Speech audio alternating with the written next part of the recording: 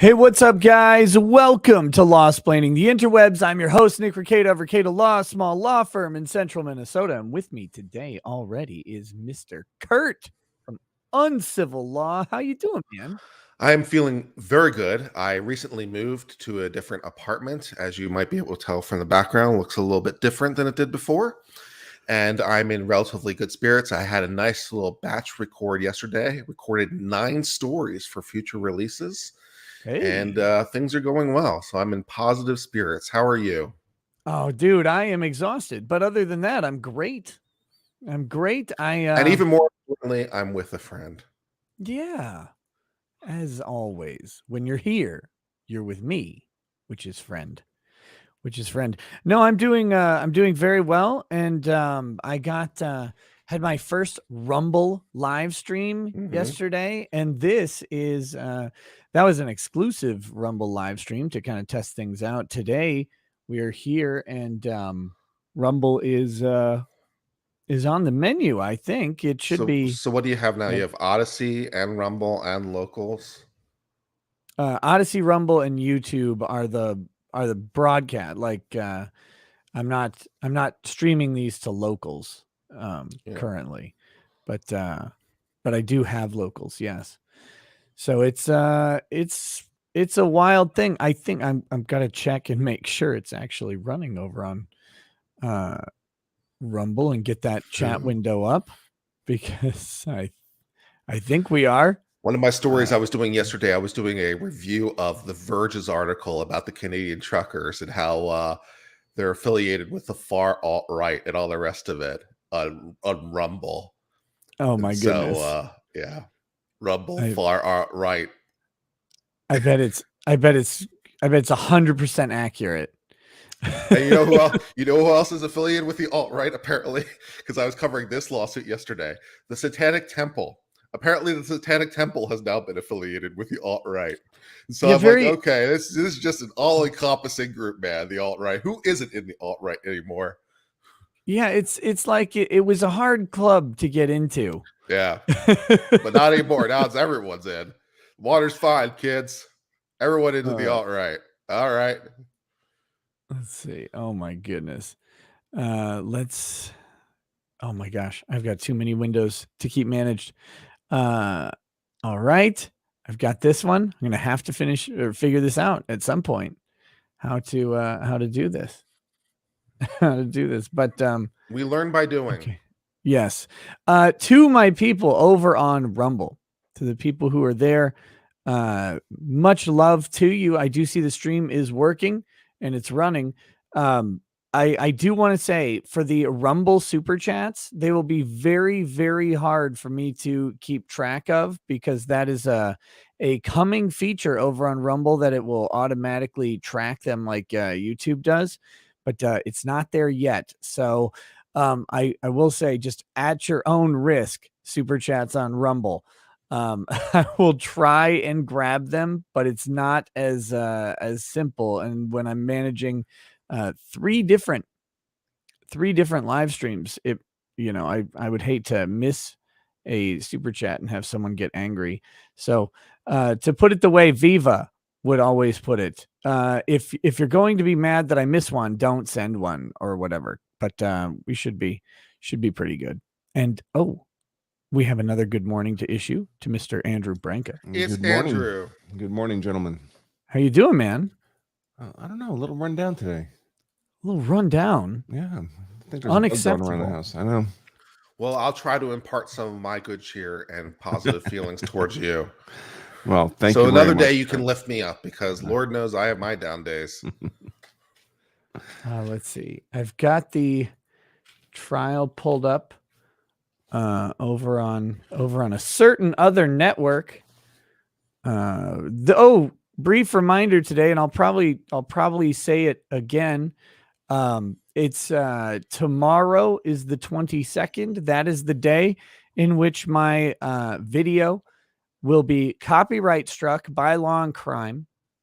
And there's nothing I can personally do about it unless they decide to stop prior to it happening, unless they decide to remove the copyright claim, today, Seems unlikely that they will. However, they can, and but tomorrow is when the strike will occur. I'm not sure exactly at what time, but if that happens, I will not be able to live stream on YouTube. I will still be streaming on Odyssey and on Rumble, so the stream will carry on. That's That sounds unfortunately. like some damages that are coming your way, my friend. If you're not allowed to stream on your primary platform to a couple 100,000 people, and we know what your revenue stream looks like, I mean that's some fairly substantial, demonstrable damages coming your way from this copyright strike. Not that I'm sure that you have considered that in any way, but just FYI. Yeah, it's Hey, did it's you know that a very. cease and desist note can give you a basis for declaratory judgment? Did you know that? Did you know that? I didn't. I didn't, but that's pretty funny. Yeah, if someone sends someone else, yeah, because you're looking for standing, right? So if someone Right. else sends you a cease and desist and says, if you don't do this, basically we're going to sue you. One of the things you can do is turn around and sue them for declaratory relief. It's like, well, I'm not going to wait to be sued. I'm going to sue you for declaratory relief on the basis of the cease and desist, because now I have an imminent threat against me that I can use to sue that. So declaratory judgment act in you, more that you know. There we go. We'll see what happens. We'll see what happens. I'm still hoping for a nice, easy remedy. I just think of how silly it is, because if in a logical, insane world, there are people who pay like to have me advertise their show or not their show, but their product every, episode, the sponsored streams.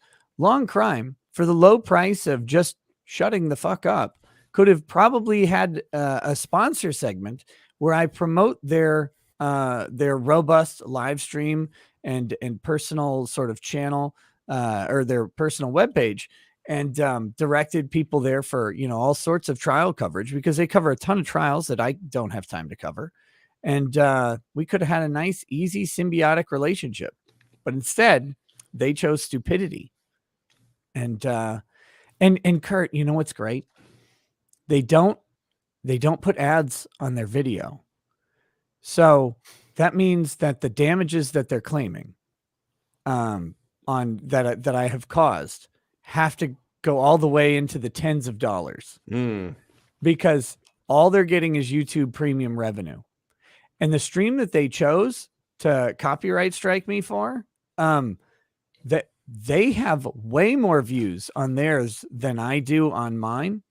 And it was a stream that outperformed their normal streams. So I'm kind of curious where their damages come from. Because it's like, wait, even if you assume that all of my viewers would have otherwise watched the Long Crime stream, I mean, we're still talking about less than, just if that were the case, it'd be about $300 if every single viewer watched it.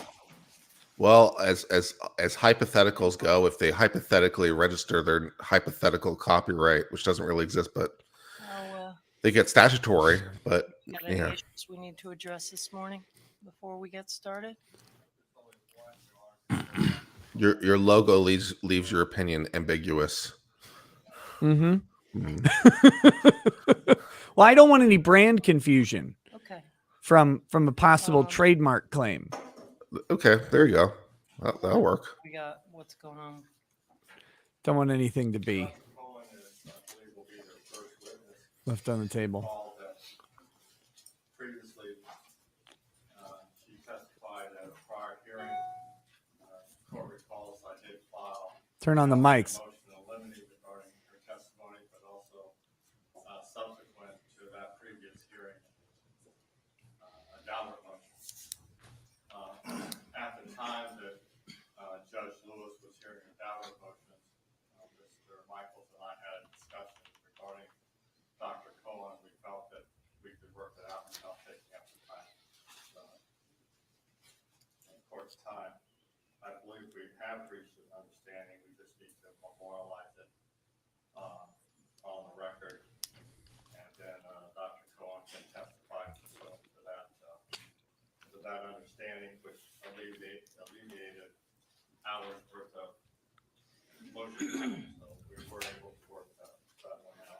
I appreciate that.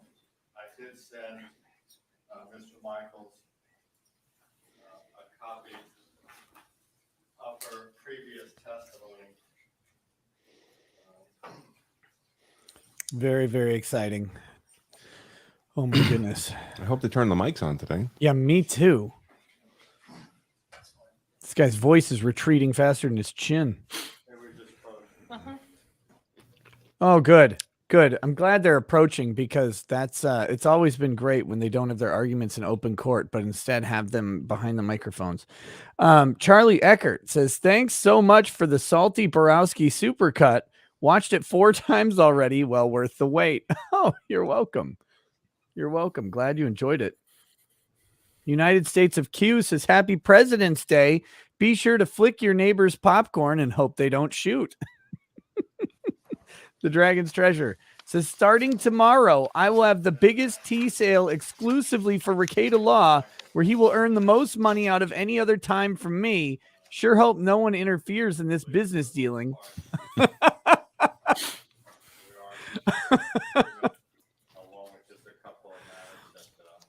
Oh my goodness. I need to put on the record. Okay. Well, if you're struck, I guess it gives me a whole week to try to overtake your channel and supplant you. Do so it. I get a cheering for you to be struck down. Yeah. The Uncivil Hirsch law says, rises. please do not read this Rumble rant. It has not been read. It's unreaded. And then Housefur says, my first paid chat ever. Glad it's for you, Rekieta. Thank you. That he did not choose to escalate the situation. Her opinion, he's not capable of violence.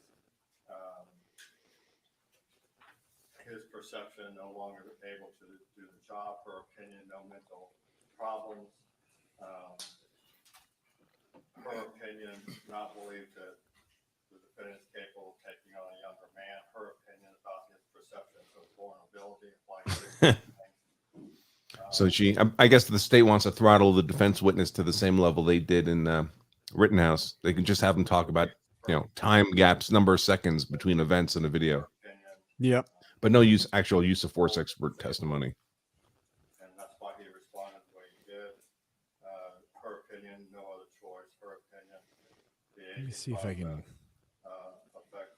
I can certainly understand why the state wouldn't want this in, though. This is basically she's saying it's lawful self-defense. Mic drop.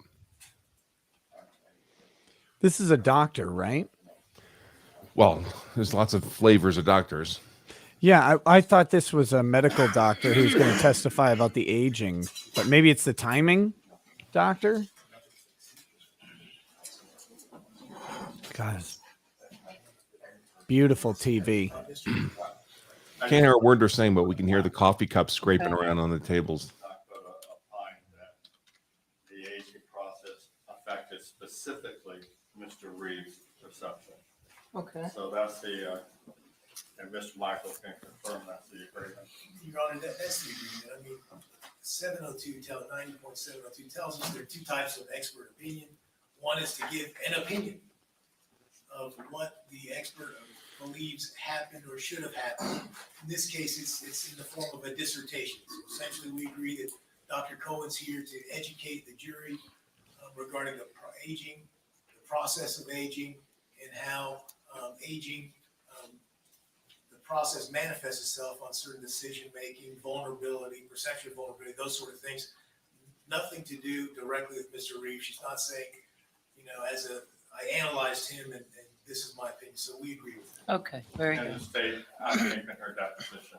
Okay. And she is qualified to do that. There's Okay. just one other matter we can approach. Sure. Oh, good. Matthew Ehrlich says, I personally found Nick from the Kyle Rittenhouse trial and since have watched hundreds of law and crime videos solely because I found Nick. It's their loss. I'll get on other platforms to see Nick, canceling my YouTube premium too. Damn. I actually came across an interview I did on Law and Crime maybe 4 years ago. It was awful. I could taste fried food. Says first time watching and not listening to this trial. That guy has a disturbing lack of chin. He should borrow some from Ralph. He should borrow some from wherever he can get it. I think when people have that negative chin, I think they do it's a Mitch McConnell thing.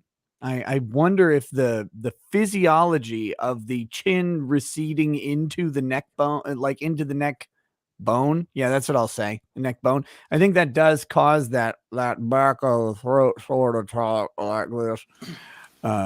Characteristic of Senate majority leaders All who right, only do one while good thing in their that's entire being career. done, I'll announce all the presents. We've got.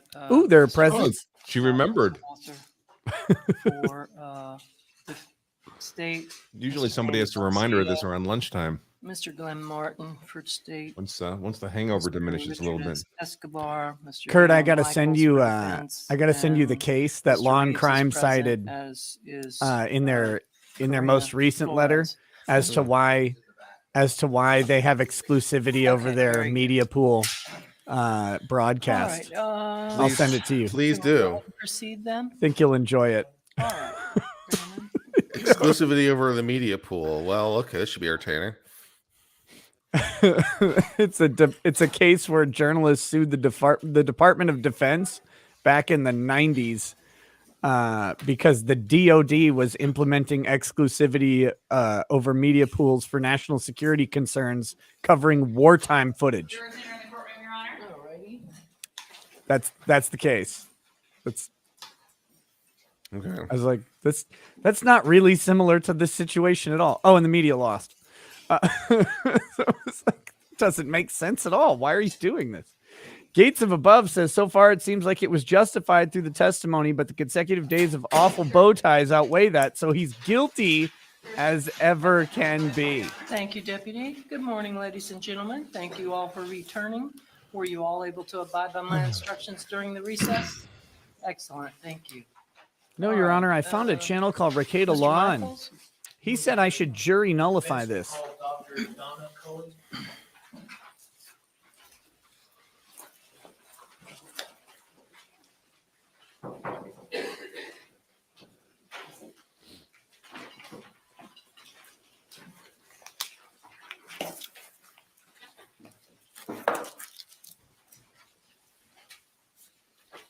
I feel like I just went to bed. I don't even know if this is real. I don't know how you doing, Nick. Stupidly. 11 Bravo Crunchy says, hope you had a good weekend. Now back to entertaining us. Whip crack. I'm going to post a picture of an unbreaded Canabro PB&J on Discord as soon as I get my wife to agree to helping me make it. Do you solemnly Gross. swear or affirm the testimony you shall give in this call to be the truth, the whole truth, and nothing but the truth, so help you God? I do. Oh, yeah, I have the names turned off in StreamYards. Let me get that put back up. Jerk. What? There we go. I also will be adding you guys to the description momentarily. Oh, look at that Get Hard guy. Don't forget, folks, lawselfdefense.com/get hard. Name, Donna Cohen. what is your profession? I'm a professor emeritus in the Department of Community and Health Sciences at the University of South Florida.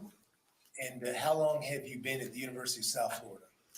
I've been at the university since 1992. Spanish cold The Florida. department that you're a professor emeritus, first tell me what a professor emeritus means. A professor emeritus is status given to certain faculty members upon their retirement. You have to be evaluated by your dean. It has to go to the provost and to the president. Not everybody becomes an emeritus. It's based upon your contributions over your professional career. And how long did you serve as a professor at the University of South Florida? Since 1992. Now tell me what the department, tell me the name of the department again, please. The department was Child and Family Studies. And what does that have to do with aging?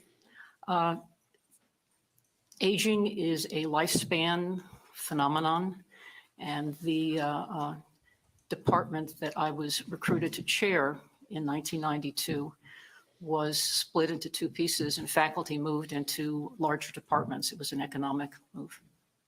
Okay. And so was one of those pieces the study of aging? and aging Absolutely. We had a substantial contingent of faculty members. And is that the department that you started at University of South Florida? The one I was So a recruit bit of trivia to of help avoid aging any and mental confusion. I health actually took a in course on aging when I was at Let's talk a little Harvard. bit And when about aging your experts talk education. about aging, they're Undergrad, not actually talking about undergrad age. They're not talking about university. years. They're what talking was about your loss degree of from Duke? function, It was degradation in of function. zoology. And what year did you graduate? I believe it was 1969. Your So we all know master's? people who are the Was same at the age, University but of South Florida and one's in better the shape than the other. University of Southern California in law. My education was in in aging came from the 1973? streets, Yes. not from your And what books. was your master's? My master's was a study of chromosomal changes. The chromosomes carry the genetic material, and was looking at the relationship of chromosome changes to people and their cognitive functioning as they got older. Okay, and was that considered a specialization in adult development and aging? Yes, And what about your doctorate? Where'd you get that from? from the same institution. Okay, and what was your doctorate in? My doctorate was an evaluation of spatial abilities and verbal abilities in older adults past age 60. Until I did my study, nobody had looked at sex differences in spatial and verbal skills in people over the age of 60. And again, did that specialization have to do with adult development and aging as well? Yes, Okay, now I imagine you had many positions between the years of 1975 and present. Is that fair to say? yes, sir. Let's go over just some. Importantly, another woman with many Um, positions, Jenna Jameson. Sorry, there's banging going on over there that seems like we might be able to alleviate. I'm sorry, Dr. Cohen. Director, well, let's start with this. 1976 and 1979, Assistant Professor, Department of Psychiatry and Behavioral Sciences, School of Medicine, University of Washington. Tell me a little bit about that position. I was recruited there as an assistant professor and was promoted to associate professor with tenure after 4 years. And I had the responsibilities of continuing my research. I also was teaching medical students, residents in psychiatry. I started the first training program for psychiatric fellows and psychology fellows in the country, and ran it with a gentleman who ran the residency program. And again, having to do with the study of aging. Yes, sir. Now we're going to go forward. I know there were a lot of appointments in between. Let's go to 1981 to 1985. Division Head, Unified Division of Aging and Geriatric Psychiatry, Albert Einstein College of Medicine in New York. Tell me about that position. That was a position within the College of Medicine, the Albert Einstein College of Medicine and Montefiore Medical Center. As a PhD, not a MD psychiatrist, I was made division head because at that time there were really enough people to take that position. However, the two psychiatrists functioned as my co-division heads because of the obvious legal and clinical implications. There I started the first chief residency in geriatric psychiatry and got a number of grants from the National Institutes of Mental Health to improve medical school education. I also continued my research. Okay. And if you would just lean a little back off the microphone, we're getting, Sorry. that's okay. We can Wait. hear you fine from that level. What about? Wait a minute. They've never told anybody to same do time, anything with the mic until her, and postgraduate she sounds fellowship fine. and Training program, the same institution.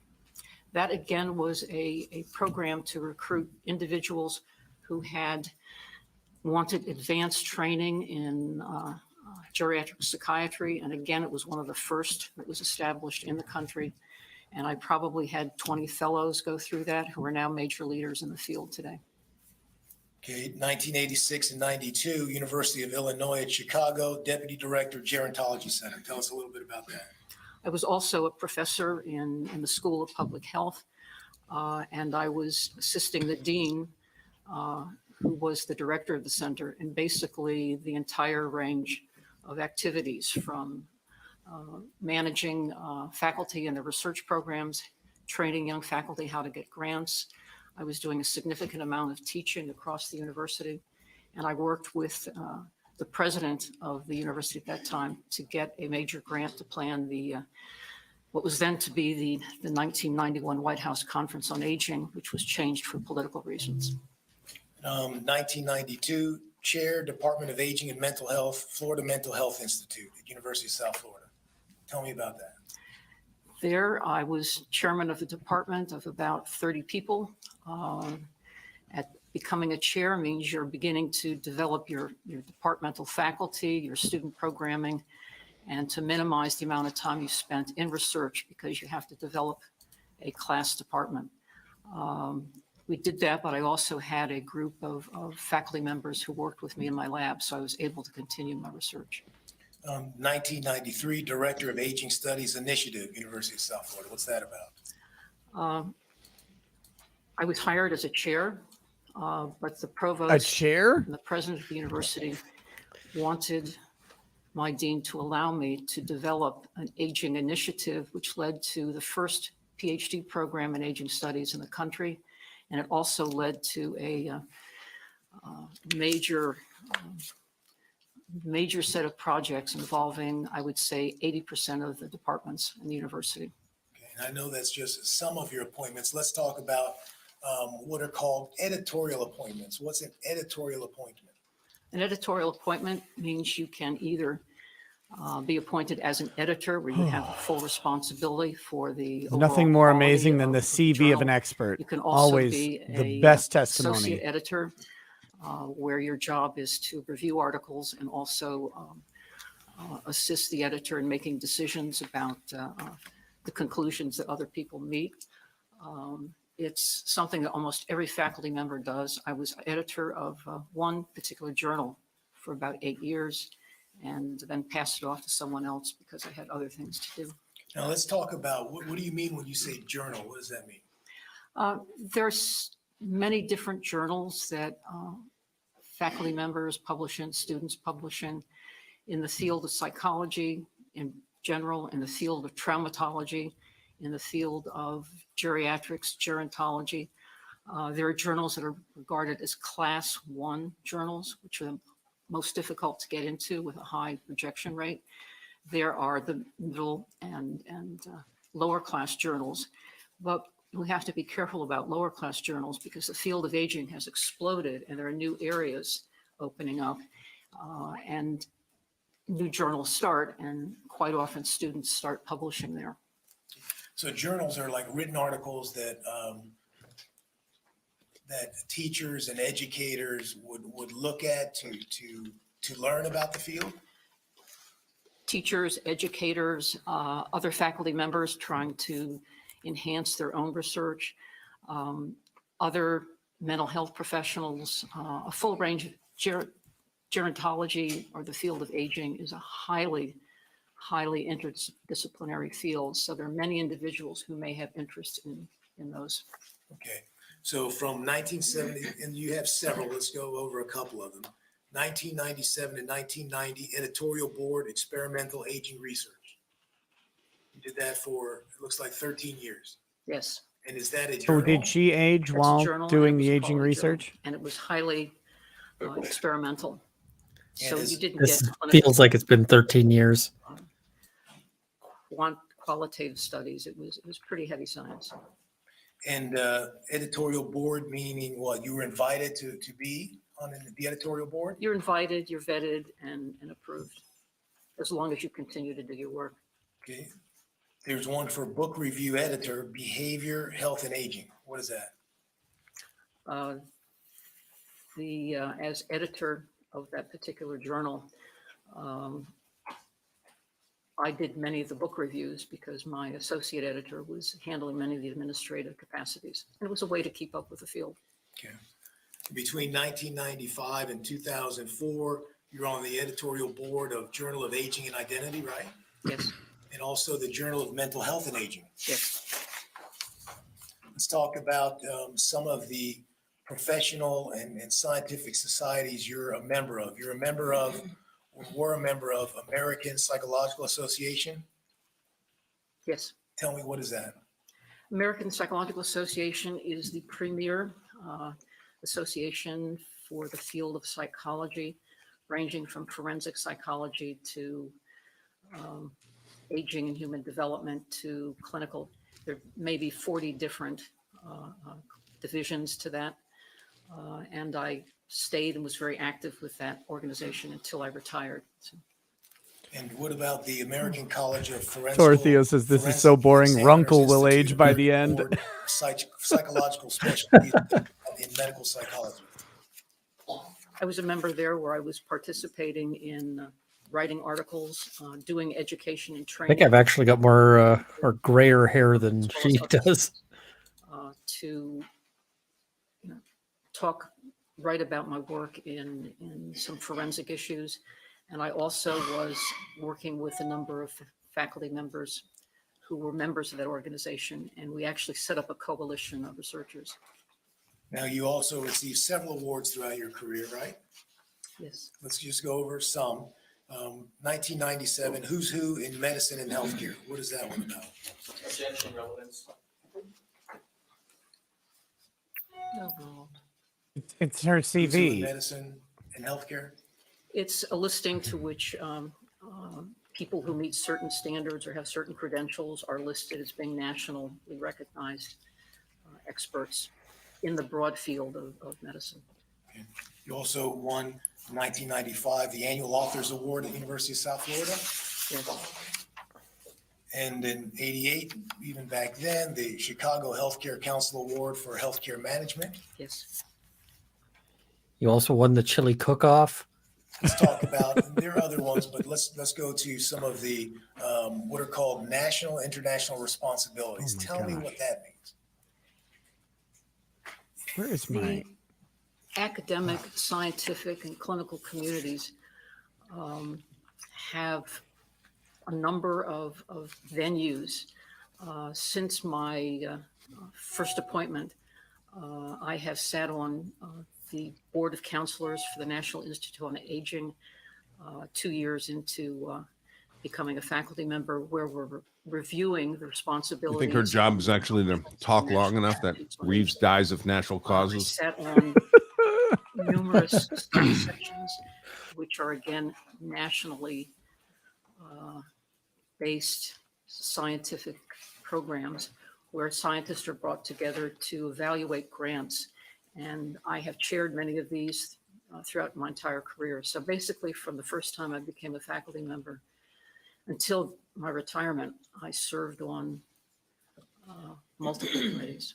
Okay, well, let's just talk about a couple of them. Member NIH study section, social psychology, personality, and interpersonal processes. What's NIH? The National Institute. Fauci. And tell me about that organization.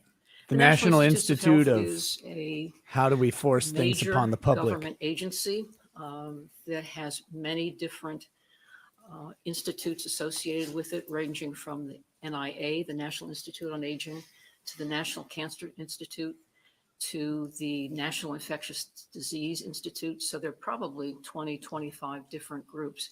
And the responsibilities of these groups is, again, to promote research excellence in the fields to which you're appointed. And 2015 White House Conference on Aging, regional/national meeting. What is that? There have been White House conferences on aging since 1961, about 10 years apart. There are many responsibilities. The people elected and appointed to these committees represent some of the top leaders in the field of aging.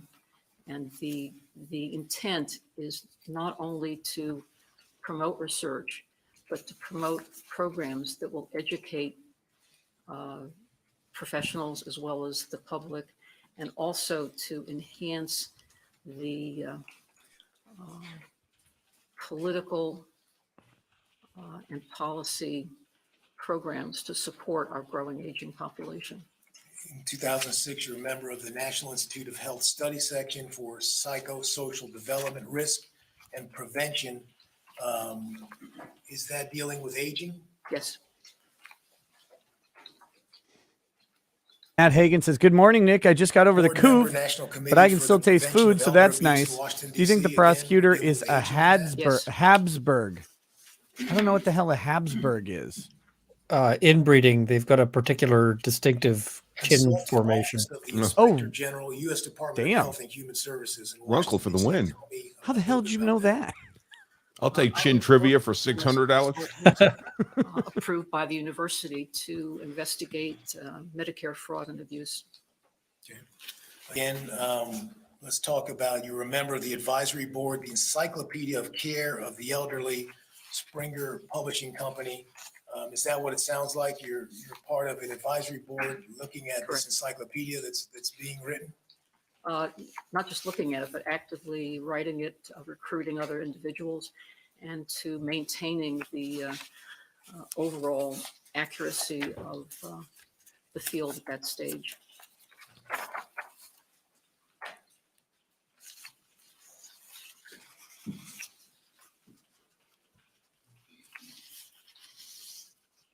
I'm just looking through them, they're pages of them. A consultant, Department of Justice, 96 and 98 in Washington, D.C. Is that dealing with aging as well? Yes, it was. Janet Reno had convened a group of experts to come in and look at issues affecting the It's abuse Reno time. from injury to death in older people.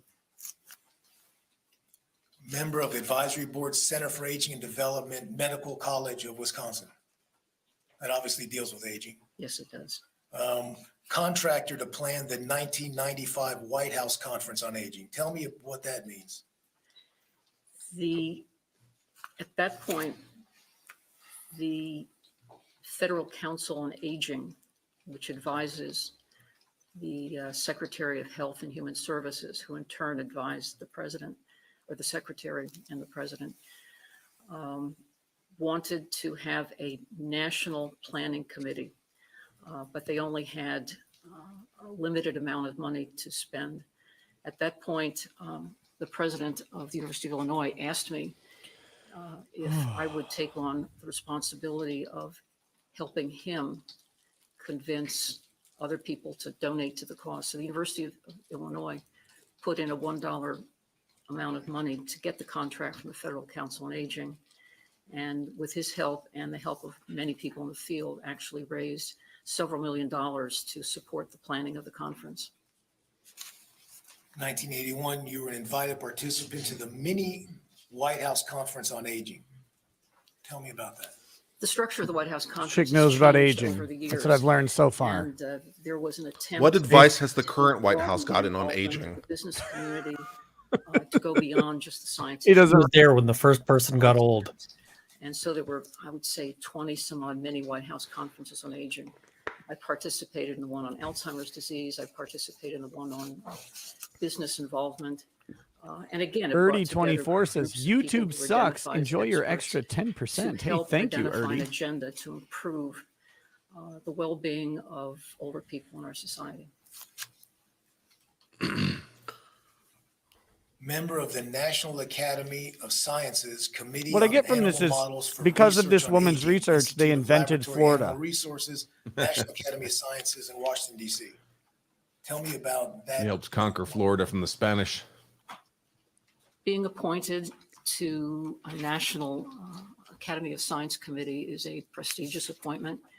That was a particularly interesting part of my career because at that time, the University of Washington maintained the largest and only Good, there were primate interesting portions to her career. cat monkeys in the country. We're using the term Some interesting older, loosely. I wouldn't get too the excited. university had Very. decided that they could no longer support older macaques because they were too expensive. Doug Bowden, who headed the Primate Center, brought in a group of us to help design a study, and we designed a study to compare.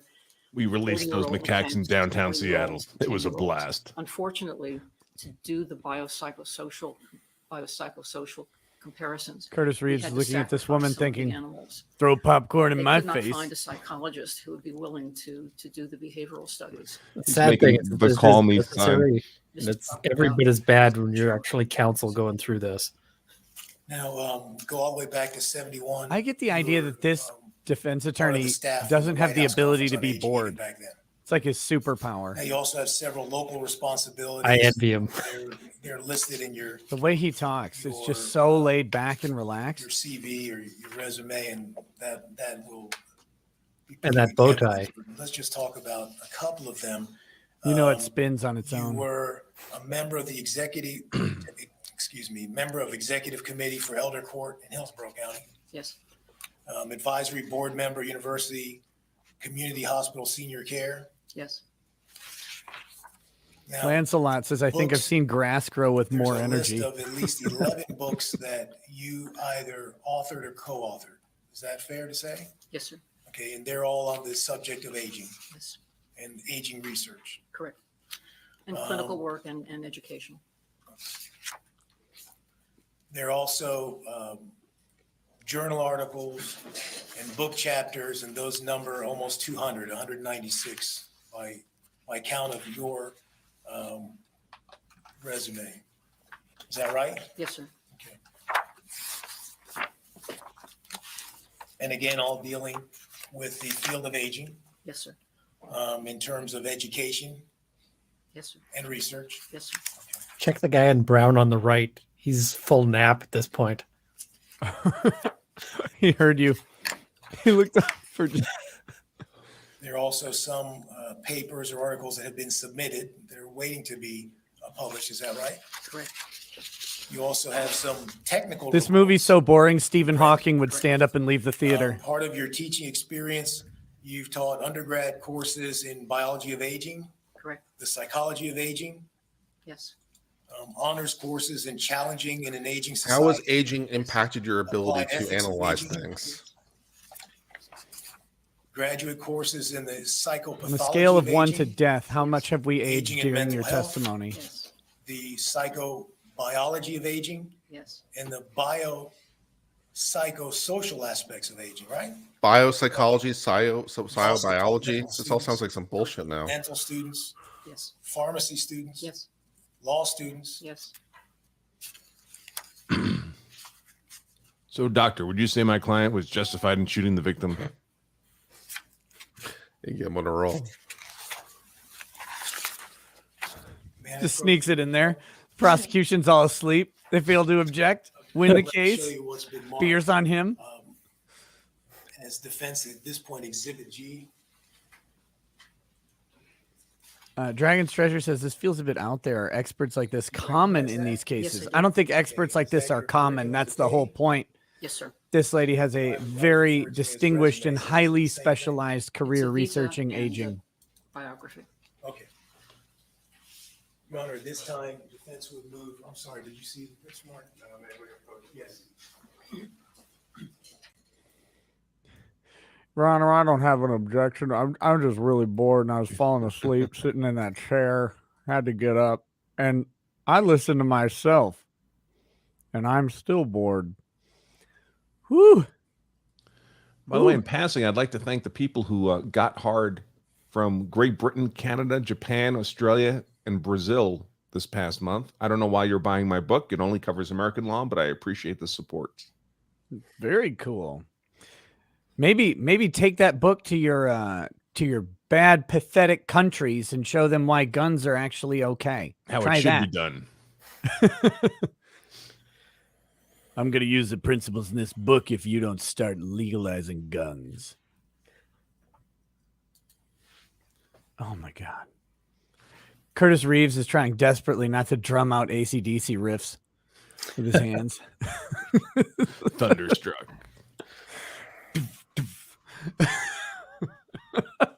I would be terrible at being a defendant in court, sitting there all day, not doing anything.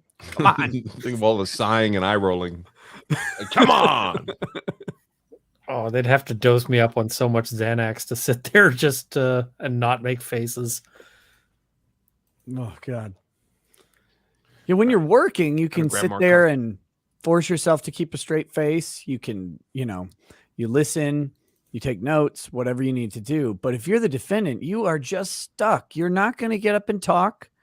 You're not listening for the gotcha or whatever. You're just sitting there going, why can't anything else be happening right now? Well, and a lot of the times you have to force yourself to have no expression, so that because you don't want the accused making some face like "oh crap" when the prosecution's interviewing a witness. Yeah, it's it's terrible. It's like boredom plus poker face. Do I have to be there? I know I have the right to be, but do I have to be? Just let me know how it turns out. Are you able to do a Twitch watch party for Lone Survivor? Maybe get Drex throw popcorn at you mid-movie. Get iced.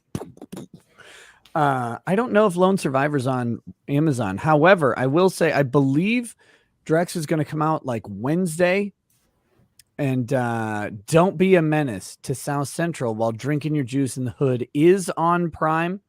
And as you know, if Drex is coming out, I will reserve it. We'll watch it when he's out here. If he is not going to come out, then I'll just find a time and watch it. But that is happening. That is happening. A watch party for Don't Be a Menace, which is a great movie, and I cannot wait to enjoy that. Decaf Geek says, just got here a bit ago. Why is Jamie Lee Curtis on the stand? And love the new Long Crime logo. Definitely provides a more accurate brand description. Yeah, well, that's the. It's unprofessional, though. They would say that it's unprofessional language, reprehensible. Good. just one more difference between my show and theirs. People watch your show. People like your show. People learn something from your show. Just to go ahead and hammer that home. People give money to your show even though they don't have to. Yeah, someone said, don't they monetize their stream with super chats? Yeah, except nobody ever really gives them any money. Last week they made $15 or something. Tender Cohen as a well, then no one reads them or reacts to them. So what's the point? Yeah, really. Of aging and aging studies. Court finds she can testify as to those. So off of Rittenhouse, they made enough to what? Let's talk about go for dinner? the field of aging. Yeah, it's like, here, let's give this multi-million-dollar corporation money for no reason. An appetizer during happy hour. Of aging and what that entails. Aging is a natural process. It's also called senescence. It's a process of change in the biology, the psychology, the physiology, and behavior and social and environmental circumstances of older people. There are two reasons people age broadly. One is there are genetic causes, and second, there's something called wear and tear of the overall body, mind as a result of time and exposure to a variety of circumstances. Aging, senescence actually begins about 25, 30. You're not aware of those changes, but they are progressive. They progress at different rates in different people. Let me talk about this a little bit. Would you agree? So after 25, 30, it's downhill. Aging is universal. Correct. In terms of over the human Absolutely. population, right? Correct. And you talked about bio, psycho, social. Do I have that right? Yes, sir. Okay. The bio part is what? The biology? Biology. Tell me a little bit about that. What do you mean by biology? Biology refers to changes in cells and tissues that lead to changes in functioning. So examples of that might be changes in the cells of muscles and cartilage around joints. Cross exam should be, if old people suck so bad, how can we believe you? Hardening of the cartilage due to aging, but also due to injury and overuse, leads to some functional impairments in your ability to get around. There are aging changes in the eye that lead to a yellowing of the lens, which affects your ability to see near objects. The lens becomes stiff. The eye Ooh, loses I nerve heard cells, stiff. which leads to Does it get changes hard? in perception. And in Get fact, hard? it's probably the changes in the eye that awaken most people to be aware that something is changing in their body, because many of the biologic changes that are going on in your metabolic rate, in your breathing capacities, are not on your radar. Well, let's talk about a couple of those things, just so I can understand. One is, you talked about decrease in muscles. Tell me about that. What does the aging process do to muscle mass? How is muscle mass affected by the process of aging? Okay, I'll let caveat, it's affected by the process of aging, but it can also be changed by the physical activity that an individual has to maintain the muscle mass. But as a function of primary aging, which is changes that are not due to disease, you see that there are changes in, there's certain muscles that contribute to contraction, there's certain muscles that relax, and this slows down with time, but it happens gradually and cumulatively. There are changes in the nerve conduction velocity, so that if you asked me to hold my head back from the microphone as you did, I did it pretty quickly. If you had me just press something to show I had a good reaction time, it would be slowed. Reaction times are slowed due to changes in conduction along your nerves. And what happens to your nerves and muscles, because they're interconnected, is that it leads to problems in mobility and functioning at certain times. But again, it's not at the same rate and pace in all people. Okay, and you said it's gradual. So does that mean that somebody would wake up one day and say, I'm old? Or is it cumulative, as you said? Tell me what you mean by cumulative. Is that the same as gradual? Yes, but it also refers to a dynamic quality, that these changes are occurring. They're not on our radar screen, so that the difference in a 30-year-old and a 70-year-old would be about a brain weight in a 70-year-old, which is about 82% of what it was when they were 30. There'll be a change in their basal metabolic rate, how they metabolize and heat their bodies. And that goes down in a 70-year-old to 84% of their 30-year-old capacity. Your breathing tidal capacity in a 70-year-old is 45% of what it was as a 30-year-old. So these things are happening, but they don't necessarily impact your ability to drive a car to work, to do your job, to take care of your family. But at some point, these do become debilitating. And you also have changes physiologically that lead to an increased risk for disease and serious diseases. In fact, 74% of the Medicare population living in the community have 2 to 5 chronic conditions. Now, let me ask you, you said the word disability, and you said the word functional impairment. What does functional impairment mean? Functional impairment means you have trouble doing something. So that I fell on Bayshore Drive in Tampa and broke my wrist. And so I had problems. I was impaired in my ability to write with my right hand. But I could compensate. You write by doing it with left-handed. my left hand. It also affected my ability to do other things. We don't need to know about that. Impairment implies a loss of capacity that may be compensated by. Okay, so loss of functional impairment, would that be, I can't walk from this lectern to the witness box as quickly as I used to 20 years ago? Would that be considered a functional impairment? Yes. And if that's a result of my arthritic knees, would that be, unless there's an injury, as part of the natural aging process? It'd probably be a mixture of primary aging, but also we talked about aging being subject to wear and tear. So repeated use of joints, repeated injuries, depending upon your occupation, could lead to significant impairment in your ability to do a variety of things that affect your mobility and your ability to function. And let me ask you this, I probably should have asked. Came on this early because I couldn't sleep, but now I can't stay awake. Dude, it is brutal.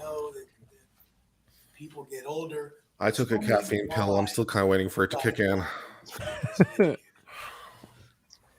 I was a undergraduate at Duke University from 1965 to 69. Duke was one of the few universities in the country that had a large aging center. And at that time, the aging center had 65% of the NIH budget for aging research. There were about 40 different faculty members involved in research and clinical work. And I was just Oh boy. Attracted to the field. I also needed a job as a undergraduate. Objection. I've lost the will to live. I love that And this giant got specialty myself a she's in. job She's like, actually really, doing I just needed a coding in job the as an aging undergrad. center. And as I got exposed to the graduate students. Well, that's how it happens sometimes. So It is. passionate That's actually one of the more honest answers you'll get in a courtroom. It was that or dancing. Not only your students, but the public about aging and aging issues. Objection relevance to this case. approach. Oh, sustained, thank whatever God. gets her to talk less. Just sustained. It's all sustained. No kidding. Ugh.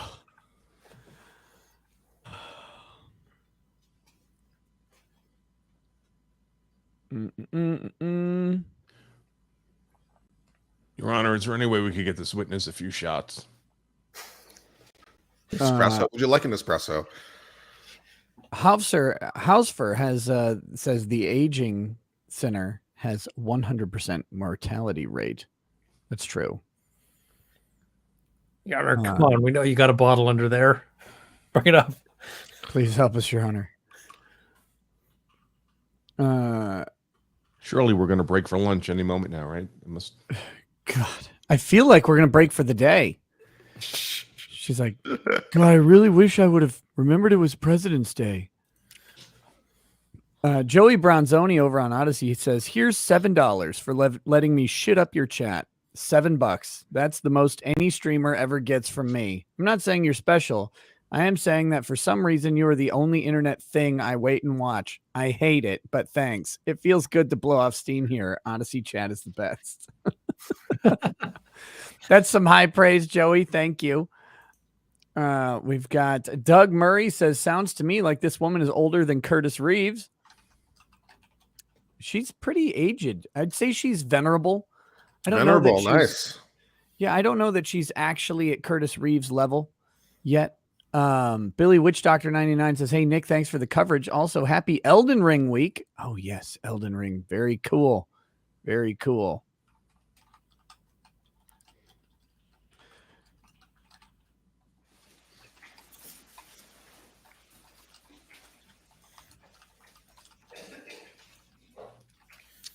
What is that, by the way? Research and your teaching. Elden Ring, it's the newest game from the developers of Dark Souls. Okay, can we talk about that? Because that sounds interesting. Yeah, it's Dark Souls with like except it's in an open world, or more open world than Dark Souls has. So it's like Dark Souls plus Skyrim.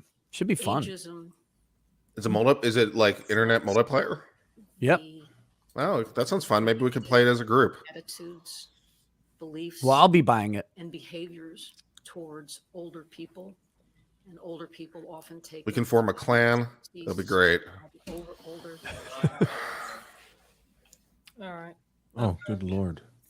Oh God, guys, her testimony isn't interesting. If you just let it go, no one cares what she's saying. Like it's not damaging to you. I promise. Please just let her finish so we can all go home at some point.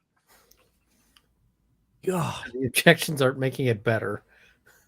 No, it's like you're drawing attention to something. No one's paying attention right now. Like no one can listen to this and care. Yeah, the prosecution needs to really consider the possibility they wake the jury up. Ugh. It's like, Yeah, it's God, it's amazing. Like there's nothing to really comment on. We're still in CV land. Yeah, We haven't gone past the CV. it's like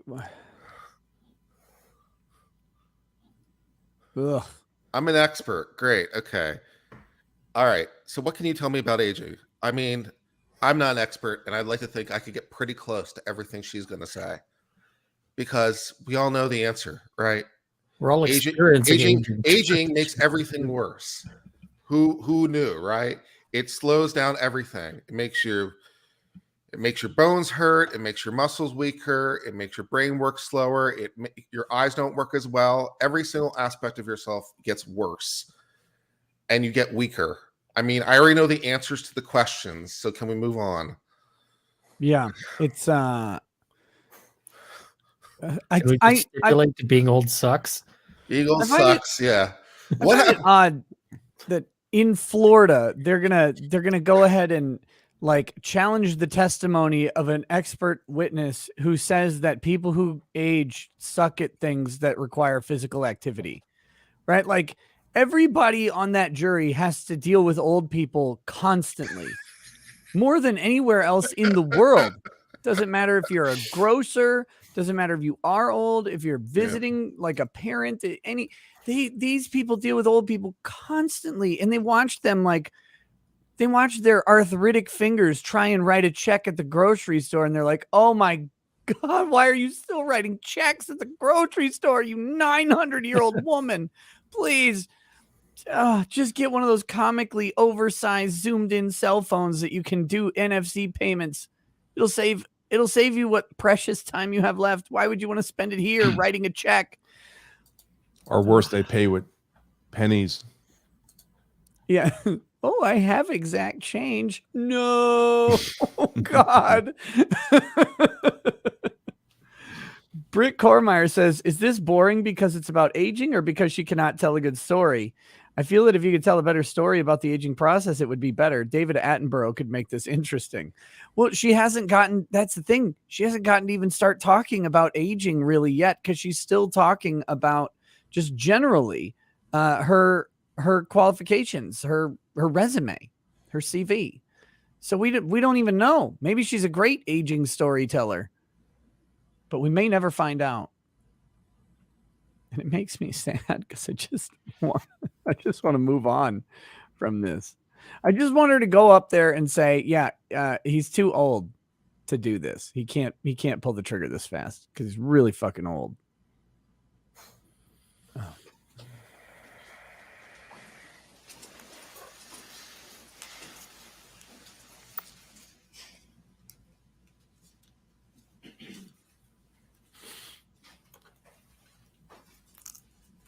We talked a little bit about the bio and biopsychosocial. Let's talk about the psycho.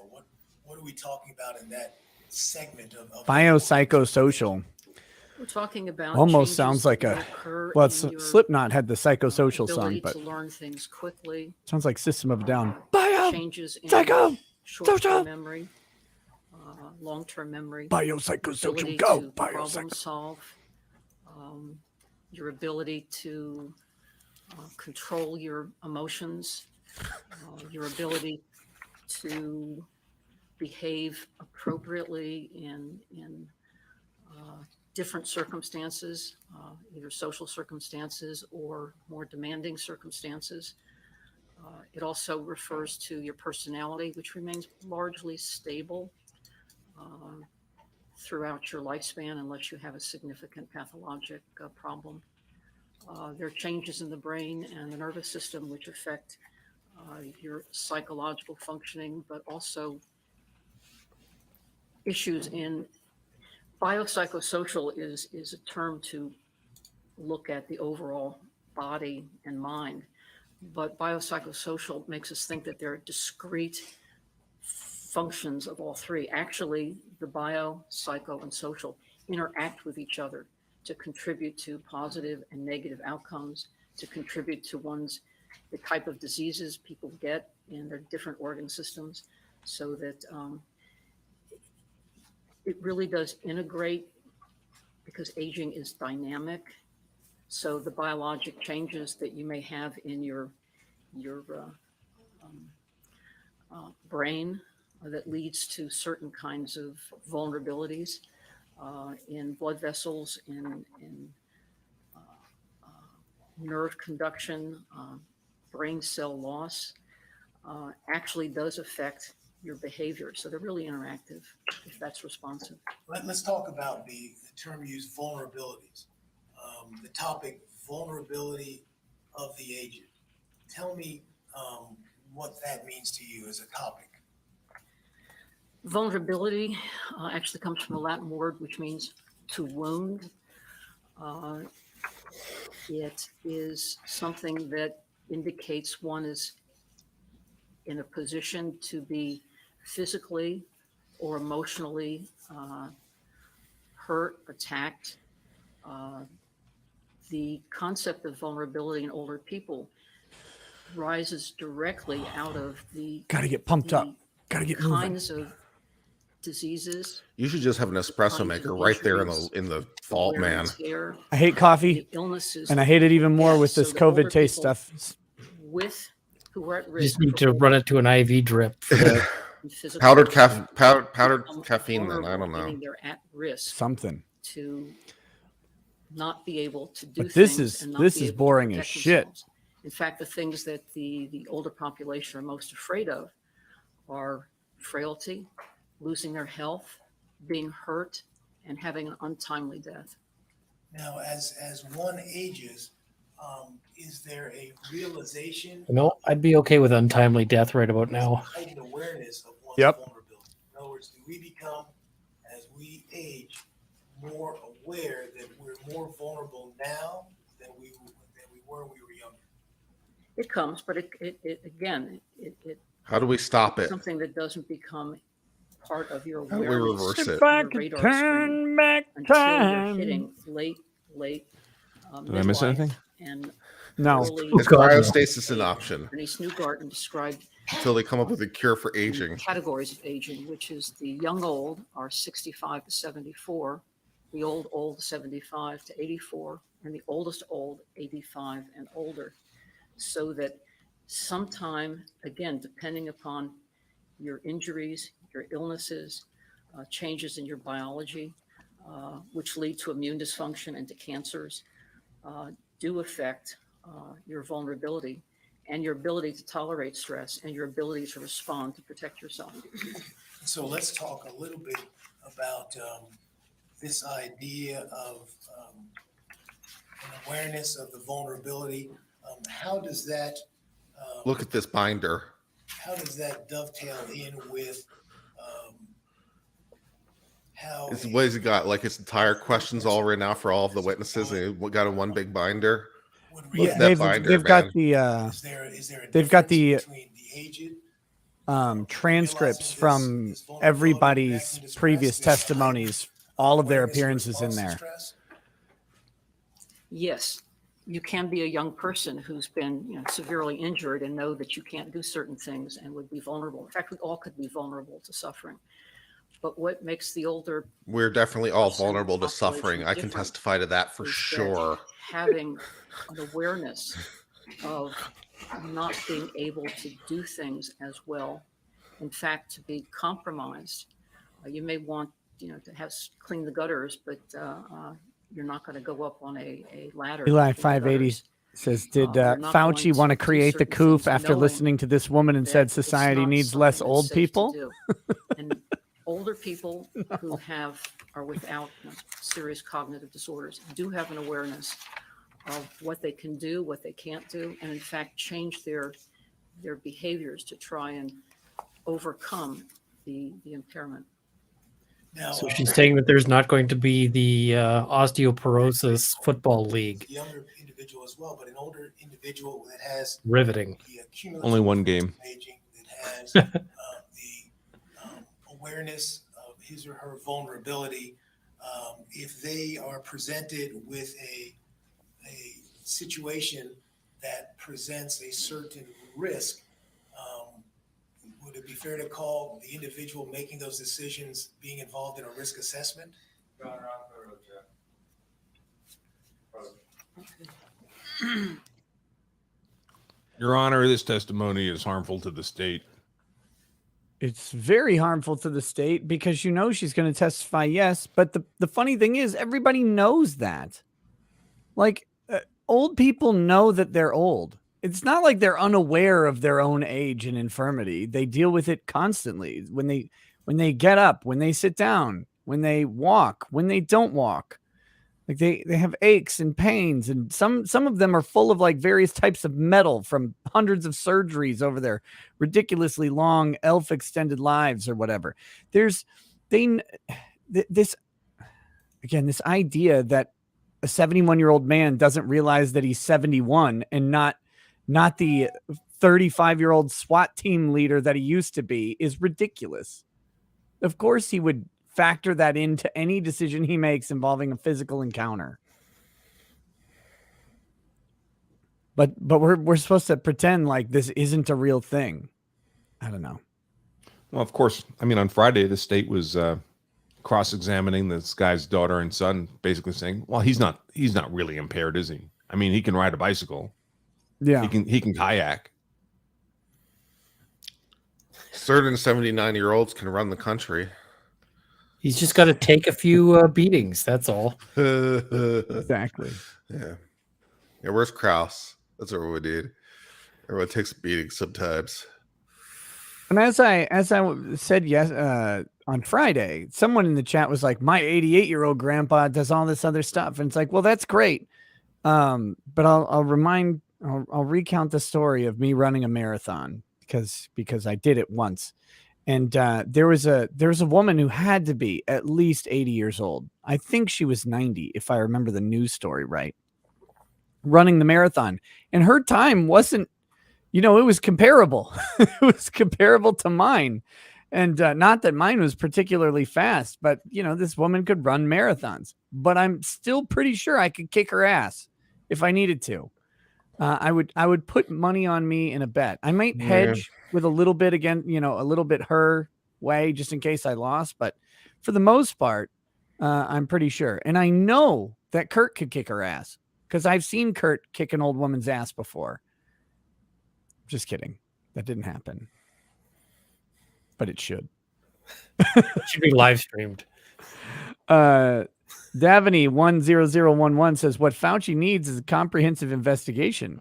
Yeah, I think so. I think anybody put in that level of control over the health of the country should be investigated when there's a massive amount of death resulting from that. The problem is the people conducting the investigation would find that they did nothing wrong.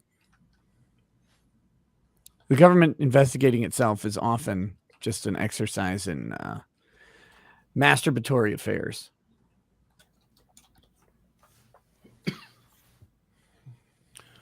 Yeah, I mean, it's noteworthy that Chad Olson didn't take the popcorn from a 30-year-old and throw it in his face. Yeah, he certainly chose his target there. Elliot says the trial is super quiet. Are you monitoring the trial audio off of your stream and the YouTube stream open on your computer, making it appear louder in your ears than it is to us? No. I only hear one instance of the trial feed, and it's the same instance everyone else should be hearing. Do you guys hear it okay? I mean, it's a little quiet, but I can understand everything. Okay, I can turn it up if it's quiet. I just never know because, again, we don't have any visual representation of how the audio is coming through on StreamYard, one of the major failings of the platform. What is that plugin, by the way? What's that called? It's Volume Master. I think I thought I sent it to you, but maybe I forgot to. Is it in Chrome? Master. Yeah, Chrome or Edge. At times, would you agree that as an aged person approaches certain situations, they have to make certain decisions based on their limitations, right? Correct. Okay. I see it here. Let's talk a little bit about that. If an aged person is faced with an obstacle, let's say, okay, whether it's getting in a car from a wheelchair, that sort of thing. Tell me about kind of the thought process. How does that work? How does an individual make a decision based on a situation that potentially could be Without using the words risk assessment. from a wheelchair into an Uber, for instance? Tell me how that works. So first of all, you're looking at the situation. Is that right? Walk me through that, please. No, again, I'm going to object, same objection previously against that. Approach. Man, this witness is going to take a Approach. week. Approach, because I forgot what I ruled just a few minutes ago and why. And the reason I forgot how I ruled is because I don't actually make discerning decisions on objections. As Mr. Andrew Branca pointed out on a Friday live stream, I flip a coin and decide my objections that way. And really, it's pretty accurate. I want to see her holding a magic 8-ball back there. And then slip up, and instead of saying sustained, just all signs point to yes. Like,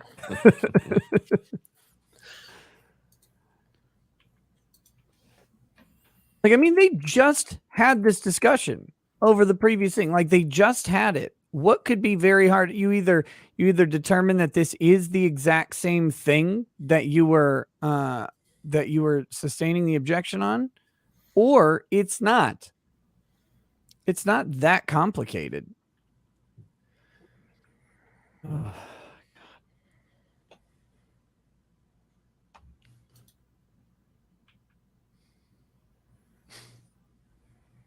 Here's Reeves. Somebody kill me quick. Kill me now. Please kill me.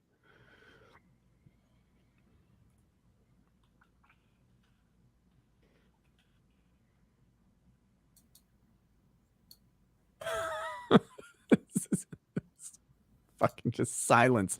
There's nothing happening. There's nothing to talk. There's nothing to even say. We're all just praying for the sweet release of death. Can we skip aging and go right to the ground, please? Or any way to accelerate the aging process? She looks real pissed right now. What factor of aging would you say we're experiencing right now listening to you? Did you say this is a 1x, a 2x, 3x, what? Caligula says the sun is going to run out of hydrogen, expand into a red giant, and engulf the earth before this witness finishes. Would you say Chad Olson achieved 100% aging in that theater? He graduated. 11 Bravo Crunchy says, can we get a Richard skit of him busting into this courtroom like the Kool-Aid man, objecting to the farcical nature of this testimony thus far, just to break up the monotony? I mean, did Richards ever object to give us like a baseline for what that would look like? I want to see the camera pan back to the witness and it's a skeleton covered in cobwebs. You can imagine him buzzing in. Oh, yeah. Your Honor, I'm going to object for the first time, maybe in my entire career, because co-counsel nudged me hard enough that I'm going to I am going to stand up and call this one out, Your Honor. I try not to object, as you've observed, but we need something to accelerate this witness, and I talk at 3 words per hour. Also, N-word. Yeah. Your Honor, I'm going to refer to clips of me using racial slurs. Can we get a compilation, Your Honor? Super cut of that.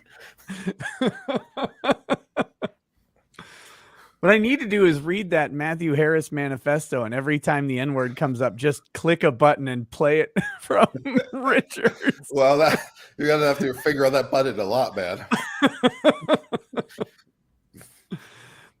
So I was reading that Vice magazine or Vice Online or whatever had an article about posting the manifestos of crazy people online and if they should be preserved or taken down. Do any of you guys think that there's basis for taking down a crazy man's manifesto? Legally or just on purely ethics grounds? Yes. Well, legally, it's I'm mostly speech, but As we age, does it Yeah. affect the way we see the world? Absolutely. I mean, he So might have legally, I'm not sure the world is necessarily improved by your reading of the Aging, Daily Unbreaded. I have to and say that. I disagree. can be accompanied by diseases. So it affects the way we see ourselves and estimate or know our abilities to do certain things. It affects our ways of looking at other people in terms of being afraid, being happy, the full range of social interactions. It affects our being in social situations. It affects the way we look for housing. It affects the way we act if we lose a spouse or we lose a child or we lose someone that we love. it affects how The interesting our older testimony person is. also has a lot of experiences based upon personal issues as well as occupational issues. And this history affects the way they think about themselves. Okay. And so it affects places where they would go. Oh, she Correct. thinks old people Maybe think. places How they would cute. Feel comfortable? Do you agree or Correct. disagree? Okay. Maybe you said even affect where they live. Yes, in fact, there's a very large literature on vulnerability and the aged addressing these issues. Okay, without talking about the literature, let's talk about You're dark? your Sorry. own research and your experience in a half century in the field of aging. Tell me about that. I'm going blind. Can you rephrase that or Yes, repeat it, please? does the process of aging, does the aged make choices of where they live based on their perceptions of self and vulnerability of that? Where they live? Like not in a treehouse.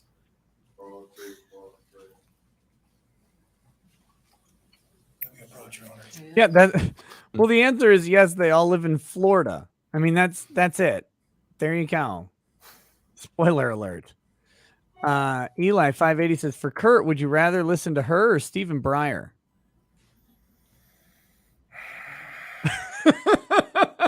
Well, that's a question.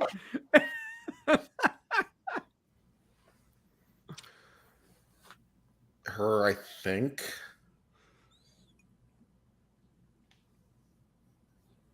God, I hate listening to Breyer. Yeah. Reading Breyer is better than listening to Breyer.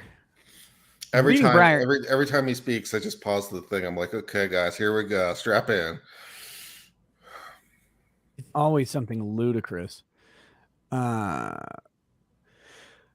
of Knee, in response to that previous question that we got kind of cut off from your answer, says Mein Kampf is still being published and sold. So, Yeah. manifesto of someone who did something objectively terrible.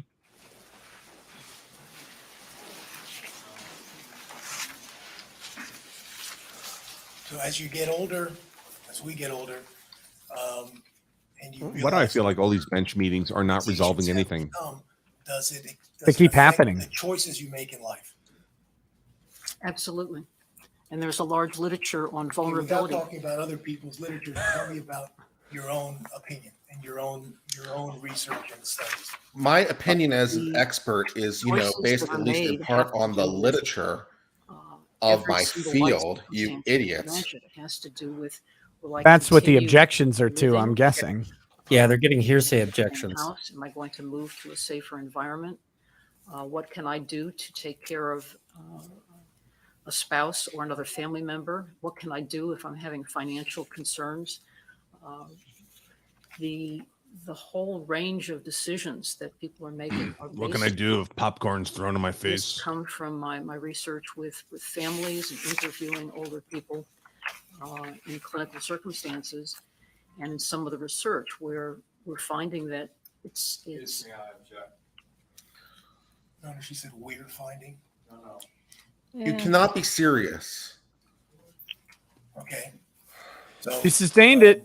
your answer. They're then in terms objecting of to choices. the research that she uses to influences form her almost every opinions. choice you make because of As an expert. Which incidentally is Challenges not hearsay based on- because, among other based things, it on goes to the your- effect of the listener. your Right? I'm not potential saying it's true. functional I'm saying I limitations, read these your past things, and now history, here's my any conclusion. injuries It and goes to the illnesses, effect it because had what on me in aging my does is conclusions, put you at which in makes it a every hearsay orifice exception. at Also, risk it's just fundamentally for dumb. disease, frailty, and even if you don't get really sick, frailty affects older Yeah, people but you for their also last really don't want to be 4 seen years of fighting their over lives, this in front of which the affects jury. decisions you make about how you live I your mean, life. what's the alternative? I'm an expert, but I never read anything written by anyone else. You- I don't know what the literature says. I have no clue. Never consult it. Thank you. Yeah, I just became an expert in a complete vacuum.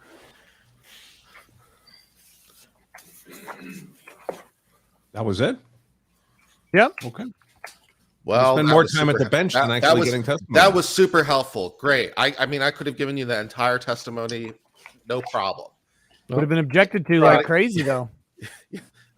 My non-expert self could have told you everything she told you. Getting They're old Hello, sucks. this cross. Getting old sucks. You make choices based on getting old because you're aware of your vulnerabilities. End scene. Tell me something I don't know, please. What a waste of time. So it's 8:00. So we spent an hour on our CV. We spent maybe 5 minutes on substantive testimony. We spent 25 minutes at the bench. I mean, the Insane. substantive testimony was just being old sucks. Yeah. Old people make decisions based on being old. There you go. Objection.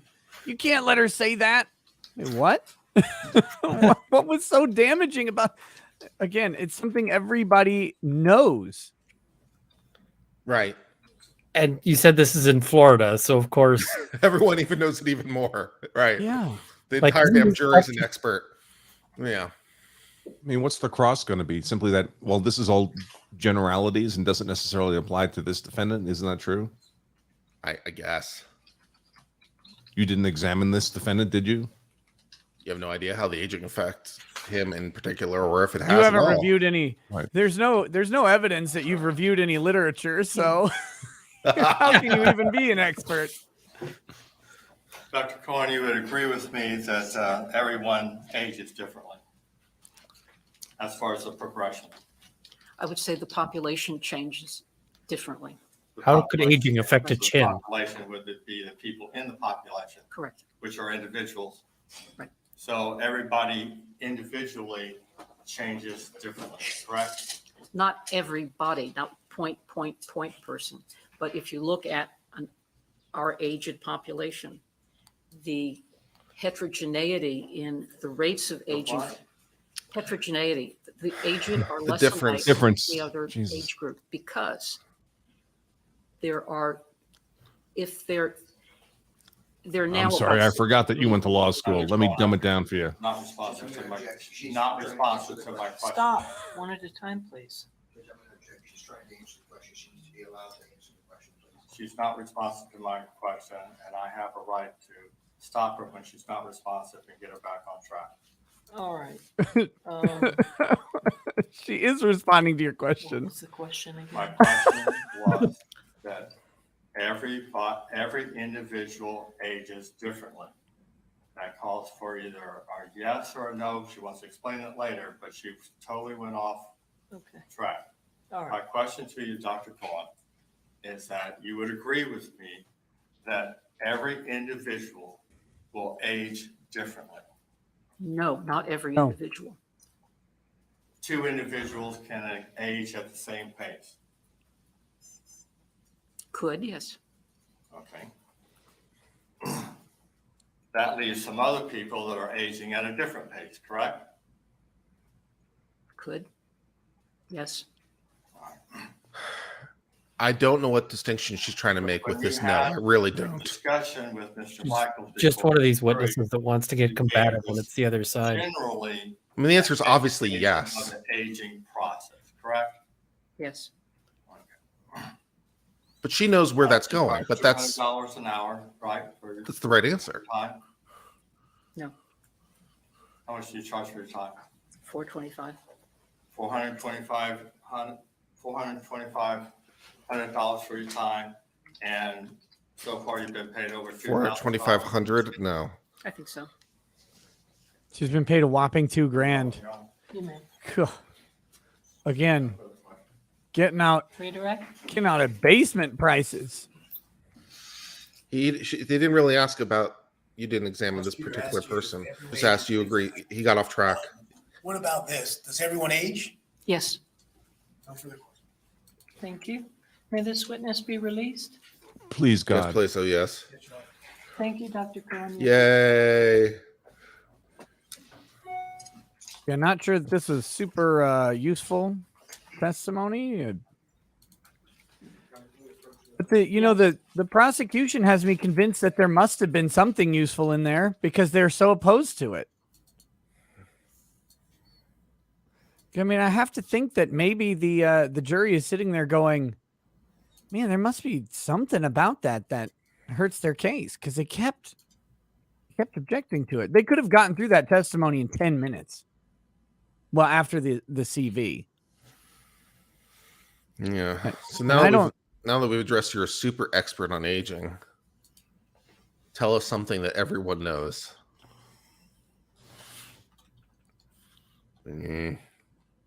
Yeah. Oh, God. What a waste. Tall Skinny Geek says, howdy, 3,800 strangers. I lost 5 pounds. And that fact is more interesting than this entire testimony. Well, congratulations on losing weight. I'm doing new fitness routine myself, so hopefully I'll join you in that quest myself.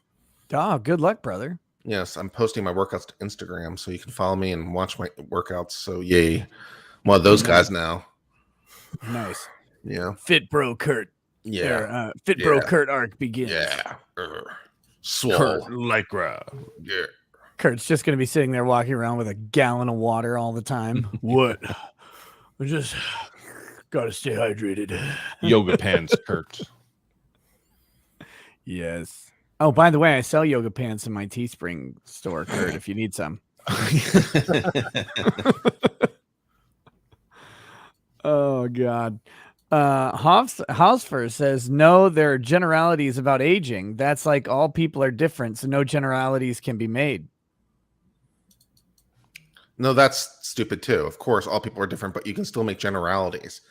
When you talk about all people in groups, that's what you do. You talk about in general, this is true. Every person is different. You can still talk about them in generalities. What are you talking about? This doesn't make any sense. I hate everybody. Urgh.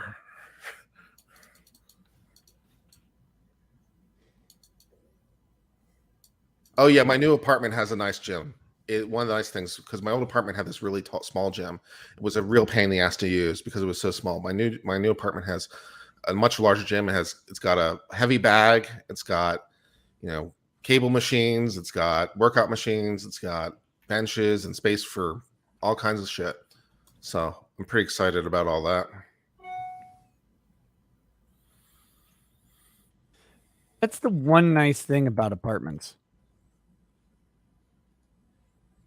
In my opinion, that's the only thing, is that they have amenities, and those amenities are nice. And they're things you could have at home, but it's a pain in the ass to have like a home gym.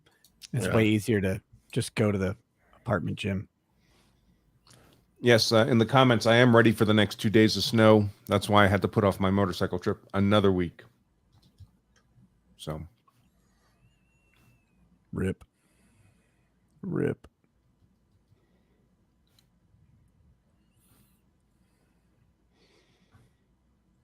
Oh my goodness. Well, let me start with some of these. I feel bad because there was just literally nothing interesting to talk about with that witness at all. The testimony was almost pointless. It's a fact everybody knows. They want, I guess, in evidence, the ability to go on close and say, we know that everybody ages, and we know that those aging affects the decisions of people and how they react to stuff, which they probably could have said anyway, but this way it's now in evidence. And you heard the testimony from the expert on aging, your mom and dad. Like, they should have just brought in a juror's dad to testify about how his back hurts and his hip hurts and his elbow hurts and he can't golf anymore, and just do that instead. You bring in anybody, just grab a Floridian from off the streets. But I mean, they must just want that in there at close. So there's nothing really to talk about with that. It just was. Ugh. Hopefully the next witness is more interesting. Britt Cormeyer says, Kurt, I do not hate people based on generalities. I hate lawyers that participate in panel shows on the internet. They should all stop grifting and go back to lawyering. The grift is the new lawyering, man. I'm in. Grift is real. The grift is real. Is real. I don't know. There we go. Delicious Fried Food says, feels like Christmas with your shirt selections. Yes, Kurt is green. I am red. That was from the beginning of the show.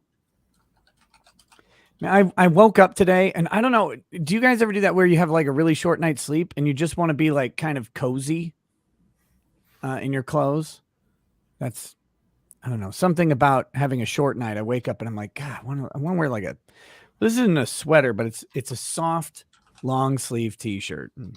This is a good choice so far. I think I'm liking it. Brian Schultz says, hey Nick, it was awesome seeing you on You Are Here. Hope you get more chances to go on. Great episode. Heartfelt. Yeah, I think we might hopefully get another one at some point. Luke Pearson says this trial starts at 2:30 a.m. and I've been here most days, but the hype of having Kurt watch Escobar is worth it. Ryan Knoll says, Nick, please instruct Andrew that any questions posed to him have to be answered using his prosecutor Martin voice.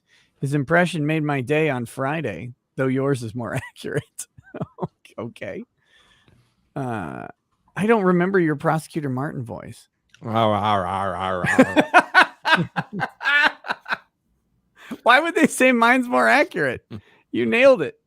Gregor Brzeskiewicz says, Ricky Ticky Nicky, sudden popcorn attack. Corn Pop was a bad dude, but law and crime's a cuck. Baffled Buffoon says, shill for me. I definitely won't sue. Yeah, well, you guys can check out Baffled Buffoon on YouTube. There you go. He won't sue me. Unlike some other networks. J.K. Wins is hear about Louisiana couple, teacher and deputy, arrested for CP. Look it up. Even the wall isn't enough. The wife plea deal is effed. Trial is in May. So the wife pled out, but the husband's going for it, huh? Okay. Well, they probably didn't offer him a plea. Yeah, They got the wife's testimony. They'll have all the images. It's a pretty easy conviction. Derper says, how bad was it to set up live streaming on Rumble? The annoying part about setting up a live stream on Rumble is you have to create an intro video for every stream. Well, you have to have one loaded for every stream that's up to 60 seconds long, and it will loop the entire time. So, I mean, I posted this thing at like 4 a.m., which means that video played 1 trillion times for everybody who watched. So that's a weird thing. And the other annoying thing is, since they're not quite integrated with StreamYard or anything like that, you just have to do it as a custom RTMP. When you have to get a fresh stream key and a fresh stream URL for every live stream. And so then for StreamYard, you don't get to reuse the existing profile like you do with YouTube or Twitch or any of those platforms. So you have to do it fresh each time. And it just adds probably 10 minutes of what I think is maybe longer of just needless extra time. So I did it on Saturday, though. I mean, I co-streamed to YouTube and whatever it's called, Rumble. Yeah. So, I mean, if I could get it to work, I can assure you anybody can get it to work. But it was a lot of additional administrative work, as Nick just described. Yeah, it's just, I don't know.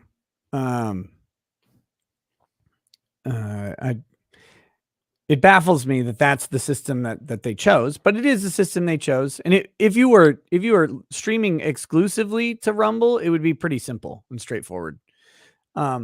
and it may be simpler if I did it through like OBS too. If I just screen grabbed my whatchamacallit, my StreamYard page on OBS, but meh. Yes, Okay. law of self-defense is on Rumble, kind of. I mean, I have an account there, and I streamed to it on Saturday. That was the first content I think I've ever put on it. And given the additional administrative load, I'm not sure how often I'll use it. Yeah, I still have the locals that I need to develop because I have the account, but I just never really know what to do with it because I post everything on YouTube. And so it's like I guess I could make content exclusive for locals, but I just never You're quite know so what to do with limited. locals. You're so limited on how much content you can upload there until you have 500 members. It's ridiculous. I mean, Yeah. the first 2 days of the month, I've exhausted my permissible upload limit there. Yeah. Yeah, well, I'll tell you when you get past that, it's kind of nice. But as locals, I really enjoy, but like I said, I've been working with them and have I have access to longer live streams and stuff like that. But yeah, Rumble again, it's exactly what you said though. Like with all of those administrative steps, make it less likely Who's our that you next want witness?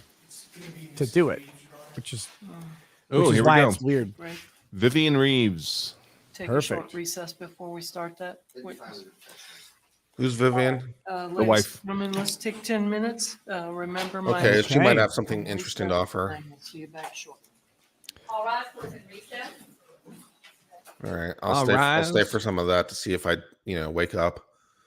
Yeah, well, I think that could be a very interesting testimony. Actually, I think that she's right there next to him.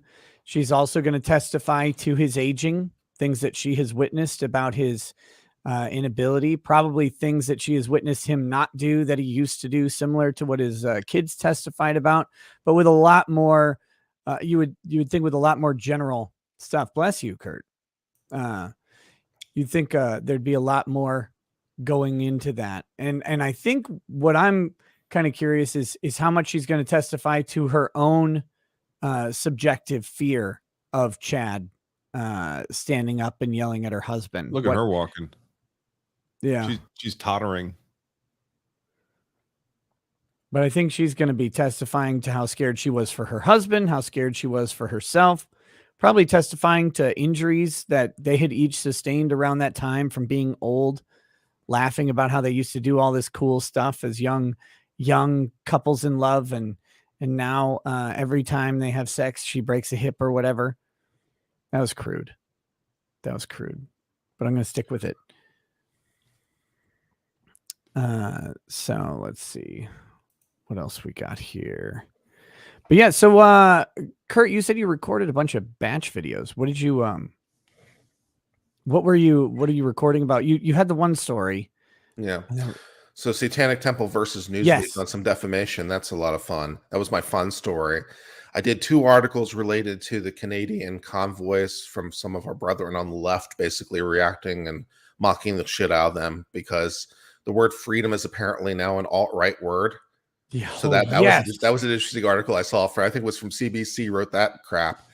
I did 2 stories where the government failed to raise arguments. They failed to raise an argument at trial. The trial court gave it to themselves, sua sponte, and the Court of Appeals upheld that. That was the 6th Circuit.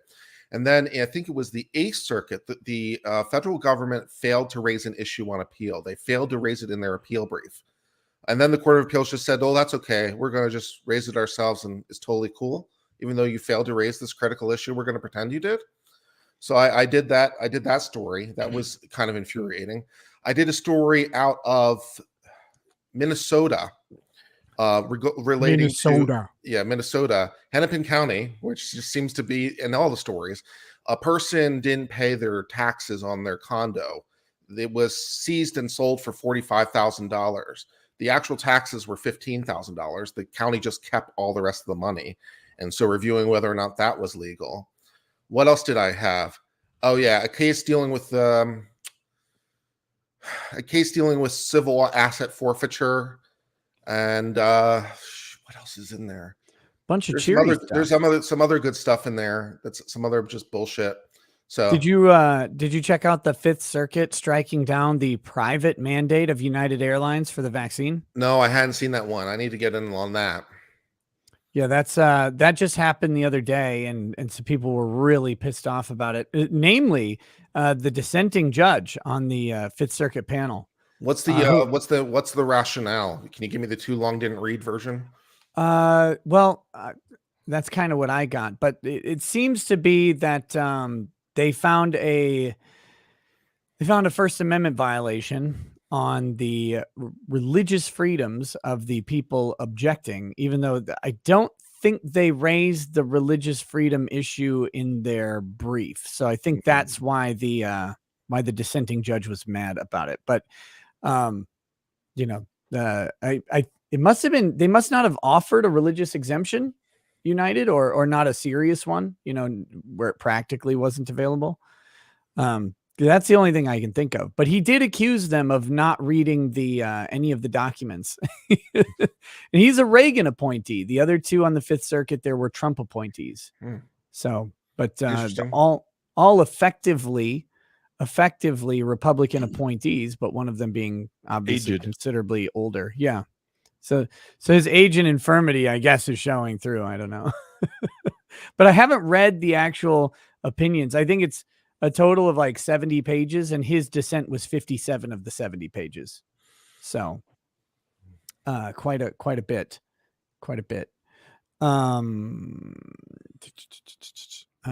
UNSC Forward Unto Dawn says, hello guys. Do you plan on covering the Joshua Zeminski if it's televised?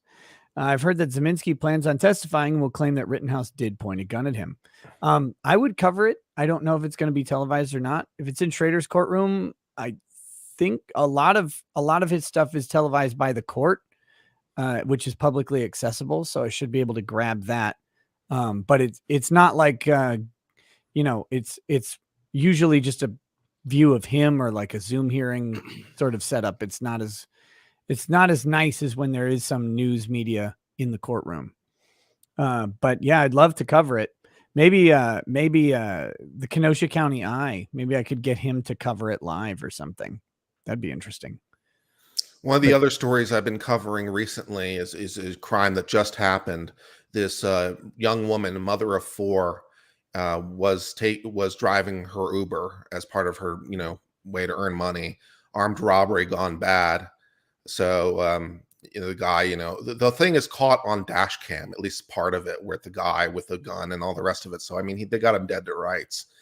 But, takes her out, hails her for Uber, drives her somewhere, shoots her, ditches her in the woods, and was covering that story with this robbery gone wrong. So that's out of Pennsylvania. So that's a thing that happened recently. That was annoying and just disturbing. She's on tape pleading for her life and pleading for her children. The guy's like, yeah, I don't care. So, should go over real well during the sentencing phase, I'm sure. Yeah. And so what, he just shoots her? Or? Well, that part isn't on camera. The part that's on camera is where he first gets into the Uber and he pulls out the gun and puts it basically to her head and says, just end the trip on the Uber. And then just, keep driving and, hand me the dash cam because he sees it. And then he makes the decision of tossing out the dash cam 0.1 miles away from where the pickup occurred. So because it's an Uber driver, one of the things the police do obviously is contact Uber. Like, what are your trips? For no other reason than who might have seen you last alive. So this was the last trip with this person who gave a story, which didn't make any sense. And the police are like, this is suspicious. So they go search the area, like where he was picked up. And within that 10th of a mile radius, they find the dash cam with the footage on it. It's like, this. So it's always helpful when the criminal is stupid. But yeah. I'm sure it was his first violent crime. Mm-hmm. Most likely. Runkle, what are you up to up there? Your Canadian trucker strike is like over. The government came in and swept them all away. Well, it's over, except that they've also said that they're going to be, I think, actively pursuing everybody who departed, which, I mean, I'm glad the truckers are better people than the police have, were saying about them, because, The truckers gave up. well, I mean, a lot of what was going on, I was very worried was going to turn very bad, but we'll have to see. These Emergency Act powers are absolutely nuts, because they've claimed basically what they'll do is the banks are empowered to decide whether to freeze your account, but there's penalties if they don't freeze an account they should have, and no penalties. And in fact, you can't even sue them if they freeze an account that they shouldn't have. So, of course, what are the banks doing? Freezing everything that is remotely associated. Because if the police say, hey, we think that you should freeze this account, what are they going to do? Eat the liability to say, no, we're going to stand up for our customer, or just freeze the account and let it get sorted out later. It's kind of like they're incentivized to freeze the account specifically. Yeah, absolutely they are. That's lame. So kind of terrifying. Yeah. I heard they were moving to Quebec. Is that a real thing, or is that a fake thing? Who's moving to Quebec? Truckers. Or the protests. Or things sort of all over Canada. So some stuff is going on in Quebec, some in Vancouver. There's various other things, but it's not clear that it's the same group or different groups. Yeah. They're all affiliated with the alt-right neo-Nazis, though, of course. Yes. Finally, somebody says it. We've all been thinking it the whole time. Yeah. Ugh. Well, and ultimately, even if that's what you think, like if you are, metaphorically card-carrying Antifa, you should be thinking, hey, what happens the next time somebody I like protests? It seems to me that the left never thinks that far ahead, which in some senses makes sense, because they tend to not think in categories, and they don't think how this will apply to them, or that it ever will happen. They know to the them. right won't. The right doesn't do that. The right doesn't wield its political power the way the left does. Yeah, but sometimes the left just winds up burning itself. So you don't necessarily even have to worry about the right. You have to worry about the other left, who will use the tools against you when you're on the wrong side of whatever. Yeah. So, which is always hilarious when it happens, incidentally. Yeah, it's always shocked Pikachu face. What? How did this happening to us? Well, you begged for these powers to exist.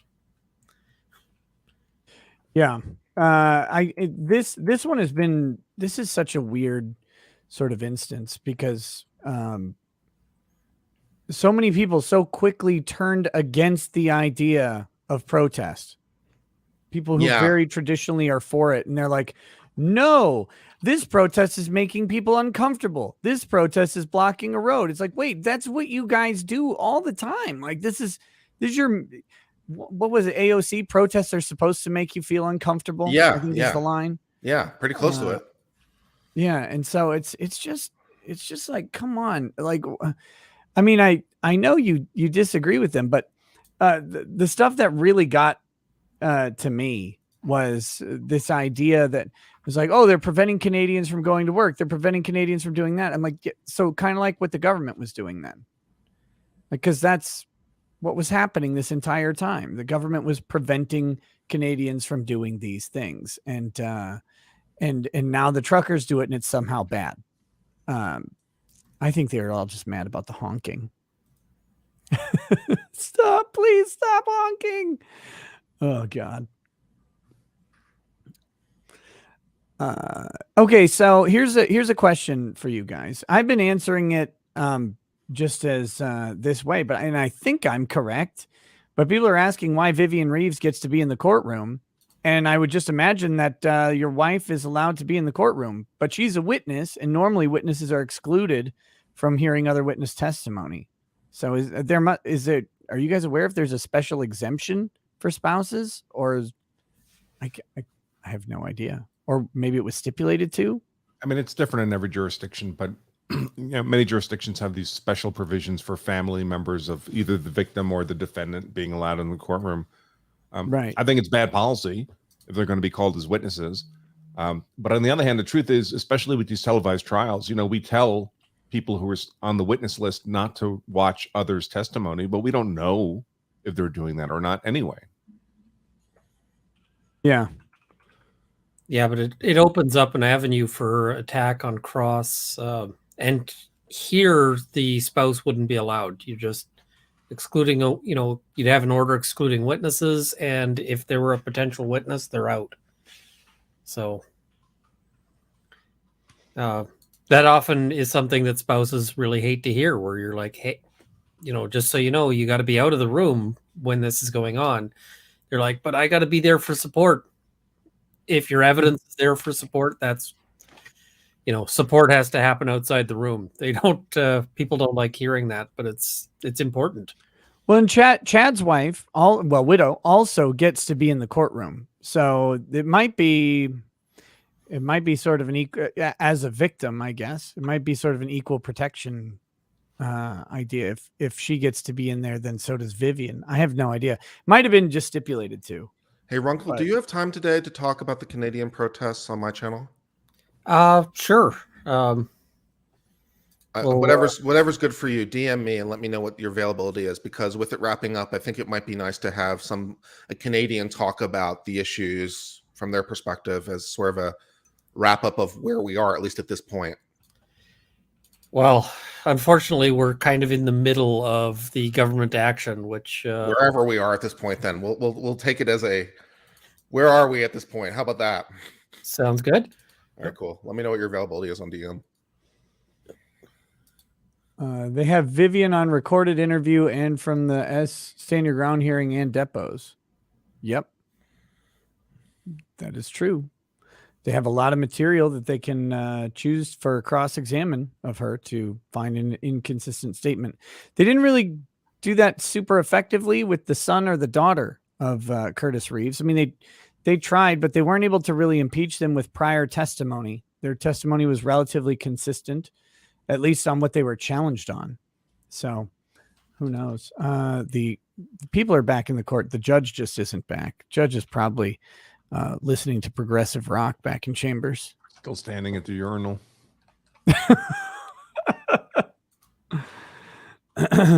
Oh my goodness. Curtis Reeves has fallen asleep. He's done. He's cashed in. But here we go. We've got I can taste fried food, says alt-right neo fried chicken and bacon. I hate you. I hate you because I really want fried chicken and bacon quite a bit. Doug Murray says, I was military police for 16 years in the Army and have been a truck driver here in the U.S. for 6 years. I'm disappointed in the Canadian truckers. Revolutions aren't won with peaceful protests. Well, it's a hard thing to ask people to revolution, and revolutions can go very, very south very, very quickly as well. We hear a lot about the successful revolutions that have changed history, but there are lots of unsuccessful revolutions that have ended in a bunch of bloodshed and actually worse conditions for those attempting to rise up. So, I don't know. I think when the police came in there in Canada, it was a matter of time. I think in the U.S. it would happen even faster. Hang on. Sorry. Yeah. Hope you guys weren't chatting too Because much. they needed more manpower, and then they got it. So We ready? Okay.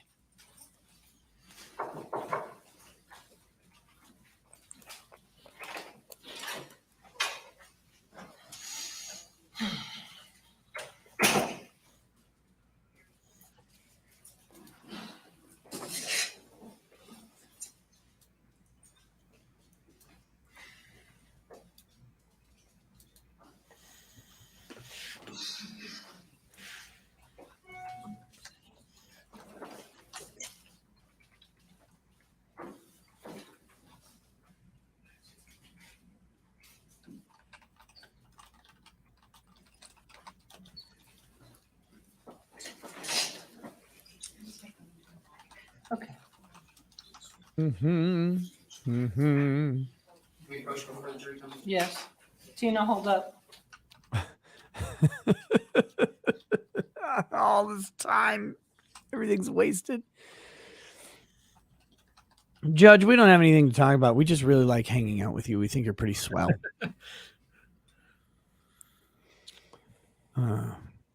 Remember when we were all in high school, Judge, and you were buying us beer out of the back of your truck?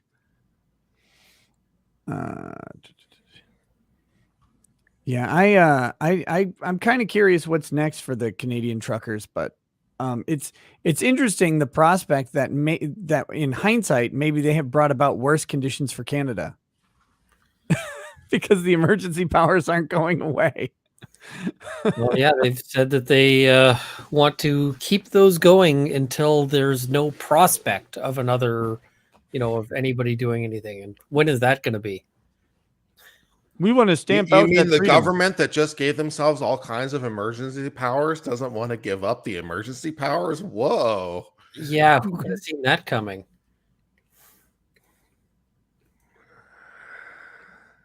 Yeah, see, I worry about it because in the U.S., the National Guard certainly has specialized towing equipment already.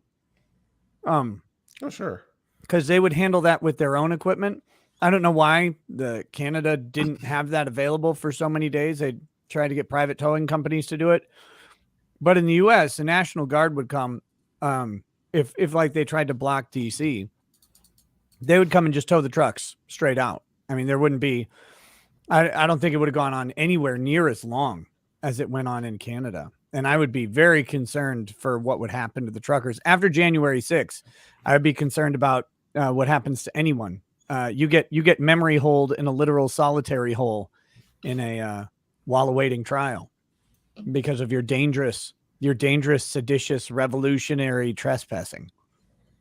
I mean, Very, very scary. I'm glad that they're getting them quick bail hearings. And so far, the bail hearings actually seem to have been fairly fair in the sense that a lot of people are getting released fairly quickly, including some of the leaders. Tamara Litch, her decision is coming. How do they pay their bail with their bank accounts frozen? That's really an interesting question, but other people have been paying for them. And their bank accounts will be frozen, right? What's that? Yeah, they're I mean, because co-conspirators they're now. now they're conspirators and accessories to the whatever. So all the people paying their bail will have their accounts frozen.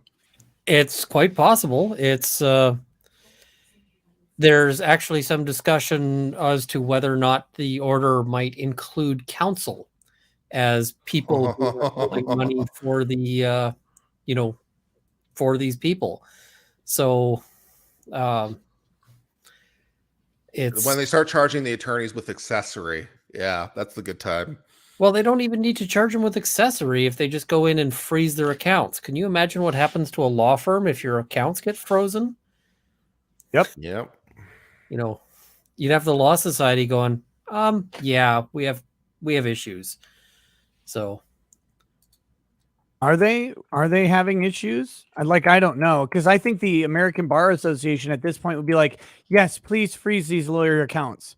We don't want them representing these nasty people. That's how I feel about the ABA these days. I mean, maybe I'm wrong, but they seem completely complicit with things like that, with government. They seem perfectly comfortable with government these days.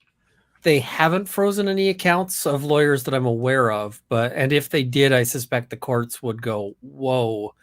But it's hard to say, and there are I have heard reports of law firms turning people down on the basis of concerns over getting their accounts frozen. Yeah. Because nobody just wants to risk that. You'd be in so much trouble.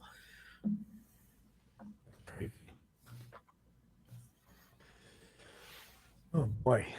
This looks like a very exciting and riveting sidebar. They're working very hard on it. They have a lot to discuss with the judge.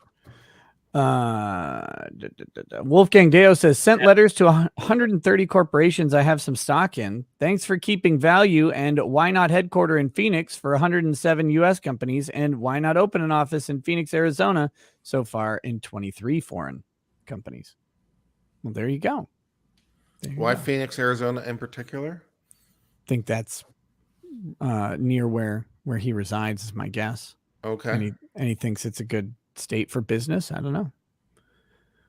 Maybe. I mean, that's the logical conclusion. Just okay. I don't know that Phoenix is particularly good or bad for business. I have no idea or knowledge of it. Skeleton says, "No, Your Honor, we didn't follow instructions. Juror number 6 pushed me off the swing during recess, and juror number 2 gave juror number 3 a swirly," quoting juror number 5. Wolfgang Deo says, "Make money, leave the poor to Jesus. Screw Biden." Damn. I heard from Jill that screwing Biden, not so great. Bear Business 1 says, "How many diversity studies did James Lindsay get into these accredited journals?" No idea. Tortheo, read that one. Tim the Ancient, "Why does it matter how people age in general? Wouldn't it be more relevant to focus on how Reeves himself had aged? In other words, how healthy he was at the time of the incident?" If I'm not mistaken, well, they've at least tried to get his personal physician to testify about that. But I don't know if that was actually excluded or if that's still coming. So we'll have to see. We'll have to see. What are you whining about? They're going to end up ordering a pizza for just this sidebar. Doug Murray says, "Nick, every trucker I've talked to out here on the road, we all agree instead of doing any kind of protest, we'd all just go home and park until the tyrants realize how much money they will lose with us sitting at home." Yeah, I mean, that would be a devastating statement, like a devastating thing if the truckers organized and just stayed home would have a similar effect. It doesn't have the visual effect and the audio effect of the honking. So you lose a little bit there, but the economic impact is, I mean, it would be astounding. Okay. Even if you got, heck, 10, 20% of the truckers to stay home, it would be astounding. But you gotta be able to weather that financial burden. That's part of the hard part. Peter Watkins says, "Am I the only one who thinks unlawful protest is the most Orwellian phrase? Canadians, you don't have freedom of speech." Yeah, I don't know that there should be an unlawful protest. There can be a riot or an insurrection. Sure. All right. Who's next? Defense calls Vivian Reeves.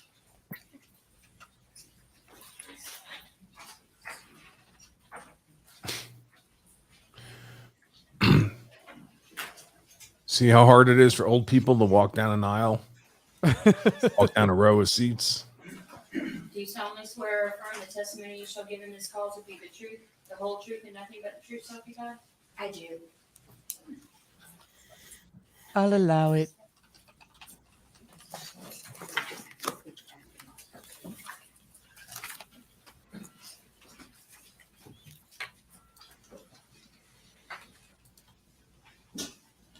Go ahead, Mr. Michaels. Please state your name.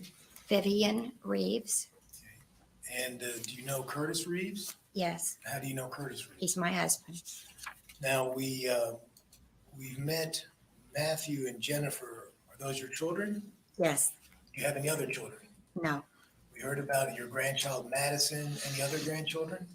just Madison. Now, how Objection, old- Your Honor. May we approach? 75. So back in 2014, on January 13th, how old were you? Couldn't make me do math. I was a spry 66. Thank you. Okay. Let's talk a little bit about that. 67, how long have you been married to Mr. Reeves? 54 years last October. So back then it would have been 46 years. Thank you. Okay.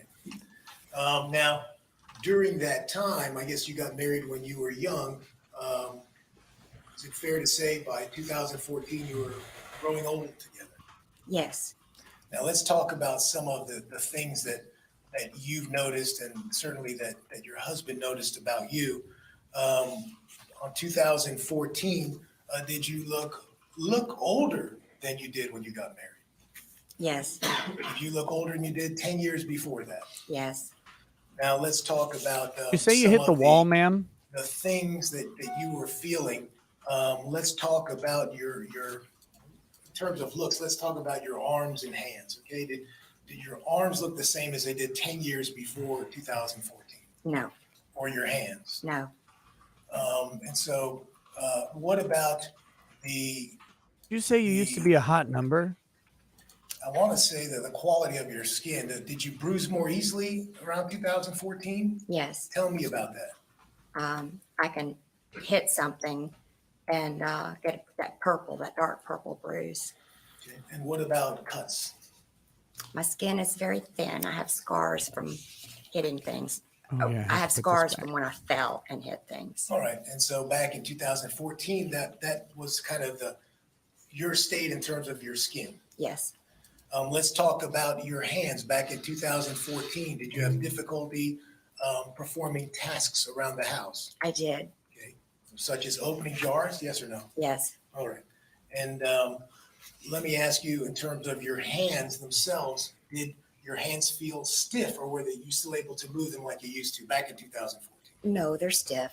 And did you have pain in your hands Yes, in the morning? different, various times. Okay. In terms of your breathing back in 2014, did you have difficulty at times breathing? Yes, I did. Did you have difficulty at times breathing when you walked up the stairs? Yes, And did you go seek treatment for that? I did. And were you eventually sent to Moffitt for some Yes. treatment? Okay.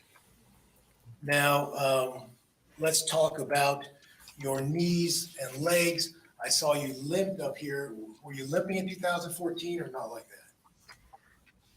Not like this, but I had a problem Okay. Did you have pain in your knees back then? in one knee. Okay. And that's something that you addressed through some treatment? Yes,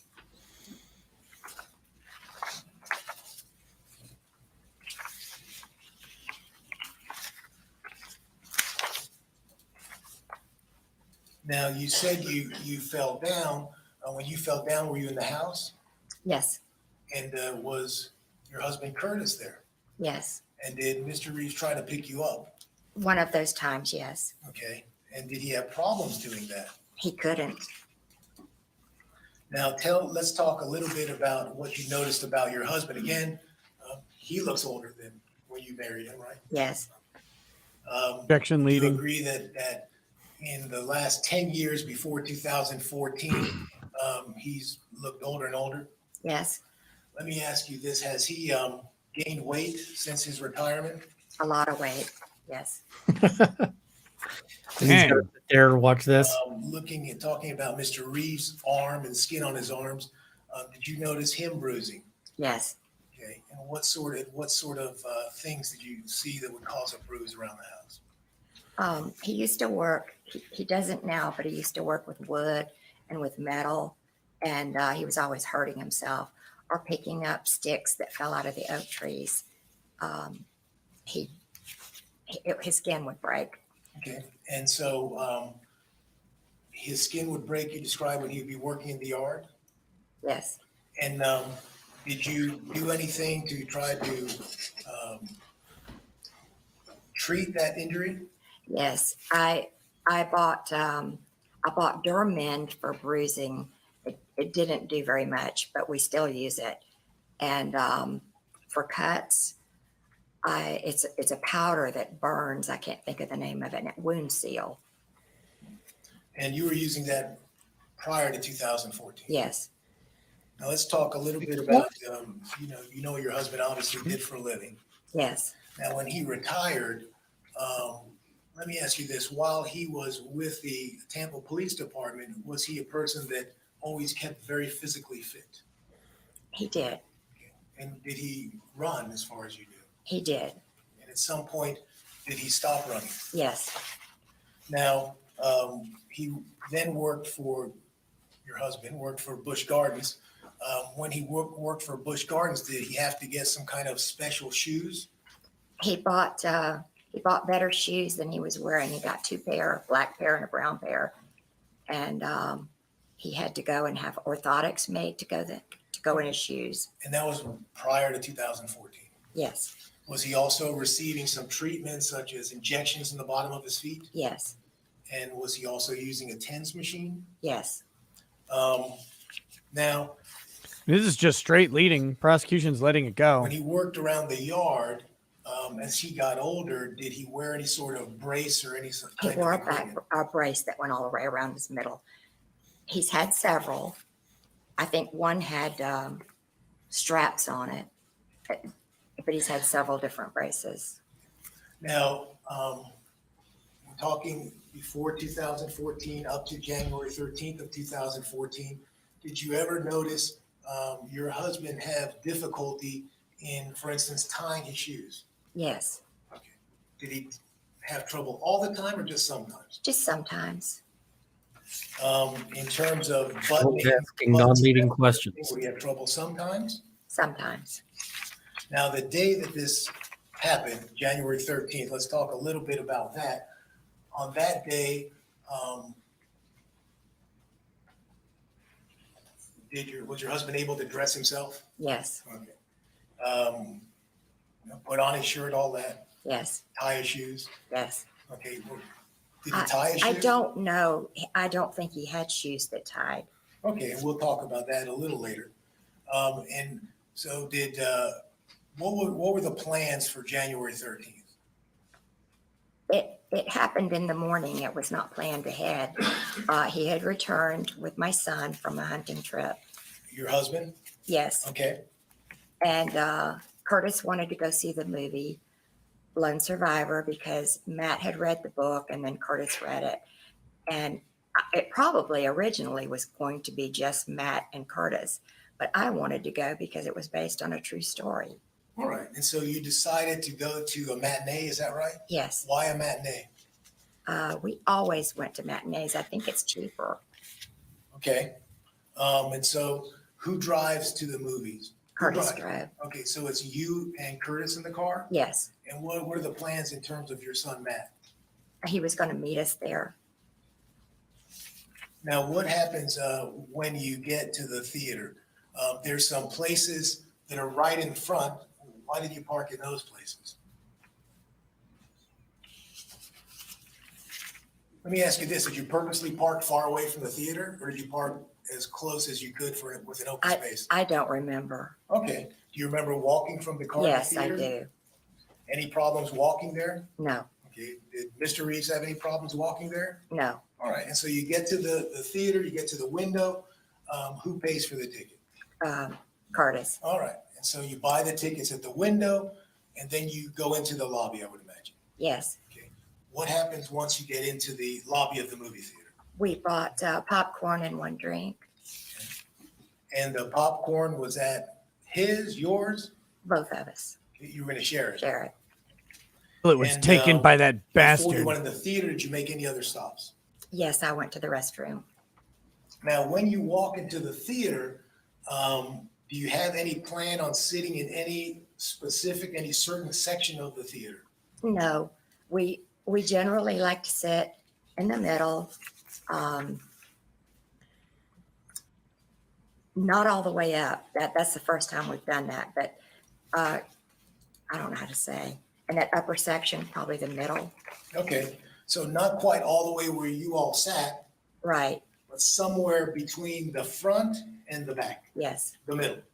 Yes. And so when you went in the theater, why didn't you sit in that middle section? The theater was not full, but people were spaced apart.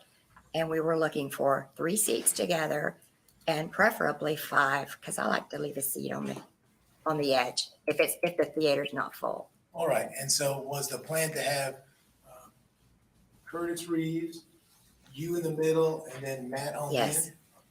And then one extra seat on the side, that little Yes. room? And so that's how you ended up in the rear of the theater, the back room? Yes. Okay, now, once you get into the theater, are you there before the preview start? Yes. Now, as you walk in, now you know it was Mr. Olson and Mrs. Olson.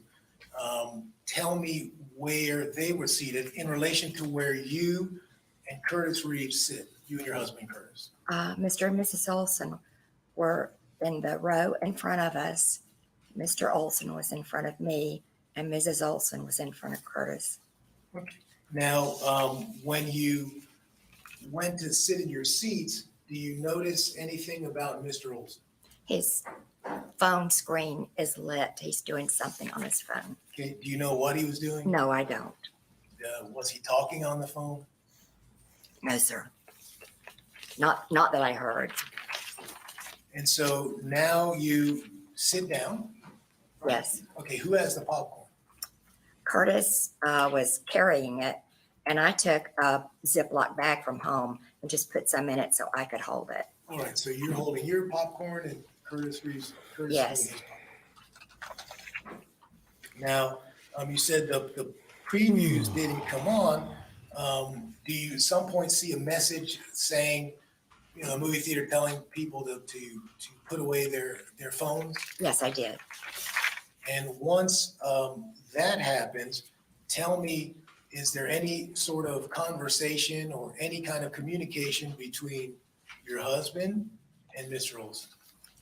Yes, Curtis leaned forward toward Mr. Olson, and he spoke so softly. I don't know. I thought that I heard the word phone, but I cannot be sure. And would you say, did you hear really either one of them talk except for maybe the word phone? Yes, sir. Okay, He you spoke didn't hear peacefully. either one of them? In other Oh, words, no. you didn't hear your I heard- husband. Did you hear your husband? I know, I couldn't hear him. Okay, Maybe I heard the word phone, Okay. but I'm not certain. all right. And so they were both speaking in lower tones, is that fair to say? No, Okay, tell me what you mean by that. Mr. Olson very loudly said, We're gonna get there. So first what happens Okay. is Curtis leans forward and you hear some soft conversation. yes, You don't know who spoke first, do you? Curtis did. And then you hear something, the word phone. That's what you described, Yes. something like that. Okay. And then after that, what happens? Mr. Olson responded in a very loud and ugly voice. Okay, now, you don't have to Sorry, say the sorry. word, but describe what he said. Did he use the F word? Yes, he did. What do you remember him saying? He used the F word, and he's texting his daughter. Okay, do you know that he said texting, or do you just remember that he said the word daughter? I'm not certain. Now, at that point, were the previews on? Yes. And were you able to hear Mr. Olson's voice over the previews? Oh, yes. Were the previews, was Mr. Olson's voice then louder than the previews? It was loud. It was louder than the previews. Now, was it possible that the trailers were playing? In other Yeah. words, okay, Yes, that's the same as previews to you. previews. Now, let me ask you this. When you heard that response from Mr. Olson, how did it make you feel? It scared me. I've never. Objection relevance. Okay. Wait, So why is that not let's take relevant? out that it scared you. I don't get that. it goes to the Those objective words. reasonableness, And tell me then. in my opinion. What Maybe I'm happened wrong. next? I don't know what period of time, short time. Curtis handed me his pop. He stood up. He handed me his popcorn and stood up and said, "I'm going to get the manager." All right. Now, when you saw your husband stand up and get to go to get the manager, at that point, had Mr. Olson turned around at all, or you're just hearing him? I'm just hearing him. Now, your husband gets up, tells you he's going to get the manager. Do you say anything to your husband? I said, "Let's just move." Do you know if your husband heard you or not? I don't. Did he respond to you at all? No, Did he say, "We're not going to move"? no. You've known your husband for almost 50 years at that point now, over 50 years. Did your husband appear to be angry to you? No, Was he mumbling at all? No.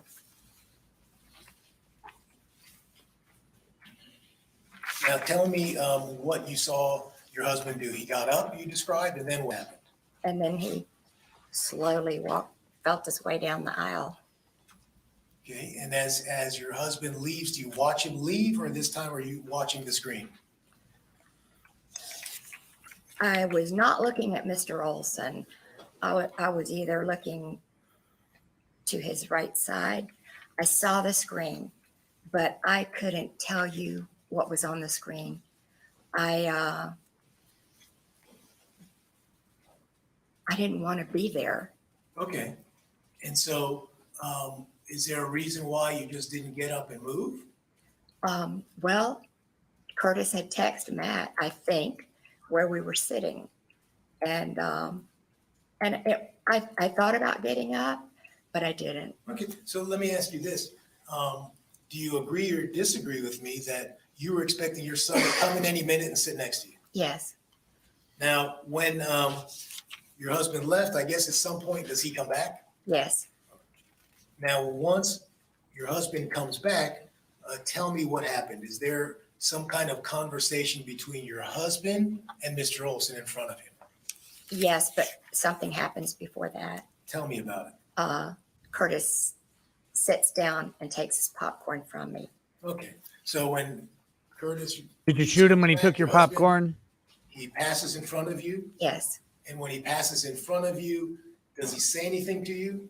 no, Again, do you hear him grumbling in any way? no, And when he passes you, he takes back the popcorn. Is that what you described? right, Okay. And then you described that he sits down again to your left. yes, Because I forgot to ask you that. Your husband is seated to your left. yes. Now, once your husband sits down, does something happen? He leans forward and Your husband, yes, okay? And do you hear anything that your husband said? no, I didn't. Okay. Do you agree or disagree with me that you observed both men speaking, Mr. Olson and your husband? Yes. Do you know who spoke first?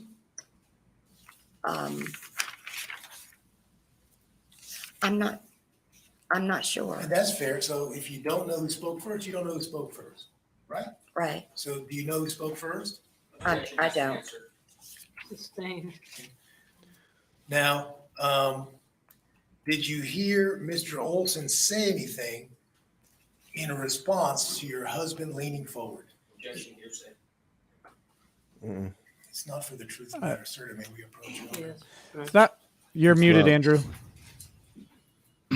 Did you hear him say anything is not hearsay? It goes to whether she heard something being said, not she's not reciting the words for the truth. And isn't there a hearsay exception for the deceased who are not able to testify and be cross-examined? Dying declaration. But I don't know about broader. I don't know if this wouldn't be a dying declaration No. yet. No. That's got more conditions. Yeah.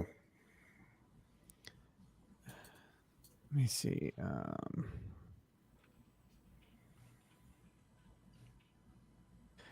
Feel like. Let's see.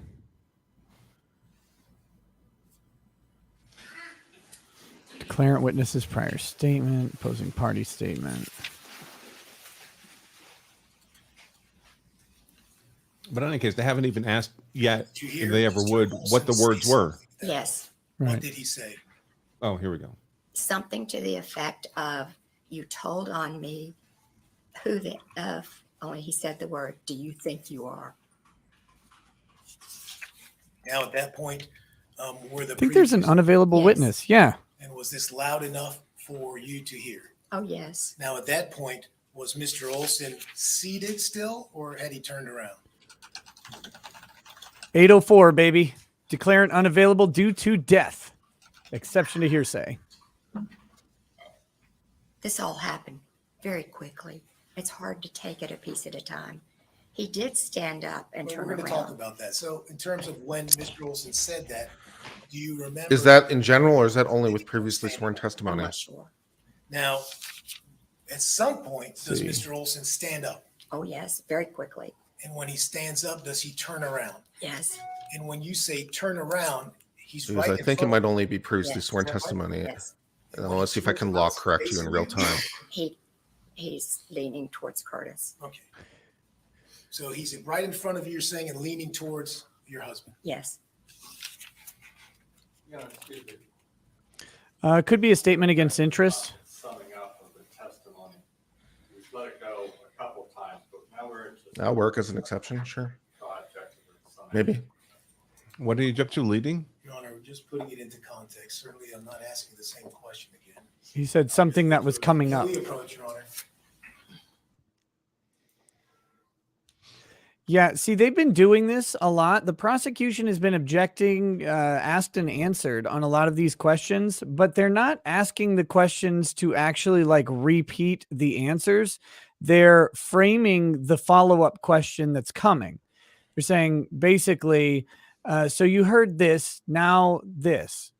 So they couch it in the prior statement and then move forward. And a lot of times that's not that big of a deal, because it's not like they're overemphasizing the point with a lot of this stuff. They're contextualizing the testimony. In my opinion, it's not that big of a deal.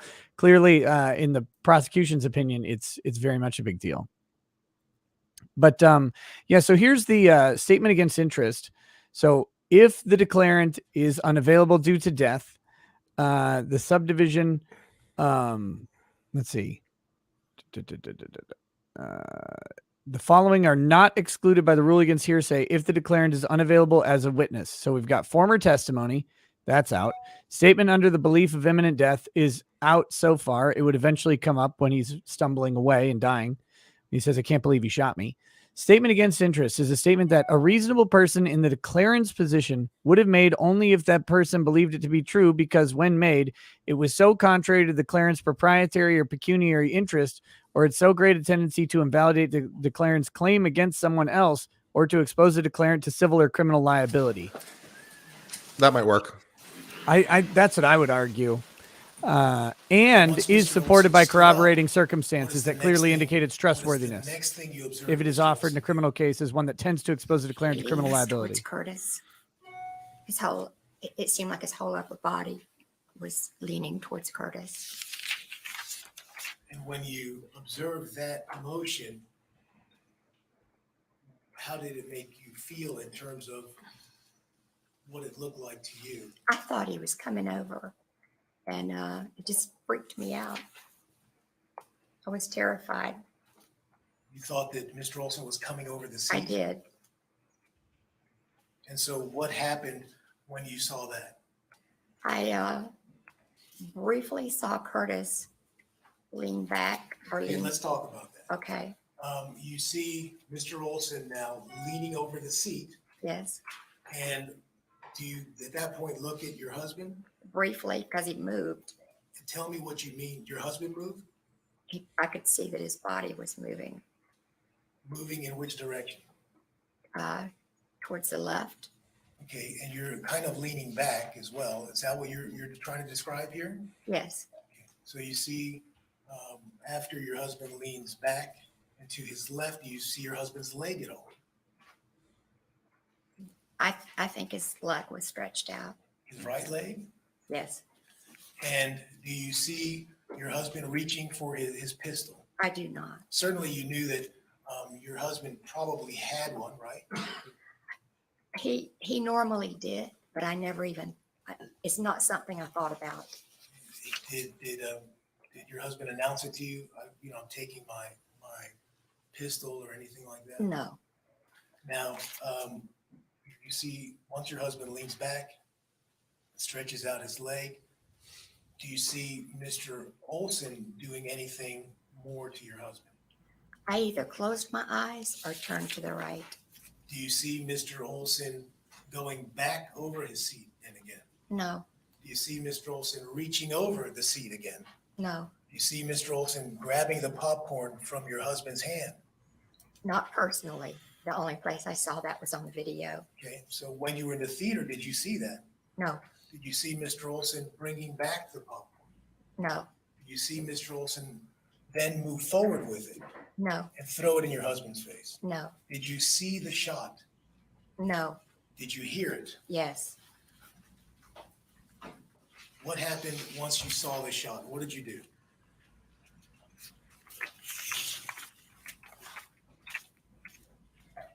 At some point, I moved a couple of seats away, but I couldn't do that until people got up and moved. And what was your emotional state at that point? I didn't Laughed know at what him. happened, and I couldn't believe it. I was never been that scared before in all my life. Now, were you scared because of Mr. Olson coming towards your husband? That's when it started. Now, Tell me did about you what look scared over you. at your husband after the shot?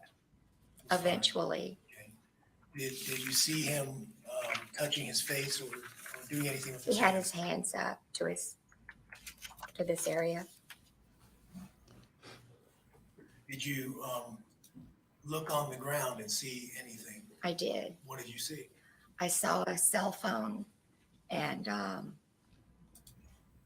popcorn. And where was his cell phone located? It was between Curtis's feet. It wasn't the picture that I've seen. It wasn't that close. Like if this was the ledge, in the pictures I've seen, it looked pretty close, but it was further back when I saw it. Okay. And so when you took a look at that, did you know whose phone that was? This was stupid because Curtis didn't have his phone out, but I didn't think anybody else's phone would be there, so I thought it was his. Now, did you see your husband get hit with anything I didn't. or get punched? No, But after Mr. Olson leaned over a seat as you described the first time, agree or disagree with me, you, aside from seeing your husband move in his seat, you didn't see anything else? Agree or disagree? Agree or disagree? You didn't see anything else after that? no, Now, at some point, do you see your son in the theater? yes, but yes, I did. Coming down I think he was in our row. All right. And does he take you out of the theater? Not then. He had blood on his hands and his clothes. And so did he leave and come back? Yes, he said, "Let me get cleaned up."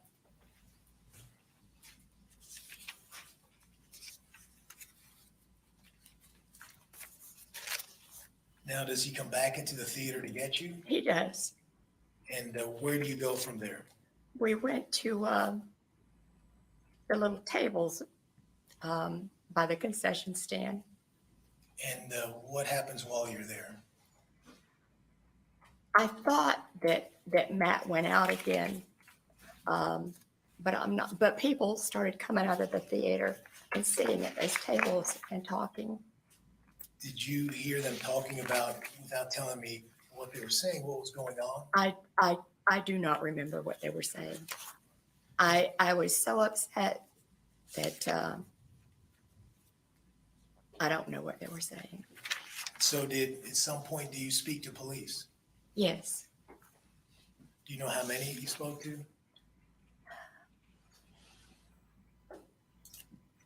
I talked to Detective Smith, I think, and then two detectives interviewed me and recorded it. But there were people coming in and out. Okay. When I say people, I meant sheriff's deputies. So one. Oh of wow, she calls you them spoke people. to Very generous. one detective, I guess, verbal, speaking to him, Yes, that wasn't recorded. right. Then you spoke to another one that was recorded. Yes, The one you spoke to, did you tell that particular detective that you didn't know who said the F word? no, I didn't. I knew who said it. Did you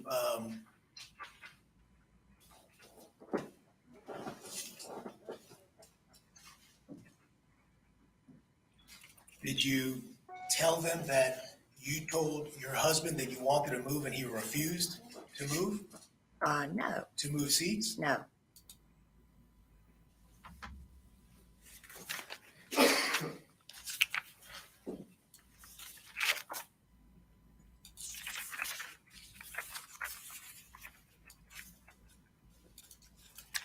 Bye, Kurt.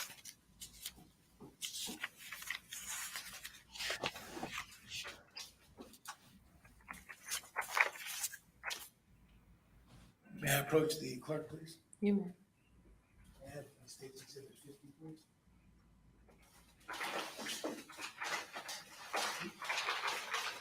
May I approach the witness? You may.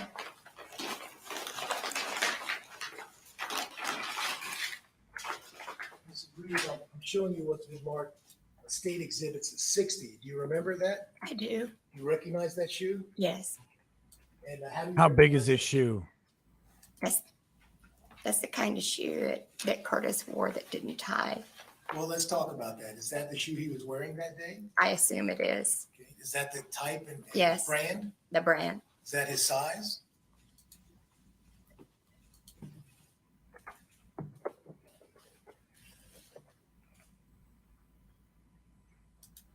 Yes. Now let's look at these laces. Are these laces that you have to tie? No. They were just like, the shoes were just like my granddaughter's.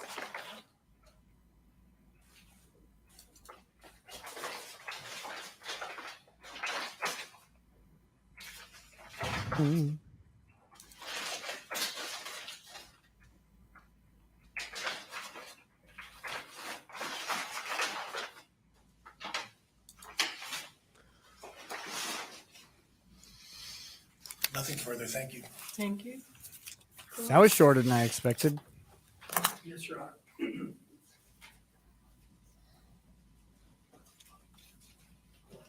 Do we have a moment, Judge? You may. Do you really not know what you're going to ask this lady? They're just figuring it out as they go, I guess. Yeah, it kind of feels like a lot of this trial, honestly, with the prosecution, but I don't know. I mean, they've already crossed her, right, at the self-defense immunity hearing. What new can they have in mind? Yeah, I have no idea. They spent all their prep time trying to find a chin, and that was the best they could come up with. Oh my gosh.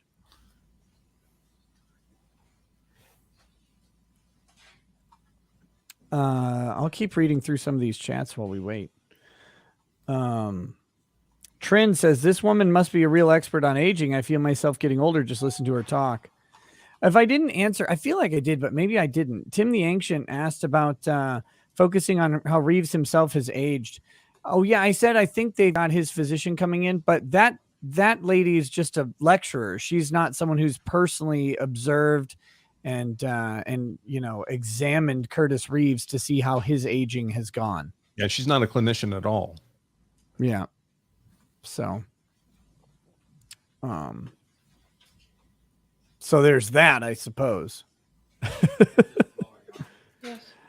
You still don't know what you're going to say? Okay. I guess.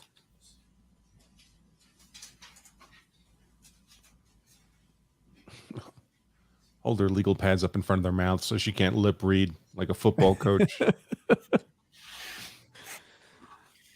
Oh gosh. This ragtag crew. Dorby says we're watching the Joe Biden defense in action. John Diaz says Reeves shot the popcorn out of the air, but the bullet ricocheted off the popcorn into the victim is my synopsis of this trial. Skeleton says, I'll be back in a while. Hopefully the paint drying that we are watching now will be over by then. If not, may God have mercy on us all. Peace, Nick. Johnny Stovall says, this keeps up. Branca's link will change to get Viagra. I can taste fried food. Says she looks and sounds like a Prius driver that would come to my job to complain about getting 50 miles per gallon instead of 51. Andrew Hansen says if Leonardo DiCaprio was watching this, his girlfriend would be too old for him by the end of it. At Ricky Gervais. Dorby says, can't we all agree that using a cell phone in the theater should be a capital offense and just go home? Now, okay, there's somebody in the chat, and I've seen them before saying how it's a double standard that Curtis could use his cell phone in the theater, but Chad could not. Do we know? Is there testimony that Curtis texted his son in the theater? Well, that seems to be someone in the chat is very adamant that happened and that's a double standard, but I don't remember ever hearing that. So I'm not sure if they read that. If you would like to go ahead and restate that, like, where was that said? I don't, she said it. She said he was in the theater. Was it before they put the notice up to turn your phones off? Because that would make all the difference. Someone said he texted before the sign to turn them off. She just stated he did. Well, I'm sorry. I'm dying here listening to this lady testify. Thank you, Your Honor. May it please the court, counsel. She said he didn't have his phone out, jury. not that he didn't have his phone. Mrs. Olson, I'm sorry, Mrs. Reeves, good morning. Yes, sir. If I ask I'm you not a question Mrs. Olson. that you My don't husband's understand, still just alive. let me know, okay? Thank you. All right. Now, Mrs. Reeves, as you walk to your seats, you in fact saw Mr. Olson on his cell phone, correct? Yes, sir. Okay. And there were no previews playing at that time? No. As you sat down, did you see him with his phone out? Once I sat down, he was so tall. No, I did not see it. Okay. Did you see the light emitting from the phone? No. Not after I sat. Okay. He wasn't talking on the phone though, correct? Not that I heard. All right. Or You she texted indicated his son as previously they that you sat were down. sitting Yeah. behind Mr. Olson, correct? Correct. Then no, it's And, not a double The standard. defendant was sitting behind Mrs. Olson. Yes, sir. And you would agree with me that y'all were in a very small confined space, Yes. right? Yes. The defendant, your husband, was right next to you. Yes. Mr. and Mrs. Olson were 2 to 3 feet away from you, correct? Yes.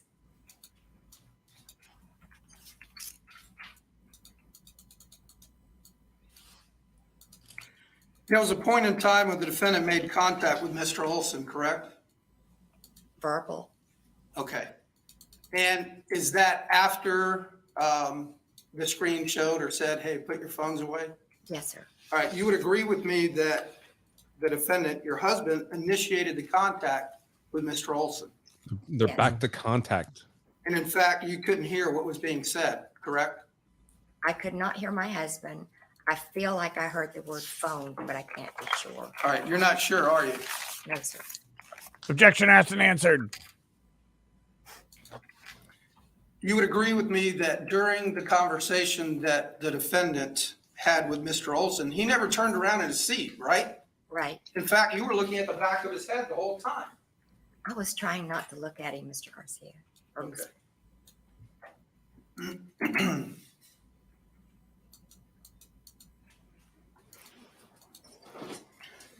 When your husband and Mr. Olson had these conversations, Mr. Olson's face was facing the screen, right? As far as I know. Right. In fact, you never saw his face. Right.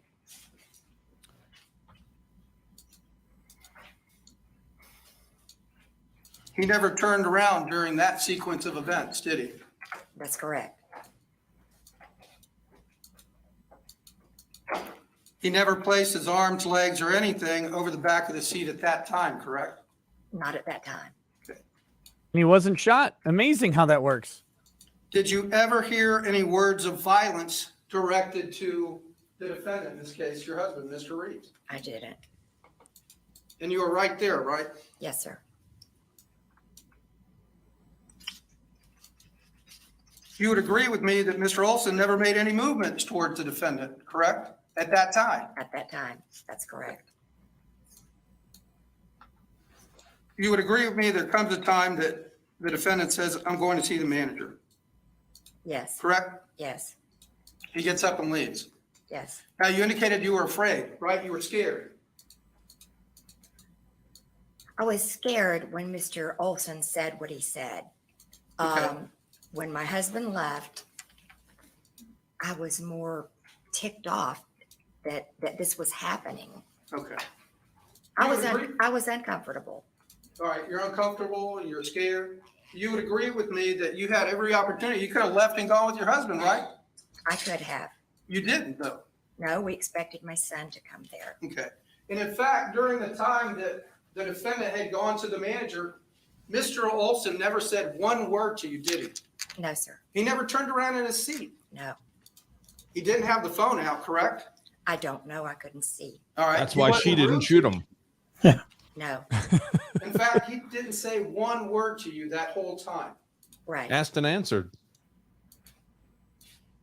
Did he say Mr. one word Reeves, to the you? defendant comes back, correct? Correct. You would agree with me that he initiates contact with Mr. Olson again?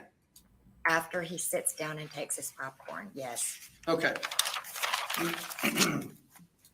The 3 times that he has contact with Mr. Olson, your husband, the Well, the defendant, defense really initiated needs that to address contact, this whole correct? contact.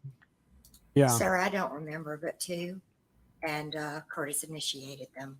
Okay, well, let's go through them. You remember the first one, right?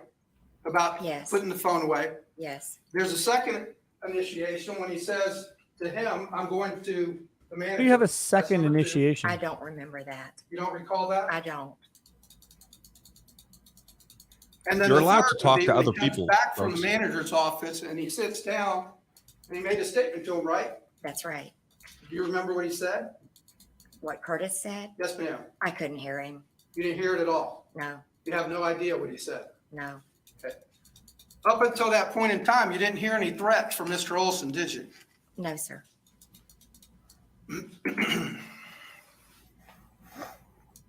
So he didn't get shot until he became threatening. And again, to clarify, prior to him coming back from the manager's office, Mr. Olson never turned in his chair to face the defendant. As far as I know, no.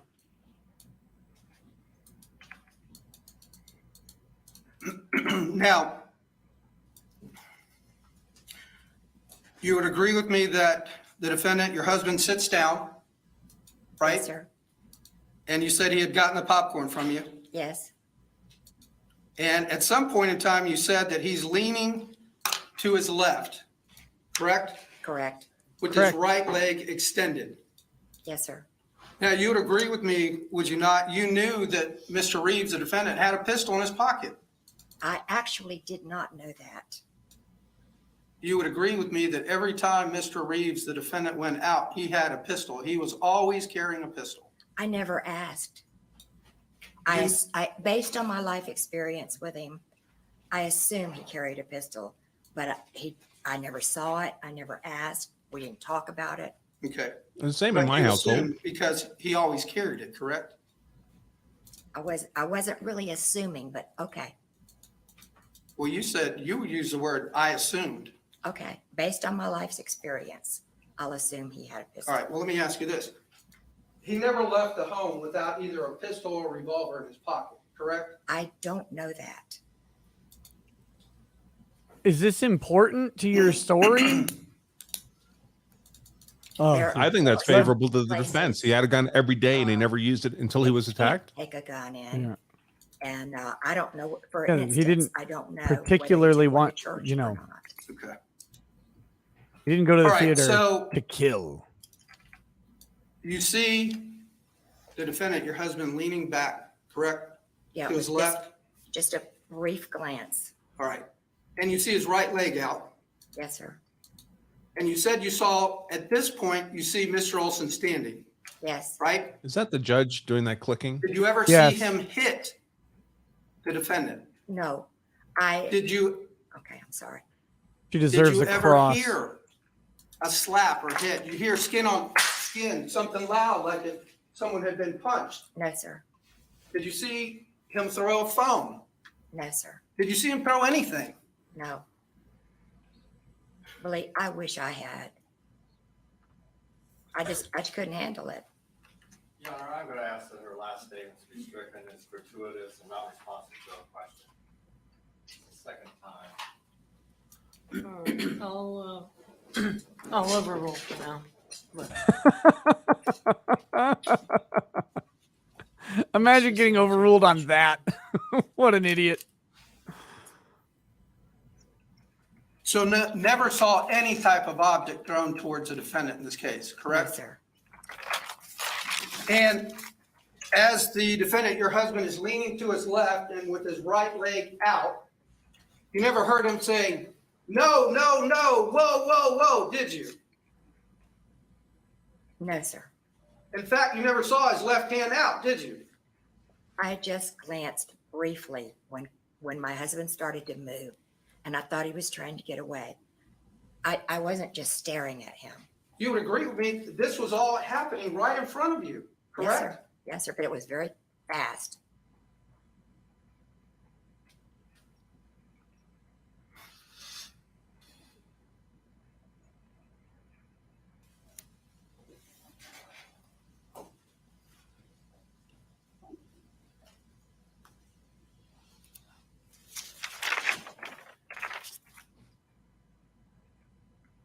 May I have a moment, Judge? You may.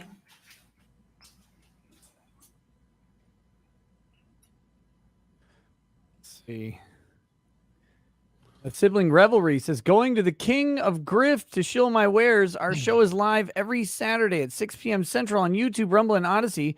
Thank you, Nick and LawTube. You guys were part of the inspiration for two brothers to start a show. Sibling revelry, not rivalry. So very cool, guys. Check them out. Maybe they have a great show. I don't know. First time I've seen you. Love to know what your show's all about, man. Thanks for coming by. Elena Stansby says, some of the questions about the defendant's fragility are confusing. Have I remembered right that Florida law gives automatic provision for fragility for a person age 65 and over? Sort of. The fragility provision I think that you're referring to is that it's a felony to assault someone over the age of 65. Automatically. Right. A simple battery becomes a felony battery if the victim's 65 or older. But the whole statute is written in the context of the person being charged for that offense. So once they're charged, that's the effect. And here, in fact, nobody was charged with that offense. So I'm not sure even on its face that the statute would apply. But in any case, it doesn't say if someone is defending themselves against a simple battery and they're 65 years old, they're allowed to treat that as a felony. Right. Which would be on point here. The statute as it exists is not quite on point. Lancelot says, bold strategy to be loud and confrontational to an old grandma. Especially an old grandma who might just be, whose husband shot someone for being loud and confrontational. Is he packing right now? Mrs. Reeves, you It said indicated every that day. you closed your eyes, correct?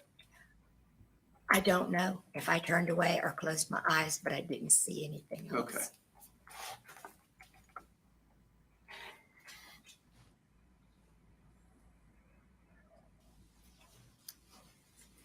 Yeah, Jim Now, going Satala, back, you indicated you saw I saw your DM. Thank you. Mr. Olson standing up, correct? Yes, sir. And you indicated that you had seen your husband leaning to his left with his right leg out, correct? Yes, sir.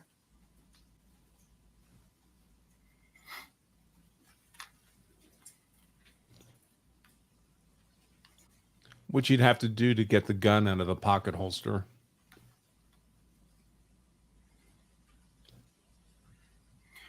Now, do you agree being in a previous hearing? Yes, I was at Stand Your Ground.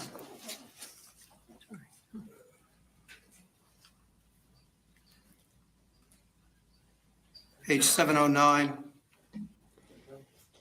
line 4. Do you recall this question being asked of you? Did you see anything after Mr. Olson was lunging over the seat coming after Curtis? And your answer, no, I wish I had. I don't remember that specifically, but I know that when Curtis moved, Well, I took a brief glance. And then after he came over, no, I don't know another thing until after the gunshot. okay. So you would agree with me that in this previous hearing, you never said anything about him leaning to his left and extending his right leg, did you? I don't know. I don't remember. Okay. Well, you would agree with me that you said, no, I wish I had.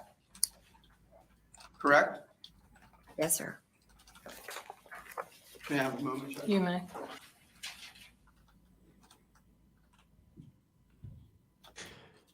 Didn't they object to her saying, I wish I had just a second ago? Like, that was a big problem, and now they're using it? Okay. Again, there's a lot of questions about what happened prior to the incident that aren't really relevant to the claim here. Like, would you agree that you didn't see him lean over before? Whoa! This is the first time we heard you state that you saw him leaning to his left with his right leg out in front of him, correct? No, sir. Okay. Judge, may I approach the witness, please? Yes. Mrs. Reeves, I'm going to ask that you read silently to yourself Here. these lines here. Yes, yes, ma'am. Page, Mr. Garcia. Page 709, starting at line 4.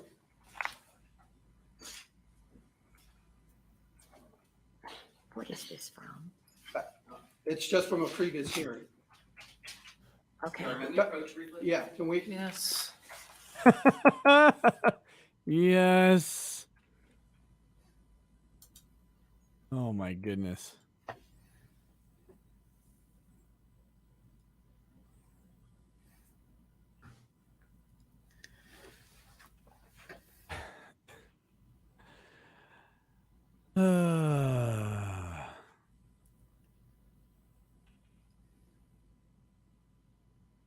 So again, I'm just kind of curious, like what the point of this whole, you didn't see him leaning over the time before your husband went to go to the manager.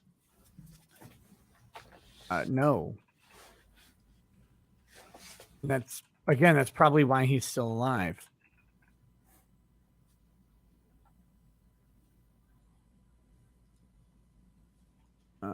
But okay. These guys are weird. Now, the person who somehow manages to have no username on YouTube, and kicking the jurors out. Huh. The person who has no, somehow manages to have no username on YouTube, says she'd better hope he gets convicted or he's going to kick her ass and they get home for this testimony. I don't know that this testimony is particularly damaging to him. No, it seems fine. Okay. I mean, it's not 100% in his corner, but it's not. She's not coming out swinging at him. The thing that's not in his corner is just that she didn't, she may not have heard something. She didn't see something thrown, which, of course, that doesn't really mean anything. So I'm not quite sure what the issue is, Okay. but You can bring him back. Well, that was quick. Okay.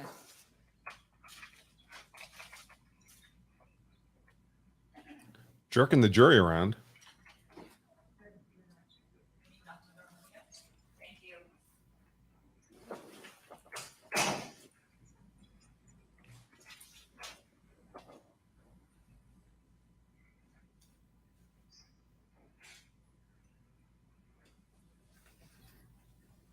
did I leave milk and cookies out last night? What, for Santa Claus?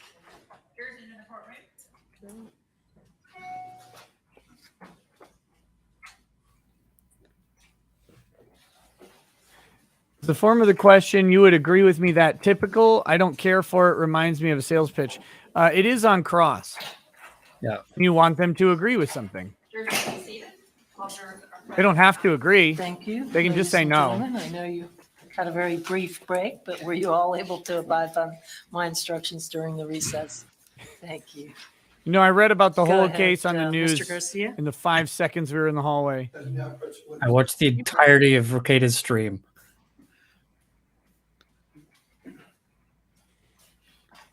So, Mrs. Reeves, you had an opportunity to read that question, Yes, sir. and you would agree with me that it was asked after Mr. Olson stood up, and you said, After he lunged. right, After he lunged. after Curtis, that you did not see anything. It kind of happened at the same time. Well, you would agree with me that your answer was, no, I wish I had, correct? Yes, that's correct. Your Honor, I would ask the court to direct the prosecutor to page 754 of the same hearing, lines 14 through 17. Okay. Perhaps he can give that to the witness to read that and ask her questions concerning that, or if he's done, I'll be happy to. Okay.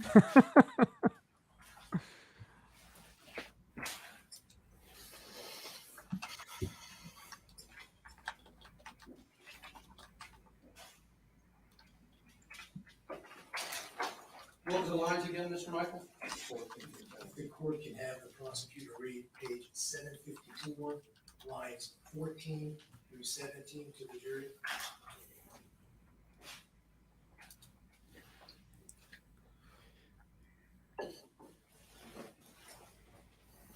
I hope he says, but I don't want to read that. Actually can go all the way down to the bottom of the page, page 25. Line 25. So page 754, lines 14 through 25. Same proceeding.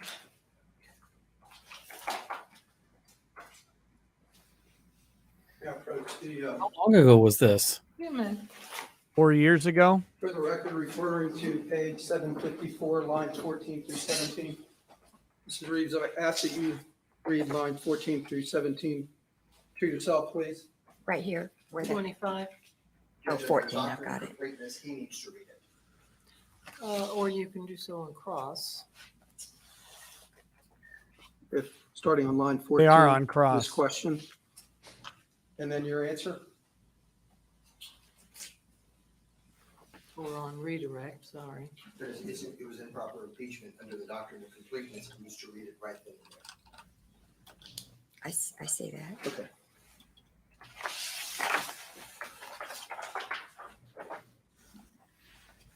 Obviously, she All right, has do you some remember testimony being that asked she this question? said something else. You saw or Mr. something. Reeves kind of, lean over on his left butt cheek, stretch his leg out. Did you see that?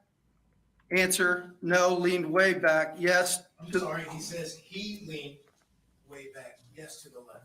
No. He leaned way back, yes to the left. Correct? That's what you said? Yes, he leaned back and to the left. All right. You would agree with me in the same here, and you made two contradictory statements, correct? I don't see the contradiction. Earlier, you said you wish you had seen it. Later on, you're saying you saw it. No, I wish I had seen the popcorn thrown and the phone and things like that. Okay, the question before you back then, there was nothing about popcorn being thrown and the phone. That wasn't the question that was posed, to you, Oh man, the state looks flustered here. correct? You did ask me that. Okay, I'm out of I don't context. think they're coming off well here. They look like they're beating up. You agree with me, you gave two contradicting statements. No. I don't agree. No, she just said she did not agree. Earlier, you said you wish Please you had agree with seen it. me. Now here, you're saying you saw him lean to Two his left. different things, dummy. When I said I wish I had seen it, I was not talking about him leaning. I wish I had seen everything. All right.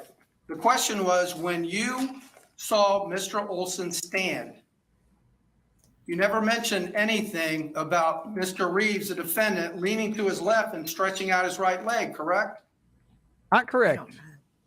Objection, Your Honor, that's an improper characterization. He just asked, in answer to the question, did you see Mr. Reeves lean to his left and stretch out his leg? And certainly Do you want to approach or shall we just?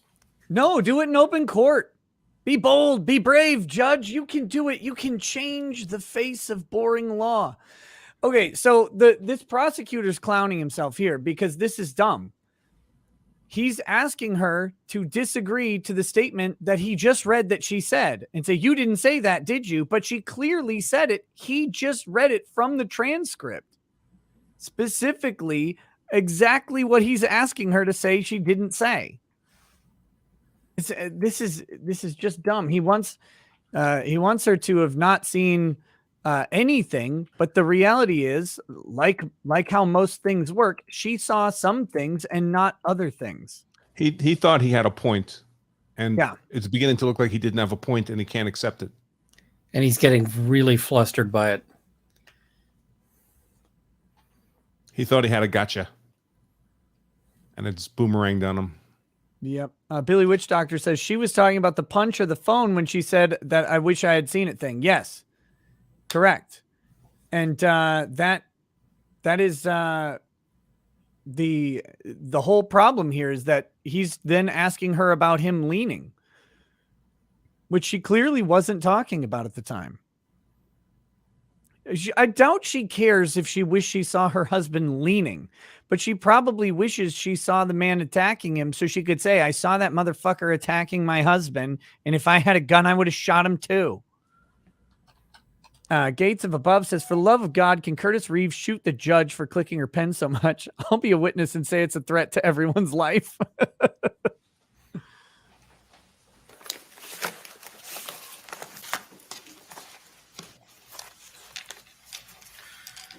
Mrs. Reeves, did you at any time ever see Mr. Olson in your aisle? No. Completely over in your No. aisle? Correct? What? Correct. What? You never saw him climbing over a chair either, did you? No, sir. I have no further questions, Judge. Who said he climbed over a chair? Curtis said, or somewhere there was testimony that he was like his leg was up on the chair. Yeah, some witness said he took a big step as if he was climbing off a chair, but the defendant didn't say that. That's what you testified to. Yes. Did you see him leaning over the chair with his upper body coming into the aisle Yes. towards you and your husband? Yes. Now, the prosecutor talked to you and you said he's trying to get away. When you said he's trying to get away, were you talking about your husband? Yes. I thought that's why he was leaning so far back. And did it appear to you that he, your husband, was trying to get away from Mr. Olson coming over the chair? That's what I thought. Yes. Thank you. May this witness be excused? We'd like to punch her some more, Your Honor. All right. Okay. You are free to have a seat, but you need to, Thank you. if you're called back, you have to come. Thank you. I mean, that wasn't going terribly for the prosecution until the end. It looked really, it just looked like they had no idea what was going on. That Yeah. turned shockingly bad. At the end there. All right, what was that, Runkle? I think the prosecution looked like they mangled it at the end there, and that was a weak finish. Yeah, very, very weak. A bad way to finish because they looked dumb and angry and confused right there at the end before the jury, and that Classic should not, overreach. yep, should not be how you end up testimony like that. Yeah. Big Chungus says his son said that it was after the shot, like it looked like he was taking a step down before falling over. Yeah, thank you. Thank you. Yeah, I remembered that from yesterday. I couldn't remember who said it because all this stuff kind of blurs together for me. I'm not taking meticulous notes like I was actually in trial. and he might have been taking big steps. I mean, he might have been walking funny because, he'd been shot through the heart. Yeah. First Last says Rekieta Law being delusional, thinking that this in any way helped the defense. if you don't think that having someone else there testifying that he was leaning over the chair and that she was afraid helps the defense, and I don't know what your definition of helps the defense looks like. They get to put into closing argument based on the evidence presented that he was leaning over the chair. It's always funny reading the comments and seeing all the people who, decided from day one that this was a murder and nothing will ever change their minds. Yeah, I think my mind's been changed so far because I think the prosecution put forth an anemic case. Could he be guilty? Yes. Did they prove it beyond a reasonable doubt? I don't think so. I have a hard time saying that they've proved their case beyond a reasonable doubt here, or disproved self-defense beyond a reasonable doubt. But other people get to have different opinions. That's fine. But I wonder. I often kind of wonder what people's perspective is on what's supposed All right, to happen. ladies and gentlemen, we're going to go ahead and take a lunch break. If you would, remember my instructions during the recess. Do not do any independent research or discuss the facts of the case amongst yourselves or with anyone else. I'm going to let you come back at 1 o'clock and just report back to the jury pool room. Thank you. Watch Rakita Law. All right, we'll take these guys off stream. Head into the lunch break here. Should be very riveting and exciting. Given that today was all about, people get old, would independent research include just going outside in Florida? Yeah, well, just watch. All right. Remember, the jury's watching all these old ass people stand up and move around the courtroom every single time anything happens. Several members of the jury could be elderly as well. Although I would have fought, to exclude as a prosecution, I would have fought to exclude anyone over the age of, 40. Nope, too old. Too old. Single gray hair, you're gone. Horrible Gamer says, can we talk about the judge's hair now? Yes.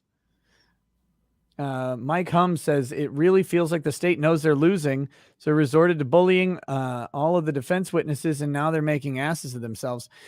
I don't, to the state's credit, I don't think they went into that testimony trying to bully her. I think he got frustrated and didn't know what to do. That's what it looked like to me. Yeah.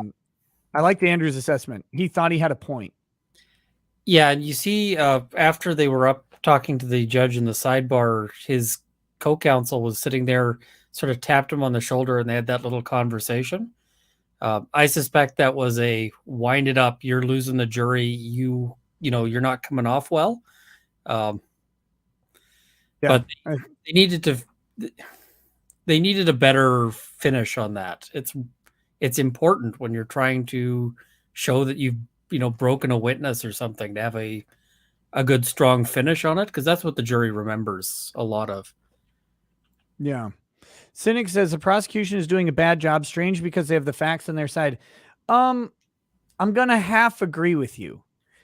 I think it appeared at the onset that they had the facts on their side, but I think they had the narrative on their side. I think that's a more appropriate description. I'm not so sure that the facts were actually on the side of the prosecution here, but there have been 8 years of narrative about this case and what happened, particularly in that area of Florida. So it's been even worse. And the defense has a monumental job of overcoming that prejudice, because their client is the guy who shot a guy over popcorn is been the predominant narrative.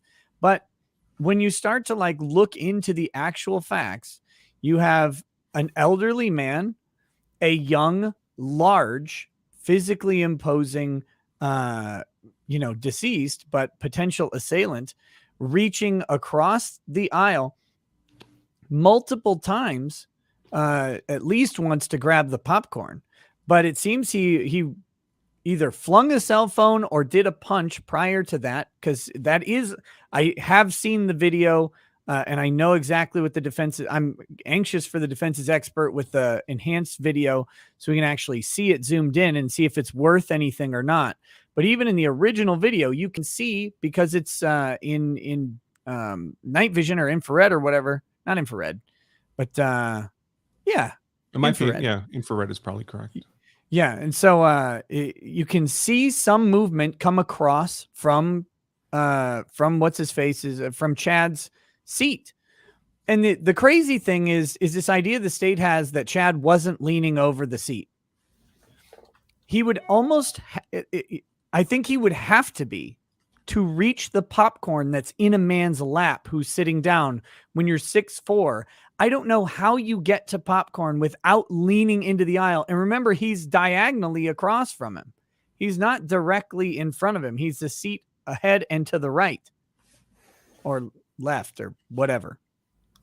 Yeah. He's in the opposite seat. So he would have to be leaning over the seat to get back to where Curtis Reeves is. And that's an uncomfortable fact. He's leaning over and reaching into his space. So the question then is it reasonable to shoot someone who's doing that? And that'll be up for the jury to decide. But I'm not sure that the state has done its job here. And I think that's a big problem for them. I haven't seen anything that Curtis has said so far. Now he'll testify, but I haven't seen anything that he said so far come out that disqualifies that. You may not believe what he said, and that's certainly fine, but I haven't seen him say anything that outright contradicts his claim of self-defense. He seems to have consistently stated that he was in fear of being harmed by this guy. So, yeah, it's very interesting though. It's slow, and I think maybe you guys have an observation on this, but I think there's an interesting disparity between how the two sides are conducting this this case. The defense seems to be very conservative on their objections, but they're making objections when they feel that they're really egregious, and they seem to be very conscious of that. Whereas the state seems to be throwing out more objections, almost to a point where I'm annoyed by it. But I'm trying to, let my general bias against the state not influence that. But the Rosenwasser objections tend to, well, to my eye, are particularly petty. The Rosenwasser objection? Isn't that the other prosecutor? What's his name? The short prosecutor? I don't know any of their names. Yeah. You always know everybody's names in all these cases, and it impresses me because someone's got to bring the professionalism to the stream, Nick. Yeah, I know. It's the tie. The problem I have is I just couldn't give a shit about 90% of the people involved in any of these cases. I care about the defendant and the victim. Everybody else can get shit on for all I care. There was a couple of times when I thought the defense maybe could have objected to at least break up the flow, but it wasn't like Rittenhouse where I was sitting there going, object. And I don't like that the defense keeps allowing the state to use this word contact. Right. I think because that's contact has a physical implication as opposed to just a verbal connotation, which is all that happened. No one's actually alleging that Curtis Reeves made any physical contact with Chad Olson at all. But the way they keep phrasing it, contact, makes it seem as perhaps Curtis Reeves was the initial physical aggressor. Yeah, and they're doing that very intentionally and specifically. Like that is the goal, is to conflate the idea of contact being a verbal communication with a physical one, because the provocation instruction does not allow mere words to be the basis for provocation. So they want to try and, I guess, sidearm their way into this. That's not the right phrase, but we're going to go with it. Their way into that provocation instruction. I think that's their goal, because they've got a real problem with getting that instruction in that Curtis does not appear to have ever done anything to, under the law, negate his self-defense presumptions.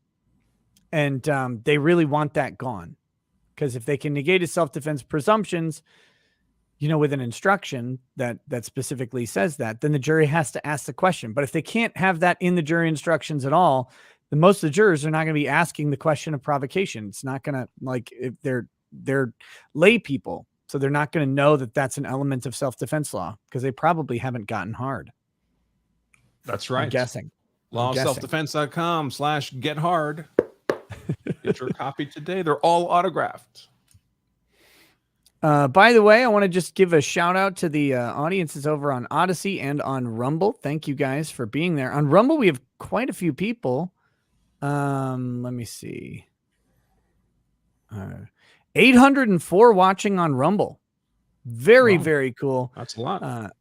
Yeah, we were a little over 7,000 on YouTube at the peak. People tend to step away during the lunch break, which I fully understand because we're just going to ramble for a while, and a lot of people need to go get lunch themselves. But yeah, having quite a few people on Rumble is very, very encouraging, especially as this is only the second stream I've done on Rumble ever.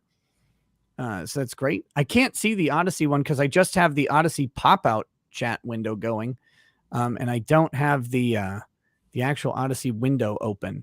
So if someone on Odyssey can tell me how many people are over there, that'd be great. You think Law and Crime's actually going to go through with the strike? Yep. So what does that mean, Nick, in terms of, does that shut your channel down? Just for it, I get a suspension for 7 days.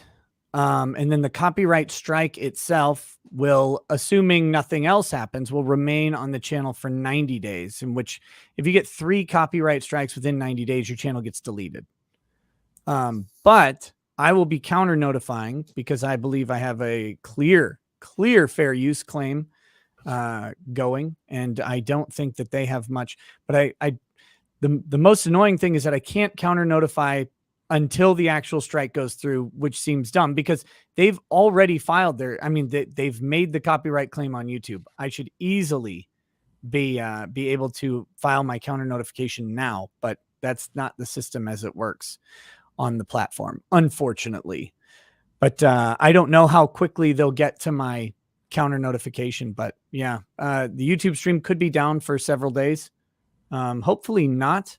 I'll be working with my YouTube partner manager to try and get that escalated immediately because I think it's complete bullshit. But I will, in any case, I will still be broadcasting live on Rumble and on Odyssey. Oh, we got 240 over on Odyssey, which is awesome as well. That is crazy. That is crazy. Very, very cool to have people engaging the alternative platforms. So, all right. Well, if it turns out you're not streaming tomorrow for whatever reason, I'll be streaming this trial at least. Well, I mean, I will be streaming on Odyssey, but I see. Okay. Or on Odyssey and Rumble. But if you want to, we could try and figure out a way for you to mirror that stream onto YouTube on your channel if you want. I don't know how that I'm sure we could figure it out. You just said a bunch of words and I have no idea what any of that means, but if you wanted to broadcast the stream on YouTube, I could broadcast the stream to Odyssey and Rumble, is what I'm saying. At the same time, we could find a way to pool the feed.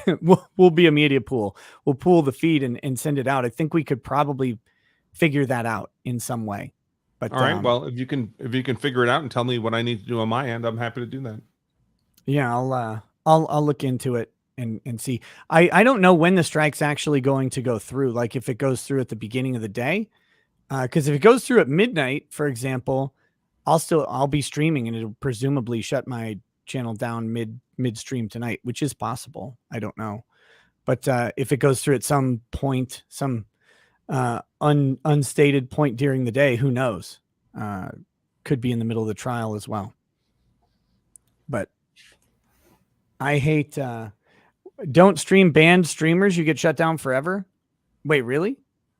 Okay, maybe that's a bad idea. If that's a bad idea, then we won't do that.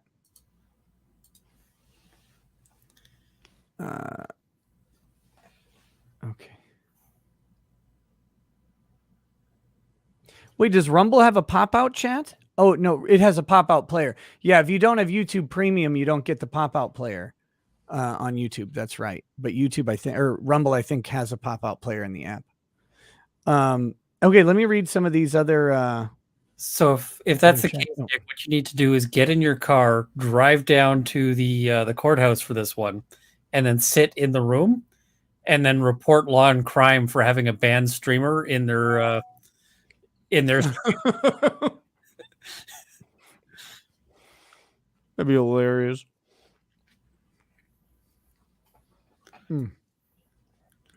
Nick is wearing red because it's the only color that goes with the liquor cheeks. It really brings out my capillaries.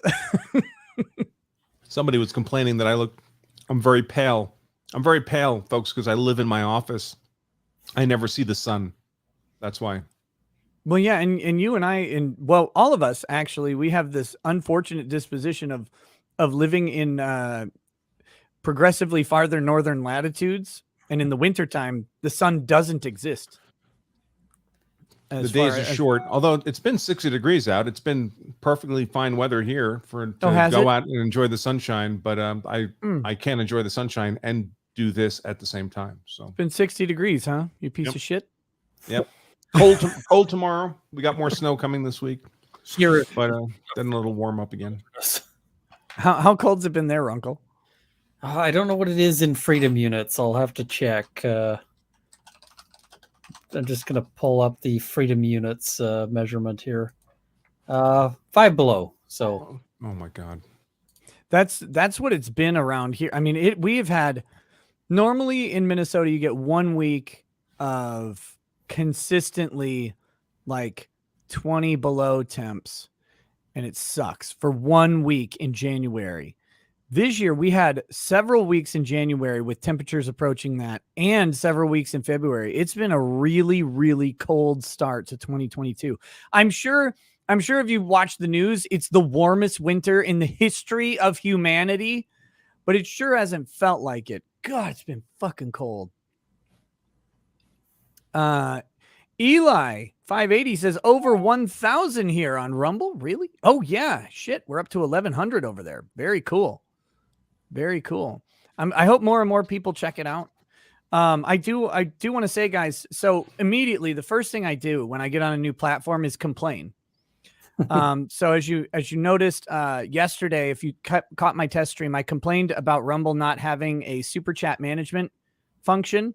And I was emailed during the stream by Rumble that they're actually working on that right now. So they're prioritizing chat management for their creators and streamers. So I just want to say to all of the other Rumble creators out there who live stream, you're welcome.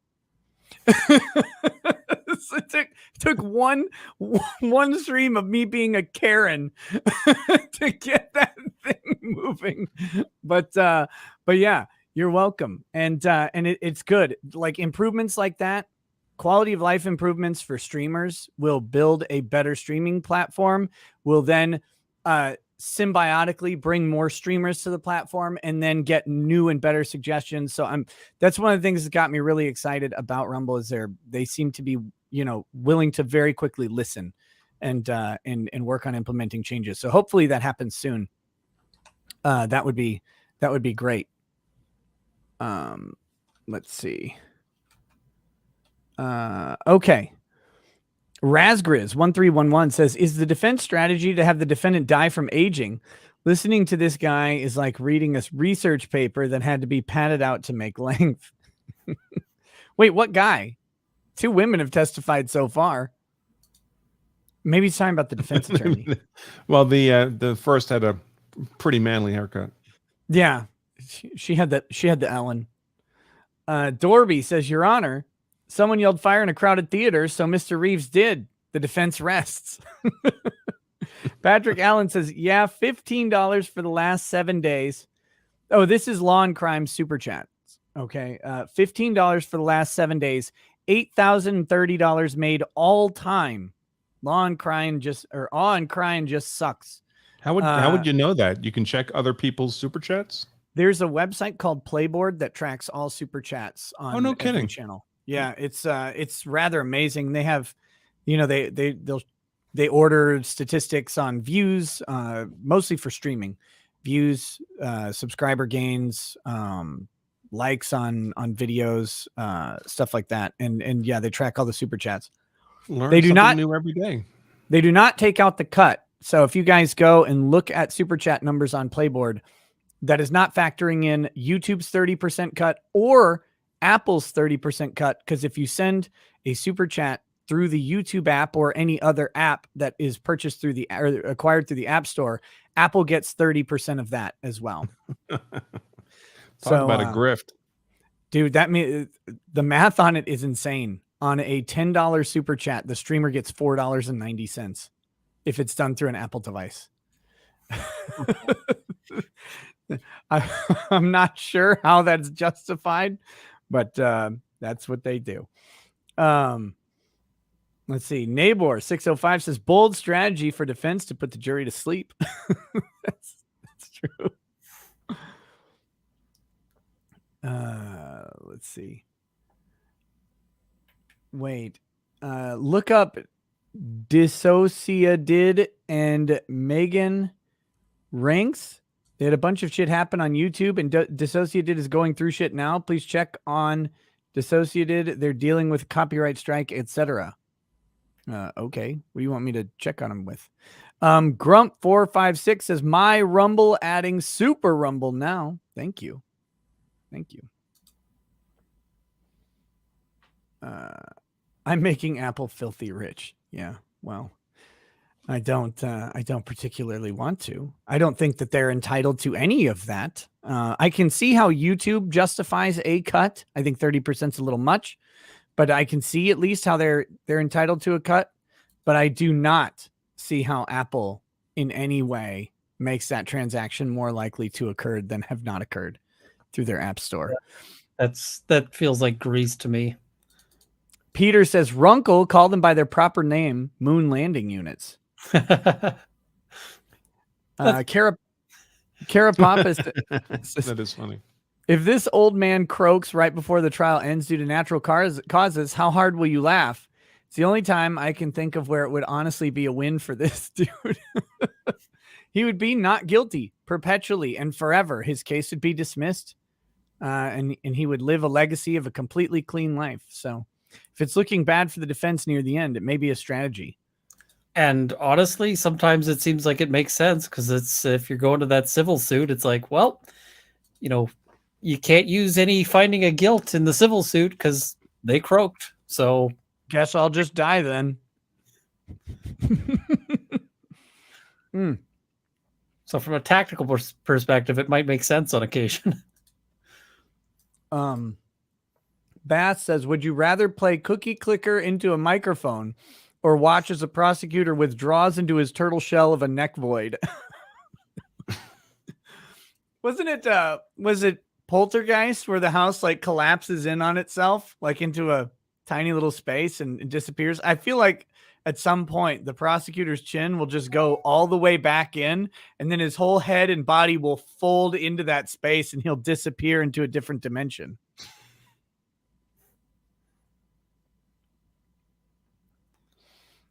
Adam K, yeah, I'm ranked 32 of all time super chats. That's only because VTubers somehow extract money from people at alarming rates. Very, very terrifying how well VTubers do that. Nabor 605 says, oh wait, I read that one. Colin Helmuth says, you think the prosecutor's boss said, get out there chinless and give me some people Bjekpins. So he sets a timer just randomly. I don't know what that word is supposed to be. I have no idea what the hell that says. Keldrick says some serious necromancy at work here. Leave me says time for my favorite weekday pastime, skipping classes to eat Taco Bell and watch YouTube. It's true. It's tough to go to school these days, man. You got so much other stuff to do, like nothing. Catman.nr says rather watch on Rumble and not have the platform steal as much of what little I can afford to donate. Hey, thank you, Catman. I appreciate you watching wherever is good for you, though. So do the whatever Rumble calls super chats, does it work similarly to YouTube? Very similar. I mean, they take 20% instead of 30. But the same sort of strategy. They pop up with a colored text block. And the one thing they don't have yet is YouTube collates all the super chats into that separate window that lets you kind of go back and find them separately from the whole chat. And they don't have that on Rumble yet, but it's apparently coming. So very excited for it. I do think Rumble charges for access to live streaming. They charge some fee to the streamer, apparently. So let's see. Grape Malenko says, if this lady was a flavor of Faygo, what would she be? I'm thinking blue waffle. Stop it. Stop that. It's disgusting. Horrible, Grape. Aiden Ramos says, Nick's Elden Ring name, Ricada's the well endowed. 45 Truth Exposed says, I can't unsee Dr. Fauci opining on aging. It's him. Dr. Rand Paul, if you are a real doctor instead of just an optometrist, Dr. Paul, people age in various ways and become more susceptible to diseases. Gene Angry Penguin says, bad news. A solar flare overloaded the power grid, sending an electrical discharge through the chat, killing us all. We are dead, and this is hell. Joseph can confirm the other day I was at Publix near Boca. An old woman walked in and was dancing and yelling at the Oreos. All I could think to myself was, that woman doesn't have children. Too bad. What? I can taste fried food says this witness needs to be Chandlered. Maybe a little tough like jerky, though. Yeah, she's already aged. D. Hirsch says, here is my uncollated super rant, unbreaded. Thank you. Thank you. I've been trying to keep up with the Rumble chats. I think I've gotten all of them. I think I've gotten all of them so far. But thank you. I'm working really hard. I redid my window layout. I have 3 distinct chat windows on this 2/3 of my screen, and on this third of my screen, I have our StreamYard chat, so I can manage, or StreamYard window, so I can manage like the jury coming in or the bringing the video back and stuff like that. What a disaster. Are any of you out there Windows experts? I know you can snap like half the screen, but I feel like there was a way that you could snap things into thirds. Is that possible, or fourths, or even like less? There's no Rumble link in the video description. Correct. There is not, because I forgot to put it in there. That's a good point. Maybe I can do that. I'll add it. Good catch. Or watch on Rumble. Boom. Save. Done. Thank you. Thank you for that reminder. Power Toys. It's called the snipping tool. Use Windows search. No, snipping is how you screen capture stuff. Isn't it? Quarters, yes. Thirds, no. Okay. Oh, you can snap into the corners? Oh, amazing. Okay, I'll play with that. Use Fancy Zone from Windows Power Toys. Look at all these. I love the chat. They know so much.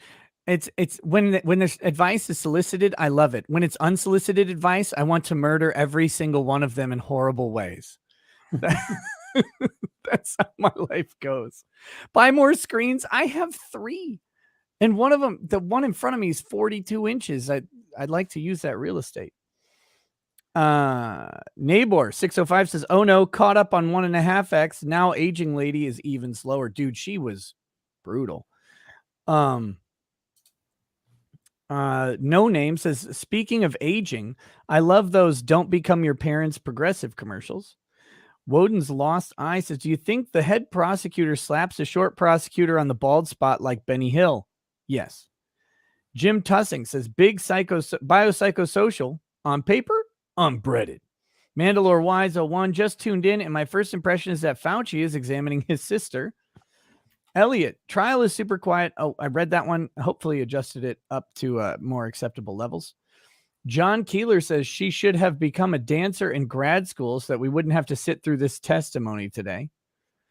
Caligula says cocaine would probably pep you right up.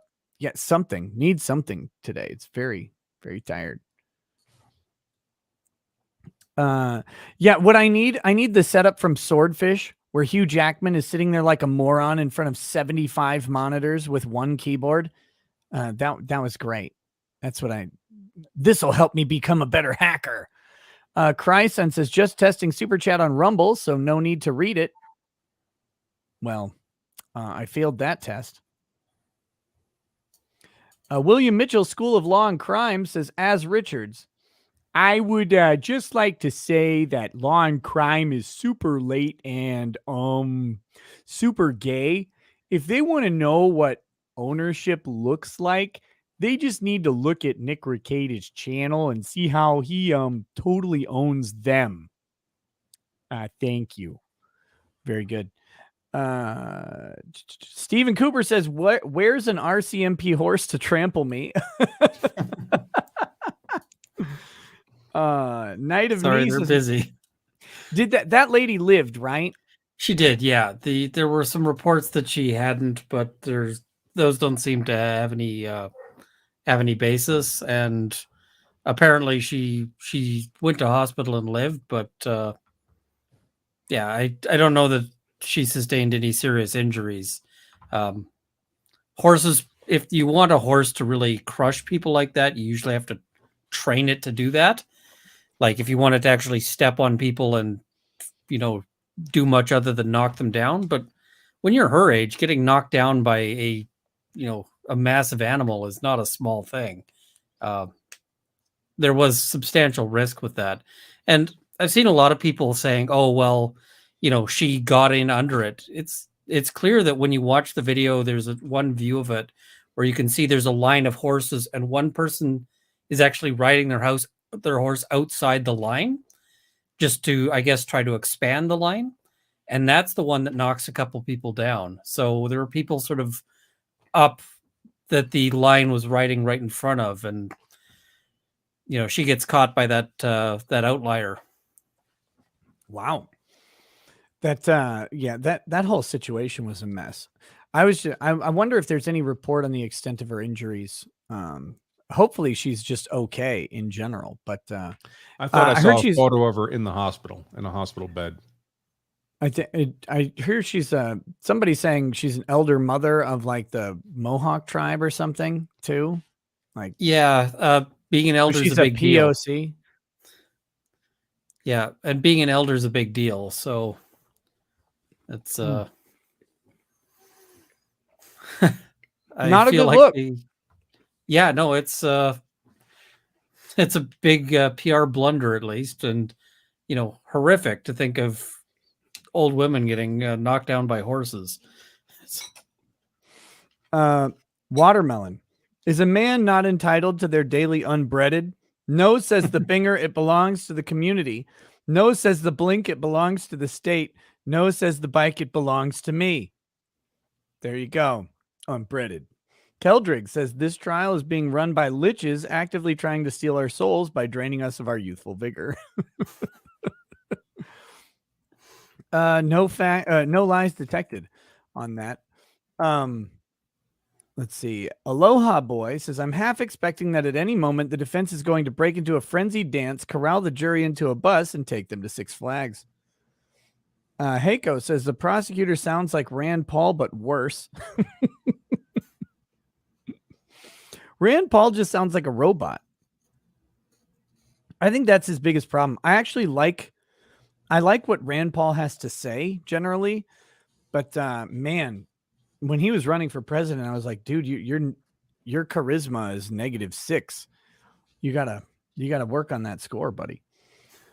Aloha Boy says, don't know about you, but I find it heartwarming that after life goes on, the prosecutor gave Corky a job and even lets him object once in a while. That's awful.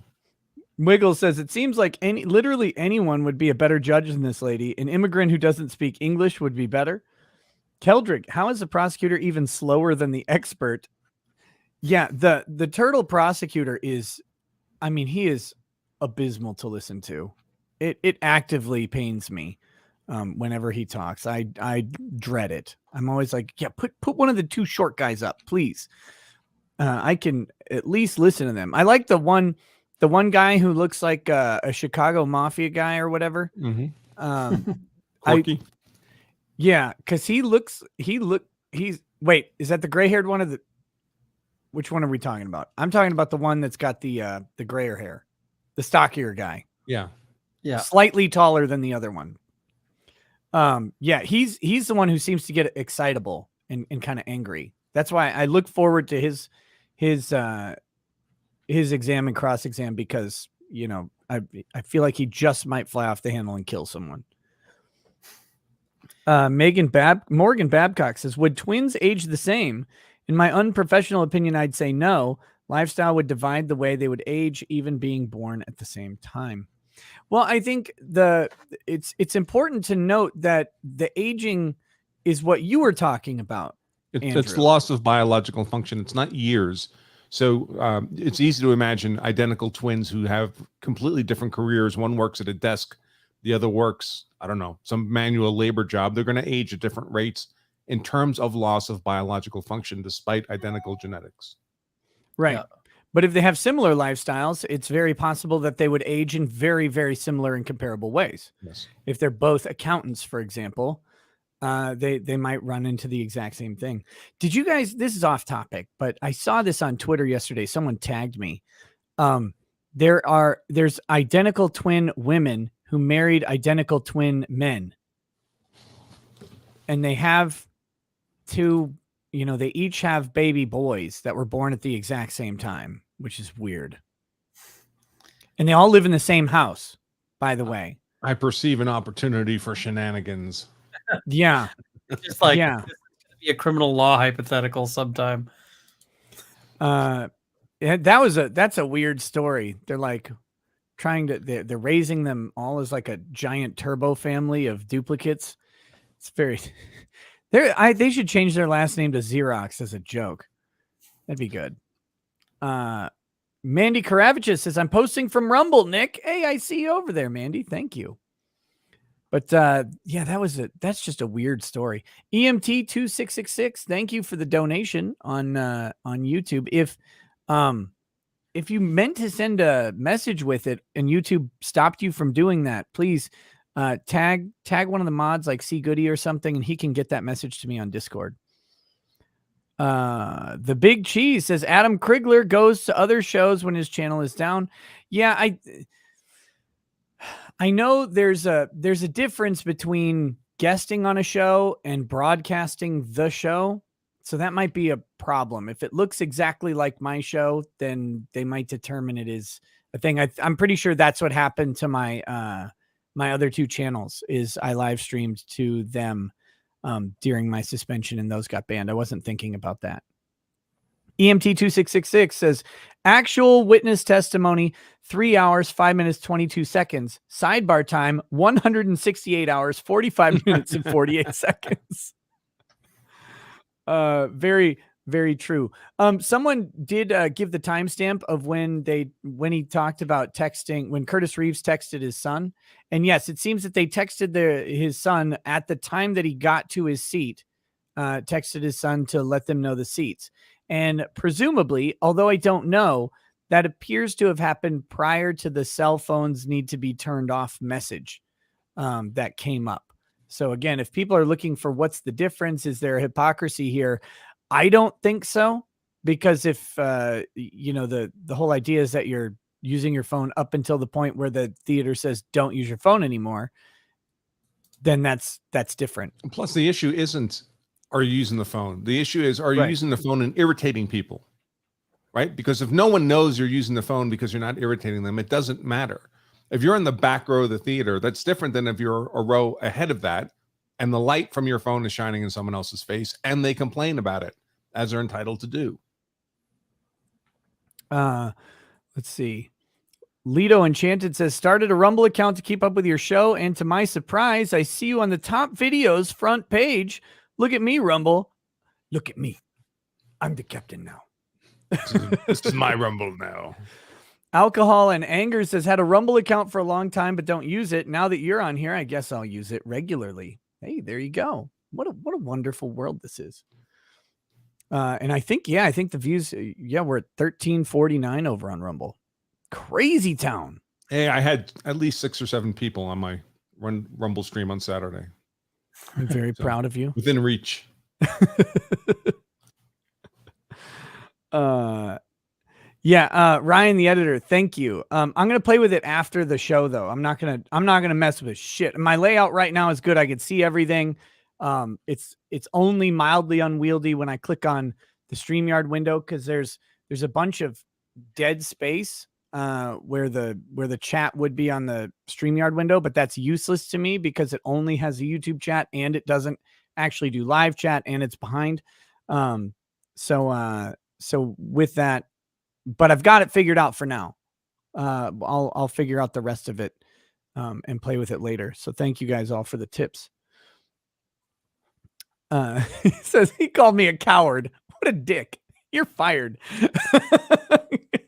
I'll hire you back later. Mandy Karavich says, why can't Amazon Prime be this easy? They won't let me watch movies with you, Nick. I hate it. Oh, I'm sorry. Because the movies we watch are great. Oh, you could probably watch. Wait, aren't you like in Texas? You should easily be able to watch movies. Do you use a VPN? Because VPNs, Prime on Twitch and VPNs do not work at all. Okay, next. C Goody says yoga pants aren't listed on your Teespring anymore. What? Oh my God. I'll have to change that. Justin P says, hey, Mr. Branca. Wait, I saw some people talking about it just the other day. Justin B says, hey, Mr. Branca, what are your thoughts on Lafayette, Colorado? I work from home, but my wife might get transferred out that way. Well, I mean, it's a pretty dense HOA type of residential community just north of the city of Denver. So I don't know. My brother-in-law lives in the town next to that. He likes it fine.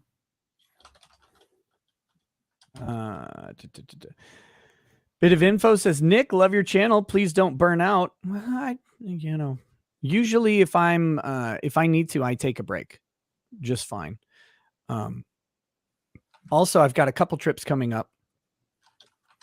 I should point that out, guys. March 5th, I think it is. Is that Saturday? Whatever Saturday is around March 5th, I will be in Los Angeles for the Dick Show Live, the Dick Show Road Rage live event with Dick Masterson. This will be my 4th, I think, Dick Show Road Rage. It's great. Always fun. If you don't know the lore of the channel, Dick Masterson was the first lawsuit I covered. He was sued by a weirdo named Maddox, and the lawsuit was comical in how badly it was constructed and the theory of the case behind it and how badly it was drafted and how many DUIs Maddox's lawyer actually had in his life. Enough to get permanently banned from having a driver's license in Michigan. Despite being a lawyer, he couldn't argue himself out of that one. Very, very embarrassing for that guy. But yeah, so I will be there. No, I do not believe the Gunt will be there. I'm pretty sure. I know Dick will be there. I guess Sean will probably be there. He mentioned someone else. I didn't recognize the name, but I don't know. It should be a fun time. And then, but there may be a disruption in the show around that time because I may not have a show that Thursday or Friday. Depends on what's going on. Sorry, taking breaks made me think about that. Reticent. Oh shit, I missed this one earlier. It says Kurt has the looks of Porky Pig with the personality of Eeyore. Oh damn, that was rude. CS says everybody ages differently is directly contrary to the established literature showing most people age with the same processes, which allows for aging study. Well, there you go. Paul Wolf says show 2 images, one of the fathers and one of the son. Ask which one should be afraid if attacked. Oh yeah, that'd be a good visual aid. They should do that in closing. You saw the son up there. You saw the father. Which one would you rather attack? Would be a good one. Of course, the son might just kick your ass. The dad will shoot you and kill you. So I guess that could go either way. Yeah. Well, you'll be presenting as a different threat to each of them, right? Right. B movie says, should the fact that Lizzie Borden tried to buy prussic acid the day before been included in the trial? We're getting way back there. Are we going to cover yeah. the Lizzie Borden trial? I didn't. It never occurred to me that she went to trial. I always just think of the story about her chopping everybody up. I never thought of the aftermath at all. The 40 whacks. Yeah.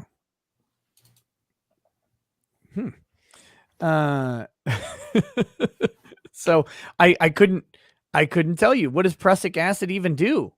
It's cyanide. Oh, okay. So she tried to buy cyanide the day before. So I guess presumably she would try and kill her family with cyanide rather than an axe.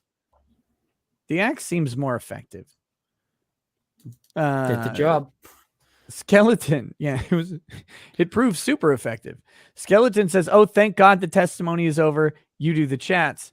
Matthew Harris says, you are receiving a cease and desist letter from my attorney, Big Nose. You're stealing my magnificent manifesto for your unbreaded segment. Yes, I am. Just straight lifting it out of your crazy ass PDF. AWM Fish. Oh, go that ahead. copyright suit would have more merit than what Law and Crime is doing. So it would. It legitimately would. I don't. Most of the time, I'm just left speechless after the wisdom of Matthew Harris being presented in all of its glory. Maybe Law and Crime could hire him as their counsel for the copyright suit. Oh my gosh. Let's see. AWM Fishing and Gaming says, more on that Uber thing. The perp's girlfriend called the Uber for him and not the perp himself, and Uber claimed they had no info about the ride and weren't working with police. Uber also doesn't allow guns. Well, I would be very wary about any employer that has you meeting up with random people at a whim that doesn't allow you to carry. That, I mean, to me, that's crazy town. Especially in a situation like that. The person's behind you. They could carjack you. They could kidnap you. They could do anything. Yeah. We call that all of Canada. Like, taxi drivers, good luck. You're on your own. Yeah, no kidding. God, your country's so weird because it's so pretty, and there's so much cool, like, good, neat stuff in it. It's just the politics of it that drive me crazy. Yeah, it's I've got plenty to disagree with the politicians. I have let's see. I have some Canadian currency, and I thought about like burning it or chopping it up in protest. Since you can't rip it really, it doesn't really tear very easily. I mean, it's not worth that much, so you wouldn't be out that much. I was wondering if I like filmed myself doing that, if the Canadian government would prevent me from crossing the border next time I try. If I recall correctly, the law forbids you from destroying coinage, but not bills. But I'd have to check that. So don't go burning anything quite yet. But the idea was to prevent you from being able to like melt down pennies to gain a profit. And yes. With regards to paper currency, there's already a disincentive to doing so, because if you burn $20, you're out $20. So, yeah, the idea of melting down pennies to gain a profit's hilarious. By the way, like the amount of pennies you would have to do to make the labor cost worth it is astronomical. Not to mention the energy cost. Yeah, because you'd have to in the States, pennies after 1983 are actually zinc with a copper coating, so they're worth even less. But pennies from 1983 and prior are still full copper, so they're technically worth more than 1 cent. But when we say worth more than 1 cent, it's like 1.1 cents. It's not really worth a lot. Well, and we've abolished the penny now, so that incentive went away. How did Walmart survive that? Because Walmart prices everything with weird, odd numbers. Oh, they just price everything with weird, odd numbers slightly differently. Because of the rounding, a lot like big businesses like Walmart sort of can arrange their rounding to make sure it always works in their favor, or at least more often than not. So I'm sure there's people who put a lot of effort into making sure they get those little extra, bits every transaction they can. Oh, it's up to 3 to 4 cents a penny now. Well, now I'm going to get like 10 million of them and expend a massive amount of energy heating those things to the melting point. That'll be great. Then I'll sell copper to people. That'd be good. Caligula says, Andrew, the Patriot Act is a thing and renewed by both Obama and Trump. It was still the right wing that overstepped in the post 9/11 fervor. Okay. If I'm supposed to be defending the right wing, you've got the wrong guy, but they're both government. I just like both of them. Yeah. Ben. Yeah, me too. Ben Faber says, just started watching the stream, going full Ben Shapiro mode to catch up. Oh, good luck. Yeah. Watch that thing on 4X. Yeah, that's the thing. So I tend to vote Republican, but that doesn't mean I particularly like them. I just hate them less. I don't know. Blue-eyed Roofgery in the base says, when I am weaker than you, I ask for freedom because that is according to your principles. When I am stronger than you, I take away your freedom because that is according to my principles. F.H. Dune. Not applicable says, imagine if he drops dead in the courtroom. Lol. Kimberly Campbell. What the Canadian police did to those protesters was absolutely disgusting, but I heard that they brought the UN as well. Were there UN troops? Blue Not helmets? that I've seen, but that seems like that would be an issue to me. But yeah, I think it was just the RCMP and the Ontario Police and so forth. Yeah, they didn't even deploy like Canadian military, did they? Can they? They could arguably, but they haven't. Okay, because we have Posse Comitatus and what is it, Ex parte Milligan. You can't deploy troops on U.S. soil. You can dispatch the National Guard for, but they're not like some weird mix of military. But you can't deploy the Army on the U.S. soil, or the Navy, or the Marines, or the Air Force. But you can have the National Guard do disaster response, and presumably, since they're the militia, they could be used to suppress an insurrection. But yeah, the actual the Army itself can't be deployed. I didn't know if Canada had anything like that at all. An army? No. A restriction we got on like deployment. At least 10, 12 guys. And I didn't know if they had a militia either. Do you guys have a militia, like an official one? I'd actually have to look. I think we just use our military typically because sometimes they get deployed to do things like flood relief and stuff like that. Yeah. In fairness, if I lived on top of America, a very costly military is not something I would prioritize either. Yeah. It's the U.S. doesn't want Canada falling to wherever, so we sort of go, we'll pull on the apron if we're in trouble. I can taste fried food says must be a mini bar up there for drinks. Yeah, at the judges at the sidebar. It does. It looks like a wine fridge.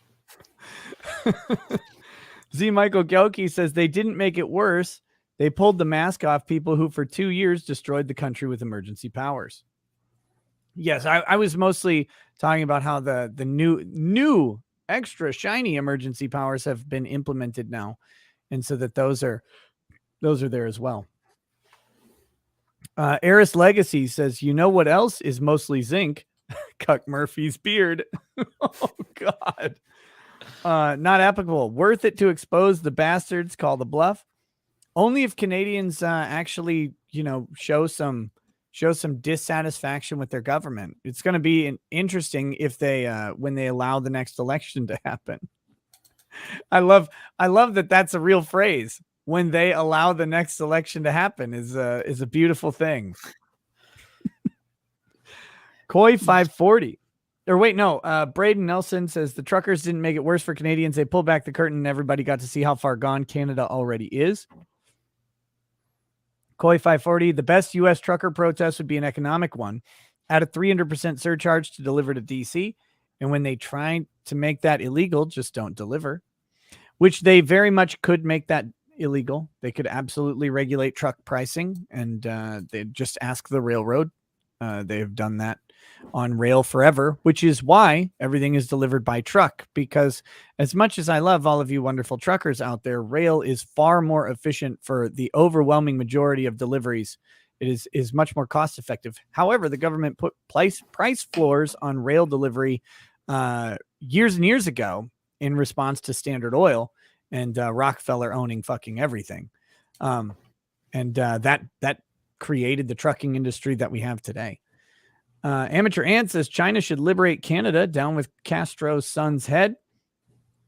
Not applicable. Just slow down traffic in intervals everywhere, in my opinion. Randy May, why didn't you notice that the judge heard banging immediately right after the Jenna Jameson joke? Opportunity lost. Get some sleep. No, I said that. Oh yeah, that because I said Jenna Jameson in positions. And then the banging happened. Oh God. Yeah, no, I need to get some sleep if I missed that. Jason McConnell says UN has bombardier jets. Their service in North Bay. 2 are there. Yes, Canada has a militia. We use them if the mall cop is out sick. I can taste fried food. He should ask her, is the wall defeated? Is gravity OP? Rusty Sponge. Mrs. Reeves, can you still take Curtis's punches?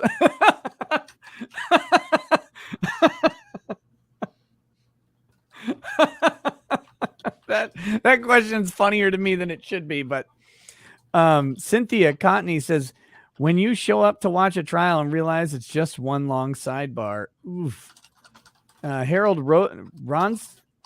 Rondesvet says, to expert, would you say it was slow when the popcorn was thrown in his face, the time it took to pull out the gun and shoot? Harold, the defense alleges that they will be offering expert testimony that it is physically impossible, not only for Curtis Reeves, but for any human to shoot in response to the popcorn. That is the testimony that their use of force and timing expert is supposedly going to offer, that the shot happened so close to the throwing of the popcorn that it could not have been humanly possible for it to be in response to the popcorn, which would imply that it was a response to a prior action or threat alert or whatever it is you want to call it that Curtis perceived. Presumably the first time Chad reached across the aisles and then leaning back in to maybe reach again. So right when he sees the hand move. But Adam A says, isn't that guilty then? No, because again, it's if he's reacting to a threat that is not popcorn, then he's reacting to that threat. The popcorn defense that the popcorn hitting him is a felony battery is like this side argument that they've got that they may introduce to preserve for an appeal to try and get a ruling as a matter of law from the appeals court that he would be justified under that doctrine. But it's not likely to be a prevailing theory at trial. They're not arguing, or they don't seem to be arguing that. They didn't really argue it much at opening, and they're not eliciting a lot of testimony about that. In fact, they seem to be discounting the popcorn testimony as a rule, which I think is a smart move. I do think there was some statement, right, about it was at their motion to dismiss. They had a statement about the fact that it is a felony battery to assault someone over the age of 65. But that's about all I've heard of it. Have you heard anything? No, and that's about all I would do with it. Yeah. I mean, I think if you really pressed it, it's a very vulnerable line of argument. So I just think you make yourself look bad. Right. And that is certainly not a jury argument. That is, again, that's an argument you can go to the judge for a J&OV after a verdict comes down, or go to appeals with it and say, look, as a matter of law, he cannot be guilty based on this doctrine. And you'll probably still lose, but you can at least advance it. All right. Isaac Kozic says the Canadian trucker protest was destined to fail. It was done by Canadians. When shit hits the fan, they were always going to comply. Pepperoni Mamelons says, Isaac, take your swing. Terry Bell says the CP case of the sheriff guy started because his wife, who is a teacher, fed semen-laced muffins to her class. What? Oh, okay. And she's the one who got the plea deal? Well, that's horrifying. Amanda M says if she didn't want to be there, why was he so comfortable leaving her? My sons wouldn't even leave me scared to complain. They should have moved first. Yeah, they should have moved. And I think they both agree that they should have moved rather than what happened. But they didn't have any duty or obligation to move. And so by not moving, we're just left with the fact scenario that we have. Not any different fact or legal conclusion is drawn from the fact that she wanted to move and not. But just as a note, lots of times, it's a funny way to say that. Lots of times I could do something that will make my wife uncomfortable in public because she's an introverted person. And I will occasionally say some joke or be like mildly obnoxious, typically at a movie, right? Like during a preview, I'll make fun of a preview while it's going because usually it's a Star Wars preview and Star Wars can eat shit. But something like that, and that will make her slightly uncomfortable. She doesn't communicate that to me at the time. I don't necessarily know that she's uncomfortable other than finding out later. So just because she's uncomfortable doesn't mean that Curtis knew and would be conscious of that when he goes to talk to the guy about the man with the cell phone. And maybe they just thought Chad Olson was a jerk and not somebody who would physically assault 70-year-olds.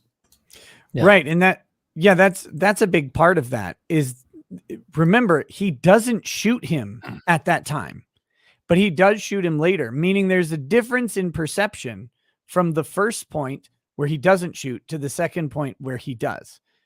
And that difference in perception is apparently all that, that's what he needed to make the decision to shoot. Etsaru says, man, I'm sure glad they brought the expert on aging, so I know exactly what is happening to me as this trial stretches on. Stephen Cabrera says the judge is using the pen to ask where the hell is his chin in Morse code.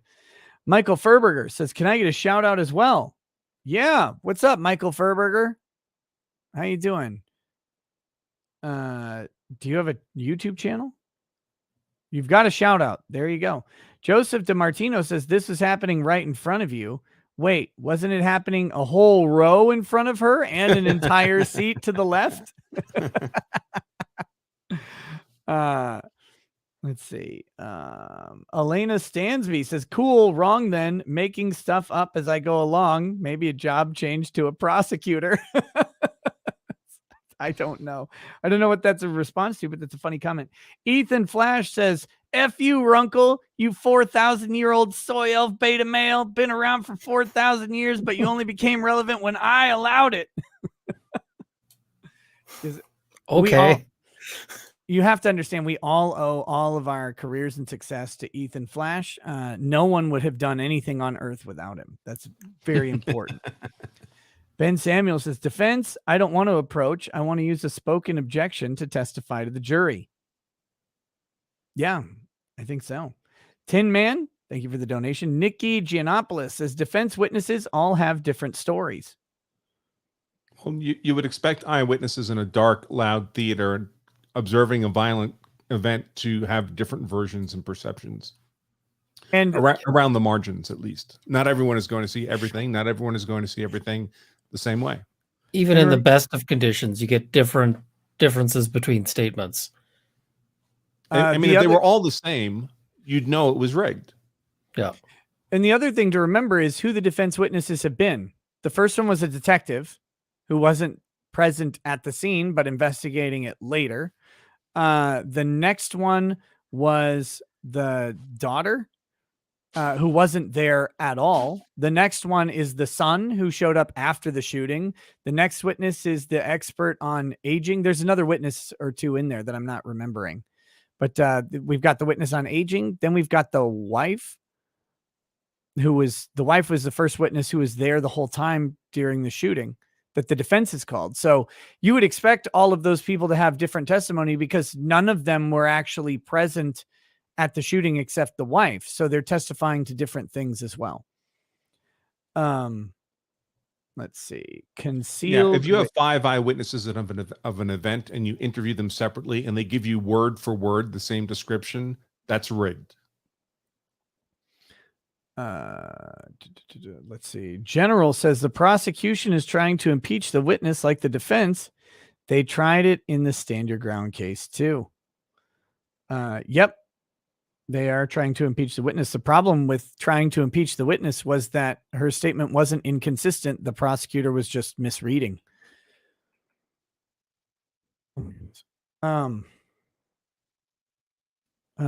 Concealed Aces says you could say that Reeves was back into the left. Nikki Giannopoulos says Reeves' son said the defendant said, "Get off me." Wife didn't hear it. Wife didn't see the glasses hanging off his face either. How would his son testify that he said, "Get off me"? He wasn't there when the shot was fired. No, I believe he was. Oh, he was there? The son had stepped into the theater. Okay. He was looking up towards the seats to try to locate where his parents were in the dark and loud theater. Okay, gotcha. Yeah. And he testified to what Reeves said? I think he was ambiguous about what the precise wording was, but it was something that sounded a lot like "throw popcorn in my face." Yeah, that's right. That's right.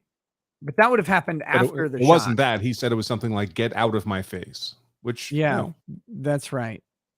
Yeah. And that's so she said, "Get off me," but get out of my face. Yeah, I remember the "get out of my face" thing. Which was a little weird because that's all still confusing to me as to what time those statements actually took place according to his testimony. So we've got movement in the courtroom. Yes, we do. We've got apparently there's going to be something happening over here. By the way, in the comments, the person telling me to come down to Texas. I'm coming down to Texas. I need 1 day of clear roads to get as far south as Amarillo. And from there, I ought to be fine. But we got snow coming in again this week. So I've got to put the trip off another week. Yeah. Well, there's nothing actually happening in the courtroom. So until something does, I'll put it away. Jacob Kisner says, per her online CV, she teaches law students homicide and suicide. How many students did not kill themselves by the end of that semester? JM says, saw my first Rumble hit piece centered heavily on Viva. Oh, yes. Viva got a lot of traction and has been very friendly with Rumble. Therefore, Rumble is racist and hates everybody, including all of Canada. Isn't Rumble? No, Rumble's not based in Canada. It's a different one that was based in Canada. Utreon, maybe? Trying to think. Not sure. You think I'd know this, but yeah, someone was. I just remember when one of the things came out, and Rumble's based in Canada. Oh, okay, there it is. Rumble is in Canada for now. They got to get out of there. Oh my gosh. Yeah, they're going to get their accounts frozen. Yeah, very, very unsafe. Hot Dog Wizard says you can use money from Google Rewards app to send chats. Hey, there you go. That's cool. G says, why is Nick dressed like one of the Incredibles? Also, how tall is Runkle? What did I miss this morning? Is Viva still a free man? I don't know. How tall are you, Runkle? 5'10". Although it actually varies because I've got an extremely bad back, and when it is really messed up, I can actually tell by measuring myself. You'll age. Oh yeah, I'm aging faster than I should in some places and slower in others.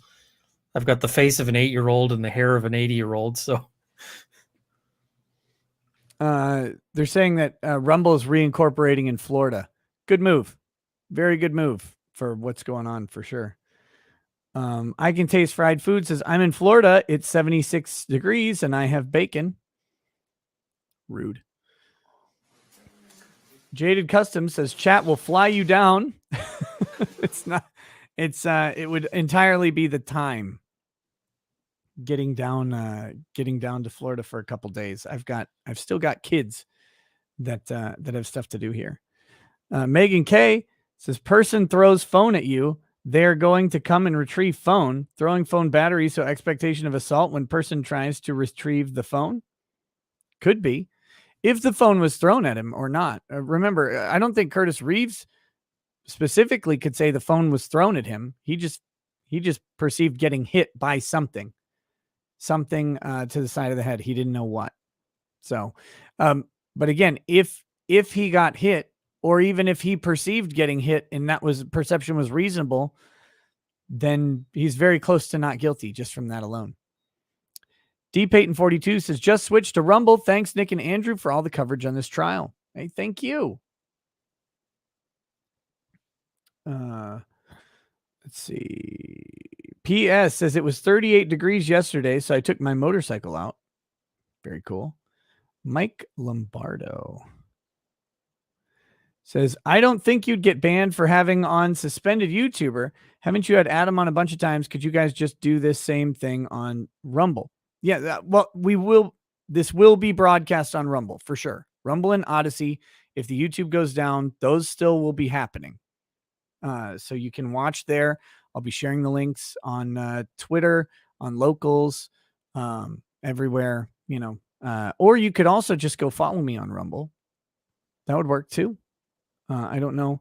I know my subscribers are growing over there, so it's very cool. Axios says, I think the people kind of lose appreciation for how terrifying it was having multiple 600-pound monsters charging at you. Cavalry charges used to be finishers historically. That's going. See, I thought that was going to be a statement about Chad, but turns out it was about the Canadians. Blue-eyed Roof Curry in the base is amazing how caltrops fend off sudden horse attacks. Josh C says this trial makes me glad I dim and silence my cell phone when I go to the movies. Yeah. Ethan Flash says, F you, Branca, you absolute nobody. You owe all your success to me. The only recent time you got hard is when you stumbled on my R-rated video. All right. Patrick Allen says, Nick, check Twitter DM from the other P1. What? I hate checking Twitter DMs. Twitter is the worst. Dude, it's nasty. Oh boy. Okay, sorry. There we go. Okay, I got it. Thank you. I'm not on Windows 11 yet. I'm still on Windows 10 on this computer because I heard there's performance issues with Windows 11 and AMD chipsets. I don't know if that's been rectified yet, but I haven't wanted to switch partly because of that. Also because I'm lazy. My emails should not be full. I cleared them out last night. They were full because people keep sending me a bunch of pictures and videos and stuff. It's like just constantly. No, they're not full right now. They were like I said, they were yesterday, but they're not there anymore.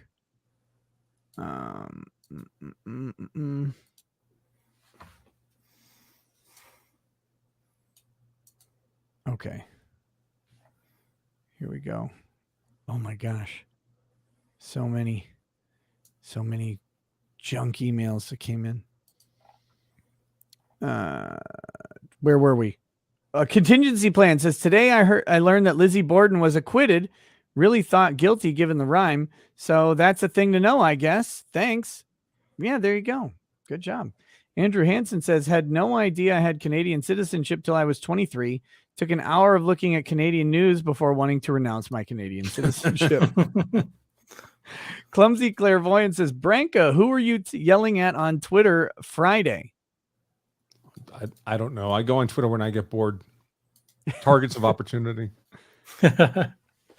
Somebody mentioned me. They're like, because I think I think I sent you an invite, but you couldn't actually pop onto a YouTube stream because they're like, Brank is tearing it up on Twitter.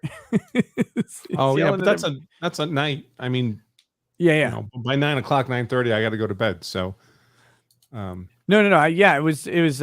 That's why.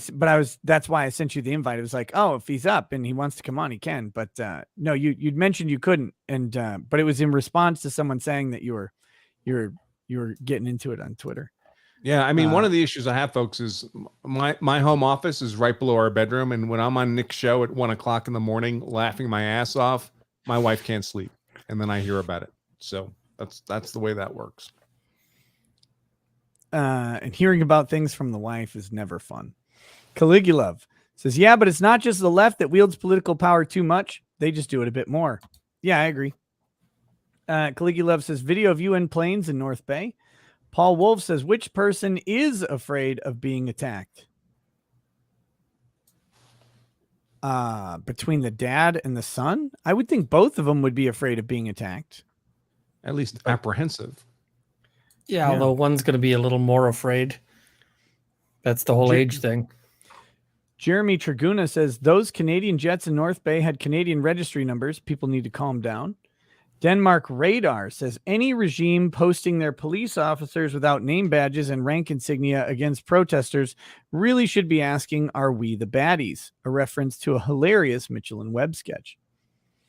I mean, I'd go a step further and basically say any officer showing up with their name and badge number covered should be fired. Just that should be the policy. You cover your details, you're gone. And that's it. Because we've seen too much of that here in Canada, where we have protests being suppressed with sometimes extreme force. When you see like the G20, which was Bill Blair's doing. He's now, in Parliament. But yeah, I don't have time for that where they're covering that up. I agree. Names and badge numbers, clear identification that they are police, transparency in law enforcement, and transparency in the courts. That is a haircut, isn't it? So It's a haircut. that's what we got. Is it close enough for them to see, you think? Okay. Okay. Okay. I guess the video expert must be I'm coming gonna in. have to move up over there. So.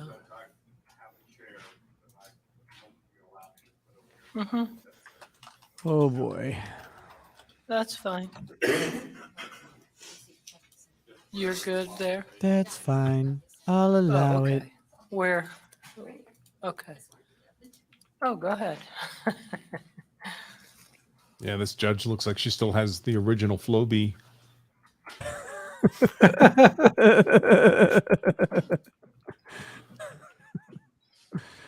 Oh gosh. Why do I allow you on this show? Come on. No, that was good. Okay. Let's see. That guy behind Curtis have Reeves, the other everybody over lawyer, there? I forget his name, Okay, well, Thunderburger or something. Funderburg. His facial hair looks like a kid Very got good. put on a All beard for right. Halloween, with Bring with him a in, mascara we'll brush. call Looks like it's painted on his next face. witness, and then I'll move. All right. When I do, probably be easiest.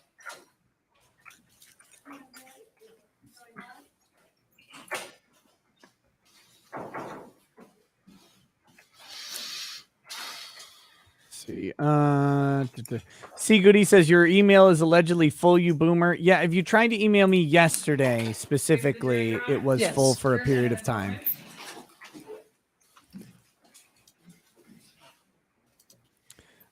Me Flowers 66 says, Ian, I live in the U.S. and donated $20 to the convoy. Should I be worried about the bank freeze? Not unless your bank is Canadian. Canadian. Yeah.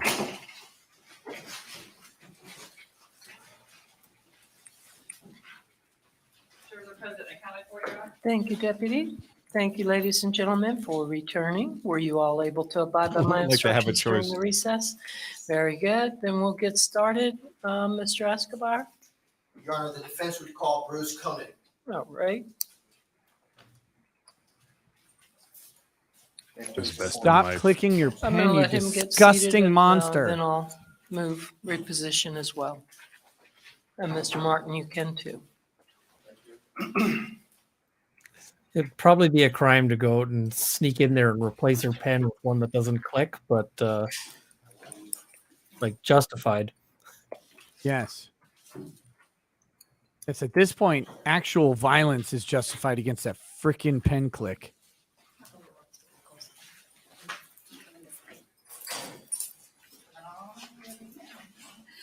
He brought a suitcase with him. Guess he's going right to the airport from here. I swear or affirm the testimony you shall give in this call to be the truth, the whole truth, and nothing but the truth, help you God? I do.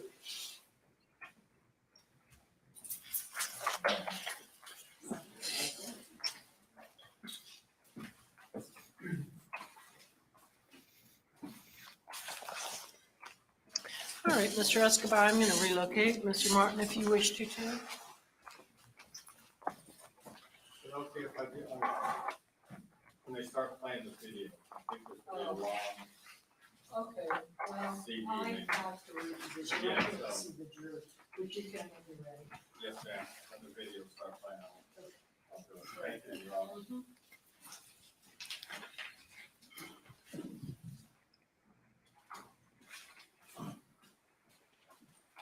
It's Mark Hamill's uncle.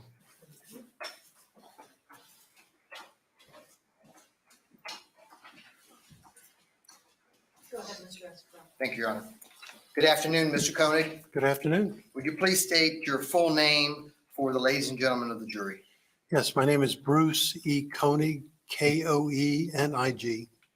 And would you tell us a little bit about your Be another formal expert. education, Mr. Koenig? Oh, Yes, sir. shit. I This is going have to a take forever. Bachelor of Science degree from the University of Maryland. I majored in both physics and mathematics. I've completed an electronics course through what at the time was called DeVry Technology, but now is DeVry University. You went to My DeVry. master's degree is in forensic science from George Washington University. I've taken additional graduate level courses at Massachusetts Institute of Technology, MIT, University of Utah, George Mason University, and the University of Colorado, Denver. Tell us a little bit about your coursework with your undergraduate work. Like I said, it was pretty science directed with math and, and physics.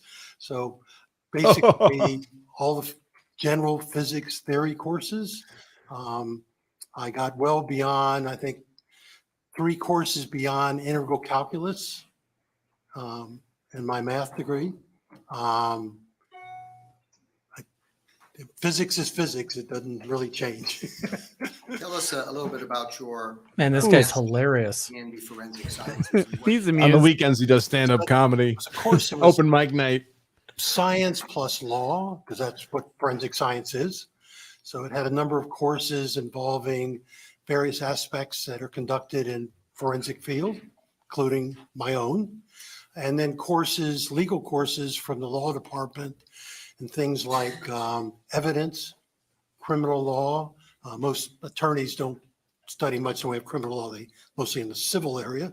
Ours, since I was an FBI agent, was criminal. And then we took some basic constitutional law courses. You took some courses in some additional institutions. What were some of those courses that you took, for example, MIT and what have you? MIT was a 2-week course. I was one of the 2 people in this large class that actually didn't have a PhD.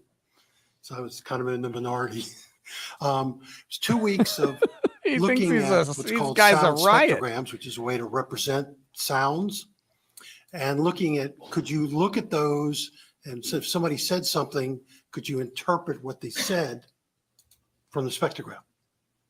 So it was a fairly unique course, but for me, At least when his date never background, comes that back from the signal restroom, analysis he can part tell of himself some jokes. doing that kind of work. And some of the other courses that you took at the other universities?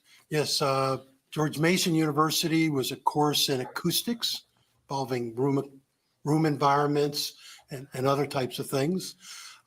University of Utah was a course in authenticity of audio recordings. What does that mean, authenticity of audio recordings? Authenticity in our field involves determining if a particular recording was unaltered, continuous, that is, wasn't stopped or started, is consistent with the recording system it was made on, and it's the original or an identical copy of it, what we call a clone. So if you have a Word copy or an MP3 file at home and you make a copy of it, you're probably making a clone. If you don't make any changes, that's what we call it.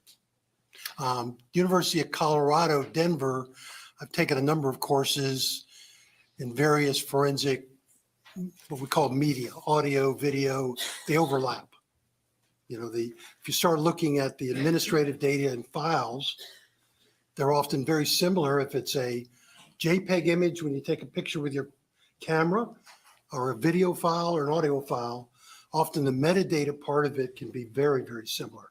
So the courses might say they're audio or video or imaging.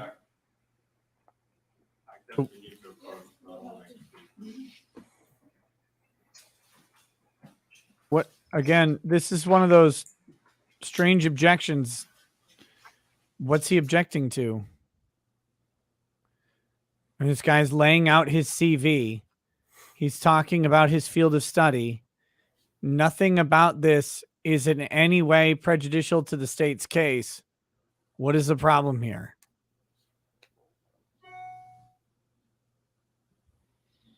Man, this guy was FBI special agent for 25 years. God, that's a long time. For 25 years, people in the FBI had to listen to this guy tell jokes. Oh, God. One day he'll become a judge and everyone will have to pretend he's hilarious. Oh, that's the worst. Judge jokes. Your Honor. Good one. Please die. Busted Knuckles says, I live just outside Amarillo, right on top of Timber Creek Canyon. Lunch date, perhaps? I don't know. Have to see what time I arrive in town, but I'm staying right in the center of whatever you call downtown Amarillo. Oh, I know what I call downtown Amarillo. One of the only places on earth I felt relatively unsafe, which is wild. Amarillo and Miami are the 2 places. Walk around downtown Chicago, no problem. Downtown Atlanta, no problem. Downtown Houston, no problem. Downtown Amarillo, I'm like, this is sketchy as hell. Let's see, what do we got? They do have a funny steak joint there where I think it's like a 5-pound steak, and if you manage to eat the whole thing, it's free. Yeah, that thing's, oh God. Could you imagine eating that though? How you would feel? Ugh. I'm not a big fan. I did see that place when I was down there, but I didn't go eat it. Downtown San Francisco is safe so long as you have. Stay here for a few minutes when the video starts. I can see all the jurors. I just can't see. No, I can tell you when we're going to be using the screen. It's going to be some distance from that. Okay, thank you. As long as you have shoes thick enough to resist the needles, you're fine in San Francisco. In addition to your formal education, Mr. Koenig, have you also taken some courses dealing and specializing in forensics, specifically in the area of video and audio analysis? Yes, sir. And tell us a little bit about that, those courses that you took I'm going to name a couple of them. Okay. First one being the applications of modern imaging processing systems. I think that was done by the International Society for Optical Engineering, and that was in, I guess, it was in Bellingham. Is that correct? Yes. And tell us a little bit about that particular course and what was the focus of that course? Yes, the focus, they're more of an academic type people, taught the class, PhD types, and they talk through all the the aspects of digital imaging, where you break the image into a set of squares or rectangles, pixels, okay? They went through all the theoretical basis for it, how the sensors actually do that. They actually play tricks to get what we end up with at the end. They're good tricks, but there's certain ways they use the so-called algorithms in the cameras and all to do that. So it was a very intensive, I think 3 or 4 days, really good, gave you a thorough understanding of really what's happening in the digital imaging world to get from a picture you're taking of to something that looks like a file that you can play back and see it. You also had some training. I know you mentioned earlier to the ladies and gentlemen of the jury that you were an FBI agent at one time. You took, looks like a course with the FBI, laboratory quality assurance training on evidence submission, examination, and return. Remember that? Yes, sir. I was an FBI agent for 25 years. 21 of that was as a supervisor in the what we call the engineering section. So it was involved. My work was mostly forensic. They We took them also off the street involved in fast. Things like developing miniature tape recorders for the field, handling complicated operational things in the field, where we had to conceal a mic in a room that would be difficult to do that. But most of my work was forensic. Evidence in any forensic field and how it's handled is critical. That's my training for the FBI. You want to make sure you handle it with following the standards, making sure nothing has changed, that somebody can come back and look at what you did and understand what you did and be able to verify that. So the FBI, when I was there, I listed the one course, but they had more than one that everybody had to take, whether you were brand new learning the field or you'd been there for a decade. They always wanted to make sure the evidence, and you always understood it was very important in how it was handled. You took a course titled Forensic Authentication of Digital Audio presented by the National Center for Media Forensics. Okay, that was one of the courses I took at Denver. So that one we talked about those particular fields. But again, there's some overlap to other fields. In other words, when you learn about audio and video, you're also learning about image and vice versa. So they, in the analog days, for which I come from originally, you know, an audio cassette, Oh my gosh. a video recording, and film, remember days of film, were completely different technologies. So in other words, you can know a lot about audio analog and know almost nothing about video or film. Nowadays, they overlap. All three now, the FBI lab, all the other labs pretty well do like we do privately, handle all three because they just overlap. You took another course there in Denver, Colorado called Forensic Authentication of Digital Images. And that was presented by the National Center for Media Forensics. Is that correct? That's correct. That course talked about how you authenticate images. We often use the administrative data within the file to tell us if it's original or not. So if you have a JPEG image and you put it into Photoshop, for instance, and process it and save it, I will immediately tell you it was in Photoshop. I may not be able to tell you exactly what happened, but Adobe, which makes Photoshop, puts her name all over the metadata. It's everywhere. So you know in the original camera. Oh, buddy. So that's your first step. The second thing is if you want to know what happened, there's what's called algorithms. They're just set of digital instructions that look at the file and say, okay, if you're familiar with processing, let's say you have a person in a picture, but now, you're not dating that person anymore and you don't want them in the picture. So you could take the background, for instance. Do you do this some, often? there and copy it over where the person is. Edit out Now the ex-girlfriend? person would I have a disappear. feeling he's editing in girlfriends. No, there's algorithms that say, oh, is there more than one place that a set of pixels are? So to look at all the pixels and see, is there a set of pixels here? And now there's another set over here that's identical. It'll look at complicated things that when you recompress something, and like JPEG compresses the data, means it changes it every time, actually degrades it, in fairness. When it does that, that compression can often be tracked with these algorithms. So we go through that set. So it was a course walking through all of these complicated type of algorithms and how they work. It's one thing to use something, but somebody like me has to get up and be able to explain what it did. Just saying, oh yeah, I put it in Photoshop or something. Yeah, that's not really good enough. You need to know what is happening. What did it do? You took a course in, it looks like San Jose, California, mastering analog video technology. Is that correct? Was that with Sony? God. I believe it was, yes, it was Sony. Yeah. Tell us about Sony and their input on this forensic world of ours. Yeah, Sony, surprising to most people, dominate the professional video world. If you're as old as I am, you remember VHS and beta. VHS, I'm sure made you it as a remember consumer beta. format. What most people don't know is the professionals stayed with beta. So all these years you've seen cameras, and now they're digital beta. That's what you use. So Sony is the foremost experts. They make most of even the equipment in the field. So taking the courses gives you that information about how their systems work in great detail.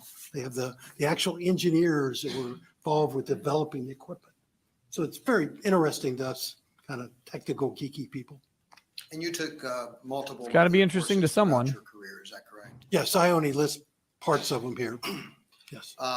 You also took a course, I believe it was in Maryland, called Signal and Image Processing and Analysis for Scientists and Engineers. Is that correct? Yes. Tell us a little bit about that. Yeah, these are programs that allow you to do lots of different things scientifically and from an engineering perspective. So you can, it's semi-written for you. So it's not like you have to do all the coding. So you can actually move things around and say, okay, I want a video signal coming in. I want to capture that. Okay, then I want to do this with it. And I want to do this. And then I want to make a graph of this way. And these programs can be set up to do that. And that stuff, our field, we do a lot because each case is different from each other. So therefore, having a flexible type of program to do that. It's like Photoshop. Photoshop is very flexible. If you try to learn it from the beginning, it's time consuming, but it does great things. You also took a course in Huntsville, Alabama called Video Analyst System Training. Tell me about that one if you can. Yes, that is one of the first kind of basic enhancement video courses I ever took. And they went through all the ways to, not only process it to make it better, but to make it in a way that can be presented in court.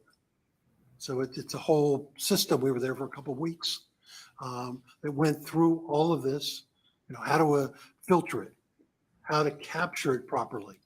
If you can't capture it properly, what are your options?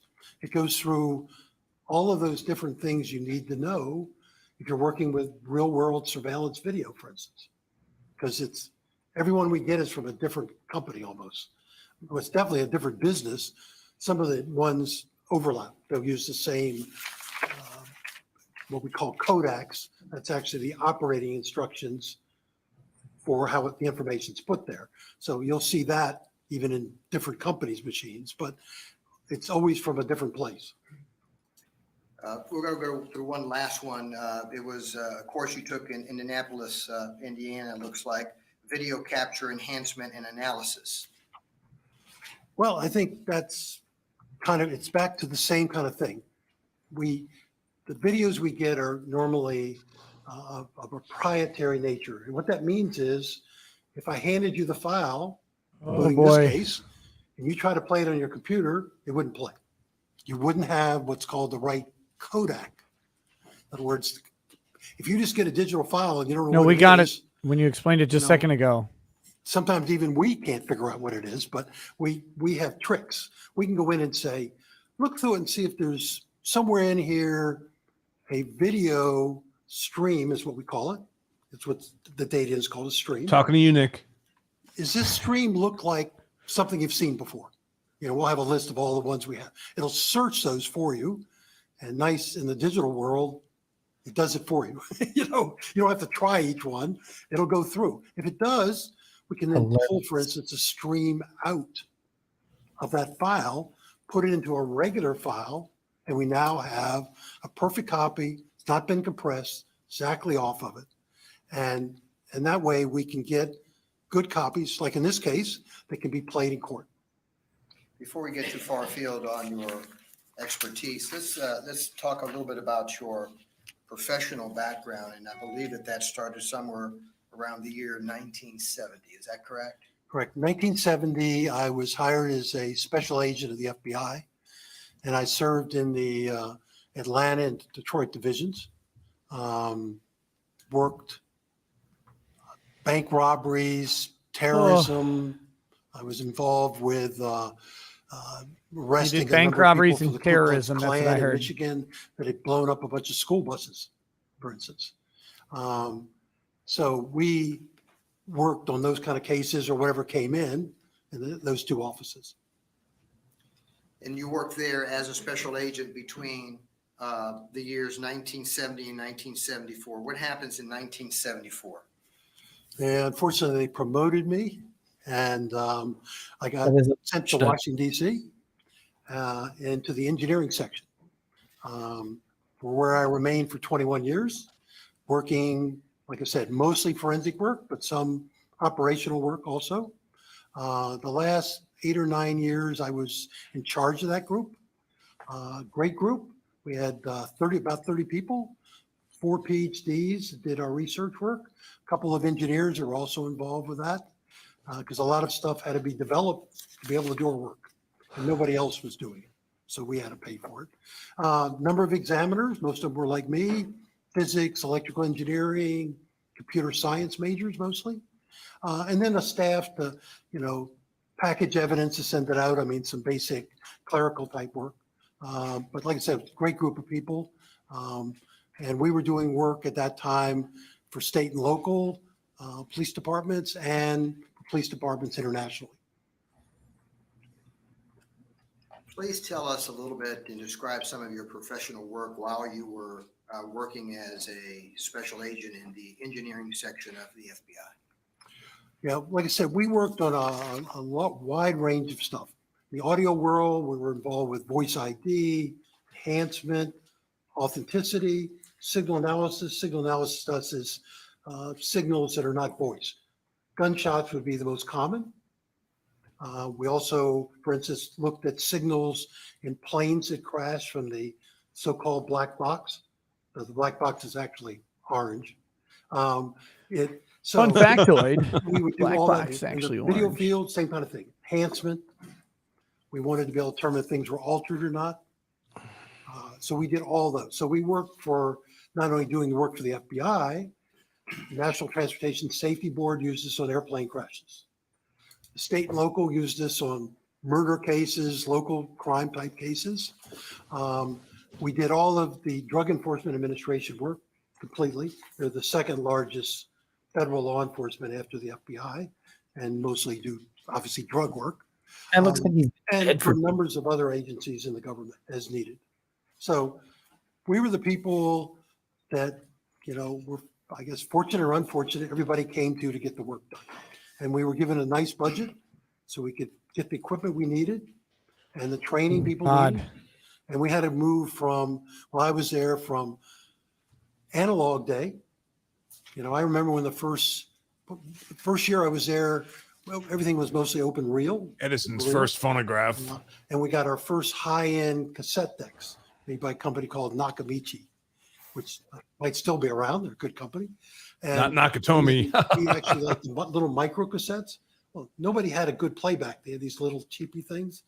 We had to have design and have a company engineer those out. So we had high quality micro cassettes because we were getting them in all the time. They had to be played back really well. And then we did research work.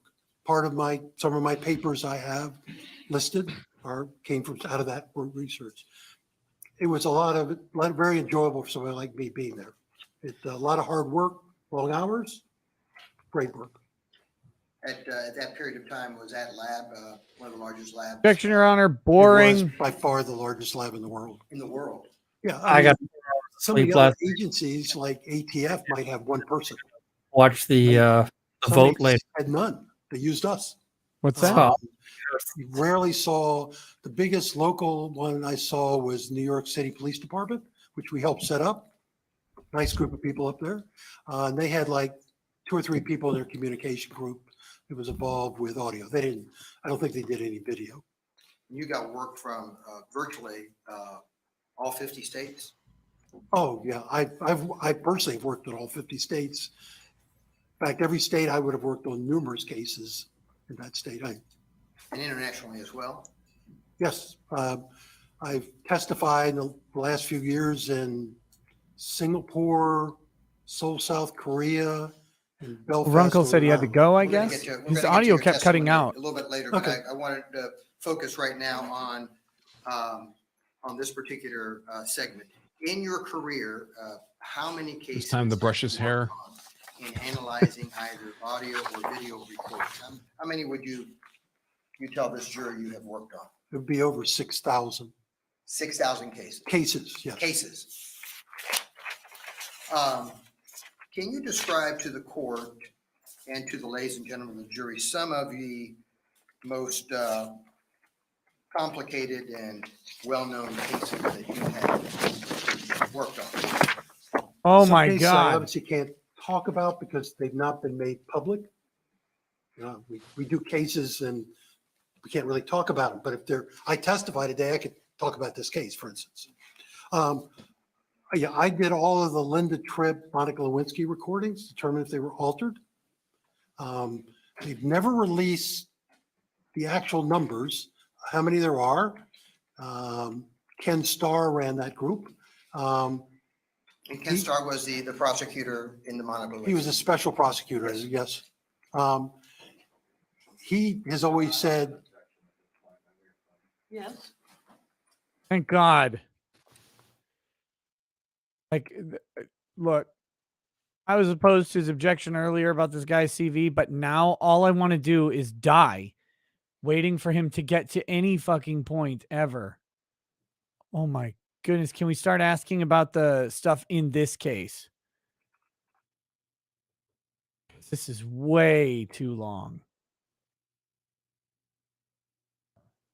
Where's my, oh, there.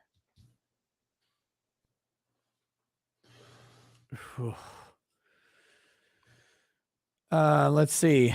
Mr. Squiggle says Runkle is a bit short for a witcher, isn't he? Yes. Yes, he is. Mandy Kravitch says, why hasn't Long Crime called your manager about your behavior and gotten you fired, Nick? I don't know.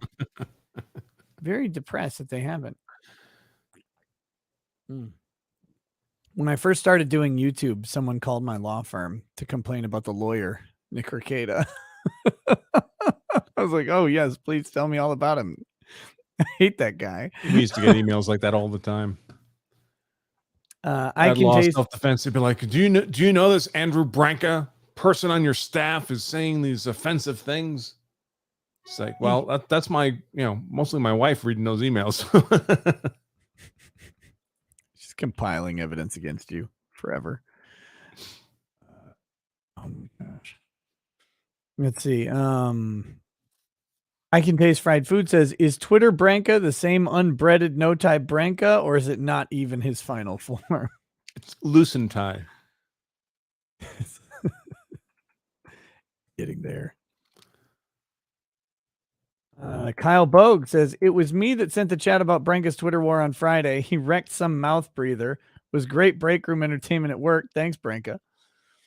It's a guilty pleasure. It's never hard to find somebody stupid on Twitter. No, all you have to do is log on. Just sit there and they drive right by. I hate Twitter. So many ways. You kind of like, again, it sucks that it's effective for marketing and in general and stuff, but man, I hate it. Let's see. I honestly don't know if it's any use at all, to tell you the truth. I mean, I put posts on there, tweets, I guess, about when we do blog content or live streams, but I don't know if it makes any difference. I only post there because it exists. I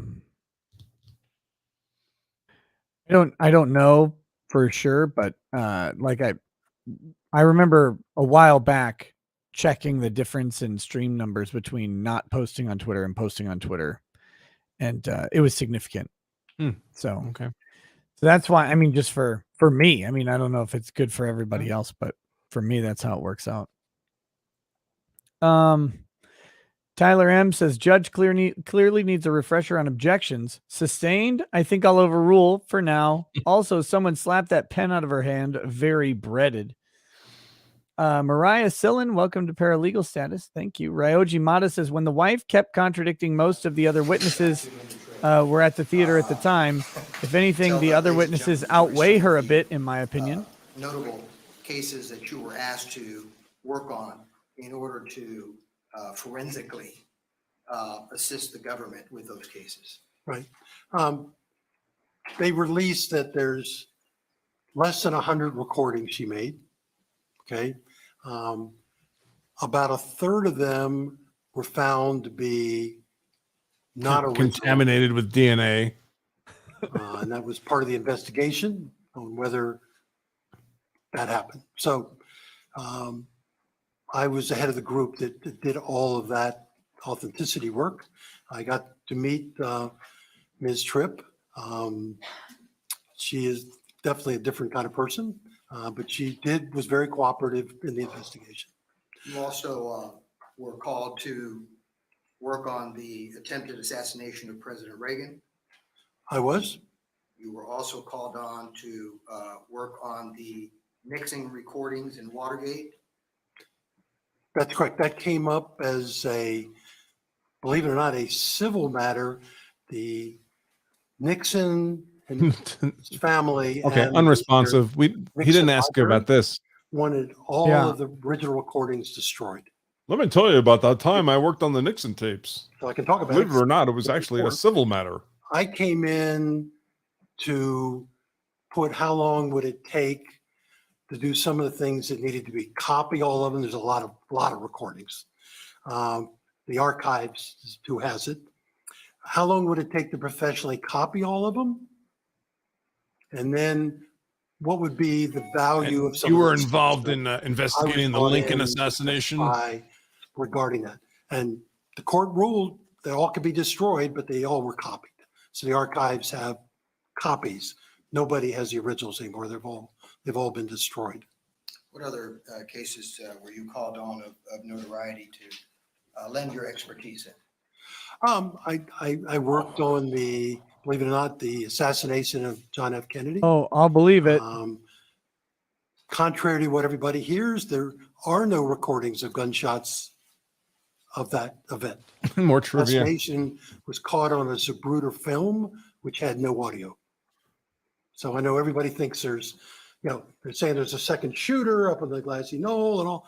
There is no recordings now from Dealey Plaza on that day of the assassination.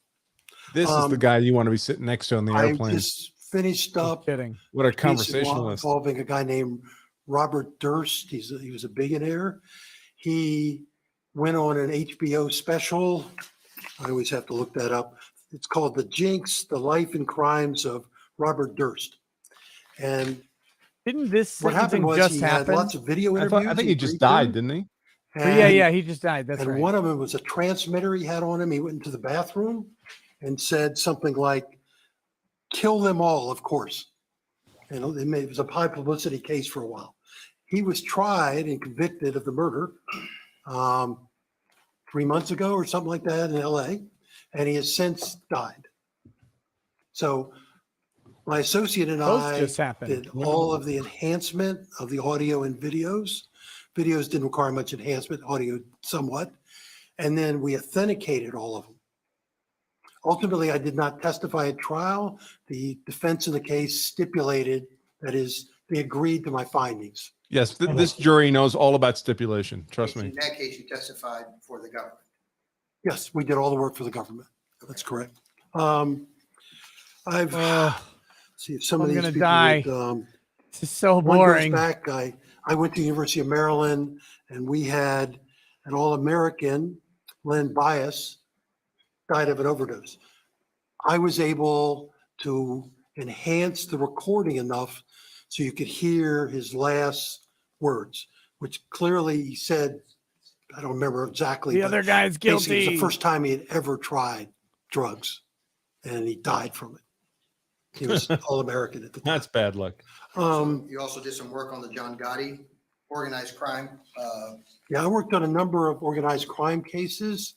The last one that put him in prison where he died, I was testifying for the government, and I was authenticating the recording where he had said that somebody needed to have their knees broken and killed. That's what's on the recording. So I was able to authenticate it and enhance it. And it was high security in the place, even though I was an armed agent. Oh my We God. had marshals there, everything, because of the case. When I got done, he walked over and shook my hand and thanked me for testifying. It's kind of something I always remember. Even though what I was talking about put him in prison. For the Oh, rest of funny his life. story about that. Kind of a gentleman out of that. Any others that you can? He really took it well that I put him in prison forever. I've worked on a number of airplane crashes. I probably started with Air Florida back Probably in started with you talking to the pilot. 1980 or so. It was a biplane. And to this day, we still do a lot of major airplane crashes. Fortunately, the last few years, I haven't been many. So that's Autism laugh good counter is data, up but to 8. We do the signal analysis part and enhancement of the black boxes. We've worked on the former Ukrainian President Leon Kuchma. Did you do so on behalf of authenticating Joe his Biden? recordings that somebody made in his office that were hidden. So we enhanced them and authenticated them. What about the New England Patriots player, Aaron Hernandez? Yes, there was a bunch of videos that had to be processed, and the government asked us to do the work. And again, you were working for the government in that case. Yes.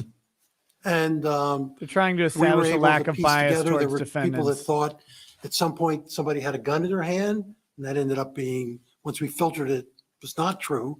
Another place they weren't sure, we were able to verify actually had a gun in his hand. A very good player for There the were a New couple England things we Patriots. came out who on that. Then had to I go out and kill testified somebody, get 3 caught and times convicted. in the International Tribunal in The Hague, Netherlands, involving usually stuff out of the former Yugoslavia and all the war crimes that were committed there.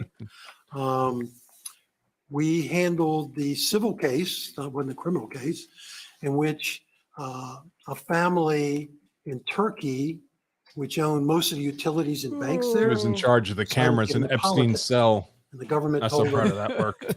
nope, you can be in utilities and banks or in politics. Can't be in both. Family said, tough luck, we're going to do it.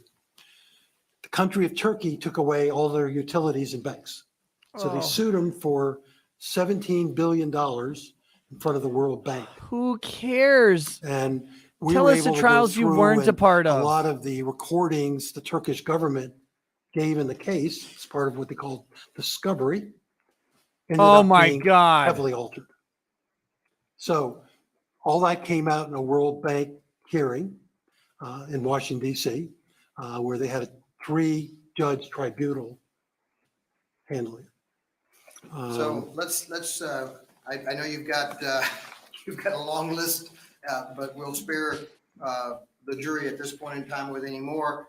Tell us about your published work, specifically in the field of forensic audio and video analysis. And maybe keep out I the have about anecdotes. 50 articles I'm an author or co-author on. Oh, of course you do. To give you an idea, the last one we did, and it's not an exciting title, I'm afraid, but I'm it's not the effects exciting. of Stop there. It's content entitled trimming Humor and iPhone Surveillance 12 Enhancement. in Pro Max video files on iOS 14, which is the operating system. We basically, in an iPhone, if you own an iPhone, you can trim off the beginning, the end, or the middle of a recording. So we want to know, our clients want to know if that happened. They've got an iPhone recording. It happened. This goes through and looks at, as I referred to, the administrative information of file, and it's called metadata, metadata. It's the part of the file that's not what you're interested in. If it's a video file, it's a non-video part, okay?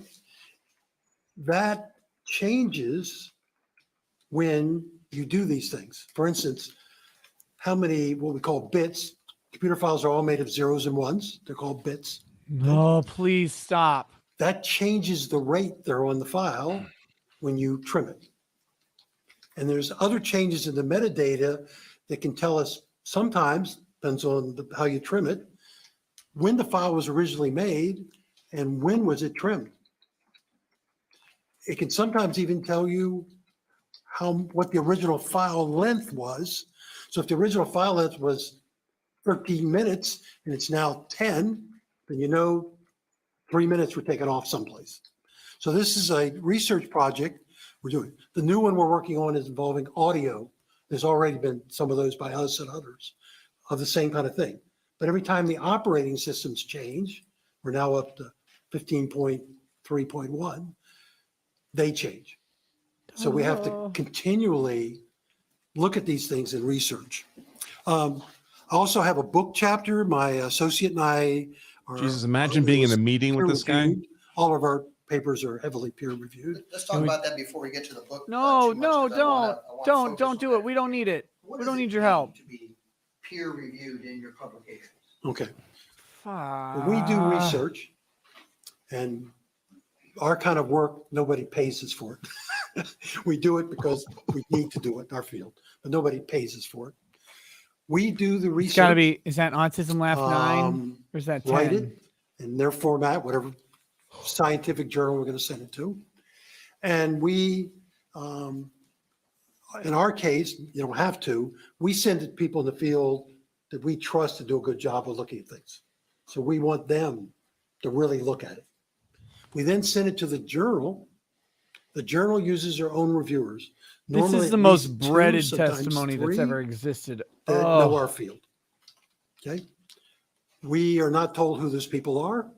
Some of the journals don't even let the people reviewing it to know who the authors are. It just varies by journal. They make any remarks they want. They can just accept it straight out. They could say, gee, we like this rewritten, or we don't understand this part, rewrite it. Or I'm not sure this is right. Can you show us some of the data? And we certainly do that. So once that gets through and they agree to it. Do you do that? And we agree to it, it's then goes through an editor and it's published. Once it's published, the paper takes on its own life beyond the authors. In other words, if my associate, Doug Lacey, Lacey, and I both died tomorrow, our papers are still there. They don't go away. They So don't? The people in that journal. Oh my or God, that's anybody very reading it, surprising. doesn't even have to be for that journal or from that society. If they have a problem with it, they come in and respond to it. So it's meant to be, in some ways, a continuing review process. If somebody a year after we publish it realized we did something incorrectly according to them, they come forward with that information. So the review process is, I think, quite robust. And all of us want good articles out there. You don't want an article that has a problem in it, or usually end up with very few typos because of all the reviewers, which is nice. I'm not the greatest typist, and we go from that. And these published papers that are peer reviewed, were they both in audio and video forensics? Absolutely, yes. Okay, and so they weren't limited just to audio. That's right. Like I said, my latest article was video. And your research that you conducted in an effort to become proficient enough to write those articles and accurate enough to write those articles were also in the area of video forensic analysis. Yes, our book chapter, for instance, which was peer reviewed. Not all books are peer reviewed. I think we all realize that. But a lot of technical books like the ones we're in, they do peer review it. It's involving authenticity of both audio and video. That's what it's about. It's about, I don't know, I want to guess 35 pages or something like that. Is it the only book on authenticity? It's the only overview article on the subject that I know of. Other people write a couple chapters in a book giving an overview of it, but they don't go into detail. There's a lot of people that write articles on authenticity, but they're more very specific. Like I was talking about an iPhone recording, it'll be more specific. Ladies and gentlemen, there's a giant fine line between showing the competence of your expert witness and making the jury want to hang themselves. We've long crossed it. Law enforcement as well as to the private community. Is that correct? That's right. It's kind of a continuing thing that groups, we've had appellate federal judges that have, what is it, end of the court, I think it's called. I'm not a lawyer, obviously. Yes, end of court. And they've invited me to come and talk to them about some aspect of science that I'm involved with and talk to them. It's really informal. Everybody brings something to eat. When they invite you, you don't have to bring any food, I found out, but it's, yeah. Come on, do it. We'll Laugh. go in and talk to these people. Laugh at your stupid We joke. want people to be educated in our field, understand what we're doing. I think it's important as more and more audio and video is appearing because of cell phones. Used to be, how many people walked around with a recorder before you had a cell phone? Virtually nobody. Now, everybody almost has something that records quite well in audio and video. So so we're getting more and more cases. And so your teachings and your lectures were also to law enforcement agencies throughout the country. Yes, if we're asked, we normally, if possible, try to attend and present. Let's go back a little bit because I want to go back to your position within the lab and tell the ladies and gentlemen of the jury how your position within the lab grew as your career grew. Right. Like I said, I was brought back from a supervisor out of Detroit. And though I'm officially a supervisor the day I show up, I don't immediately been given 10 people to supervise. Most of our supervision was of projects and cases. I usually had several technicians. One might be in the process of becoming an examiner, and that can take up to 3 or 4 years, depending on what you're doing. Some are just technicians. They don't really have an interest in coming out and testifying to people like yourself. They wish not to, or their education is not at the level that it would meet the standards for that. And I worked up and started doing the complicated cases. Authenticity and signal analysis are the most complicated cases. And I like doing them. So some people just wanted to do more enhancement work and other things. Plenty of work there. Everybody kept busy. And then once I got trained, I started training other people. And in fact, when I retired, the FBI brought me back for 8 more years to continue working on high publicity Please cases tell that us they were about getting, those 8 more and years, to continue one training day at a some of the time. people that were there and finish that.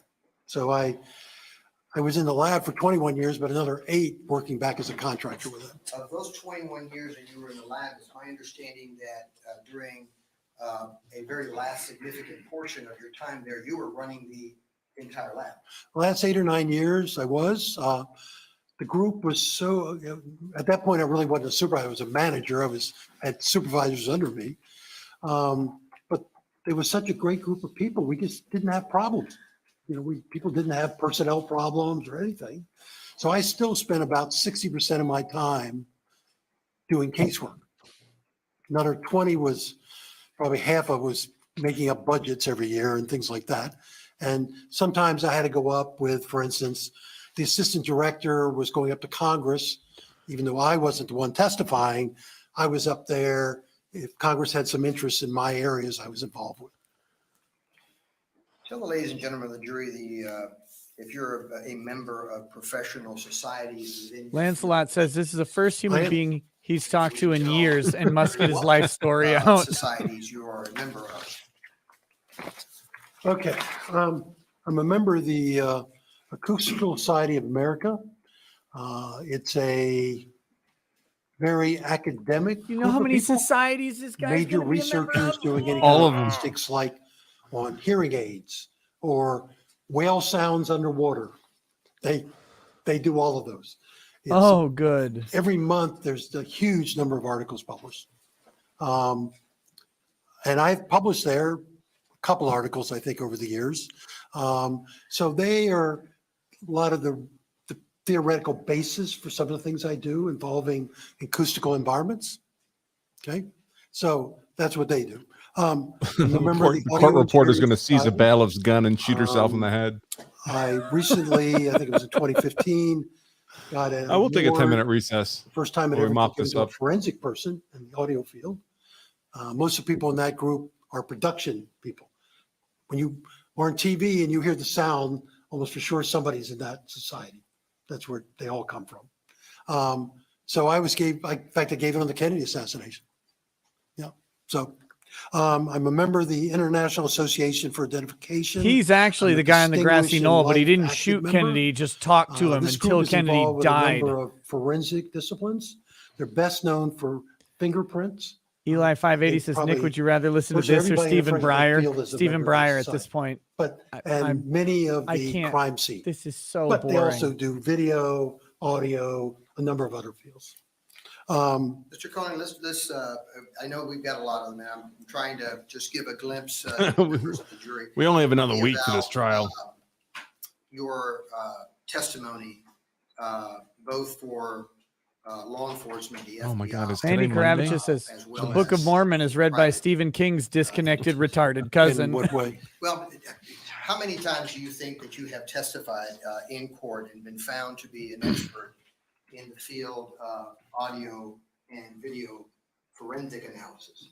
This is my 425th time to testify as an expert. Of course, he knows the Most of those exact are in number. courts. Oh my God. I had no doubt They in my never mind know that he the would exact know. number, folks. International arbitration groups and some administrative It's groups always, here. oh, The hundreds. Majority would be in a hearing or a trial in a courtroom. In how many states and how many foreign countries have you testified as an expert in the field of forensic audio and video analysis? I think I've testified in, I believe, 43 states. The District of Columbia, Puerto Rico, Guam, U.S. Virgin Islands. It's the most like qualified Turks and witness Caicos ever. Islands, Northern Ireland, South Korea, Singapore, the Netherlands, maybe a few more. Okay. Tell the ladies and gentlemen of the jury what government agencies you have been called upon to testify and to do video and audio analysis. Just wait until we get to the endless series of objections and bench conferences requested by the state After I through left this, the FBI. once this guy starts substantively testifying. FBI, we mostly work with federal agencies and state and local. So most of my By the work- time they get to his almost all of substantial it came in testimony, it's from going to them. be tomorrow. So this list would be since I Tyler left Mueller the says, FBI. unlike you, Rickade, I can FBI. listen to this Yes. expert for Well, hours. let me I'd have see. a drink with him. Obviously, the U.S. Department of Justice. they I use just those ordered a for pizza for lunch. almost This guy all will still the be talking when I'm done airplane eating it. What happens is if a plane crashes, everybody sues the federal government because they have what they call deep pockets. If you win, they have the money to pay you, basically. Obviously, the Federal Bureau of Investigation, U.S. Congress, Office of Independent Counsel, the Bureau of Alcohol, Tobacco, Firearms, and Explosives, Drug Enforcement Administration, Security and Exchange Commission, U.S. Department of Defense, U.S. Department of Energy, U.S. Customs Service, Federal Trade Commission, United Nations Criminal Tribunal, National Academy of Sciences, U.S. Agency for International Development, District Attorney's Office. I think we've got enough. Okay, and this was all post FBI, where they had called on your expertise to assist them in different matters. That's correct.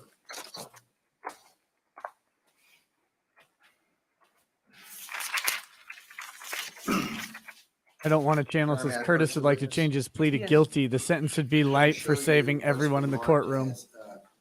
Defense exhibit, Madam Clerk, BB, and ask you to take a look at this particular exhibit and tell me, Mr. Cohen, do you recognize that exhibit?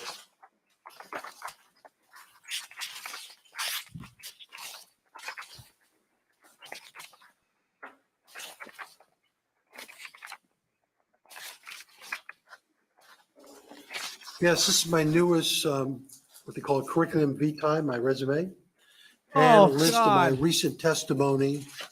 I can even see a typo error.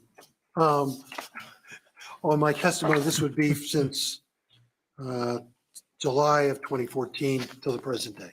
And who compiled that information on that curriculum vitae for that document? I did. You did. And did you keep that particular document as part of your business there at VecTech? In our business, that's what, when our clients call, that's what they want. They don't really ask for something else. They want to know, can you send us your CV? And does that then include all of the areas that you have worked in your career? Yeah, it's a summary of everything. Okay. We talked a little bit about your time with the FBI, heading up the lab there for video and audio analysis. I want to talk a little bit about when you retired and what happened when you retired. And I think that goes back now to 1996 to present. Is that correct? Right. I retired from the FBI the last day of 1995 after 25 years there, total of 32 years in the federal government. So a lot of years. And I believe you were still even contracted by the FBI 8 years thereafter because of the level of your expertise. Yes, if you're an FBI agent, you're not allowed to have outside employment. No exception at all. So the day after I retired, I started my private business. So from there on, I have continued in this field, what I did at the FBI. And even when I was a contractor for the FBI, I was still doing work for other agencies on there. And like I said, I've had a number of different associates, and now Doug Lacey is now, I gave him the business 7 years ago because I like doing casework a lot more than doing invoices and administrative stuff. So he does all that now. It's his business. He's my children's age, so he'll be around. If you call me back in 20 years, it'll be Doug, not me. And Dude, so no one that's even what we've knows done. who Doug is. And while you were working there in this private entity, or the entity is called VecTech? Yeah, BECTEC LLC, Okay. all capitals, BEK space TEK space LLC. And while working for this company now, VecTech, you continue to do work for the government Sure. and for prosecutors and police offices throughout the country. Yes, our work is complex at times, especially for people that are not into this kind of work. But our work's objective. It's not an opinion. You get the video stream off so you can play it in court, or you can't. I mean, it's not maybe. So it's much more, even though there's obviously opinions on how to do the work, it's pretty straightforward and it's objective. So therefore, if we got hired from either side in this case, and asked to do the same thing, they'd get the same result. They wouldn't change. Tell the ladies and gentlemen of the jury what the word forensic means. It's how science is applied in the legal world. The simplest thing. In the legal world, can we afford to make mistakes? People sometimes don't understand that. It's a good question. It's, yeah, you're affecting people's lives. You could, theoretically, somebody could be executed if you did the wrong thing. But certainly, you know, I'm not ever telling a jury or a judge what decision they make. That's not my job at all. I don't do that. I want to give them objective scientific information that they can use to help make their decision in the case.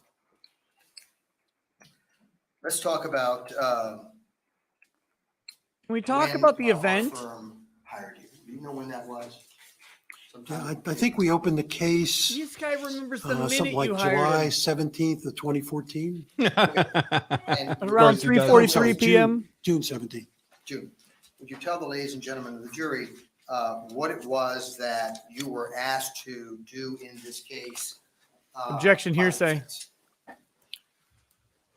Well, I think the general thing was to look at the videos from the movie theater and kind of see what we could do. Can we determine if certain things you see in the video, what they are or not? Be able to prepare video clips that, for instance, slow the information down to make it easier to see. Could we enhance the video?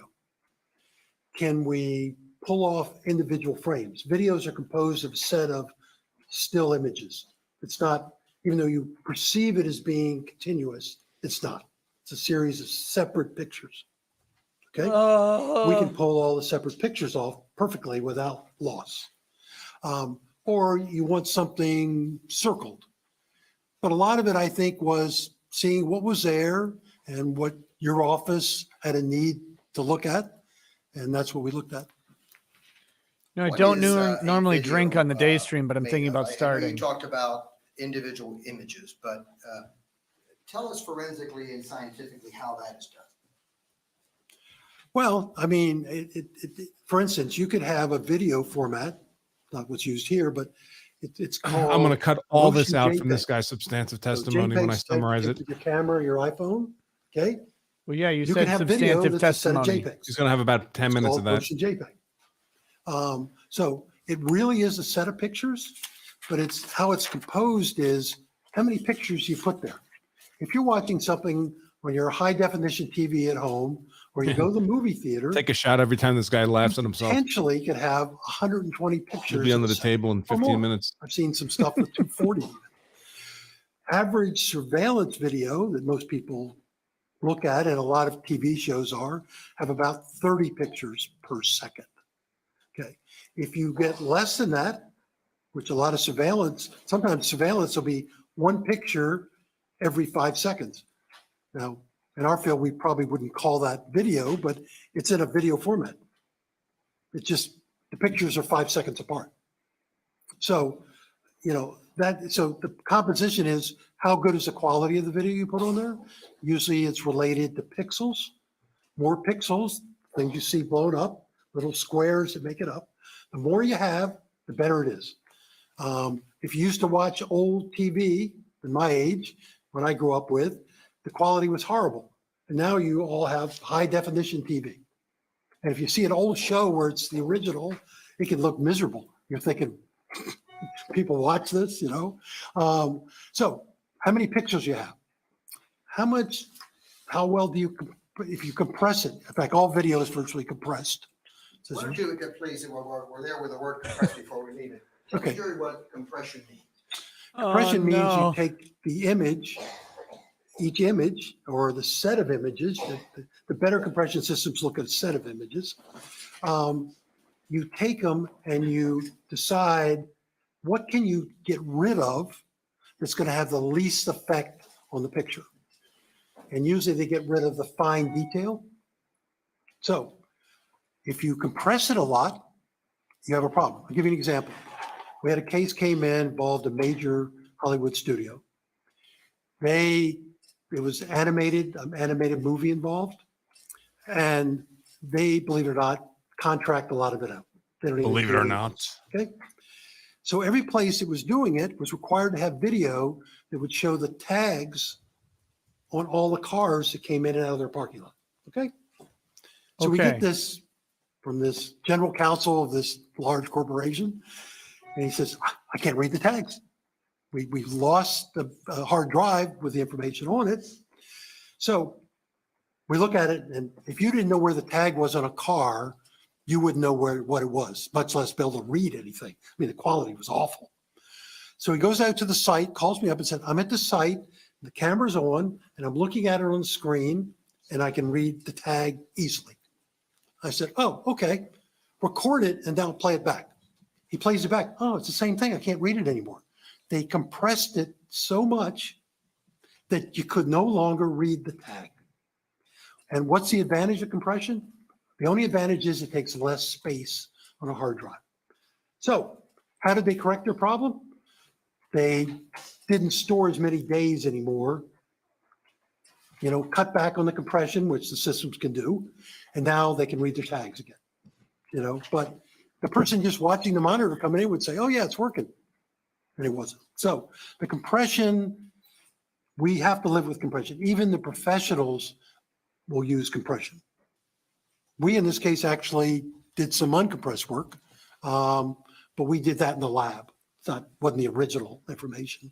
So yeah, so that's how you look at it. It's how good is the lens on the camera or whatever? How well is the sensor? How many frames there are per second?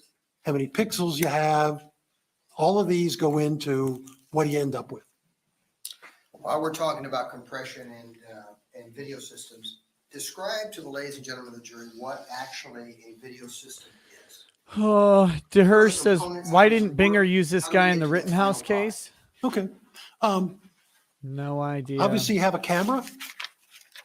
Okay, camera has a sensor in it. So if the camera, let's say, has a million pixels, that's what it does. It's going to have a sensor up there that's going to detect it at that level. It may not actually have a million sensors. They play tricks with that, but it's caught there. That sensor now takes light in the room, makes it into an electronic signal.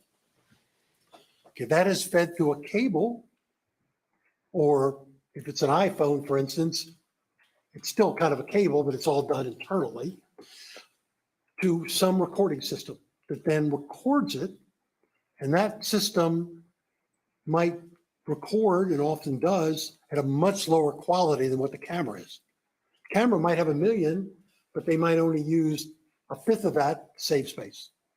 And then that's made into a file, and the files will compress. So first off, you've cut potentially what the camera had.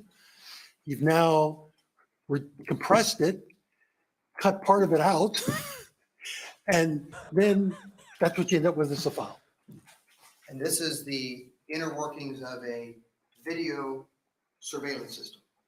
Correct. And video surveillance systems normally, whether it's a home or at a business, is going to have a hard drive. That's what they use. It's an internal hard drive, computer drive. Is that in the DVR? What you call a DVR, or what you have at home to record TV shows when you're not there, DVR.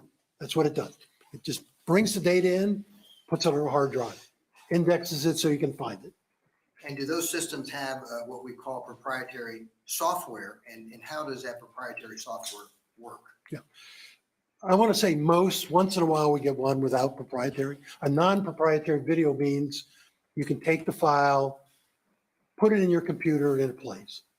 Windows Media or whatever you use, it'll play it. Most surveillance systems aren't that way. They're proprietary. Best we can find out for the manufacturers is they don't want to pay the cost of using a standardized format, but they never say. So then we have to try to get it off. It's what I talked about earlier. If you have the right codec and instructions, information, you can pull it off. The non-proprietary, it's already in your computer. It's an MP4, your computer knows what to do with it. So the codec is already there. So we often, in fact, almost all the time, have to try to figure out the best way to pull that off. Some are simple. We can go in and find the stream. Others, we have the Kodak, we pull it off. Sometimes we just play tricks, pulling it off. But we want to get it off with no loss. That's a big one.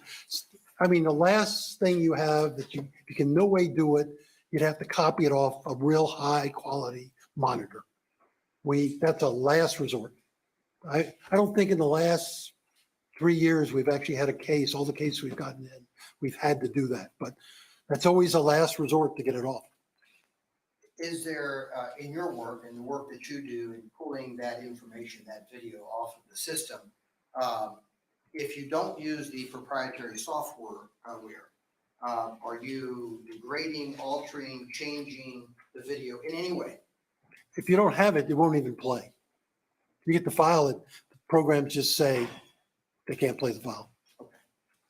Oh, I wish we couldn't play your file. Let's talk about motion sensors and being able to determine how much those sensors are set at the time of the recording. Tell me how motion sensors work. Motion sensors are, I think, in even home systems all have them now. So it's a very common thing. You can set it for the whole picture. So in other words, you could do that, or you could set it for one little part. You could set it for this wall, which doesn't move, and that means it'll never record. Or you can say, I got a picture of the whole room. I want anybody moves in the room, do it. So in a surveillance like a business, let's say you have one on the side of a building, but there's one door on the whole side of the building. You don't care if somebody walks across the lawn or whatever. You could have the motion sensor set just for that door. So then it doesn't make any recordings unless there's somebody moving in there in that area that you've done. You can usually set the sensitivity of it.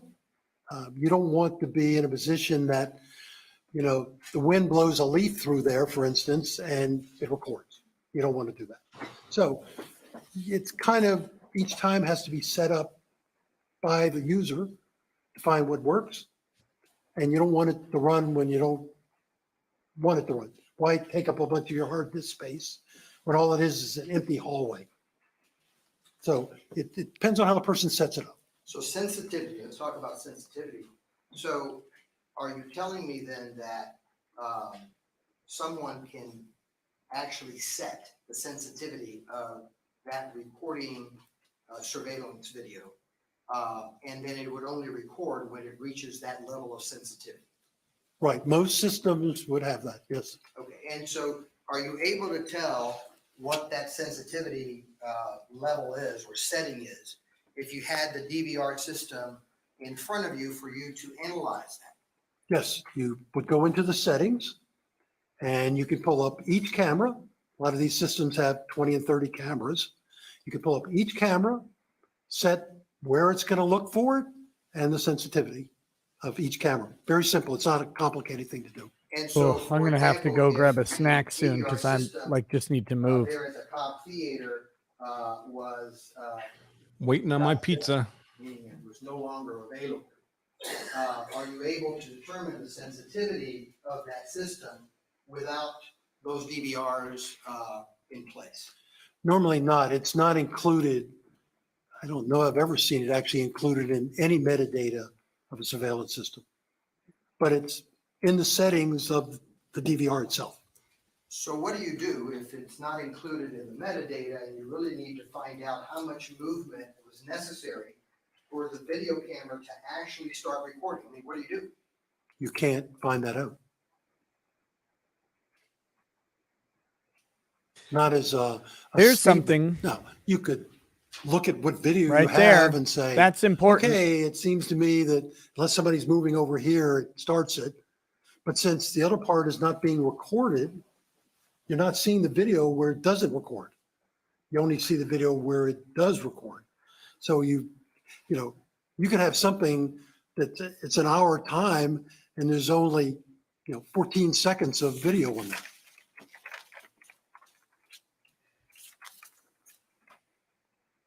Amazing that it took that long to get to something useful. Now, these The useful thing systems you that just we're talking elicited about, there, video guys, is that surveillance systems, the they tell you stuff on happens the system, on before the film the itself, motion capture when actually they are starts recording. and when they're not recording. I mean, they don't tell you directly. They just stop recording there.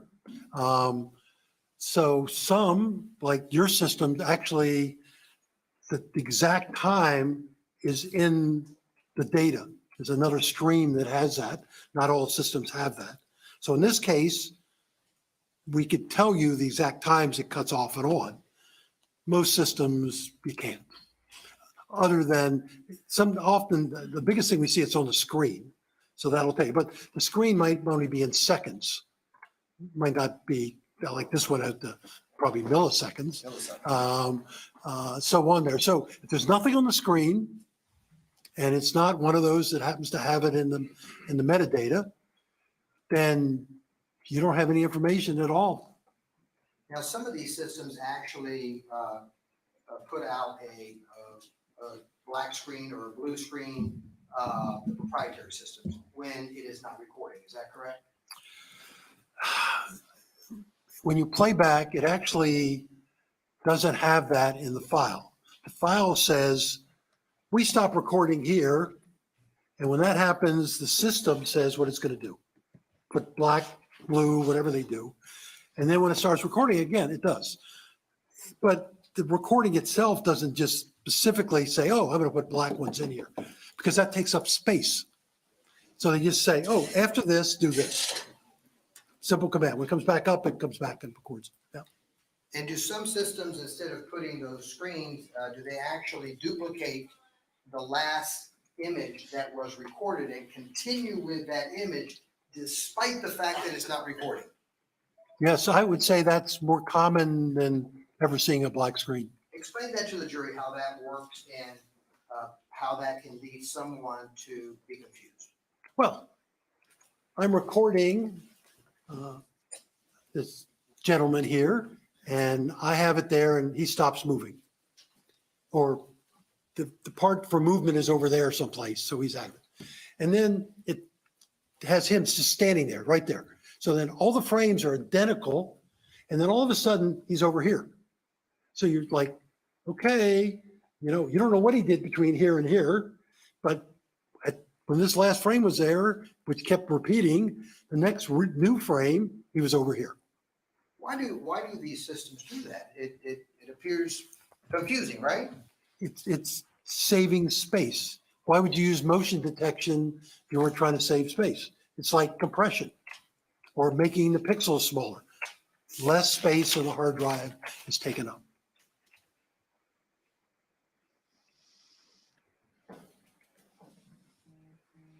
Now, tell the ladies and gentlemen of the jury how we extract that video from a hard drive or from a Mandy Karavichus says, I'd rather in this watch a particular Dallas case. Cowboys game than listen to this crap. In fact, let me, before we get to that, let's welcome. talk about the issue of a Welcome, digital Joe, image. And by let's the get way. to that first, Thank and then we can go This- and explain the extraction process. Okay. Please tell the ladies. Did I miss anything what a in the digital last 4 days? Okay. There's been some good kind of stuff, two but not types from here. this guy. And I'll talk about the image, and the other one is a clone. Okay. An image is a algorithm that goes in with a hard drive or a thumb drive, flash drive, any digital media you want. It Hey, makes Joe. a How you copy doing? of it in a way that you get everything off of it. I mean, if the thing had nothing on it, it would just copy the whole thing. It's a 5 terabyte hard drive with nothing on it. It'll copy nothing. This guy's talking about the They'll have a video of complete the picture shooting. of the whole thing. The advantage is Yeah. we can then pull the stuff This guy is off the guy who will eventually without having to testify that he go couldn't have through possibly shot some this program guy that might in change response it to or the do popcorn something. being thrown. It's all there. And so Eventually it's we'll just get there. An exact Some point scientific copy of it. A clone in a year. copies it all, but in a kind of a different way. The scientific clone is useful in the sense that, let's say, had a case in which we had to give a copy to somebody else. The attorneys needed what's a copy. And they wanted to be able, and they also wanted to be able to put it back in the DVR. We don't recommend, we believe the hard drive should come out and never be used again if it's forensic, period. Okay? Well, what if you want to get in there and get, like talked about, the settings or something, okay? And some of them require you put the hard drive back in. You can make a clone of it that will now play in the unit because it's identical to the other one, but the original is still untouched. So anybody in the future can always look at that original if they have to, and you're going to have an image of it, and if you need it, you have a clone of it. Okay. And so let's talk a little bit about this process where a video is nothing but a series of images. Is that correct?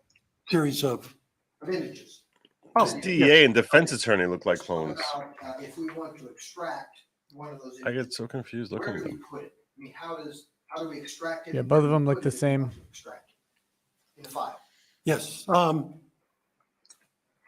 You can, if you have the proper file, depends on the file, you can use programs, and there's a number of them out there, that will actually extract that image. You say, I want this image on my screen, be extracted. It doesn't extract it off the screen, it extracts it right out of the file. And then they put that into a image file.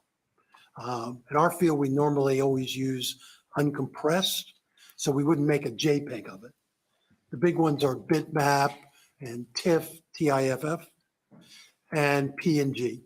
Okay, and those are files that do not compress the image. Is that correct? Well, the PNG technically compresses it, but it's in a way that we call lossless. In other words, there's no loss from it. It just makes the file a little bit smaller. Okay. Let's talk about pixels and how that relates to an image. Please, yes, If let's you'd talk like, about I'm pixels. going to have you step down and describe that to the jury on our whiteboard. Okay. Your Honor, may I have the witness step down? Yeah, is After this, this segment, we can break, okay, and then we'll start with the video. all right. Oh my God. Yes, he can sit down. Yes, you may. I'm not going to forget.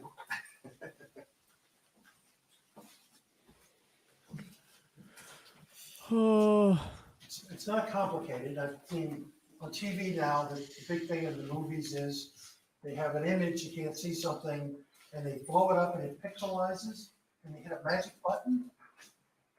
Guess what? You can't do the magic button. So in other words, you have an image, and it's made up of pixels. Okay? So, and this goes all the way down, pixel after pixel. Okay, each pixel, this over here, is a square or a rectangle normally. It is either a color throughout, or it's a grayscale, somewhere between black and white. Okay. There is no additional data in there other than that. In other words, in some time in the future, they use some specialized stuff and take this pixel and get more information. The answer is no. In other words, there is no more information. It's just a color or a grayscale, period, the whole thing. So the less pixels you have, the less detailing you can do. You know, if you wanted to say, I got, just make a circle. Right? Well, what if I only had one pixel to cover? What would the pixel look like? it wouldn't look like anything because it's covered. Well, what if I had 4 pixels? Okay, remember, all of these are going to be some grayscale or color. They can't put that line there. This is all going to be some color. This is going to be some different color. It can't draw lines. It would just be 4 areas of gray or 4 areas of color. So in other words, you'd have to have enough. that you can Areas start of color are defining. traditionally Now you have underprivileged pixels and oppressed by probably down to by this areas of non-color. or you can start saying it's a circle. So, but like I said, what you see on TV There's no more stuff in the pixel. Pixel's it. This case, I think we have The pixel on the left is oppressed. 800 pixels on there. Now, to give you an idea, my iPhone, I don't have anything special, has 12 million. That's the blonde court reporter there in the bottom. I know, all I see is TV you watch on copyright Yeah, I think cucks. Each frame is about 2 million. Yeah, it's her.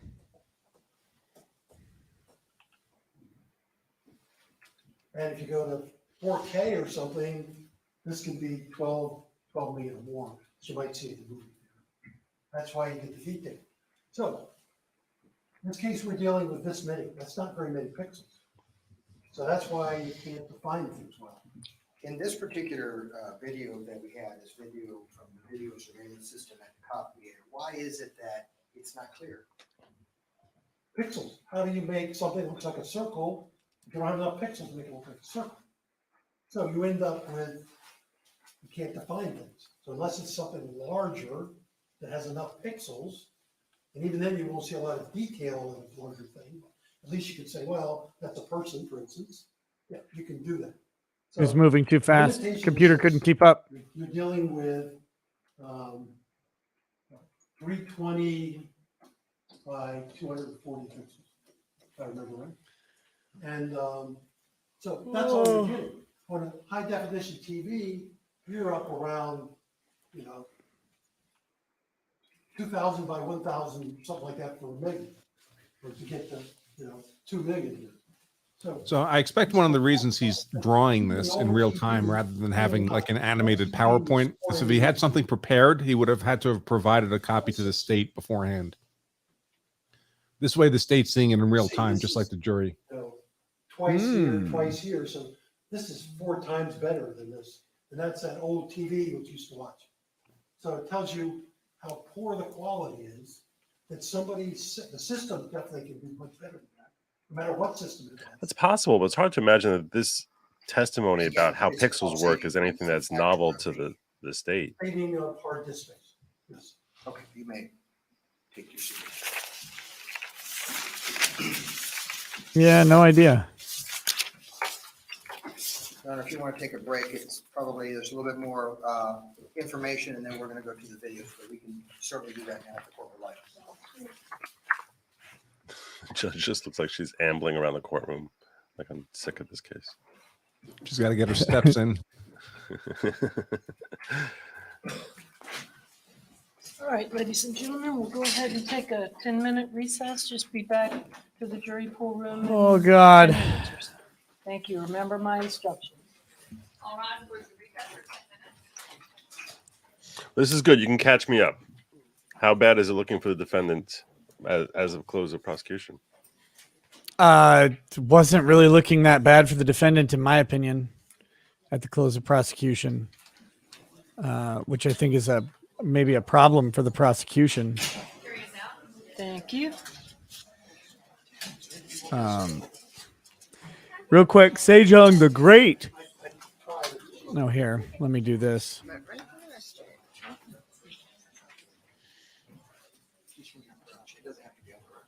Okay. Oh my gosh. Wow. Sejong the Great says, as a bona fide ADHD member, this dude is a true autist. With love, this dude is the most autism I've ever seen. A lot of my friends have the Asperger's, and this guy is off the rails. I get him, but he's lost the case. Done. This witness has been absolutely brutal. Just boring as sin. Frederick Little says, happy President's Day. The helmet head says, I would rather be disemboweled than listen to 2 boomers talk about tech like this. And Richard Grubber says, do I look like I know what a JPEG is? I just want a picture of some god dang hot dog. So there you go with that. And Kelly R2 says, I think I'll apply to the FBI for a digital forensic analyst job. I feel highly skilled at this point. Lol. Okay, so Joe. The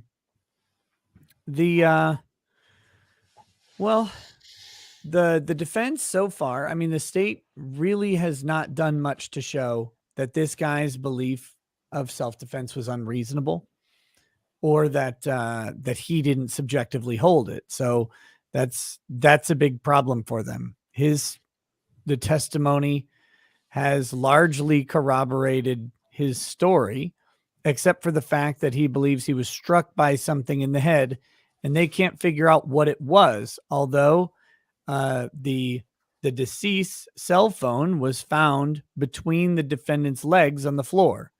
So it is entirely possible that the cell phone struck him in the head and fell down. Okay. But we don't actually know. Right. But at this point, they're still at the question of, will the jury find reasonable doubt? Because that's the hard part. So it's all going to come down to his testimony, won't it? I mean, if he seems compelling, you would think that he probably is going to walk. That's what I would expect, based on what you're describing so far. I think his testimony is going to be the big one.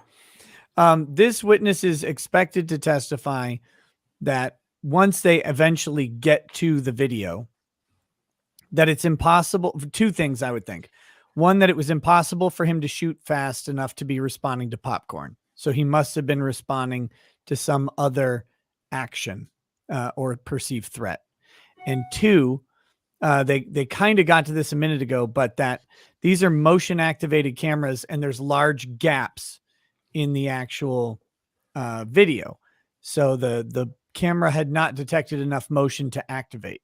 So they're going to talk about the fact that there's stuff that happened prior to what is seen on the video that is not actually captured by the video. And that threat was sufficient for him to already be on edge. If it's motion activated, so in that case, it's off, you would think that there's some lag time. If something is thrown, there's going to be some lag time, so it'll only turn on after he gets struck by something. Yeah, I mean, there's two issues. One is there's a threshold of motion, right, that has to be met, and then once that's met, there's a delay. It first turns on, right? There's the right.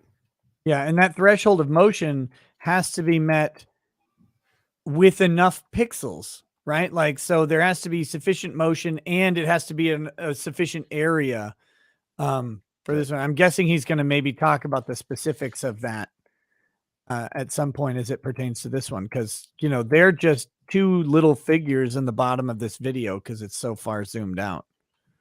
How long are they supposed to be putting on their case, the defense case? Like, when should we anticipate that he's actually going to take the stand? I have no idea how many more witnesses they could possibly have. I mean, it could be infinity. If all they had is this guy, it'll take us to the end of the week. Yeah. This has really been horrifying testimony to watch. Like, without a hint of joke, it is, this guy is so boring. And it's like, you want him. He hasn't gotten to the substantive testimony yet. Really, that's what we want to see. It's like, okay, talk about how this applies to this case, please. In some way, apply it to the video that you're here to analyze. Mandy Karavich says, this man may be a forensic video expert, but clearly he can't explain why the Dallas Cowboys ran a quarterback draw with less than 10 seconds left on the clock with no timeouts. 13 seconds. 13 seconds. It was 13 seconds. You sound like Ray Finkel. The laces were in. They were in. Laces out. When was this? What game was this? The most recent game that the Dallas Cowboys played, which is the last play they ran in the season, which was a quarterback draw with 13 seconds left. And he actually got a good gain on it. And all he needed to do was spike the ball, but they didn't have enough time to line up and spike the ball because, the referee had to put his hand on the ball to place it. And by the time he got in and out between the linemen. So it's the ref's fault. No. I mean, it was a very shaky call considering the time and everything that's going on there. But it wasn't less than 10 seconds. It was 13 seconds. Gosh. Oh my goodness. The Cowboys didn't make it to the Super Bowl. Oh no. Oh yeah. Like 30 other teams. Well, I was just remembering, like, You're just the I Super just remember that they're the team that didn't make it to the Super Bowl. No, not the team, just that they didn't, because the Super Bowl just happened, and I was thinking about it, that it was the Rams and the Bengals, right? Right. Yeah, I guess not the Cowboys, importantly. I guess your wife updated you about what was going on in the NFL and told you who's in the Super Bowl. So Yeah, she did. okay. She did. There you go. How you been? Busy, man. I'm about to get a channel strike What for? from Law and Crime. Really? Yeah. They Is it filed a copyright claim, and I can't see. What's going to happen with the trial if you actually while this I'll be strike is being streaming resolved? I'll be on Rumble and Odyssey. Okay. But yeah, I can't file my counter notification until the strike is applied, which is the dumbest system on the planet. Yeah, it is really stupid. So actually, this in a way could end up every time the cucks try clamping down, it ends up backfiring, and this could be something which actually ends up benefiting you, where it ends up developing your Rumble presence in ways that never would have been imaginable before, because people will be forced to go over to Rumble to watch trial and follow this and everything like that. So it really could benefit you in the long term. Yeah, So, it's very possible. How does Rumble deal with these kinds of complaints? Do you know? I don't. I mean, because I would presume Law and Crime would just complain to Rumble then. Could be. I mean, Law and Crime has only picked one particular video to complain to, because as it turns out, almost none of the videos that I have taken and used Law and Crime's footage, almost none of them were Law and Crime actually generating the footage. It just so happens that on this particular one, they actually were. It was actually their camera in the courtroom on the Chandler Halderson trial. But I really didn't use Law and Crime's footage for most of that trial. I don't think. I think I used channel 3000 or whatever for some of it. But and I didn't cover it bumper to bumper like I've done for this trial in Rittenhouse and stuff like that. So there's a lot less material for them to criticize. Yeah, interestingly, I mean, it doesn't matter to me. It's fair use as far as I'm concerned. But even this particular video seems ripe for fair use even more, because I didn't use the whole video, which is a characteristic, but they just happened to pick that one. So I don't know how Law and Crime deals with it, or how Law and Crime, how Rumble deals with it. I guess I'll have to ask what their copyright procedure is, but it's a lot harder to do on cross-platform copyright claims, right? Because in YouTube, they've got the YouTube video and they've got the URLs and all that stuff. On the other stuff, they have to verify it out a little bit different. But it's weird to me that YouTube is playing this like it's a strike, because I would think that, if I play, let's say I play a clip, whatever, some Comedy Central clip in the middle of my live stream. So they'll tell me that they'll take the monetization of that live stream and give it to Comedy Central unless I can prove otherwise. Not give me a strike or shut me down. Right. But they'll just like that unless I can prove otherwise, I can prove my claim that they'll take the money from me that we're making. Not the super chats, but basically the viewership, which for you could be somewhat relevant. I think you probably make enough money from your viewership of any one of these that is probably that probably adds up. But for that particular stream, the YouTube premium viewing it's about $330. Right. Okay. So there you go. So that's what they should be taking from you, not giving you a strike. If anything, based on what I've seen, how they handle these sort of situations, it's a little surprising that they're giving you a strike. They're trying to put one. They know that if they do that, I'll counter notify and still win, and they won't get their money anyway. Two, they're trying to pull a big PP flex, right? Like that's what they're trying to be. They know that it can cause harm to me because it can prevent me from streaming. That's the goal. Mm-hmm. They want the suspension. They want to punish me for beating them in views. Right. Although on this video, I didn't beat them in views. They beat me significantly because, again, I didn't really cover that trial in any significant way.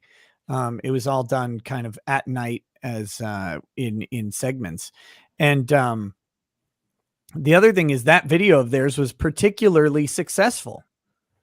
So they're going to have an issue with the damages portion. Now, of course, they could try and register a copyright with the Copyright Office to try and get statutory damages, which they'll effectively kind of have to do if they wanted to sue me over it. And they haven't done so. And they may not actually be eligible to register that as a copyright anyway. So there's a lot up in the air. But long and short, because of the YouTube system and how it works, I'll get a strike and then have to appeal it. But it's insane. Very dumb. Very, very much the wrong move, I think, for them. Are you able, if they wrongfully strike, are you able to get compensation for them? Can you go after them for damages, like expected, law? It's obviously, it's difficult to calculate what your damages are, but you can take an average of what you would make on any given stream and say that, look, I was shut down for 3 days from YouTube, and instead of making X that I was making on my worst day in YouTube, I made nothing, and use that as a basis to actually go after them. Potentially. Mm-hmm. Potentially. So there's a bad faith abuse of the DMCA, but it gets a little bit complicated because they might, since the showing requirement is bad faith is hard to show, because I'm retarded isn't bad faith. And so but you don't have ownership, but not having ownership, which is what they may not have. I mean, depending on the whole thing, that would indicate bad faith. And look, the problem that I was referencing is all judges are very reluctant to give speculative damages. And when you don't have something that's contractual, a contract that's being breached, or it's difficult to say exactly how much money a person is losing.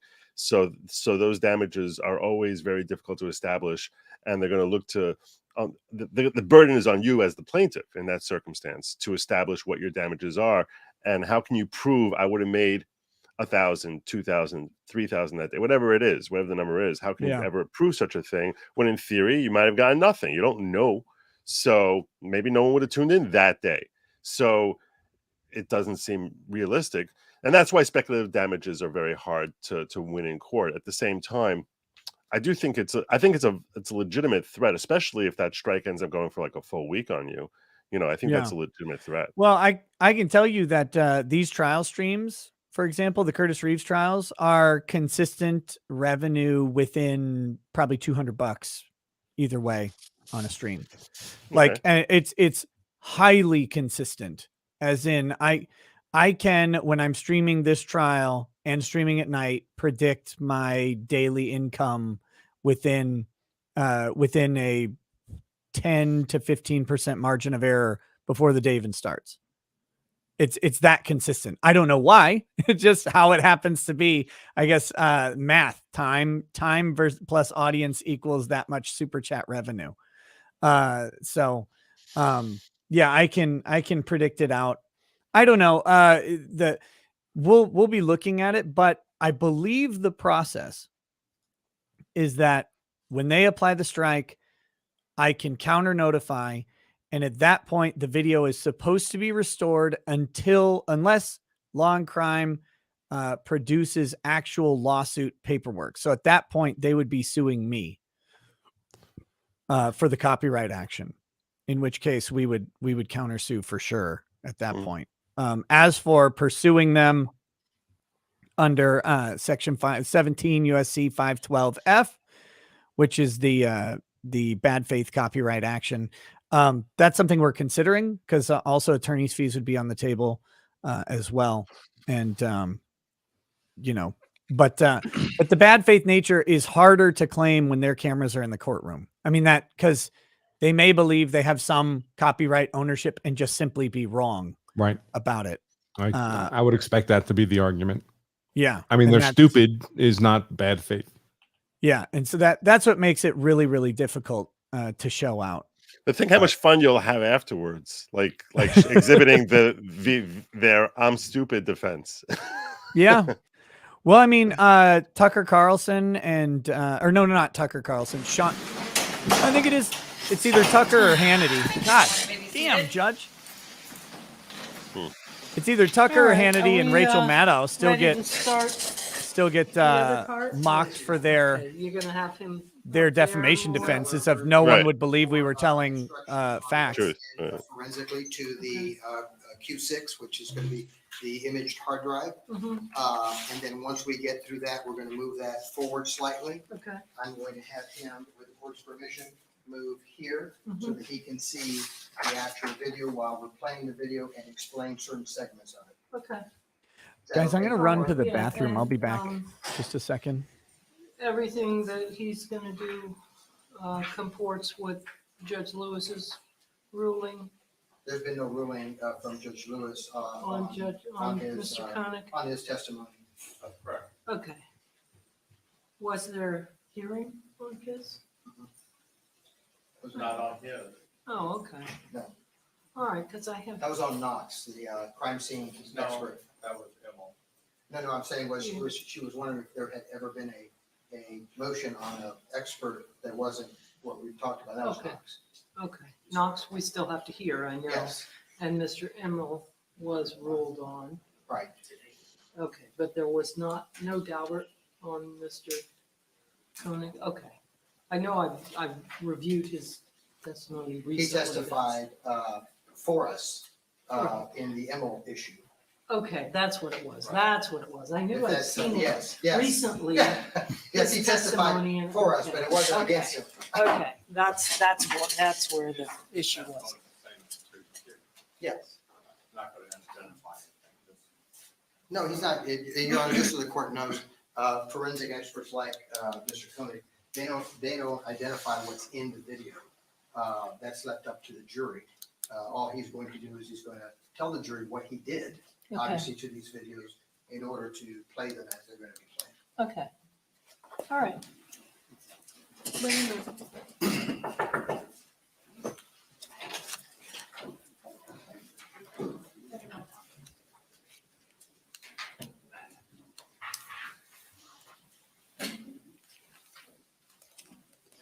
Thursday in the courtroom, Your Honor. Thank you.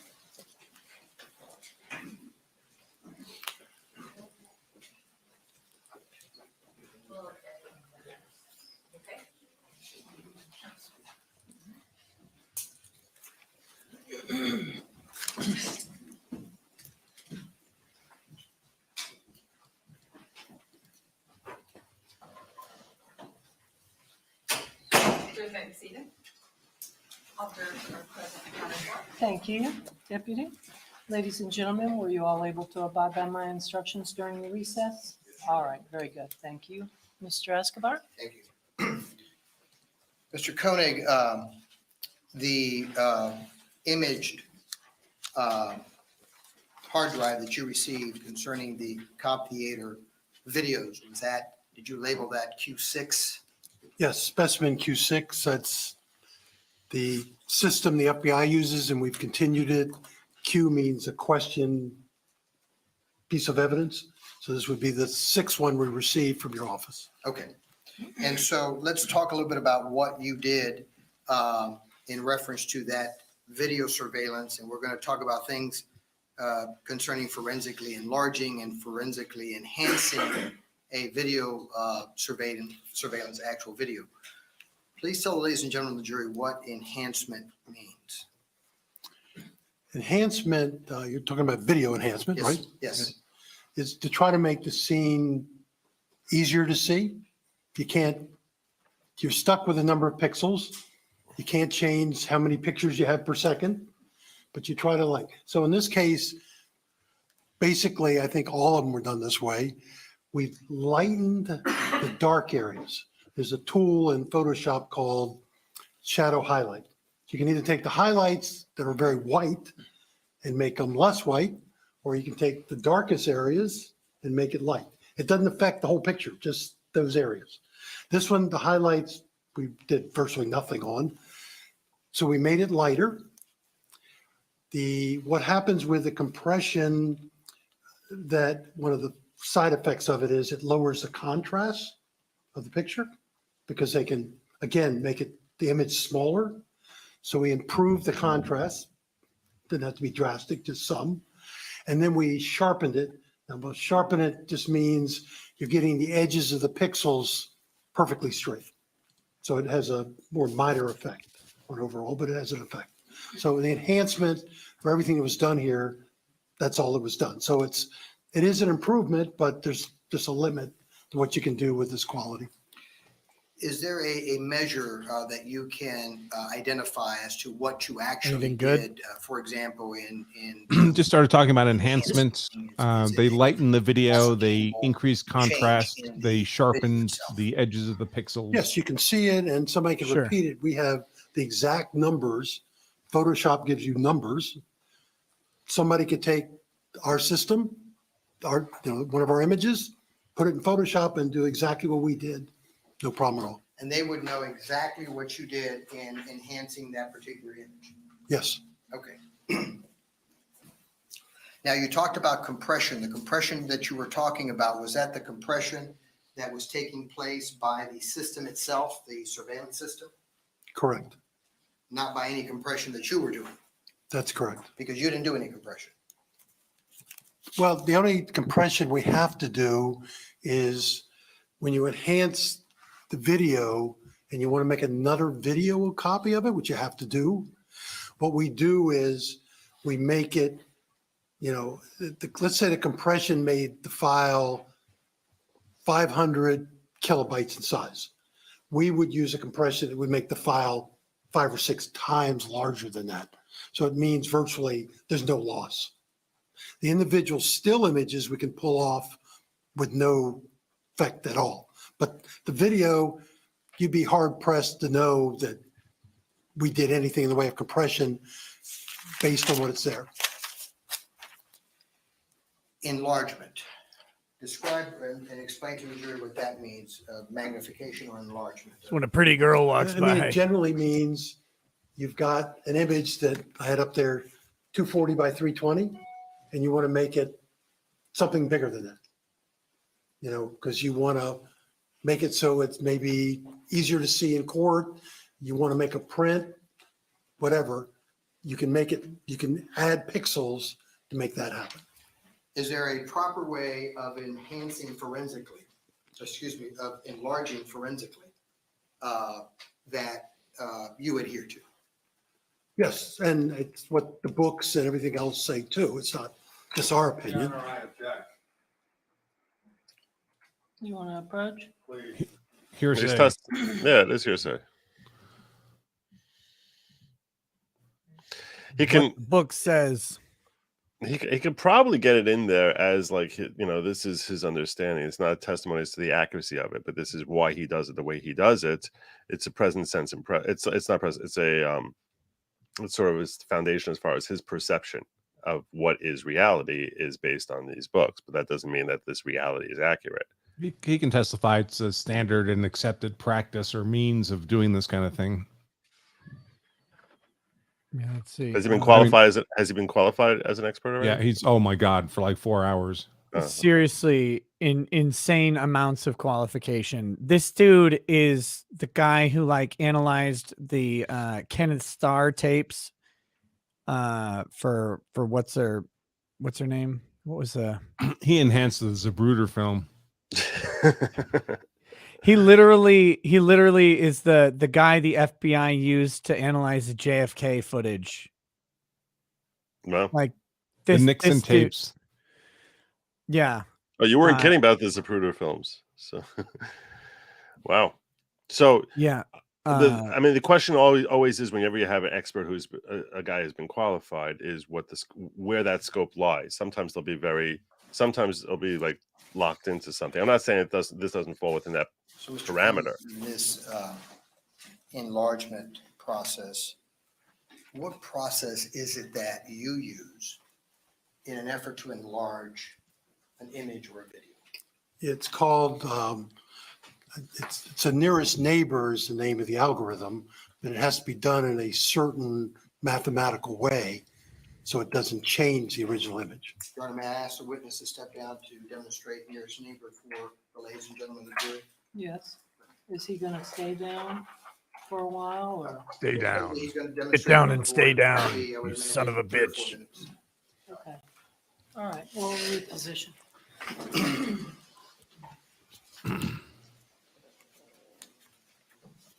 I don't want to hear this judge talk about repositioning. Court reporter can talk about it though. Yes.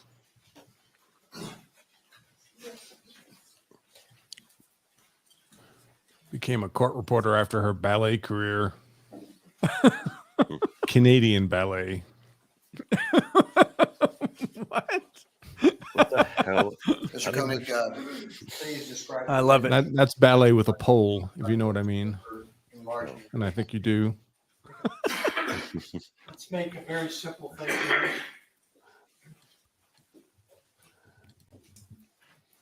I just,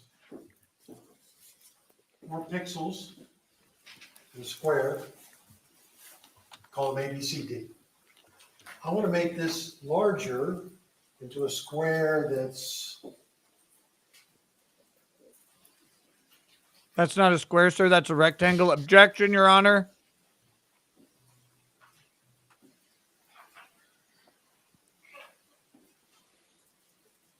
I apologize for my lack of artistic ability. So how do I make this bigger without changing what's there? I only have 4 pixels, and now I want to make it 16 pixels. Or I can make it whatever. The way to do it is near its neighbor. If you do it, as long as you go in integers, in other words, double on each side, triple each side, make it 100, doesn't matter. So what happens when you do that, it makes this.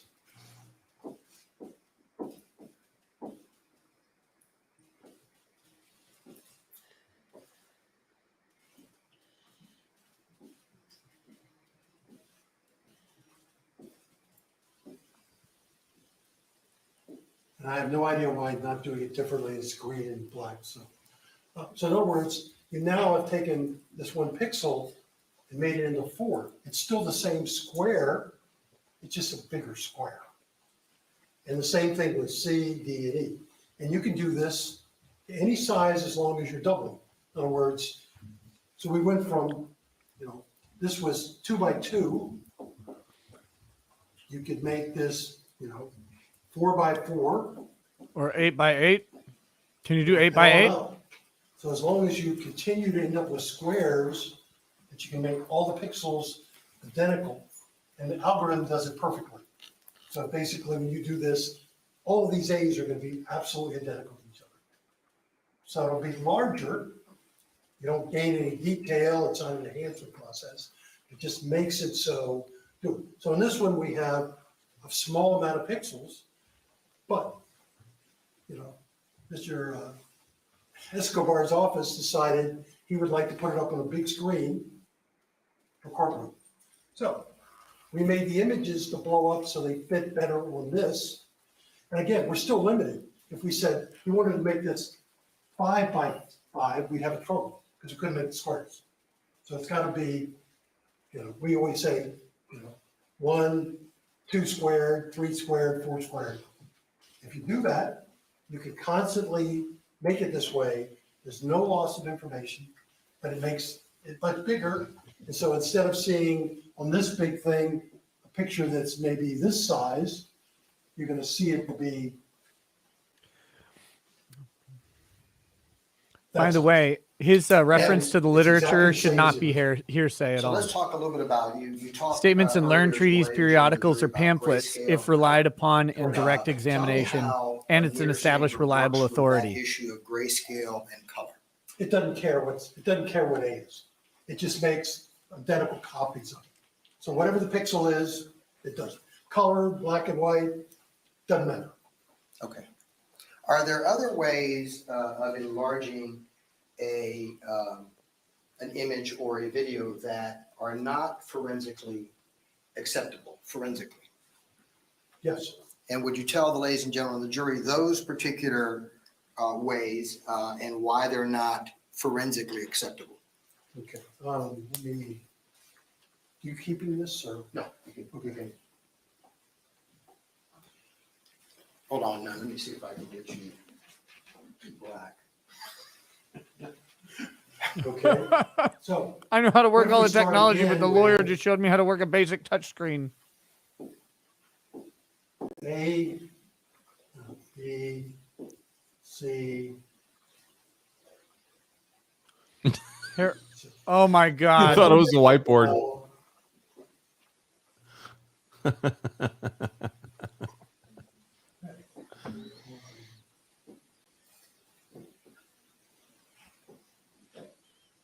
In these methods, you don't need to have it be a certain anything. So we want to make it look like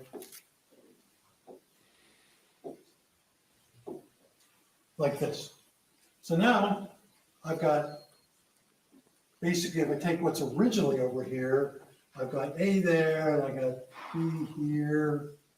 I might not be counting these right. This is C and D. Okay. It doesn't do what the other one did, where we duplicated. This guy is sending a C and D on my life. Makes, based on the algorithm, guesses. So this is going to be A1, A2. This would be so much easier if he just used 4 different color pens. In other words, the machine, computer is just going to decide, saying, okay, if this is black and this is white, well, I'm going to make these gray. But if this is red and this one is green, then it's going to put some colors in between. It doesn't know what you're taking a picture of. It doesn't know if you have lines. It doesn't do any of that. It's not like a human being that might actually do what I just said. It's like, oh yeah, there's a line there, so probably the line should continue on. But you don't know if the original here, let's say, was a line like this and a line like this. Well, it's got to decide, how do you blend from this? It's a pixel. It's to not a this? line. It's just a dot. So it's going to do something in between. So in other words, all of these are guesses. All these blank areas. So you could end up, in a case, you could have 1A and you've added 50 extra pixels, none of which existed in the original at all. Or the other way I do it, it's there. If you do these kind of techniques, overall what it does, it softens the picture. So it doesn't actually add detail, but it will change what things look like. You can have something that's kind of squarish and now it's not. Dude, this Or guy should have been there for Rittenhouse, by the changes way. Let's talk about that issue of the algorithm, because I think. Explains this way better than that idiot did. When you're doing it, not the way you're doing it, forensically nearest neighbor, where you're doing it with bicubic or bicubic smoother and all the other algorithms, are you aware of what that algorithm is actually doing in order to enlarge the photo? In a way you do, in a way you don't. Basically, the algorithm, like these kind of things, it's mathematical. Somebody has made up a mathematical thing that says, okay, if you got this and this, do that. But there's nothing into that algorithm that tells you what you're doing. Is this a person's face you're looking at? Are you looking at vertical lines? Are you looking at a baseball field? It has none of that data. So it's meant to be extremely general. So if you must blow up something for a family picture or something, it's not forensic. You just try the various ones and see if you like one better than the other. It's not going to make the picture better. Like I said, it'll soften the picture. Like any straight line will now start looking less straight. But there's no way of actually You're looking verifying less straight. what that algorithm did on that particular image. Well, you could take what you started with. In fact, some of the algorithms don't even use the original pixels. I mean, they start there, but that original pixel may not even actually exist in there, depending on the algorithm. And you can return.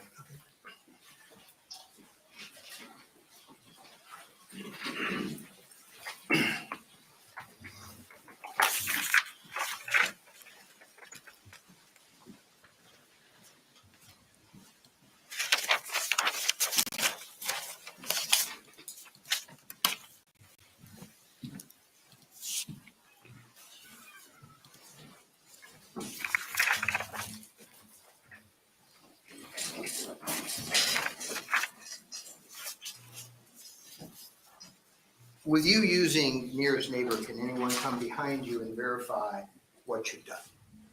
Yes, I mean, they're exactly copying the original pixels in a square. Okay. Tell me what the word interpolation means.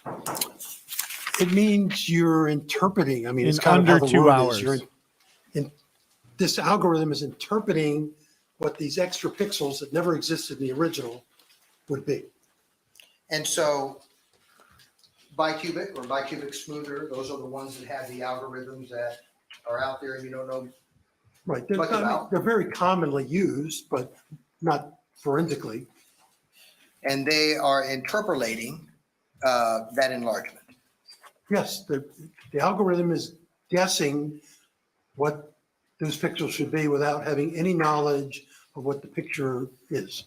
Why is it that these companies don't give you exactly what they're doing with these algorithms? Why don't they give you all the formula so that you can actually see it and determine whether what they're doing is accurate or not? What's the reason? Well, some of them, there's some general formulas out there for them, but they, you know, even though I have a very. Just calls for speculation. It does not. It does not, he says. Basically, they'll give you some of the general formulas, all Photoshop it all, make up their own, modify them, but they're mathematical. They assign numbers to things and then do it. So you could potentially compute the numbers, but the numbers don't tell you what the end up picture is. It just says, oh, well, we're going to give it this number, and that's it. And then, like you said, every company uses their own, they modify the general formulas. And that's because it's proprietary to them, right? Their product. Yeah, they want to have their product that they like the look of. So let's say, you know, a company thinks they mostly do landscapes. So they might modify it in their program so that they think for a landscape, it seems to do the best job. Or if somebody's only doing portraits, maybe they could do it. But most of these programs do everything. They're not really aimed at one particular type of image. Okay. Now, can interpolation occur by some other means? For example, by the screen itself that you're displaying your image or your video? Say that again? Can interpolation take place by other means, by the screen itself that you're playing your image or video? Yeah, if you tell the screen, if it has that capability to make it larger, it will. Okay, and so you know the size of the images that we have here, the size of the video, right? Right. And how small is that size? It was 320 by 240. And would you give the jury some indication of what that would be in size, in size as far as number of pixels? 76? 76,800. Okay. You multiply the two numbers together. Okay, and so when you're playing or displaying an image or video on a screen, do you have to be careful because the screen itself may interpolate? Absolutely. And explain to the ladies and gentlemen of the jury why that is a concern sometimes. Very important. Well, it's what I said. In other words, they're not going to use nearest neighbor using exactly squared off pixels. You've got to make it do that. So these other ones, they're going to use whatever system they decide to use. They may not even tell you what it is, and they'll just blow it up. So you can end up with, you know, the vast majority of the pixels are never from the original. They might only be, original might only have 1% of the pixels or something from it. So it's, you don't know what you're getting. It, like I said, it's guessing what it is. It can change the shapes of things completely. You wouldn't even recognize what it was before. 88 Kraus has entered the chat. Hocus pocus. Say it. Say hocus pocus. So if you just wanted to go from 76,000 and make it 150,000, well, you know, there would be differences, but they would be minor. But as you take more and more extra pixels, it's guessing even farther out. Like, here's a pixel here and here, and I got to put 10 extra pixels in there. And the different TVs have different processing power and different algorithms that do this. Using software, for example, bicubic or bicubic smoother, where you're actually trying to enlarge the image or Like a video. Samsung and a then Sony the second panel way are is going to just upscale displaying differently that than a image TCL. on the screen. That Remember the will guy from Rittenhouse testifying that he never compared That's correct. the enhanced image to the It's original like- to see if it was a Yep. fair and accurate You have like representation? most high definition TVs. I wonder why. like most people nowadays do. You have an option that says, In theory, I it was could there change from looking one through the TV to screen. next in the it's not courtroom an if they have option. two different TVs. Personally like. that's right. I guess I'm more technical, but for that. I mean, the very But definition if of you do that, interpolation is if literally your the screen is this insertion of big, something different the than the original image original. is this That's what the big, word It's means. going to make it fit. Yep. So everybody's TV nowadays has that capability just about. And so here we have a big screen. It's my big screen, right? Your And big so, screen. Ooh, tell your the ladies big and gentlemen of screen, the big jury what boy. you did in an effort to prevent this screen from interpolating on its own. He blew it up to the native We resolution of blew the screen. Video up, and how we did this, so we didn't lose anything. The original files of the Q6, I don't know what the exhibit is, but Q6, were in a AVI format, okay? That's just a dot AVI at the end. Okay, that is what we call a container format. In other words, you can have all kinds of formats in there. So you might have an AVI file that plays fine on your computer, or you might have a file that will never play on it. Okay. We then took that, and the player that comes with it, it's a Geo Vision, I think it's, yeah, it's all one word, capital GEO, capital VISION. Player has very limited capability. We can play, but we want to get the thing off. We use a different program, and I'll spell that. It's Graphic, Graph, no space, capital STUDIO, no space, capital NEXT. Graph Studio Next. It's a program that you can say, I have this file and I'd like to play it back. So it looks for a codec, as we call it, that will know that. Well, we have the GeoVision codec. So then we pull it off in an uncompressed format. That means no loss. It's a huge file because you're not compressing it. It's huge. We then can use that to make the videos we do, the still images we do. And again, other than the only time we have to recompress it is when we have enlarged it or something and we want a video, we do it. We just, again, do it at such a low compression level that you probably couldn't tell the difference. So that's how we pull it off without having any tools from GeoVision that can really do what we want it to do. So we can pull it off separately with this different software. Now, let's talk about tools of GeoVision and tools of the software that you used. Is there a reason why you used tools that you used in this particular case that were not GeoVision? Well, GeoVision, there's no way to pull it off in super. Facts Matter says, F you, They just YouTube, pull it Rumble off is so that unbreaded. An end user can look at the video. Here we want to do it perfectly, no loss. So we need a tool that's going to allow us to bring it off with no loss. And this is one of those kind of tools that allow us to pull it off, no loss, no more compression, everything's there. Your Honor, may I approach the witness? I'm going to show you what's been marked as Defense Exhibit AA and ask you if you recognize this particular exhibit, Mr. Cohn.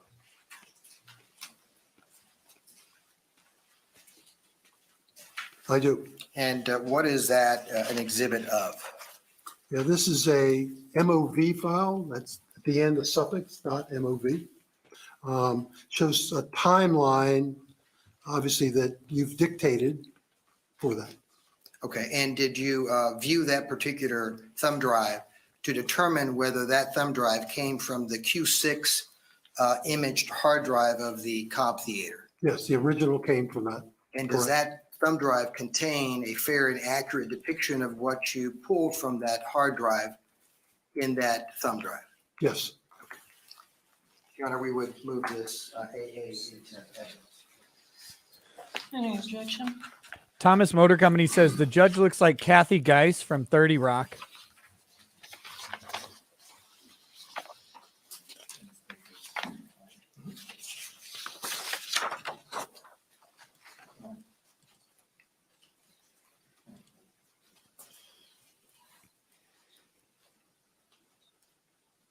Okay.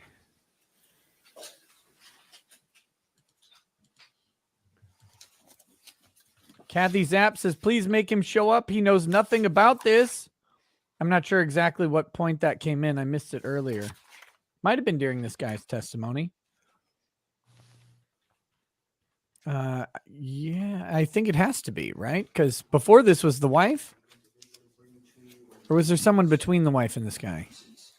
We would move this into evidence. I would imagine that would be defense exhibit number 1. Is that correct? I can't imagine they got someone else No, in before there. this was the wife. So we Yeah. had the aging expert, the wife, and now this guy. Yeah. Tortheos' objection. These jokes are terrible. James Middleton. Every Canadian should withdraw all but $1 in cash from every account. Ready for that? For everybody to rearrange? We are ready.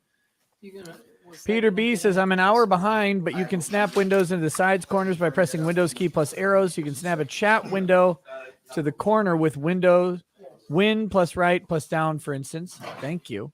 James Dane says, CRMP make better lovers. Ask any horse. That's the Canadian Royal Mounted Police. Sejong the Great says, they're saying the quiet part out loud, don't you think? This is how we do what we do. By the way, we F you and you don't know it. Mr. Koenig to please step down so that he can testify from a position where he can. I knew all of this, but here it is in the naked testimony. Wow. Inescapable Stud says, if this guy doesn't get interesting soon, we have to get a Kurt legging stream. So this is about this guy.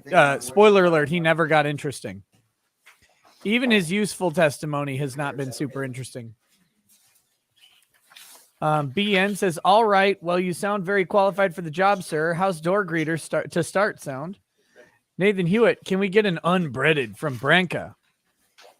I don't know. Unbreaded. Very good. Excellent. Oh, my Right. unbreaded, Your Honor. Unbreaded. Your Honor. Sidebar. Doug Murray says, Objection. Justin, this guy's testimony starts getting interesting about Monica Lewinsky. The damn prosecutor cuts him off. Linda Tripp, that was her name. Oh my gosh, I couldn't think of Linda Tripp's name. Deep Service says, I want to see the juries do a chant before each day. We will judge you. Mr. Koenig, what is There's Thunderburger in the spotlight. mentioning at this point in time? Now, this is talking about various What's the guy's clips, name? Video clips. Thunderberg. the acoustic Thunderburg. interviews Thunderburg. that, That's what it is. So the movement of the defendant throughout the theater. And the issue of down here where it says it has been resized 200%, explain that to the ladies and gentlemen of the jury. Yeah, they've been 200% is, larger. Most of these, to give you an idea, we were at 320 by 240. These have been made to fit at 3840 by 2160 pixels. Okay, no more information, just made it easier to see. Okay. Mr. Thunderburg. So yeah, they raised the resolution of the native resolution of the TV so that the TV would not do Now, any interpolation. Matt, explain this particular screen concerning this video. This is kind of rare. Most clocks and DVRs, the timers, sync for all the cameras. It's one system. Theirs doesn't. It's just how it is. So if you see you'll see the times at the bottom. I think they're at the bottom of these. Yes, Magitech, I'm And, wearing this red shirt hoping to die as an If you ensign in notice Star carefully, Trek. You'll see the times go on, even though you know it's later, it might be a time that's actually slightly earlier than the previous one. And that's just what's in the system.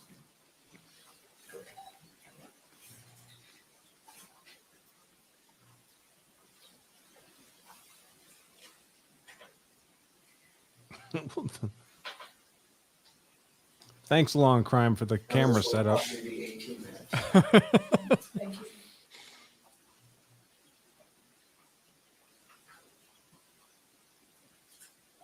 Thanks, Cucks and Crime.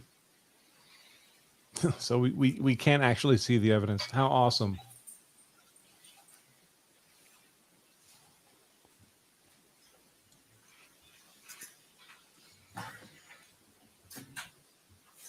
Oh, that's a better picture. One Last Idiot says, lawyer, so you can verify the contents of this thumb drive. I'm not going to let you view the contents of its.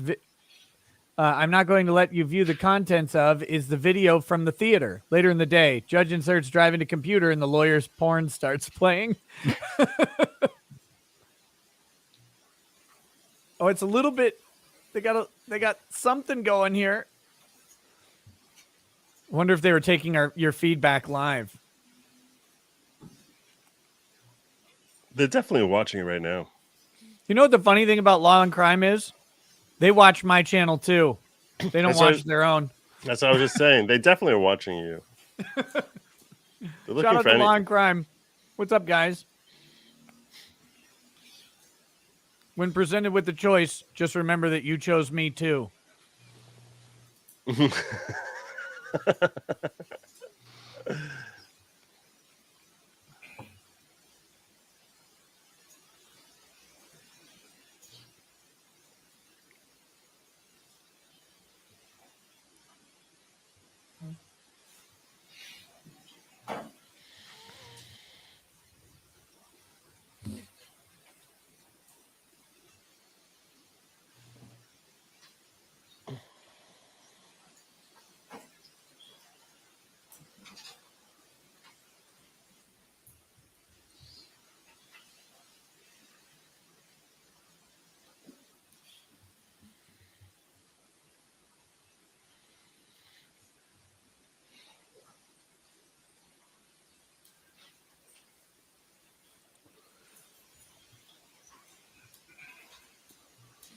I'm really glad that this is happening right now. We converted it to 8-bit Atari video.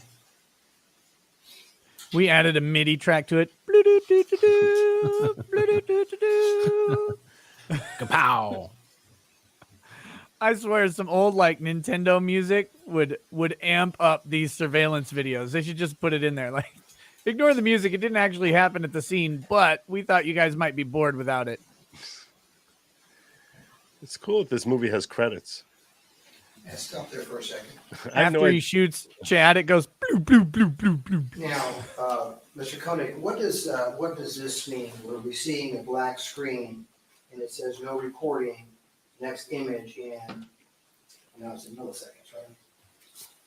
This is two reasons this can happen. The main one is the motion detection says whatever they're reading says no recording. So it just stops recording and then it picks up. Second, it's less of a problem with most of these, but some of them, when they come back up, instead of being at 30 frames or images per second, is only at 10. So basically you get these real short ones, but basically it's not recording for small periods of time. The longer ones are, as you see. And who is inserting this, this black screen here with the identification to the viewer? We are. We're trying to make it so people understand that it's not actually black. It didn't record black. It just didn't record anything. And so when it doesn't record anything, you're putting in this black screen to identify that it's not being recorded and when the next image for recording would come. Yeah, we put that in if it's long enough. It's real short, we don't, but put it in.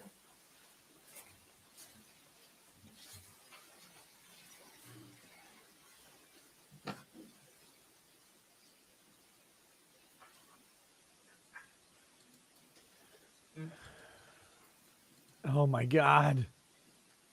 Has Dirty Harry Reeves testified yet? No. Would have been great. Someone testifies. And then I heard Curtis say to him, "Do you feel lucky, punk?"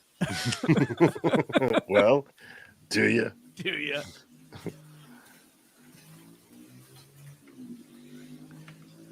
I feel like this is the intro to a romantic comedy about Funderburg there and the court reporter, how they were kind of like looking away from each other, just doing their jobs, not really noticing each other's existence. But like they'll bump into each other at a coffee shop, 3 hours after court goes out. And, oh, hi. Yeah, I saw you in the courtroom. Oh, yeah, me too. It's really nice. What are you having? Oh, I have a latte. Oh, me too. Every day. Wow, really? It's crazy that we've never run into each other before. And this is how the whole thing starts. The whole movie gets kicked off that way. Then Matthew Lillard shows up as the crazy uncle because he's old enough to be the crazy uncle of an adult now. I should write this movie. This is great. Just write up a quick treatment, send it to Hallmark. They'll do the rest. Sometimes you find love right in front of you.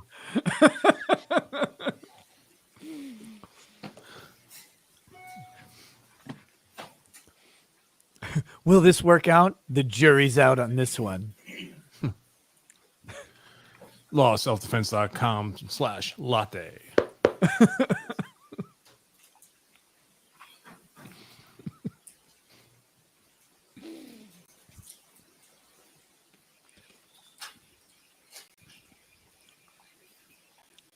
In this court of love, there are no objections. The love was overruled. Nick, what is your But they Tumblr?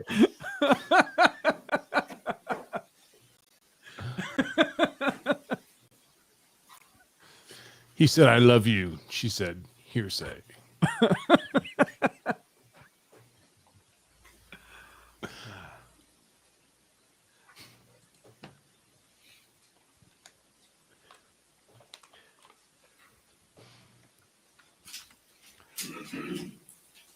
I've been telling you my problems this whole time, but I always listen. Objection. Facts not in evidence. God, this would be the worst movie. It would be perfect on the Hallmark Channel.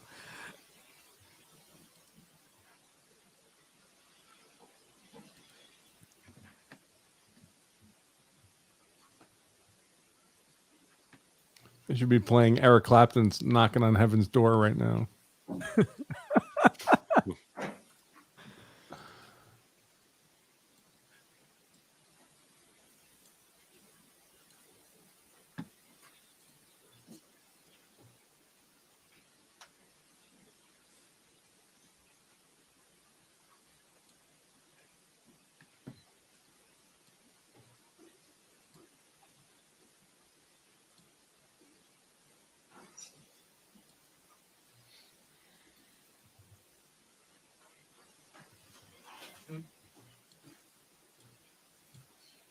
Stop right there.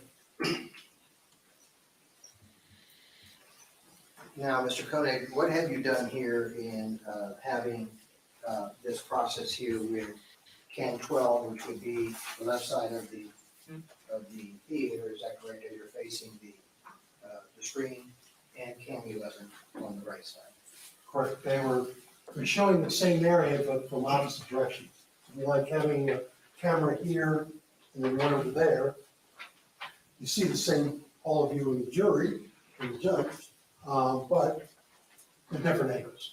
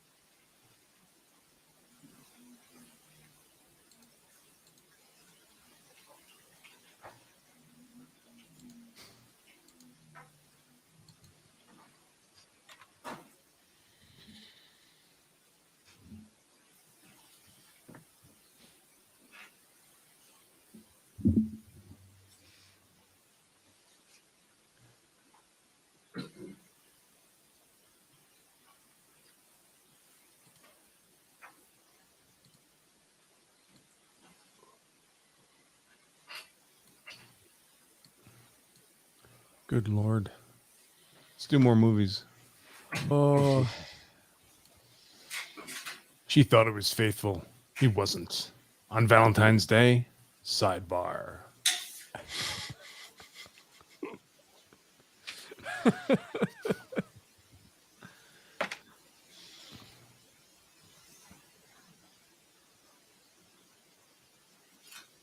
Yeah, the autistic video guy is still at it. Stop there for a second. yeah. Stop there. This very interesting. There's no more image for another minute and You know, 15 Mr. seconds. Cody, we haven't seen any video recording for quite some time. Does that mean that nobody was moving at all? Or does that mean that the sensor wasn't picking whatever movement was taking place? Objection The goes answer to the second. second one, either the sensor didn't pick it up, but more than likely, it's the sensitivity itself was set. It required more movement than that to have something happen. Or, especially on the one on the left, the one, it might have been looking toward the center of the picture where nobody was sitting. So in that area, it's looking at, nobody moves. For them, and then nothing there. So it depends on, again, how it was set up, the original settings of the system. And so the positioning of the cameras obviously would be important. What? The positioning of the cameras. Well, I mean, I guess the motion sensor doesn't care where you put the camera in a sense, it's gonna do that. But the cameras themselves are positioned to where somebody decided they want. Eli 580 says, "Is it me or does the court reporter look like a blonde Lauren Boebert?" I think this court reporter is prettier than Lauren Boebert. No offense to Lauren.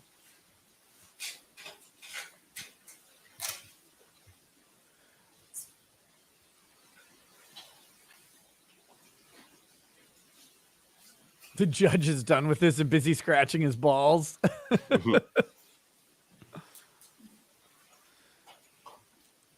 Also, movie, she wanted to do his legal briefs, Lawyers in Love.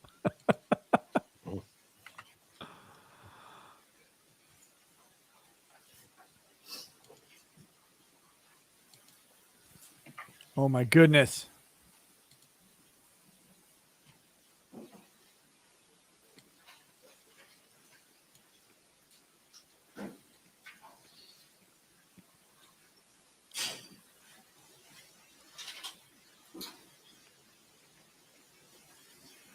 Here we go. 9, 8, 7, 6, 5, 4, 3, 2, 1, go. So that was exciting. Oh God, come on. Wow.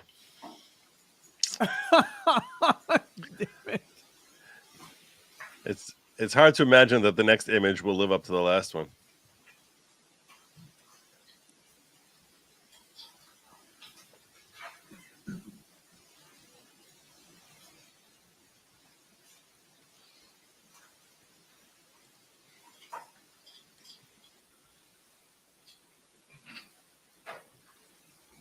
Please.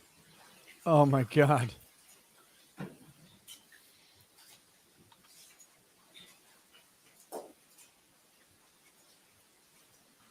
Your fault. Your countdown got me that excited that my fucking nose started to bleed. This is so tedious. Can they stipulate to the gaps being fine?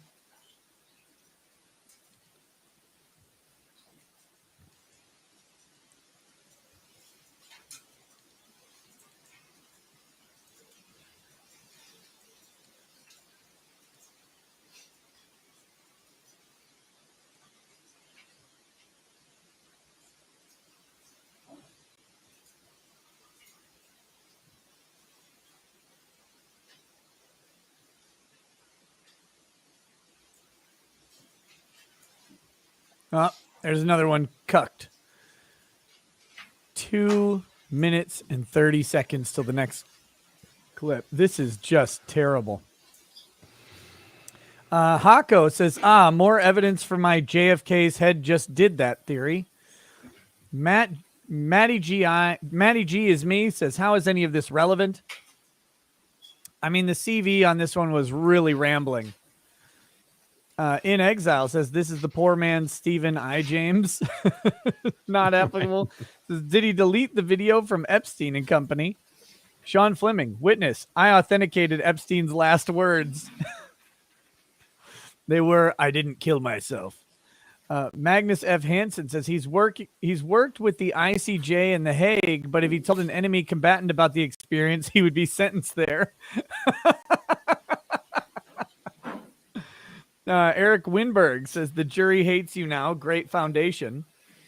I can taste fried food. Says I think I'd rather listen to the Harpy podcast.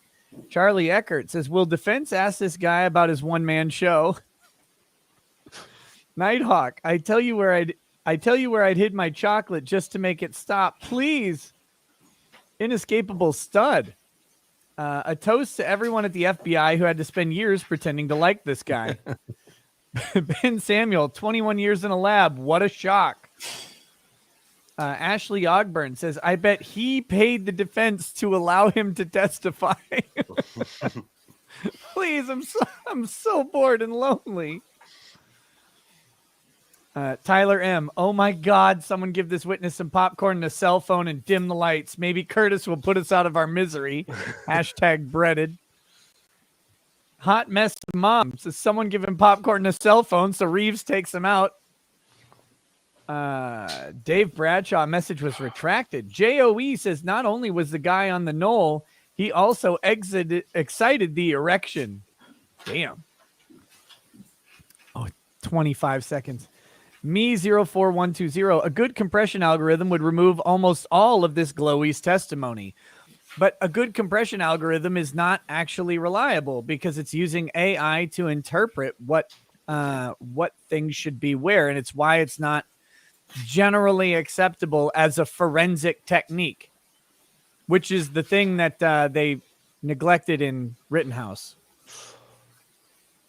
Oh my God.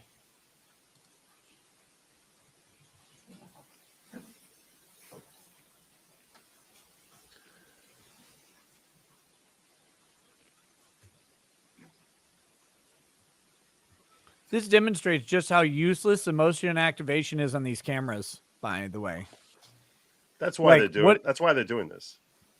What is the purpose of recording these frames? These individual frames pop up some motion. It's also interesting that, like, when they're showing something, you don't actually see anything happening because the motion just happened. So it's turning on when there's no motion happening anymore. Yep. It sort of calls to mind the fact that it's not the motion you're seeing on the screen that's triggering it going on, but prior motion that you never saw.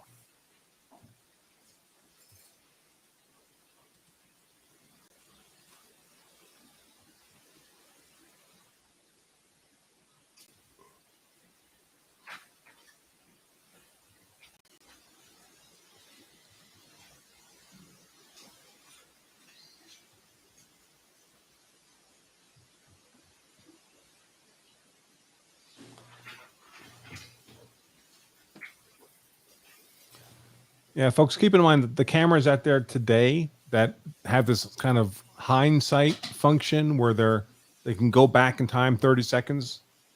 Not really, of course, but they're constantly recording basically, but overriding it unless something happens, and then they save the previous 30 seconds. That may simply have not existed 8 years ago when this event happened. In any case, these cameras don't have that. Yeah, I remember when that was becoming a feature on expensive DSLR cameras, right? Canon was one of the first like consumer grade cameras that did that. But I mean, the camera that did, and it recorded 10 seconds, and that camera cost a fortune when it came out. These are surveillance cameras. I mean, these things, you're meant to buy 4 to 16 of them. They're, they come out to like $30 to $50 a camera. And they go up, and it's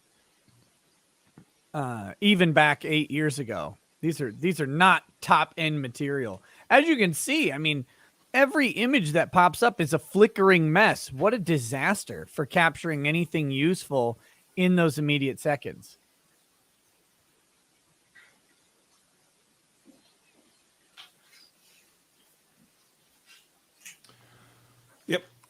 lawselfdefense.com/gethard. Every copy is personally autographed by me, folks. I need to get mine. I will send you one. Just message me. All right. What? You want email or Twitter? Whatever. You have him on Twitter and DMs. I know, but he doesn't read Twitter. Every once in a while. He doesn't read your Twitter. No, that's true.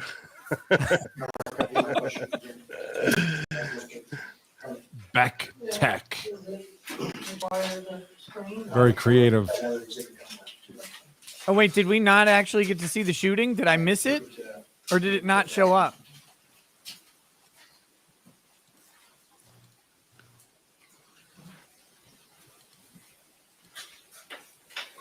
Can I approach you on it? Mr. Koenig, I'm going to approach you and ask you to take a look at Exhibit II and tell the ladies and gentlemen of the jury whether Captain.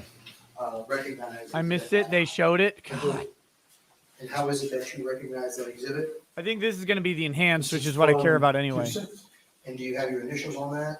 I do. And have you reviewed that particular thumb drive with its contents to determine whether it fairly and accurately depicts the contents that was in Q6? I have, and it does. And Q6 being the image hard drive from the Cop Theater video system on January the 13th of 2014. Correct.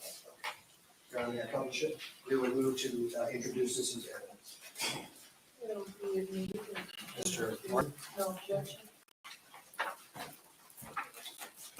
How long is this one? Your Honor, I will promise you that this we're not going to allow the blacks to just linger. And we're going to move to the significant portion. Oh my of the goodness, video. they're not going to allow the But, black images to linger? Hopefully a bit quicker. Very racist. He almost said loiter. We would move II into evidence. Number two? Okay. Soundwave TM3 says, so Nick, I think it's time to drink because I am, and now it's riveting. Ryoji Mata says, remember, Nick, someone made a VTuber avatar for you. You haven't used it yet. Think of the super chats. No, VTuber is degeneracy. And I say that as, Pippa's, by the way, Pippa's management team has finally reached back to me and said we can set up an interview. So we'll be looking to get that set up as soon as possible. And I retract nothing about VTubers being degenerate.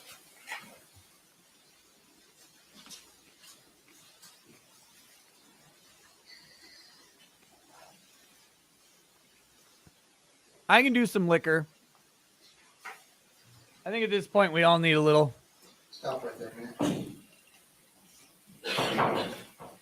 Mr. Koenig, what is this a video of? This is one of the portions on Cam 11. We call that the right side of the theater interior.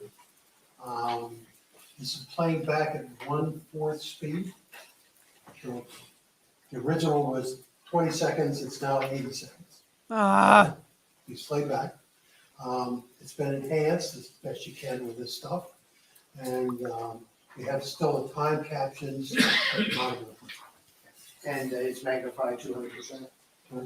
And I should note that before the time, you probably realize now it's minutes, colon, seconds, dot, and then milliseconds. Go forward to the relevant part. Go forward to the relevant. No, I'll tell you when to. Oh.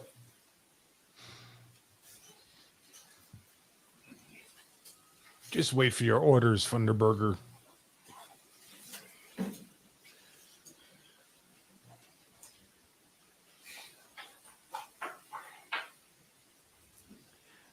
I can't see the TV very well, but I can watch it in all of the reflections on the bald men's heads. Stop there, Matt. And Mr. Koenig, this is what you meant by slowing it down, 25% of the rate, is that That's correct? 1/4 of the normal speed. Okay, and that's to be able to focus and see it in a much slower manner? Yeah, any of the action shots can now be seen slow. So sometimes in real time, it's so fast you don't catch everything. Oh. Wait a minute. I wish it would be so fast I wouldn't catch something. Please hurry up. This guy has been on the stand since 1981.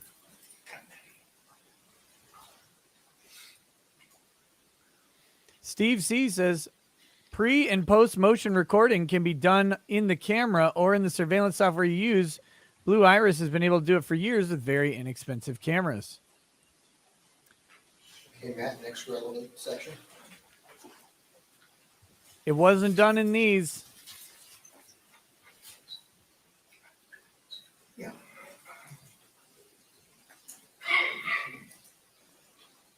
To be fair, I Someone did just miss it step the on a first puppy? time. Yeah, what was that? Was that someone coughing? Or Joe, do you have a dog at your house that just barked? Yeah, obviously, blame Joe. All else fails, I'm blame just Joe. curious. No, Because you had I the don't- baby there before. that was like a month ago. Yeah, I know. What happened? but They paid the ransom? Yes. how's the baby doing, by the way? Thank God, he's great. He's really Good. awesome. Good. Very awesome. No, I wish I had a dog, but I never. My kids are terrified of dogs. What, did you threaten them with dogs? Oh, sure. You would think. Did they get arrested by a New York canine unit or something? No, they're terrified. Like, I think each of them had one incident in their lives where like they were like chased by some frothing dog, and for some reason they carry that with them. And I'll carry it with me like my daddy did.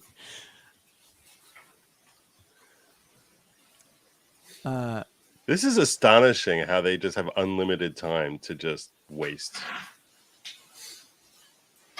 Christopher Ward says, I own monoclesecurity.com, an NVR/DVR manufacturer, and this guy is wrong a lot.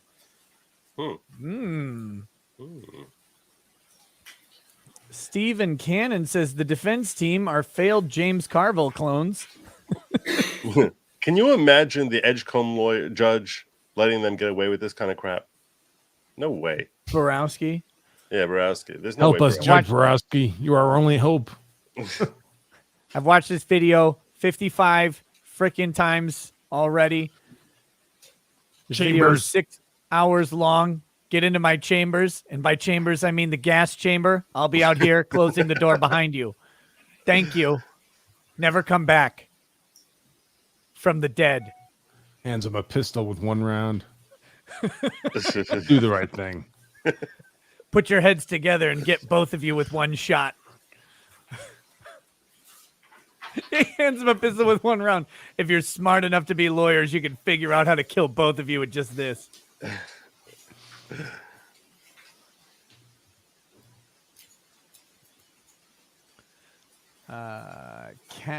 Patrick Allen, good logic. Run. This will make you renounce everything and become Catholic just so you can call upon the saints to save you. Catherine RUX says they should have used this chatty expert guy for the Rittenhouse trial. They really should have. He explained interpolation and expand. Fuck, I missed it again. He explained the blowing up of images much better than was explained in the Rittenhouse trial.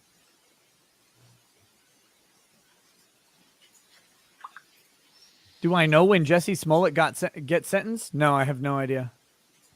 Kind of taking a while on that one.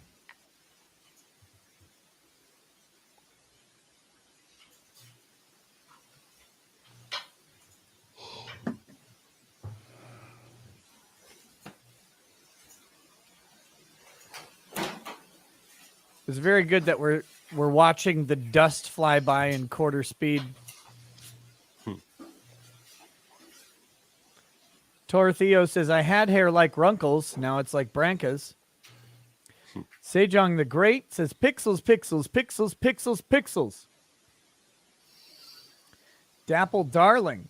In my life experience. Hold on. In my life experience, have a brother very prolific at hiding his violent nature. His comment about you tell on me was a test. He felt emboldened after the old man's reply to threaten more. Very possible. I Can Taste Fried Food says, when did Joe get here? Just woke up to 13 seconds. Matt Hutchinson says, capitalism would see law and crime offer to make you a partner or buy you out. Sadly, we live in a world where people just want to cry. Yep. They could have, I said it before. They could have gotten out of it really cheap.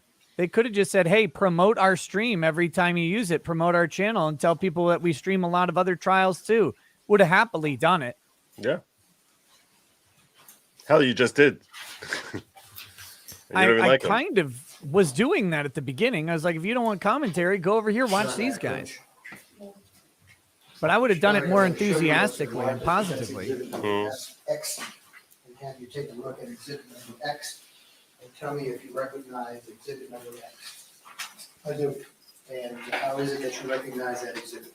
This label's been initialed and dated by me. And have you viewed that particular thumb drive and to try to match it up with the portions in Q6 that correspond to that thumb drive? Correct. And does that thumb drive contain a fairly accurate depiction of what was in Q6? Correct. We would move defense exhibit X into evidence. Exhibit number 3. It would be entered as number 3. Thank you, Liz. Thank you, Your Honor. May I publish it? Yes.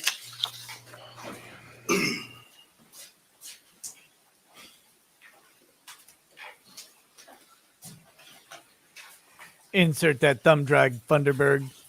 Pretend that laptop is a court reporter.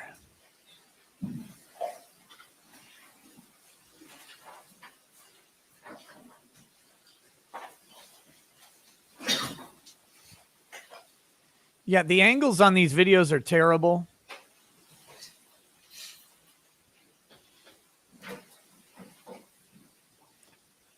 Press X to reasonably doubt. Hey, may I stop there, please? Mr. Koenig, what is this video of, and what is being done to this video in order to play it for the members of the jury? Again, cam 11 is, as you look at the screen, it's on the right side. Again, we've inserted black frames in there and put overlaid the actual time on the screen. Okay. Wait a minute.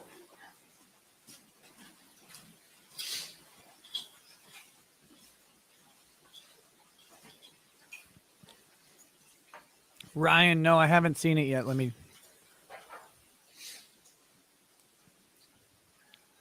I'll pull it up. That's okay, Matt. You're good. Not like anything's happening over here.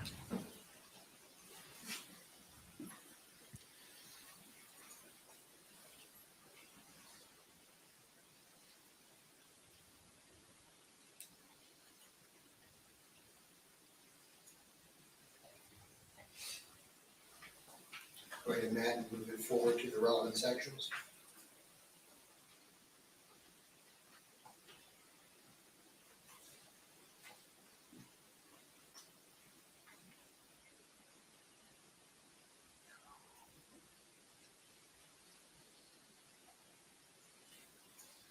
Ryan, where'd you send me a message? I don't see it. You didn't send me a text.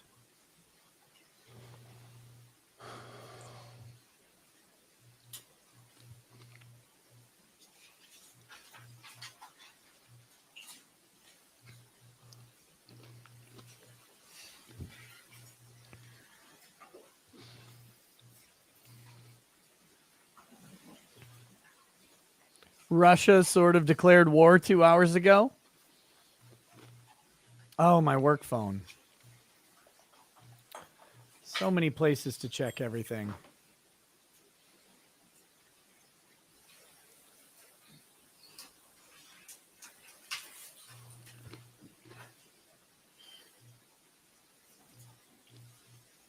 Okay, Matt, next relevant section.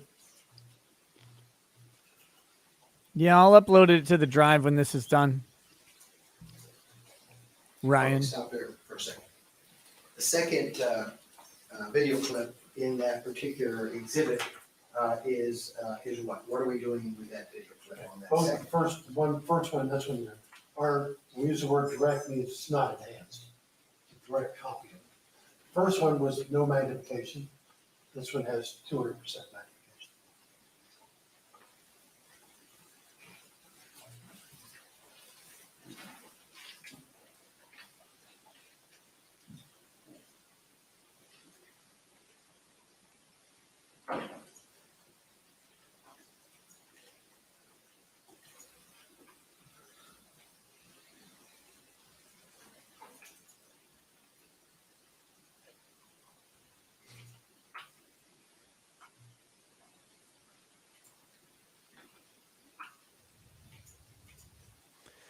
What do After we everyone got? in the courtroom kills themselves over this, this will be a movie called No Survivors.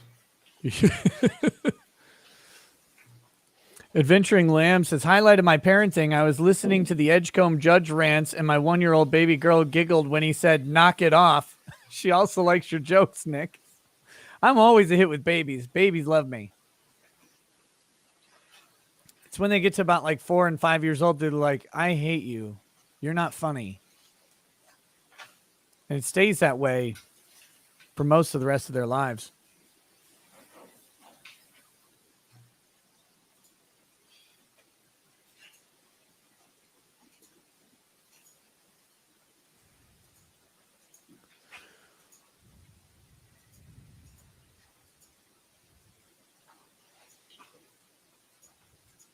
Curtis Reeves is sitting there going, what the hell is this?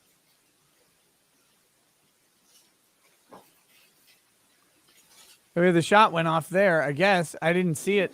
I still don't know where I'm supposed to be looking even. I hate the sideways angle on this.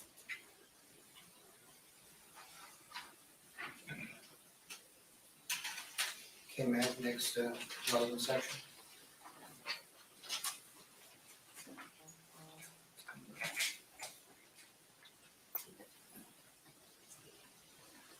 Stop there.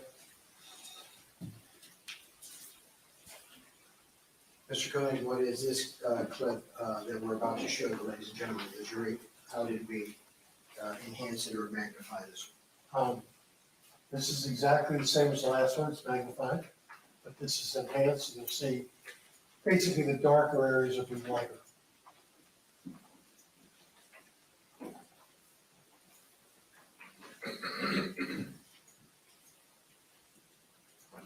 And Matt, if you can use your magic and stop it where. Use your magic, Matt. There's a magic every moment. Oh, go to the next There's a miracle each day.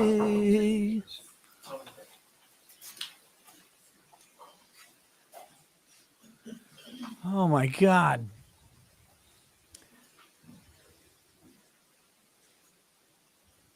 You know, the fact that there's like 7,700 people or 7,800 people all watching this right now is a testament to endurance and fortitude, because you guys are real champions going through this and watching this shit, because this has been a horrendously boring day. Man, as contemptible as Binger and Krause were, I'm missing them right about now.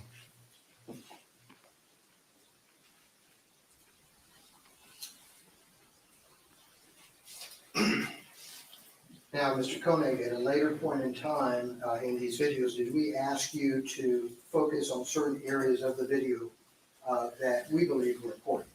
Yes.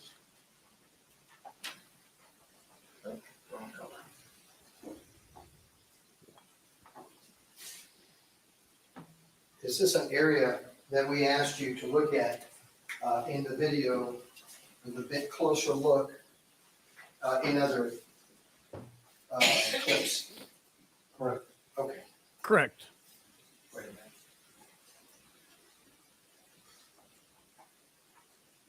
I had one of your community threaten to stab me if I didn't stop slurping my coffee into the microphone.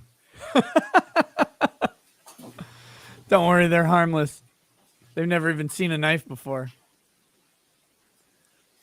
They're probably from England anyway, where knives are banned.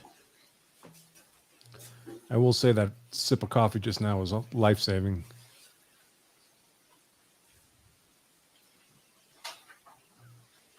Next relevant area, Matt. Please. Please, Matt. Matt, are you there? Matt, I'm so alone. Okay. So what did we do here on this particular clip for, ladies and gentlemen of the jury? We wanted to center on that area that you identified as of interest to you. So this area is magnified and enhanced, but it's centered over in that area.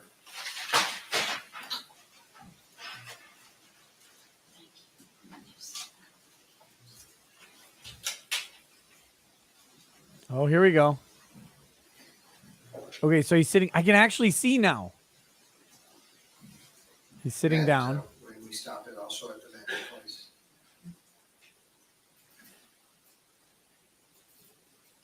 Next image in 1 minute. Oh my God. I think they're speeding it up. We're down to 10 seconds.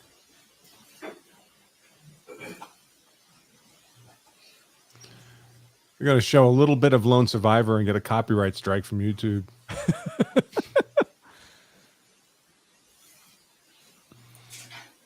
Wait, I thought we already watched him sit down.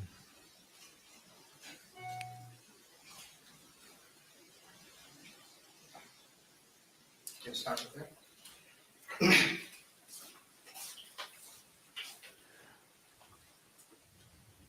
Is this an area that we asked you to focus on in the videos? Oh, there it is. And was there another That's Chad's area hand. that was either a light source or a reflective source that we were interested in as well? That's correct. And later clips, you focused on those two particular areas?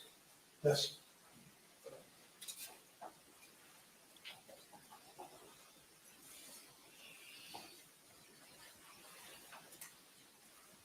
Go ahead, Matt.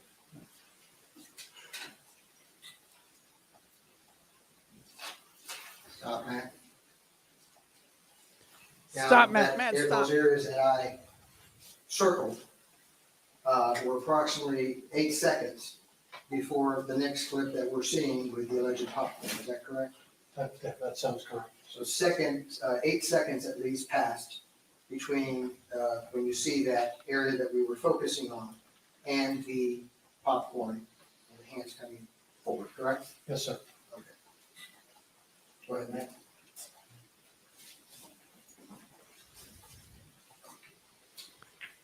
Yeah, I have. Oh, yeah. Holy shit. Stop. That was really dramatic that time. You may have to go back. We'll do it on the next one. No big deal, Matt. Go ahead.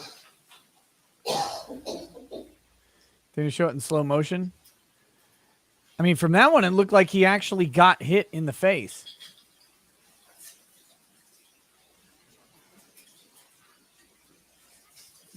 Solve Laxadov says, man, that was a punch. Yeah, that looked like a punch. Next relevant, read my mind. Mr. Koenig, on this particular video clip, what are we doing? Same as the last one. We have enhancement, same area, still centered on the area the office is designated. And this will be double the magnification from 200 to 400.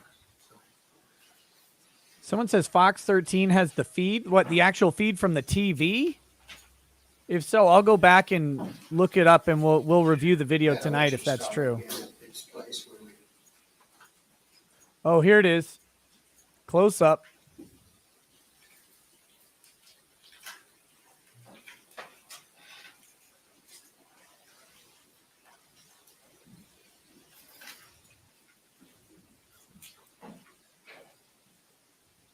So here he's sitting down.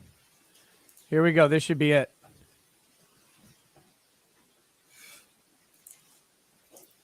I would think.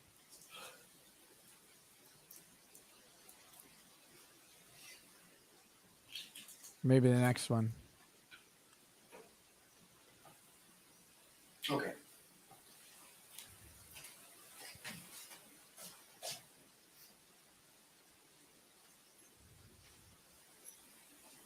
Mr. Koenig, is that an area that we asked you to focus on in this particular video from the? Yeah, that's top Chad. view? That's And Chad leaning over the you did. seats. And likewise, did we ask you to focus on that particular area of the video of the cop theater? You did. And can you tell, ladies and gentlemen of the jury, how many pixels? The Fox 13 feed are is much in clearer the than this. smaller circle area that I just pointed out? Let me get it pulled up. Unless your relative fuzziness is a StreamYard thing. Total 6 pixels. No. That The means resolution that, on the Fox 13 that is a much. rectangle, 6 Yes. pixels.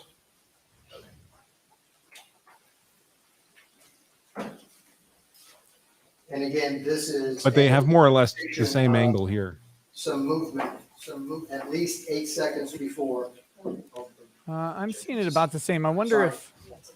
Holy This is a shit! No depiction- wonder. Sorry. This is a depiction of movement at least 8 seconds before we first see the hand moving forward on the next series of. Should make it a images. little Is that bit correct? clearer.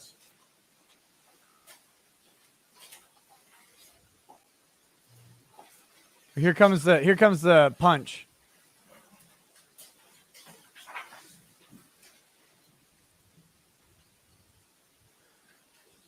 There. I mean, Oh, yeah, there's. That's a hit. Stop Yep. that. He hits him before he grabs the popcorn. Go back and play it again. Holy shit. I mean, he clearly hits him.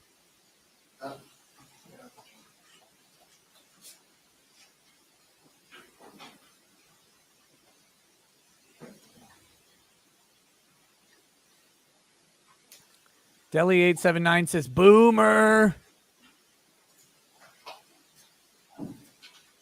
Mr. Koenig, later on, did we ask you to pull some PNG individual images in order to capture a movement that we believe was Mr. Reeves's? I'm not going to object to testifying. Did we ask you to pull some individual images? I will rephrase you. Some individual images in order to take a look at the area of the left side of Mr. Reeves's face. We were asked to pull the still images. We pulled them off without any change. And made a PNG again. It was a uncompressed, slightly compressed, but it's a lossless format. In other words, it doesn't compress it, doesn't, and it doesn't change it. And we'll be playing those later.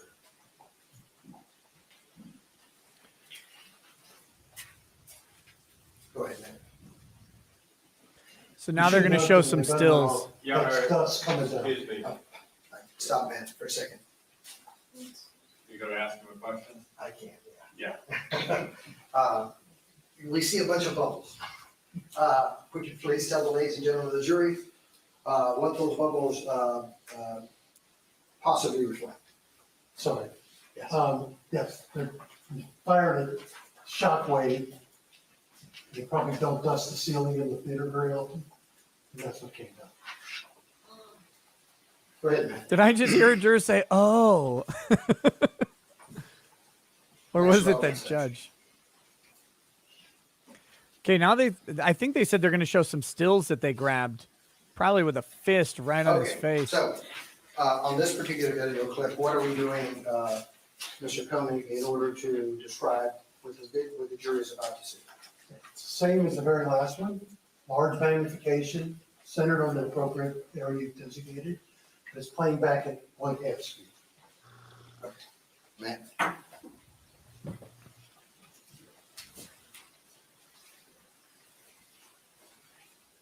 And stop it at the appropriate areas, Matt, okay?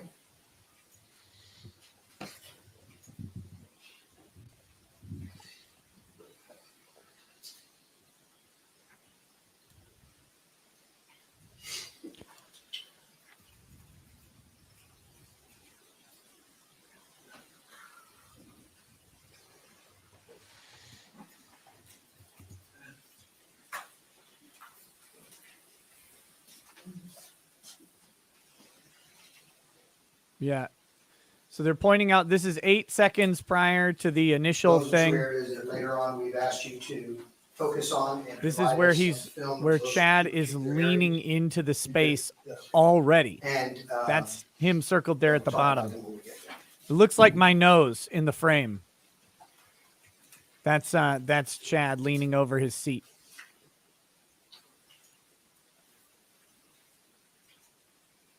Pat, can you go back just a little bit on that? I want to ask.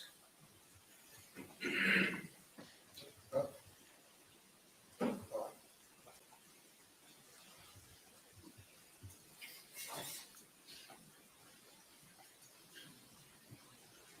Okay, right there.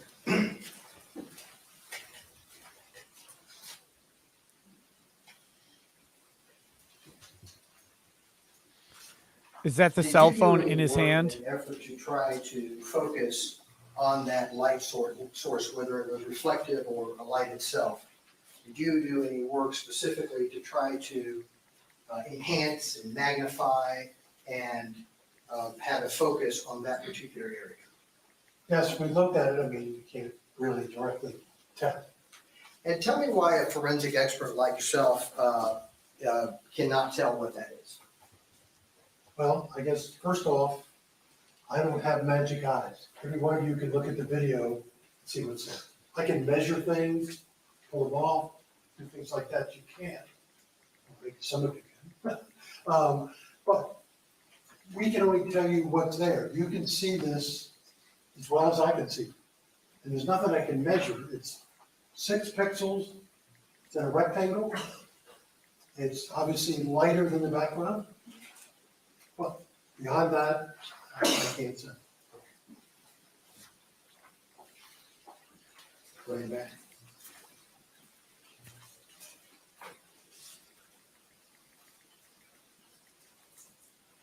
All right, here we go.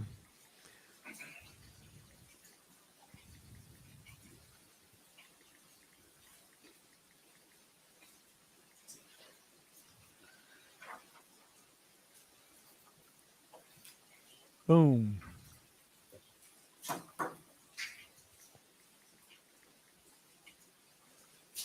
Get ready to stop this up. A little bit further back than that.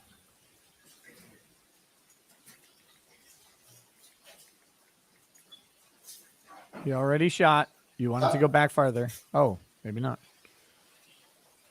Again, the pixel individual PNGs that we asked you to pull were from the left side. and Sword right caliber. side of Mr. Reeves' face. You can Later request on, evidence from the court for sure. That's correct. You don't need a FOIA. You can actually just contact them, but I don't know if they provide video. Usually it's just transcripts and documents.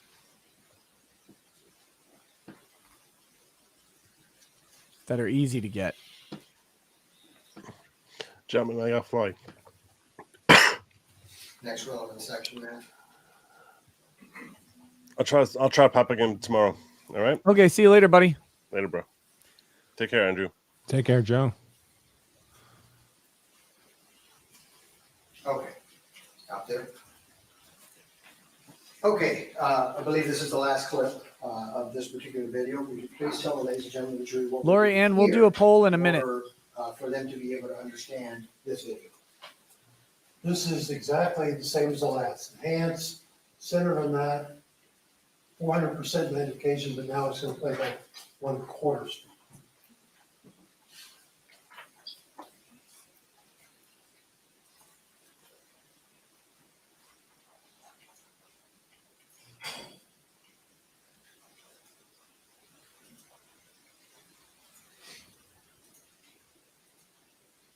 All right, so that's Reeves sitting down, right? Yep.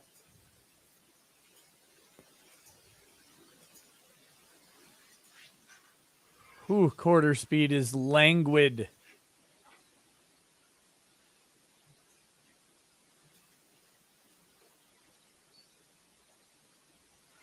$420 no scope says, can you please tell your mods to stop having private conversations in the public chats?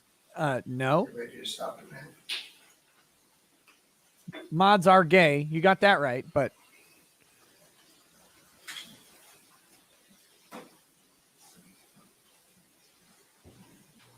Stop.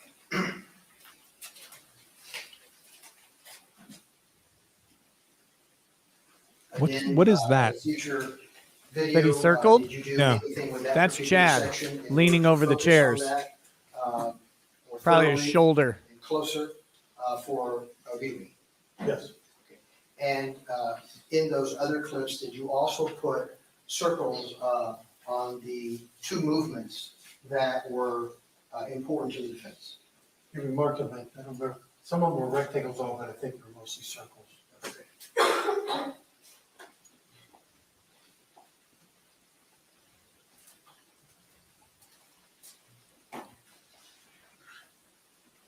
Yeah, it would be really great to get a copy of this video. No kidding. You go back a little bit so we can start that segment again, please.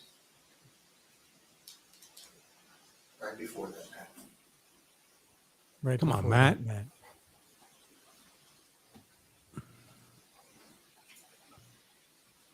I So that's wonder if Reeves. He's leaning forward. He's leaning back. I wonder if your guy Steve, who met Matt, could get a copy of that thumb drive.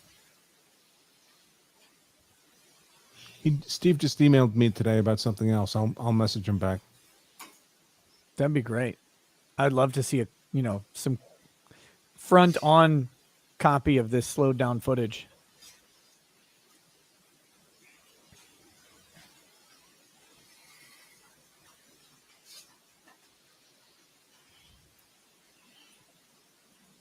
Hand, popcorn, but I don't see the strike before that. I think he hits him when he goes to grab the popcorn. A little bit further forward. The other possibility is that the strike came which is what triggered the motion detection. And so the strike wasn't actually captured. But the way that hand comes in for the popcorn, I mean, that to me, that's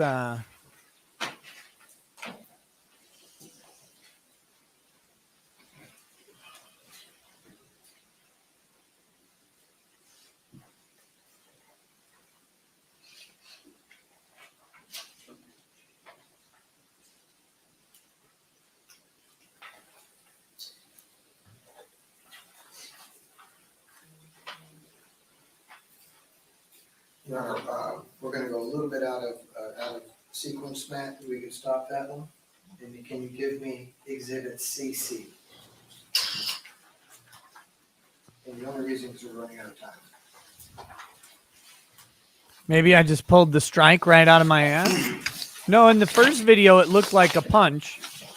Then here it looks like he's grabbing the popcorn in the same motion.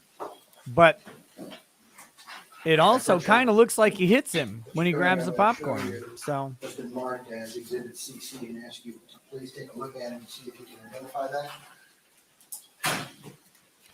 Agent Rude says, so if I Google Curtis Reeves trial coverage, I get a generic YouTube link that takes me straight to Law and Crime feed.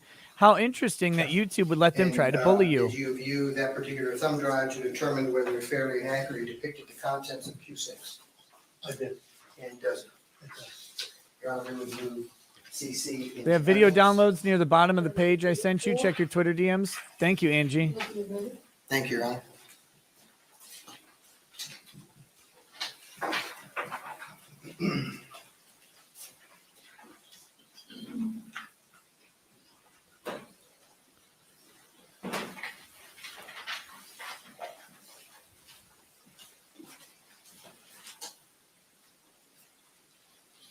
Segment 1.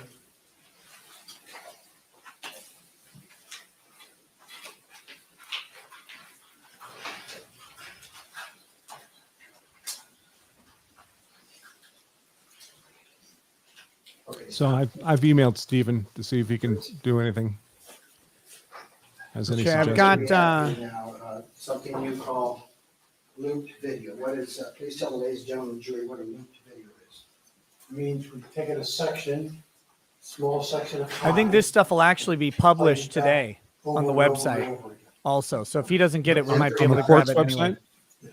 Yeah, I'll send it to And you. that was from Cam 11, which would have been If it's where all the filings are, then I have that. That's correct. There's a separate downloadable one. I'll just so you got it. I'm sending it to your Twitter. Okay, thanks. Yeah, I mean, what the defense needs here is to see or what would be helpful is see something that looks like a strike, right? Could reasonably be perceived as a strike, followed by enough time for Reeves to be accessing his firearm in response to that strike rather than in response to the popcorn.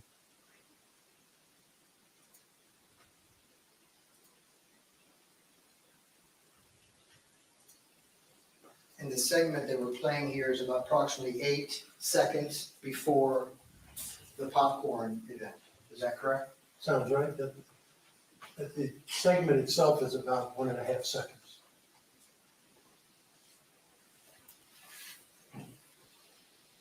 Segment number 2. What's the record for longest witness on a stand? Way longer than this. Days. Days, yeah. Erdy24 says, that's a punch. I can understand feeling fear when he reaches in a second time for the popcorn. I just went from on the fence to not guilty. Now, this particular segment has some additional highlighted areas, a red circle and a yellow circle. Is that correct? That's correct. Highlighting movement, Yes. 400% magnification. Yes. Go ahead, Matt.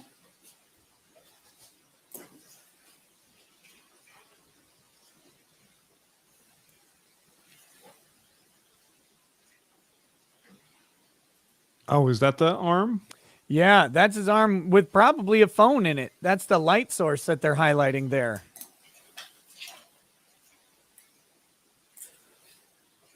So that happens 8 seconds before the guy grabs the popcorn. Next segment. I mean, he's moving in on Curtis Reeves there.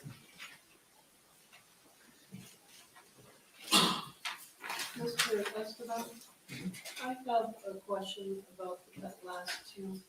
What was the speed of those two? Yeah, that wasn't speed adjusted, I don't believe.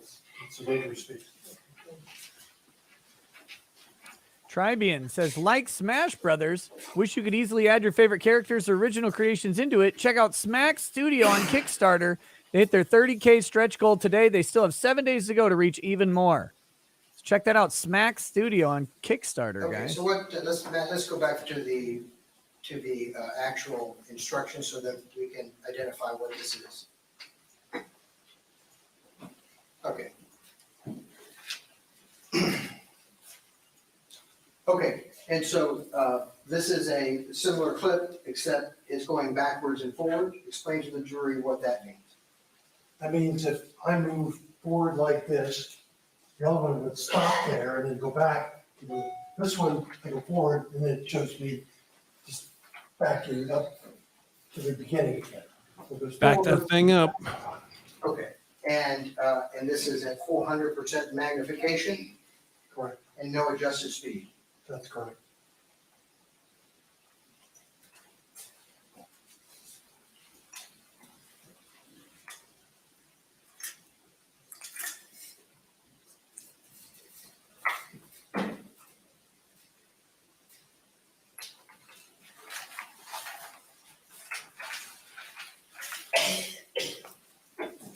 Again, Mr. Koenig, this is a segment of the video that precedes any of the popcorn, about 8 seconds.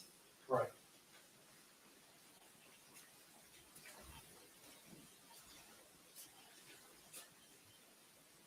Next segment.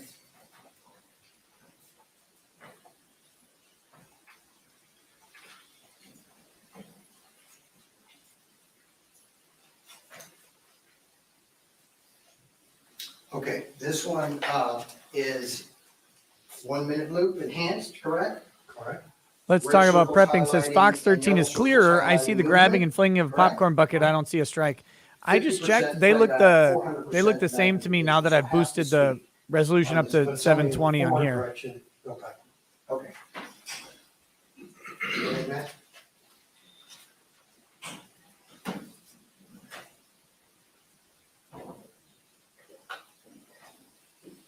It looks like he hits him here.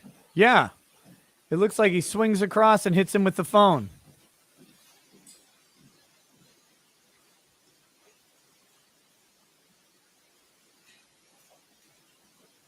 It's like this motion. going across his face, which would be consistent with him being hit on the left side. Matt.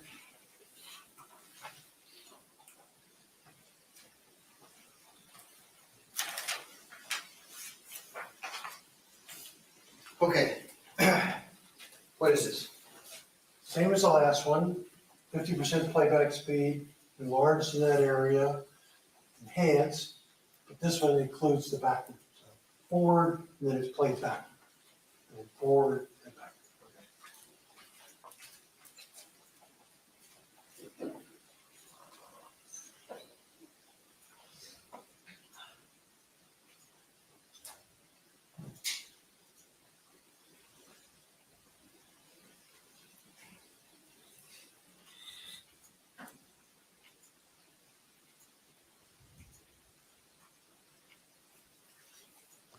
Well, that video file that was linked in the court documents is not all this enhanced stuff. It's only a 3 No, no, no. minute 30. It was also filed on the 17th, right after they played it in court. So I think that's why I was saying I think it'll be uploaded today, probably to that page. Okay. What is this clip illustrating? Again, it's a loop about 1.5 seconds. Doesn't Enhanced. that kill what he was saying of not Going in knowing what he was forward throwing at direction him? here. No. Red circling and yellow circling. This is at 1/4 speed. Same 1.5 seconds. And 400% magnification. Yes. Remember, folks, just because we can see something that is picking up a reflection of infrared light or emitting its own light doesn't mean you could necessarily see it in the theater, especially if it's just reflecting. This is a dark theater, and the only reason anything is illuminated is because of the infrared light emitting from the camera source that's being picked up by the camera lens. And plenty of people get hit in the face and never see the hit coming.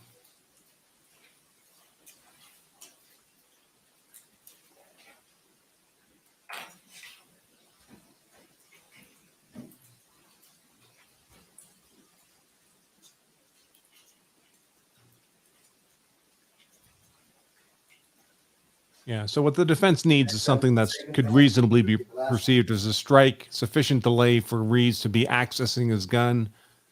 And then the whole popcorn thing is just a continuation of that initial assault. Okay, so what Well, is, that's what 8 do we- seconds what do we prior to have the here? popcorn, which This provides is the again amount at of time. 1.5 second, forward and backward loops. So after the blow, Reeves will be going for his gun That circle and the just in highlighted case he object, needs it. little And when the circle, popcorn thing happens, that would be the indication he 25% needs it. Playback, high magnification, approximately centered on the ear.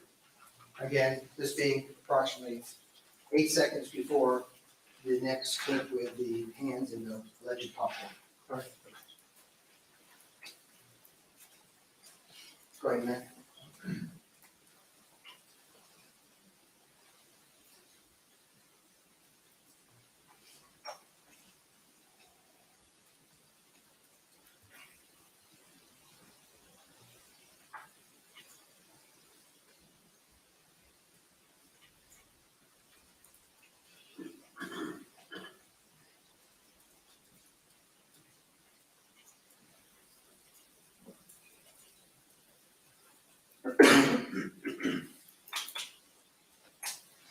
Remember, folks, the state has to disprove self-defense beyond a reasonable doubt.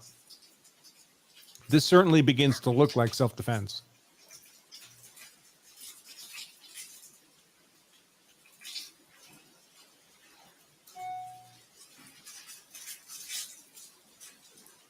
And the danger only has to be one of serious bodily injury, not death. A beating of a 71-year-old at the hands of a 43-year-old can certainly inflict serious bodily injury.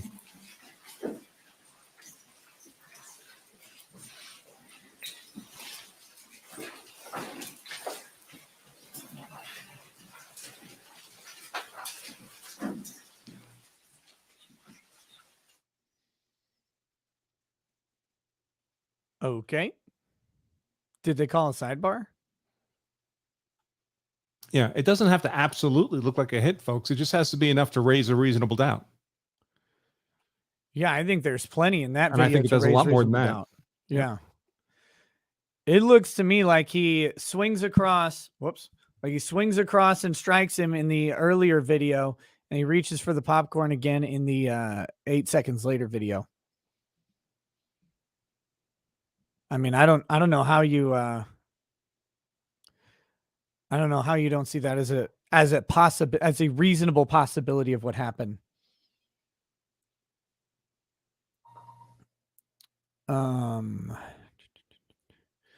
JC Chappie says you missed the most obvious movie. She had her eyes on someone else, but he had a copyright claim on her heart. In Love and Crime. Okay, that was good. That was good. How you doing, buddy? How you doing, JC?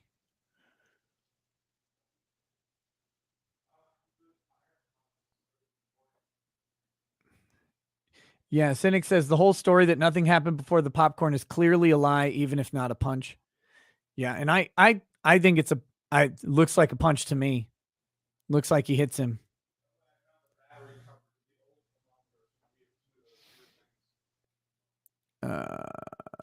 What do we got here? Okay.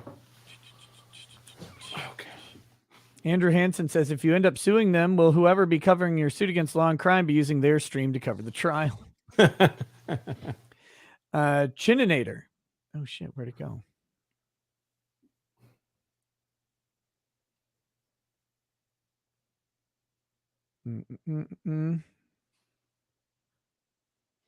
Chininator says, I've been gone for close to an hour and this guy is still talking. Oh, yeah, that was a while ago, too. Joseph DeMartino says, he's Forrest effing Gump. He's been everywhere. Saran Concord says, free Lucas. Amen, brother. Amen. Oh, hey, what's up, Eugene? Says, have some hack money while they're worth something and your vacation hasn't started. That South Menace movie is way more funnier when you don't recognize any references because then all of it sounds like sheer absurdity. Yes. Don't Be a Menace to South Central is a great movie, whether you get the references or not. Enjoy your weird like war you've got going there, Eugene, over in Mother Russia. Apparently you guys in what, like Ukraine are not having a fun time with each other.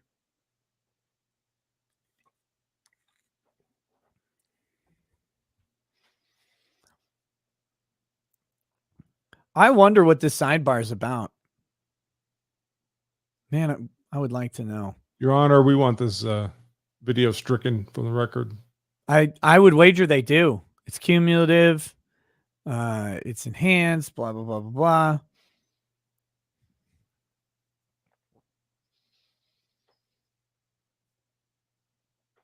He threw the phone at him, no punch. I mean, maybe, I don't know. In any case, I think when he comes back for the popcorn, he's got a reasonable fear that something bad's going to happen to him. The hands are coming in again, right? That's a sustained battery. And they come in fast. It's not like a slow thing when they play it at full speed. I mean, I thought he threw a punch when they first showed that popcorn thing. But when they play it at full speed, I mean, his hand is not like casually coming in to grab the guy's popcorn. There's no peaceful reason that Chad's hands are coming at the person of Curtis Reeves. He's going to peacefully take his popcorn and throw it at him. Wyatt B says, I can't wait for Curtis to take the stand and tell us over and over, I acted to defend myself. I acted in self-defense. Can you repeat the question? That's not recollecting with me. P.S. F law and cucked. Hot Mess Mom says, ask this guy about Area 51, please. Seamaster Flex says, explain the bread thing. You got to go to a nighttime stream for the unbreaded. The unbreaded cannot be out during the day.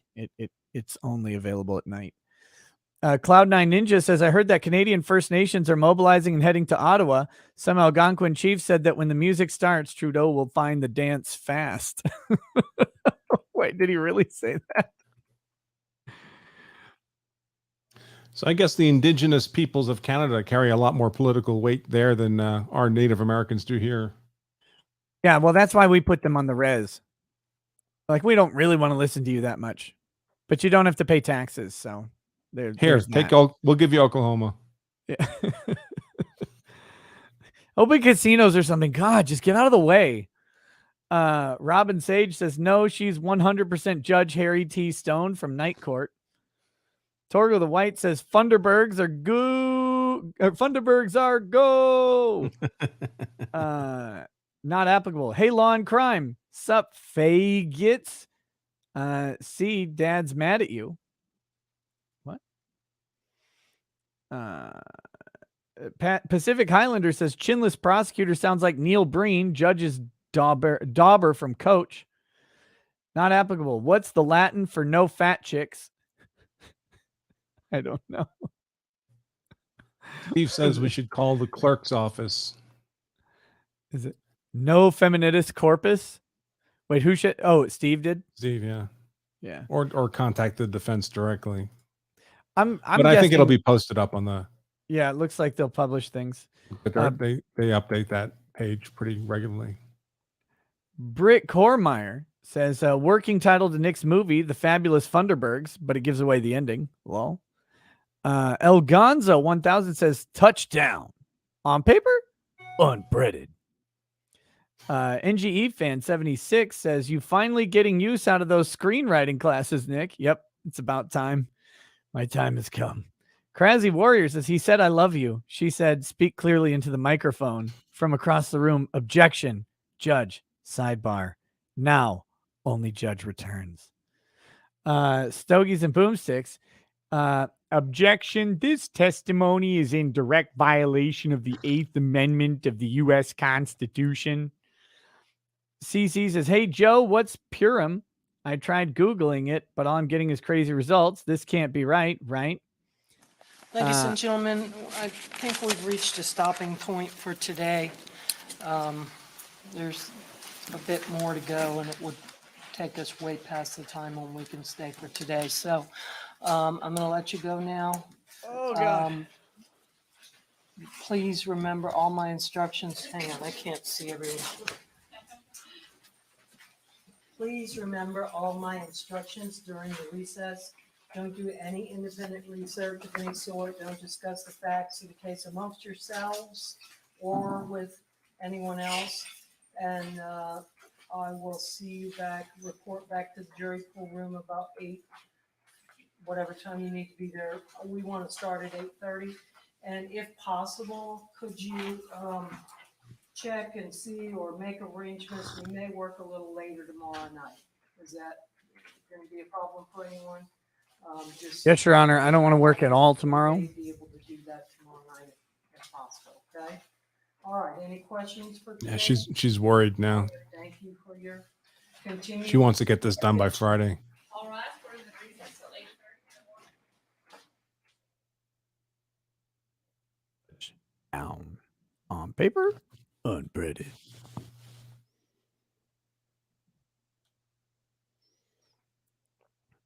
Well, this turned into took a really long time for interesting stuff to be produced, but ultimately probably a very, very productive day.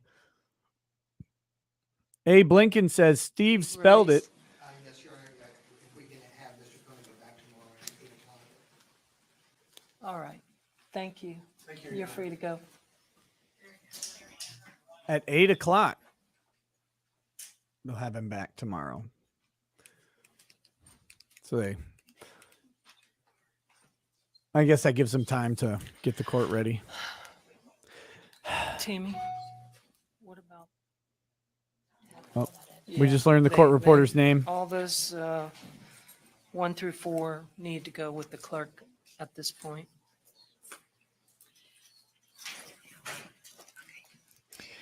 Abe Lincoln says, Steve spelled it. It's Funderburk, not Funderburg. Stop calling him a bike, bigot.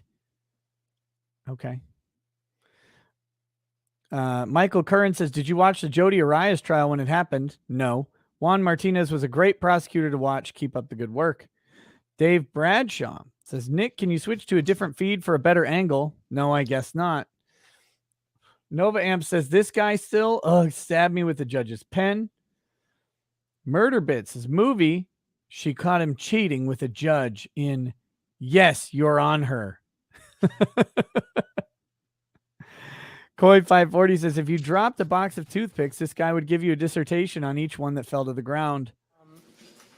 Typically, the courtroom is not open until 8 o'clock, unless we have jurors coming in, potential prospective jurors. If it's opened at 7:30 on any other days, there's overtime involved, and we're trying to avoid that. So unless, like tomorrow's there's no juror. Yeah, there are jurors coming in tomorrow. So tomorrow will be all right. Well, I don't know if they're coming in for 7:30. Prospective jurors are coming in Okay. at 7:30. Yeah. Okay. So.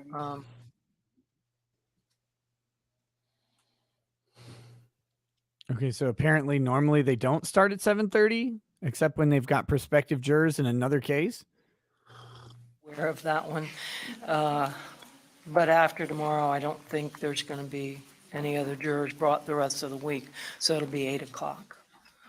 You're talking about the courthouse at front doors, Your Honor? Yeah. So, just plan your schedule accordingly, okay? All right, now, what else? So, Jerry, if I can approach, Mhm. I think that you probably have a copy of the stipulation if we talked about it. But just to give the court a bit of history concerning this issue, as the court well knows, even though law enforcement had the capabilities of meeting with the Cobb Theater and with the producers of the previews, they did none of that. We received from Cobb a list of the actual movie previews that were playing there at the theater. And those movie previews are actually controlled by the entity that owns those previews.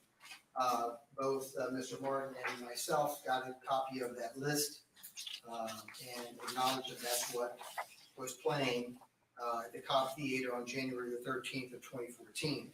We had to go and hire a actual movie critic who had relationships with the entities that owned those particular previews in an effort to try to get our hands on those previews so that we could play them at any future court hearing. And if the court recalls, we actually did play them. They're actual videos with sound of the actual previews. They're going to play the previews? You're going to bring in a subwoofer? Hearing into a stipulation, which you have before you. If you look at the very bottom, it I want to see the trailer for Sabotage. Played on January the 13th of 2014. And we intend to play those particular trailers, those previews, to the ladies and gentlemen of the jury. They, I think, should be entitled to see it. I think they should be entitled. Of course, it's part of the totality of the circumstances. Those were robust, and I'm using that in a soft term. Those were robust trailers, Sabotage, you name it. There's guns blaring. There is. They're action movie trailers. It is a pretty impactful series of previews. I certainly can't even imagine, as I stand here, I can't even imagine the prosecution not wanting to play for this jury what was actually played in previews. I can easily imagine it. On the date and time. We object. Want to keep that away from this jury? I have no idea. It has the most relevancy. Sabotage was a terrible movie. Have talked about the previews playing The during Cruel this and entire, Inhuman Punishment. incident. And so I would ask the court to allow us to play those particular previews. Earlier, Mr. Rosenwasser came up and said, well, what if you just play 2 of the previews? The problem is that, as you can see on the stipulation, we can't tell which preview was playing at what time. And so the jury's entitled to hear all the previews. And that's, I think, the appropriate. There's going to be one asshole juror spoiling how every movie ends. Are they going to play the turn off the cell phone notification? Preview here, I think, would be inappropriate. I think we need to play all the previews, let the jury. It may save your what life. effect those previews could have. It'll be a race to on a see human which being company that's in can a theater, copyright darkened claim theater, my seated in a my seat. show first. Because I can tell you that that is a factor that should have been considered by law enforcement. And Your Honor, I think you realize this, they've even admitted, they could have done that very day. That very day, they could have said, management, go down to mid-level 1, let me sit in seat 9A and play those previews and let me see what that experience was like. Let me see what my perception was at that time.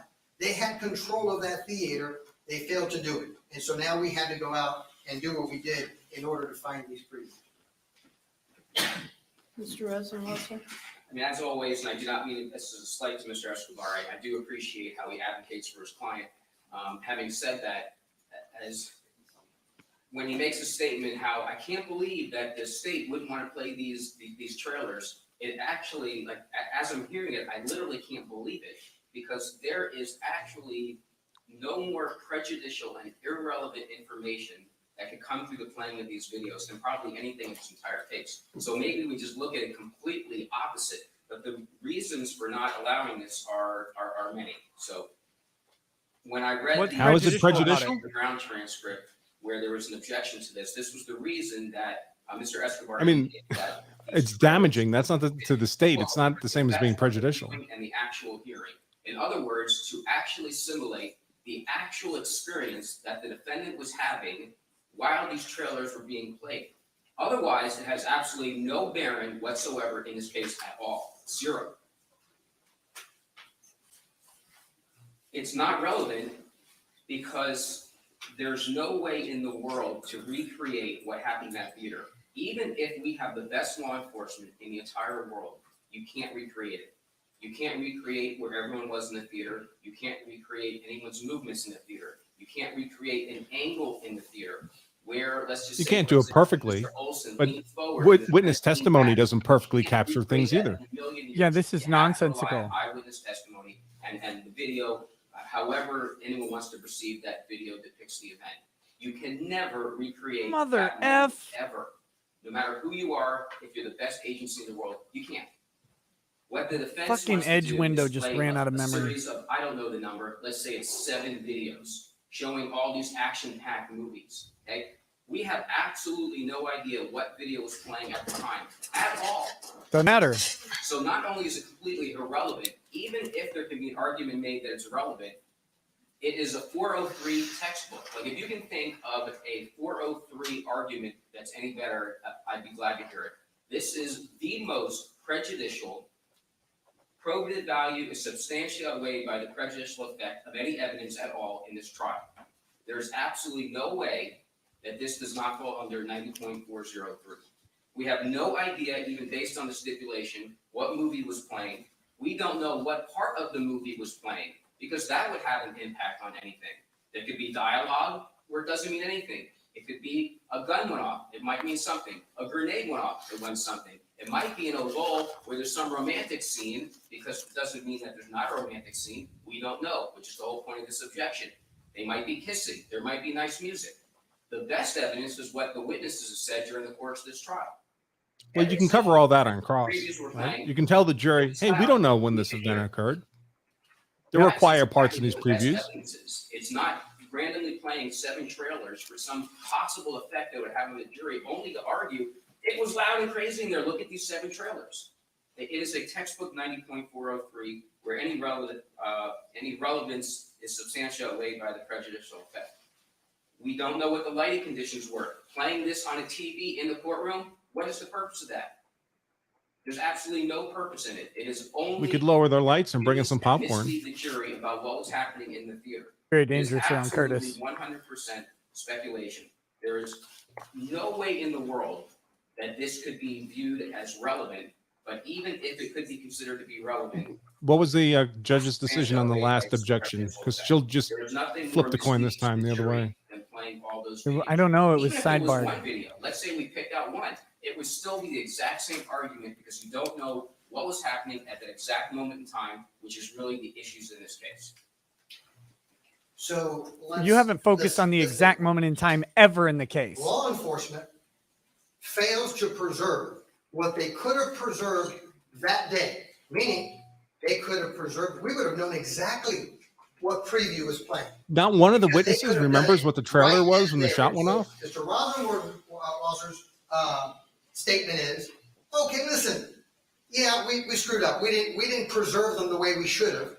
You know, we would have known at that point in time it was, whether it was sabotage or whether it was RoboCop or what have you. Oh, but listen, we didn't do that. So, you know, it's 403, you know, now that we're trying to introduce the entire 7. Now, let me tell you why it's not 403. Lawyers love to throw out 403 because they say it's more prejudicial. Well, the question is, tell me the prejudice. They're Thank you. watching 7 action-packed videos. Is the court telling me that it's prejudicial under 403 when they bring me a picture of the inside of the theater all lit up? Is that prejudicial? Is that a 403 objection? Because guess what? It wasn't lit up when this particular incident occurred. Great point. What's good for the goose is good for the gander. If we're going to introduce photos that are lit up in a particular theater for a jury to see when it wasn't in that fashion at the time of the incident, and everybody has testified, even their witnesses have testified, that darkness has a detrimental effect on perception. So if we're going to allow these photos that are bright and clear and what have you, which wasn't what was happening on January the 13th of 2014, when Mr. Reeves had to fire his gun, then 403 doesn't work here. Because the issue is, tell me what the prejudice is. There is no prejudice. We're not telling this jury, hey, by the way, what you hear here in the form of noise level is exactly the noise level that occurred on January 13th. Just like we're not telling the jury on a photo, hey, we're not telling you that this is the way the theater looked, okay, on January the 13th when the shot rang out. It's got to be prejudicial. There is no prejudice in playing the actual videos that they have seen that are on the list from the Cobb Theater that this jury has every right under relevancy to see, because they have to be able to see it, they have to be able to hear it, and then they've got to determine whether that had any effect on anyone in that theater. Mr. Reeves, witnesses, you have it. All of these witnesses testified the previews were loud. All of these witnesses testified, or some of the witnesses testified that there were action. We're doing nothing other than what actually happened in that theater. And Your Honor, you can't throw 403 unless you tell what the prejudice is. It is so relevant in this case that I am shocked that they're making that issue that is not relevant. It is very relevant because that's exactly what happened in this case. Are you going to say It's of totality of the circumstances? All right. It's of course relevant. You know, initially the argument was made that since we don't know which ones were being played, then we need to play them all. No, I don't see the logic there. And quite frankly, I don't think it's proper to show any of them. What? It's definitely, I think it's misleading. Mr. Rosenwasser argued it was misleading, not only 403, I won't even go there. But if it's misleading, then I'm the gatekeeper. Excuse me. And I think it's misleading for many reasons. First of all, the testimony is all over the place about, nobody seems to recall exactly which preview was playing. Imagine that, you know, they can't remember after a traumatic event like this that happened. So prejudice the defendant we instead don't of have any idea. instead of the state, I guess. So the probative value of showing all 7 to me is 0. And there again, the noise level. You got not even a clue of how to recreate anything that nobody knows. We're just going to turn it up to 11, Your certainly Honor. aren't gonna How do you have recreate it any right here in this testimony? courtroom. That's just not going to happen. Ever. But whose fault is it? It's their fault. I'm not getting into that. So That's a bullshit decision. Well, how would they have recreated it They would have either? played it that night with a noise level. So wait a minute. So the detective is going to sit there. Who cares what he thinks? Who cares what he sees? No, it's not the detective. If we had a noise meter that they should have done, and my expert will say they should have had a noise meter, if they would have had a light meter, could have recreated it right here for this jury. But you know what? They didn't do it. Not a chance. They didn't even know Not a chance. You can't recreate all of those same things in this courtroom. We could bring the jury that to the happened theater. in Theater 10. It ain't gonna happen. There again, misleading. You can't, I agree with Mr. Rosenwasser. There is Why no can't way he? to recreate If they know the everything light level. in this courtroom that happened in that theater. So whether or not that was done, we've heard testimony over and over.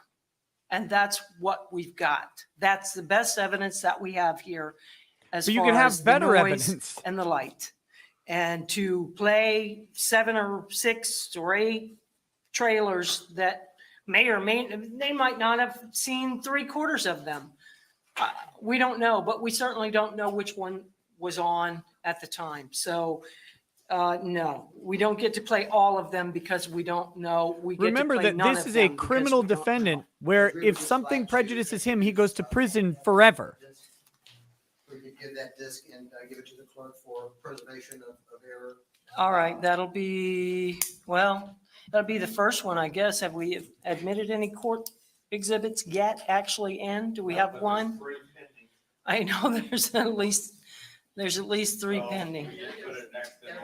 I think there is one court exhibit. That was, Your Honor, it would be defense exhibit number H, and I'm approaching the court or the clerk so I can give that to her. Can I do that? yeah, but it's got to come in as, I'm thinking it's. A court exhibit. I know, I'm trying to get which one. Again, think of every I think still it's photo ever presented to a gonna be court. That's 2. not I recreating believe in we any have way the admitted circumstances one. experienced Do you by a have witness one, Madam Clerk? or by the people involved. Just think of testimony. Think of video. All of this stuff does not actually recreate the circumstances in a reproducible way. And it's there, you have it? I do not have that. Okay, so probably, Not recall it. I Okay. never got that one. okay, so none of them have been, there should be, as Mr. Martin indicated, a total of 3 coming. So this is the first one to actually go to the clerk, so it will be number 1. No, I know we have one. Oh, Critical thinking says, how do you pick how high the sound is? Simple. All right. Like what he's saying. If they would have So done if we have proper one, then investigative it'll be 2. work, they It'll would have used come a in sound as 2. meter and determine And what the that decibel is level was. your- Then they could recreate it in the courtroom. video, a disc with the Movie trailer. movie trailers. All right, and your objection is well documented for the record, as is my response. All right. Connie? Yes? Again, imagine a police All right, officer hang on. doesn't I don't know. investigate anything. And then they just say, well, I think this happened when they go to be a witness at trial. And that's the justification. And it's like, well, where's the bullet? Well, we didn't look for it. We know there was one, though. I mean, someone testified that there was a bullet in the guys. Who cares? Well, where's the actual bullet? Too bad. Typically, when police don't do investigations, that's when people start getting out of prison. Now, in this case, there's lots of other evidence, but I mean, for this ruling to come out like this is just baffling. How is Number it 2. prejudicial to the state? First of all, how is anything My ever assistant prejudicial to the received a phone state? call from someone somewhere in the world indicating that the cameras are showing the first row of jurors.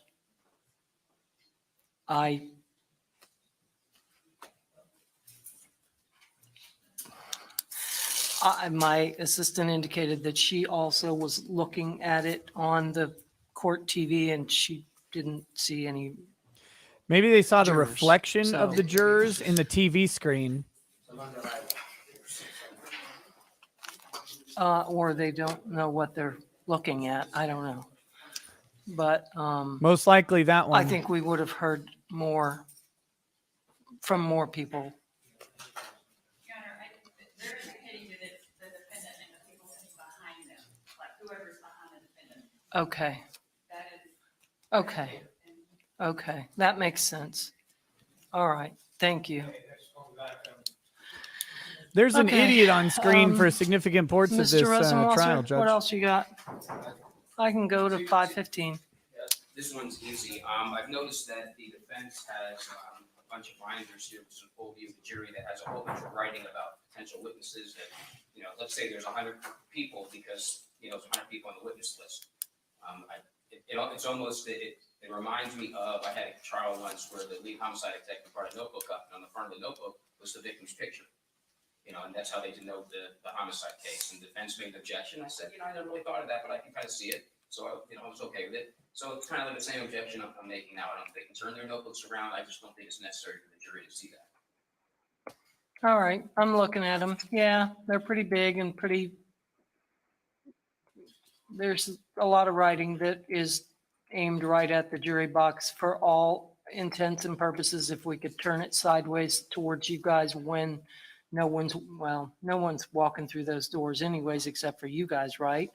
That little door right there. Yeah. So just turn it so that it's Lawyers not have to use a facing dog the jury. door.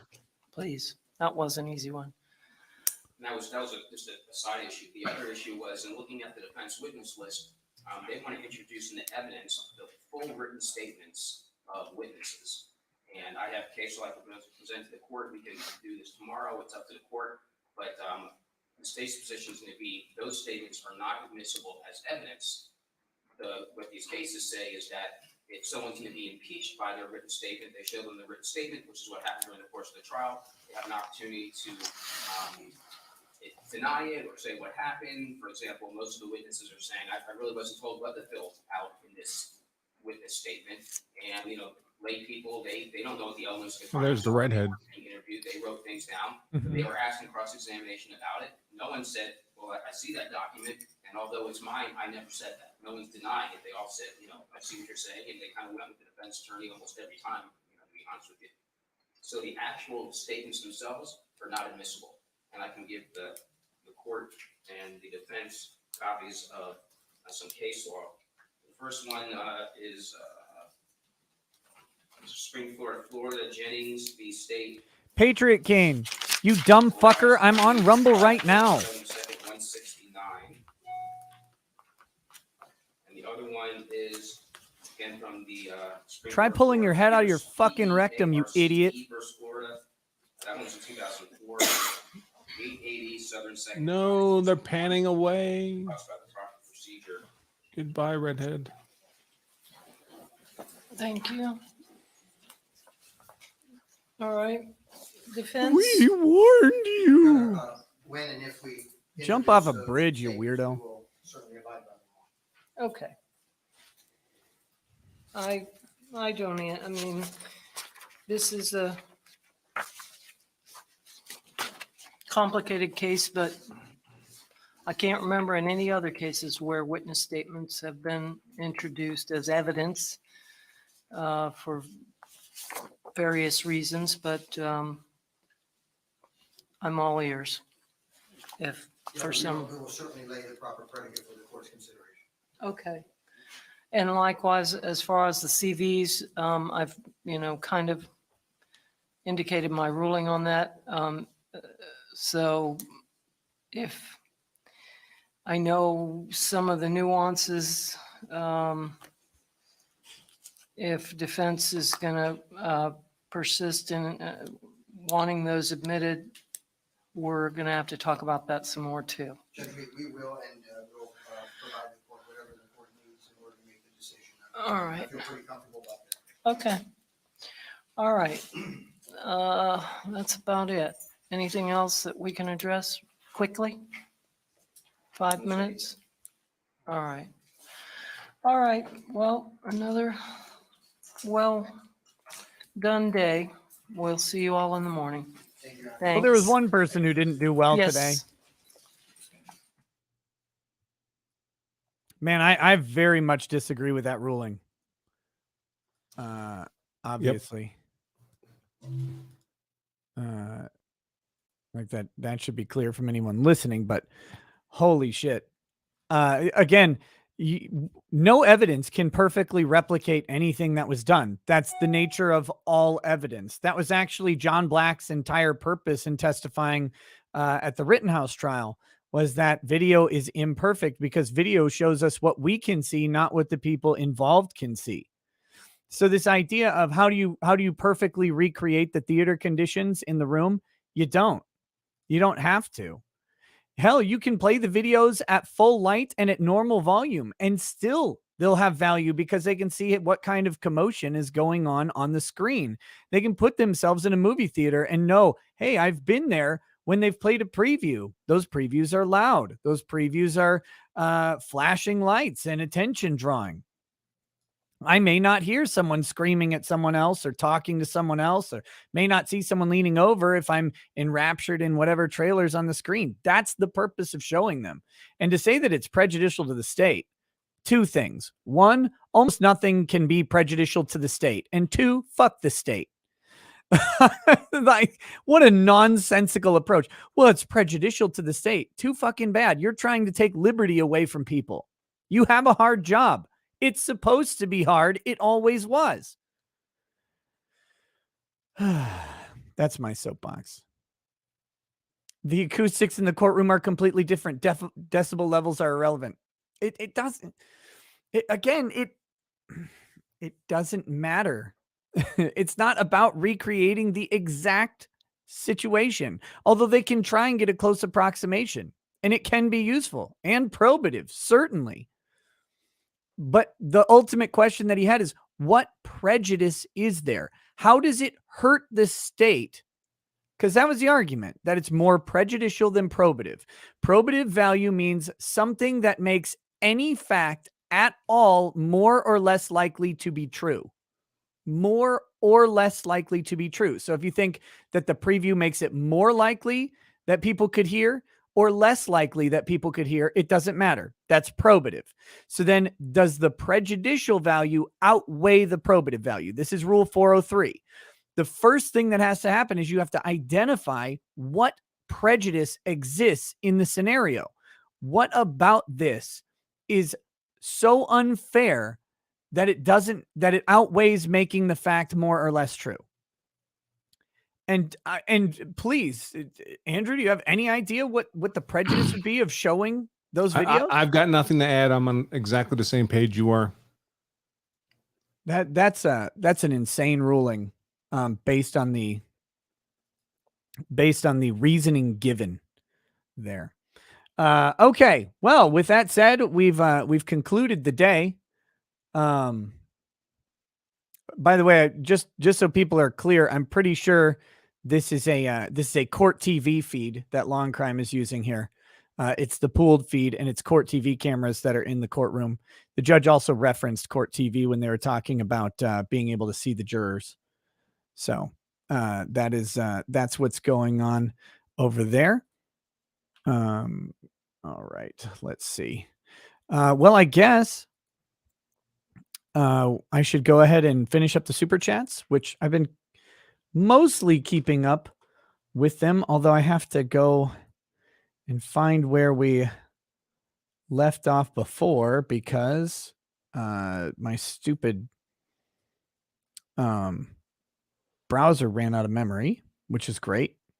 Fun times. Sometimes happens. Okay, where did we go?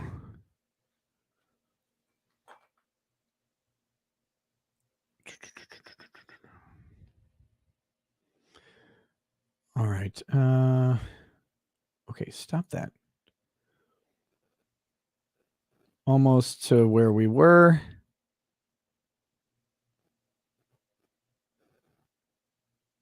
We're getting close. I got to find this thing. Sorry, guys. I hate when this happens. Oh, here we go. Yeah, because there's the defense team are all failed James Carville clones.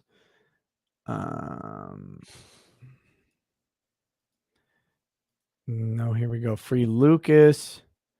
Explain the bread thing. Funderburg's a go. Writing classes. Oh my gosh. Here we are. God. This is so annoying to find the exact spot. Warren Lee says this expert witness looks like he could Jedi mind trick you. These aren't the pixel you're looking for. Artemis Tree says, I'd give you that, Nick, but commercial grade and tech isn't in each cam head. That level of tech is in the main DVR. So age, meh, 50-50. Steve C says, oh, wait, no, that was already read. Artemis Treest says, that was me insulted, so now I'm a dog. Yes. Joe Taylor, can we clone the last judge and make him the judge in every court so we don't have to deal with crap like this video? That would be nice. Jordan Wolf says, babies love you and Andrew loves babies. Boomer Wow says, I'm behind, but you guys making movie ideas had me laughing so hard. Trin says, why can't the video file just be overlaid on the live feed? Isn't that one of the benefits that watching Law and Crime is supposed to provide? Yeah, but if they don't have access to it, it's court TV in this case, but if they don't have access to that feed, there's nothing anyone can do about it. Krista Angelo says, I feel like I'm watching a Daft Punk video. Deli says, boomer, outnumbered mom. Branca, tell your Florida guy to call Funderburg and get us a copy of that footage. We'll try and get it. Josh Vermillion says, if you look up Reeves bond hearing surveillance video from ABC Action News 8 years ago, you can see a pretty clear version. Yeah, but I want to see the slowed down version straight on. Let's talk about prepping. Says, having seen the earlier maybe strike, it raises a reasonable doubt, but I don't like it. I don't think Chad should be dead, but it raises a doubt. Well, he certainly shouldn't be dead. This is a dumb situation, but that doesn't mean that Curtis Reeves would be criminally liable for a dumb situation. The question is not, did anyone deserve to die? That's not the question in a self-defense case. The question is, did the person who used force have a reasonable perception of an imminent threat of whatever degree of harm would be required? That's it. The person who died could be the most innocent person in the world. That happens in self-defense shootings too. Right. And the thing about it is oftentimes in self-defense shootings, a bunch of dumb decisions get made. And much more often than that, a bunch of dumb decisions don't end up with someone dead, but all those same dumb decisions end up happening. And, someone just ends up punched or kicked, or people just walk away and someone finally wisens up. But it's ultimately that one decision that matters, not all the other ones. Those other ones leading up can provide context to whether or not the expectation for imminent fear was reasonable. But other than that, they don't matter. The dumb decisions were made. Now we have to deal with it. And just because you make a stupid decision doesn't mean you have to die now, unless that dumb decision is putting someone else in reasonable fear of imminent death or gross bodily injury. Alan Fogelson, thank you for the donation. Jordan Wolf says, Nick, put the link to the court documents in the chat, please. I did. Rob says, I'm confused about playing this preview. Couldn't State argue that he pulled his gun because the preview got him worked up? I'm just not sure relevancy. Accuracy firearm training says, Andrew, can't see you simply seat and not say a word. Please get engaged or I'm about to check out. I think that's my Uncle Fred, actually. Uncle Fred, you promised us you'd stop drinking, man.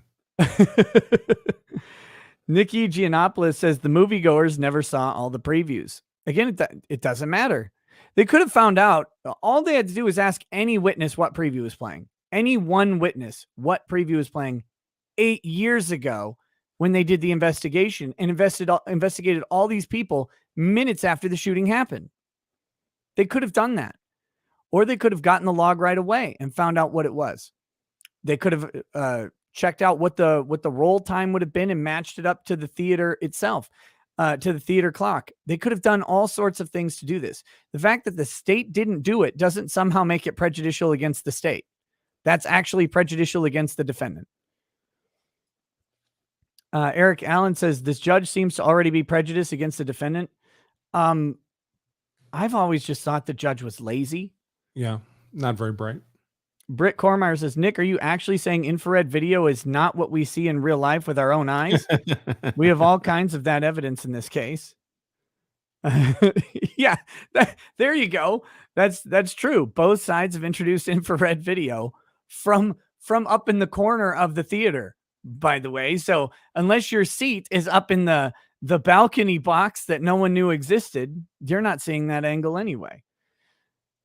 Patrick says, judge seems slightly flustered, frustrated. No, the judge is lazy and maybe stupid. Likely stupid, I would say. Carolyn R. says, so we are assuming these jurors have never been in a movie theater. Yep. Mike Burns says, that's like trying to recreate the sound of a chamber orchestra in a courtroom. It's not a thing. I agree with the judge. Why? Why do you have to recreate the exact sound? And let's be honest here. There's a difference, but it's not that different. People recreate the movie experience in their homes every single day. And no, it's not the exact same as sitting in a theater room because you have different quality of sound system, but it's a reasonably close approximation that people fork out hundreds, if not thousands of dollars annually on home video or on home movie viewing. So let's not pretend suddenly that, you could never recreate what's going on in a movie theater somewhere else. Of course you can. People do it literally daily. And again, it doesn't have to be the exact same reproduction, but they can get pretty damn close by finding out how loud it is and how light it was in the theater. And no, the little screen that they have is going to produce, like the LED is going to produce a different amount of light than the rear projector would produce. Sure, but they can still do a good approximation of it if they want. But I would argue they don't even have to. They don't have to play it at the level of the sound and the light. They don't have to do that. They could just play it in a brightly lit courtroom at normal volume to give them an idea of what they're watching. And to say that they can't do that is nonsense. And to the extent they can't replicate it, it's favorable to the state. I mean, so keep the lights on in the courtroom so you don't make the courtroom dark, and just play it at a normal conversational volume so it's not blasting like it would have been in the theater. That's all favorable to the state. Yeah. Darian Edwards says, judge seems to be faking her way through the trial based on this recent ruling and on her objection rulings. Yes. Isaac Kazakhs says, it seems like the judge is more deferential to the media narrative than she is the evidence. Ponton says, isn't whoever is panning and rooming the camera the actual person executing creative control over the feed via artistic decision? If Law and Wine didn't do that, they aren't in control of the content. Half and half, because actually in the Halderson case, there were very specific orders on what the actual court feed could be, who they could film, where the cameras had to be positioned. They didn't have much creative control at all. Ben Samuel says, if you're here, you have to understand that most people fully believe the press is neutral and trustworthy. If the judge is biased, that's likely why. Let's see, where are we? Very close to the end here. Ponton 21 says, is there such a thing as legal common knowledge? Like if anyone who went to a movie in the past decade already knows trailers are loud as funk, the argument is semantics if everyone would agree to it. But not all trailers are loud as funk. That's the issue. These were exceptionally loud. And the prosecution doesn't agree to the loudness of the trailers. The prosecution wants those trailers to be quiet. Remember that romantic scene in RoboCop that they said it could have been during a quiet romantic scene like the one in RoboCop with all the romance that they put in the trailer for the action movie RoboCop? Or the action movie Savage, where they took a pause to talk about Nicholas Sparks growing flowers. Like, what the hell kind of pretend world are we living in? These are action movie trailers. Terminator, RoboCop, Savage. Did you have the list? Because you... Oh, Sabotage, RoboCop, Sabotage, and yeah. there was a third one, another one like that. I'm blanking now on what they said. They said Terminator. Terminator, that was it. Yeah. Yep. I wonder what the other four were. Okay. I know, poor Sabotage, huh? Nobody remembers that film. I don't remember that movie at all. C. Goody says Gosney is available if you want to invite him. I absolutely would, but we're really close to being done. And so we're going to wrap up for the day. 200 Watt Studio says, just got here. What did I miss? They called the Zabruder guy yet. He gave a great 3-hour, 3-part TED talk. Jordan Wolf says, I may be dumb, but I can't find where you put the link in the for the court documents in the description of the chat. I'll tag you in the chat, Jordan. There we go. Yeah, I'll get you. I just got it. See, Goody. Musings of Apathy says, if you want to see Nick quiet, let's see a Central Minnesota case. Think he would tear down his local judges and lawyers? That would be dumb of him. No, 100%. I'd tear down my local judges and lawyers. Absolutely. If there were an interesting Central Minnesota case, I'd cover it in a heartbeat. I'd go down to the courtroom and cover it. We do man on the scene. We do the regular court feed. We do all sorts of stuff. Outnumbered Mom says, if the OJ jury could go to the house, this jury could go to the theater. You know, if the detectives had done their job and preserved the evidence. Charlie D'Angelo says, plot twist, judge leaves courtroom, takes off robe, goes topless, hops on rideable lawnmower over with Consuela.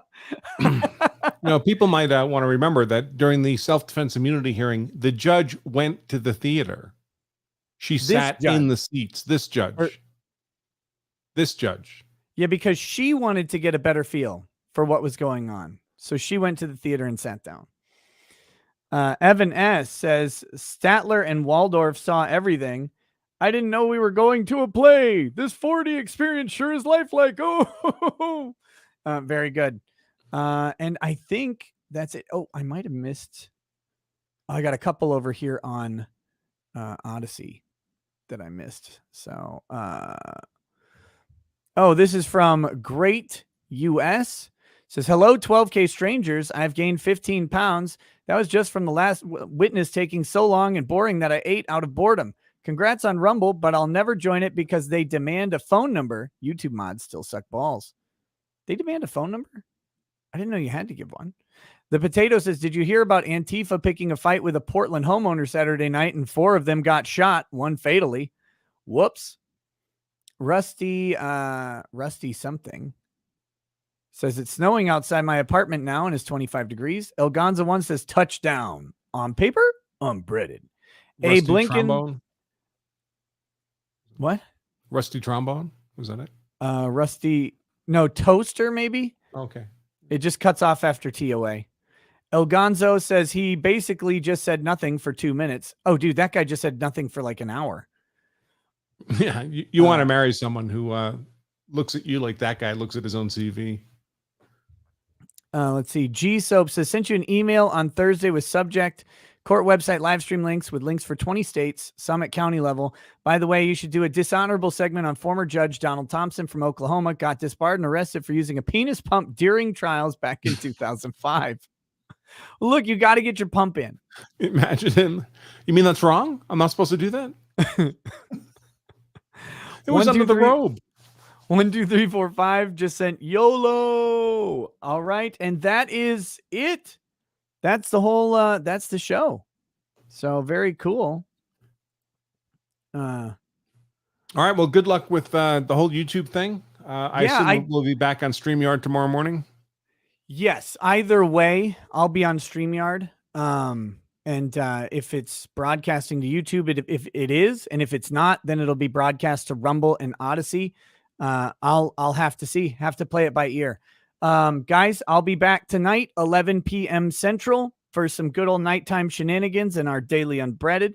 Until then, thank you, Andrew. And guys, make sure you go and check out Andrew's channel in the description. Click on it. Go click subscribe. He's got videos about all this stuff that he puts out on his channel as well. Thousands of them. El Gonzo, I didn't miss one on Odyssey. I read yours. What was this other one? I read your touchdown on paper unbreaded, and I read he basically said nothing for 2 minutes. And I read your, no. You're right. Sorry. It says, I can see not admitting it, but calling it misleading. What the actual fuck? Sorry. I read that to myself when you sent it. And so I thought I had read it, but yeah, I agree. Actually, I can't see not admitting it personally. I think that's a terrible decision, but all right, guys, thanks a bunch. Andrew, Good night, thank everyone. you. Stay See you safe. tomorrow, See you in buddy. the morning. Peace. Peace. Peace.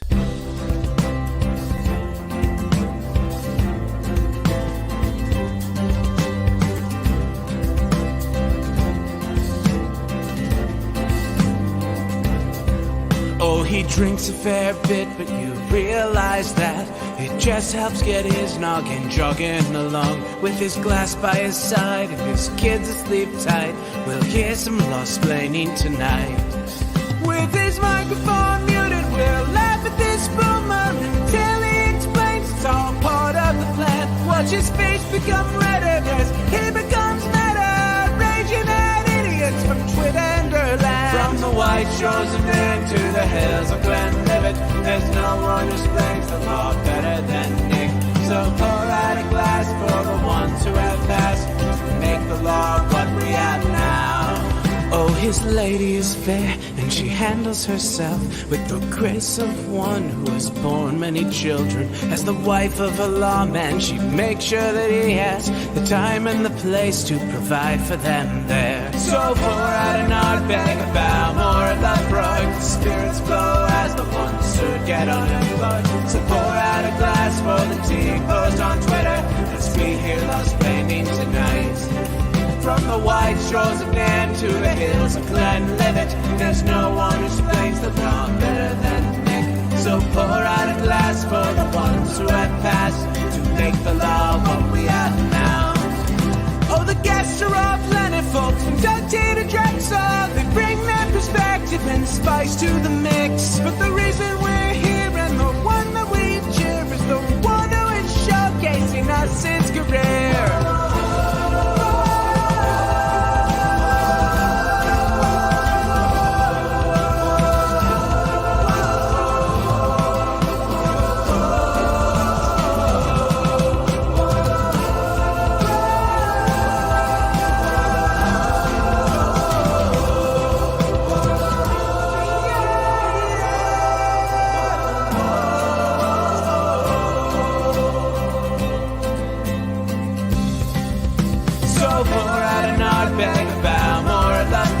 Spirits flow as the ones who get unemployed. So pour out a glass for the tea post on Twitter, as we hear law-splaining tonight. From the white shores of Nan to the hills of Glenlivet, there's no one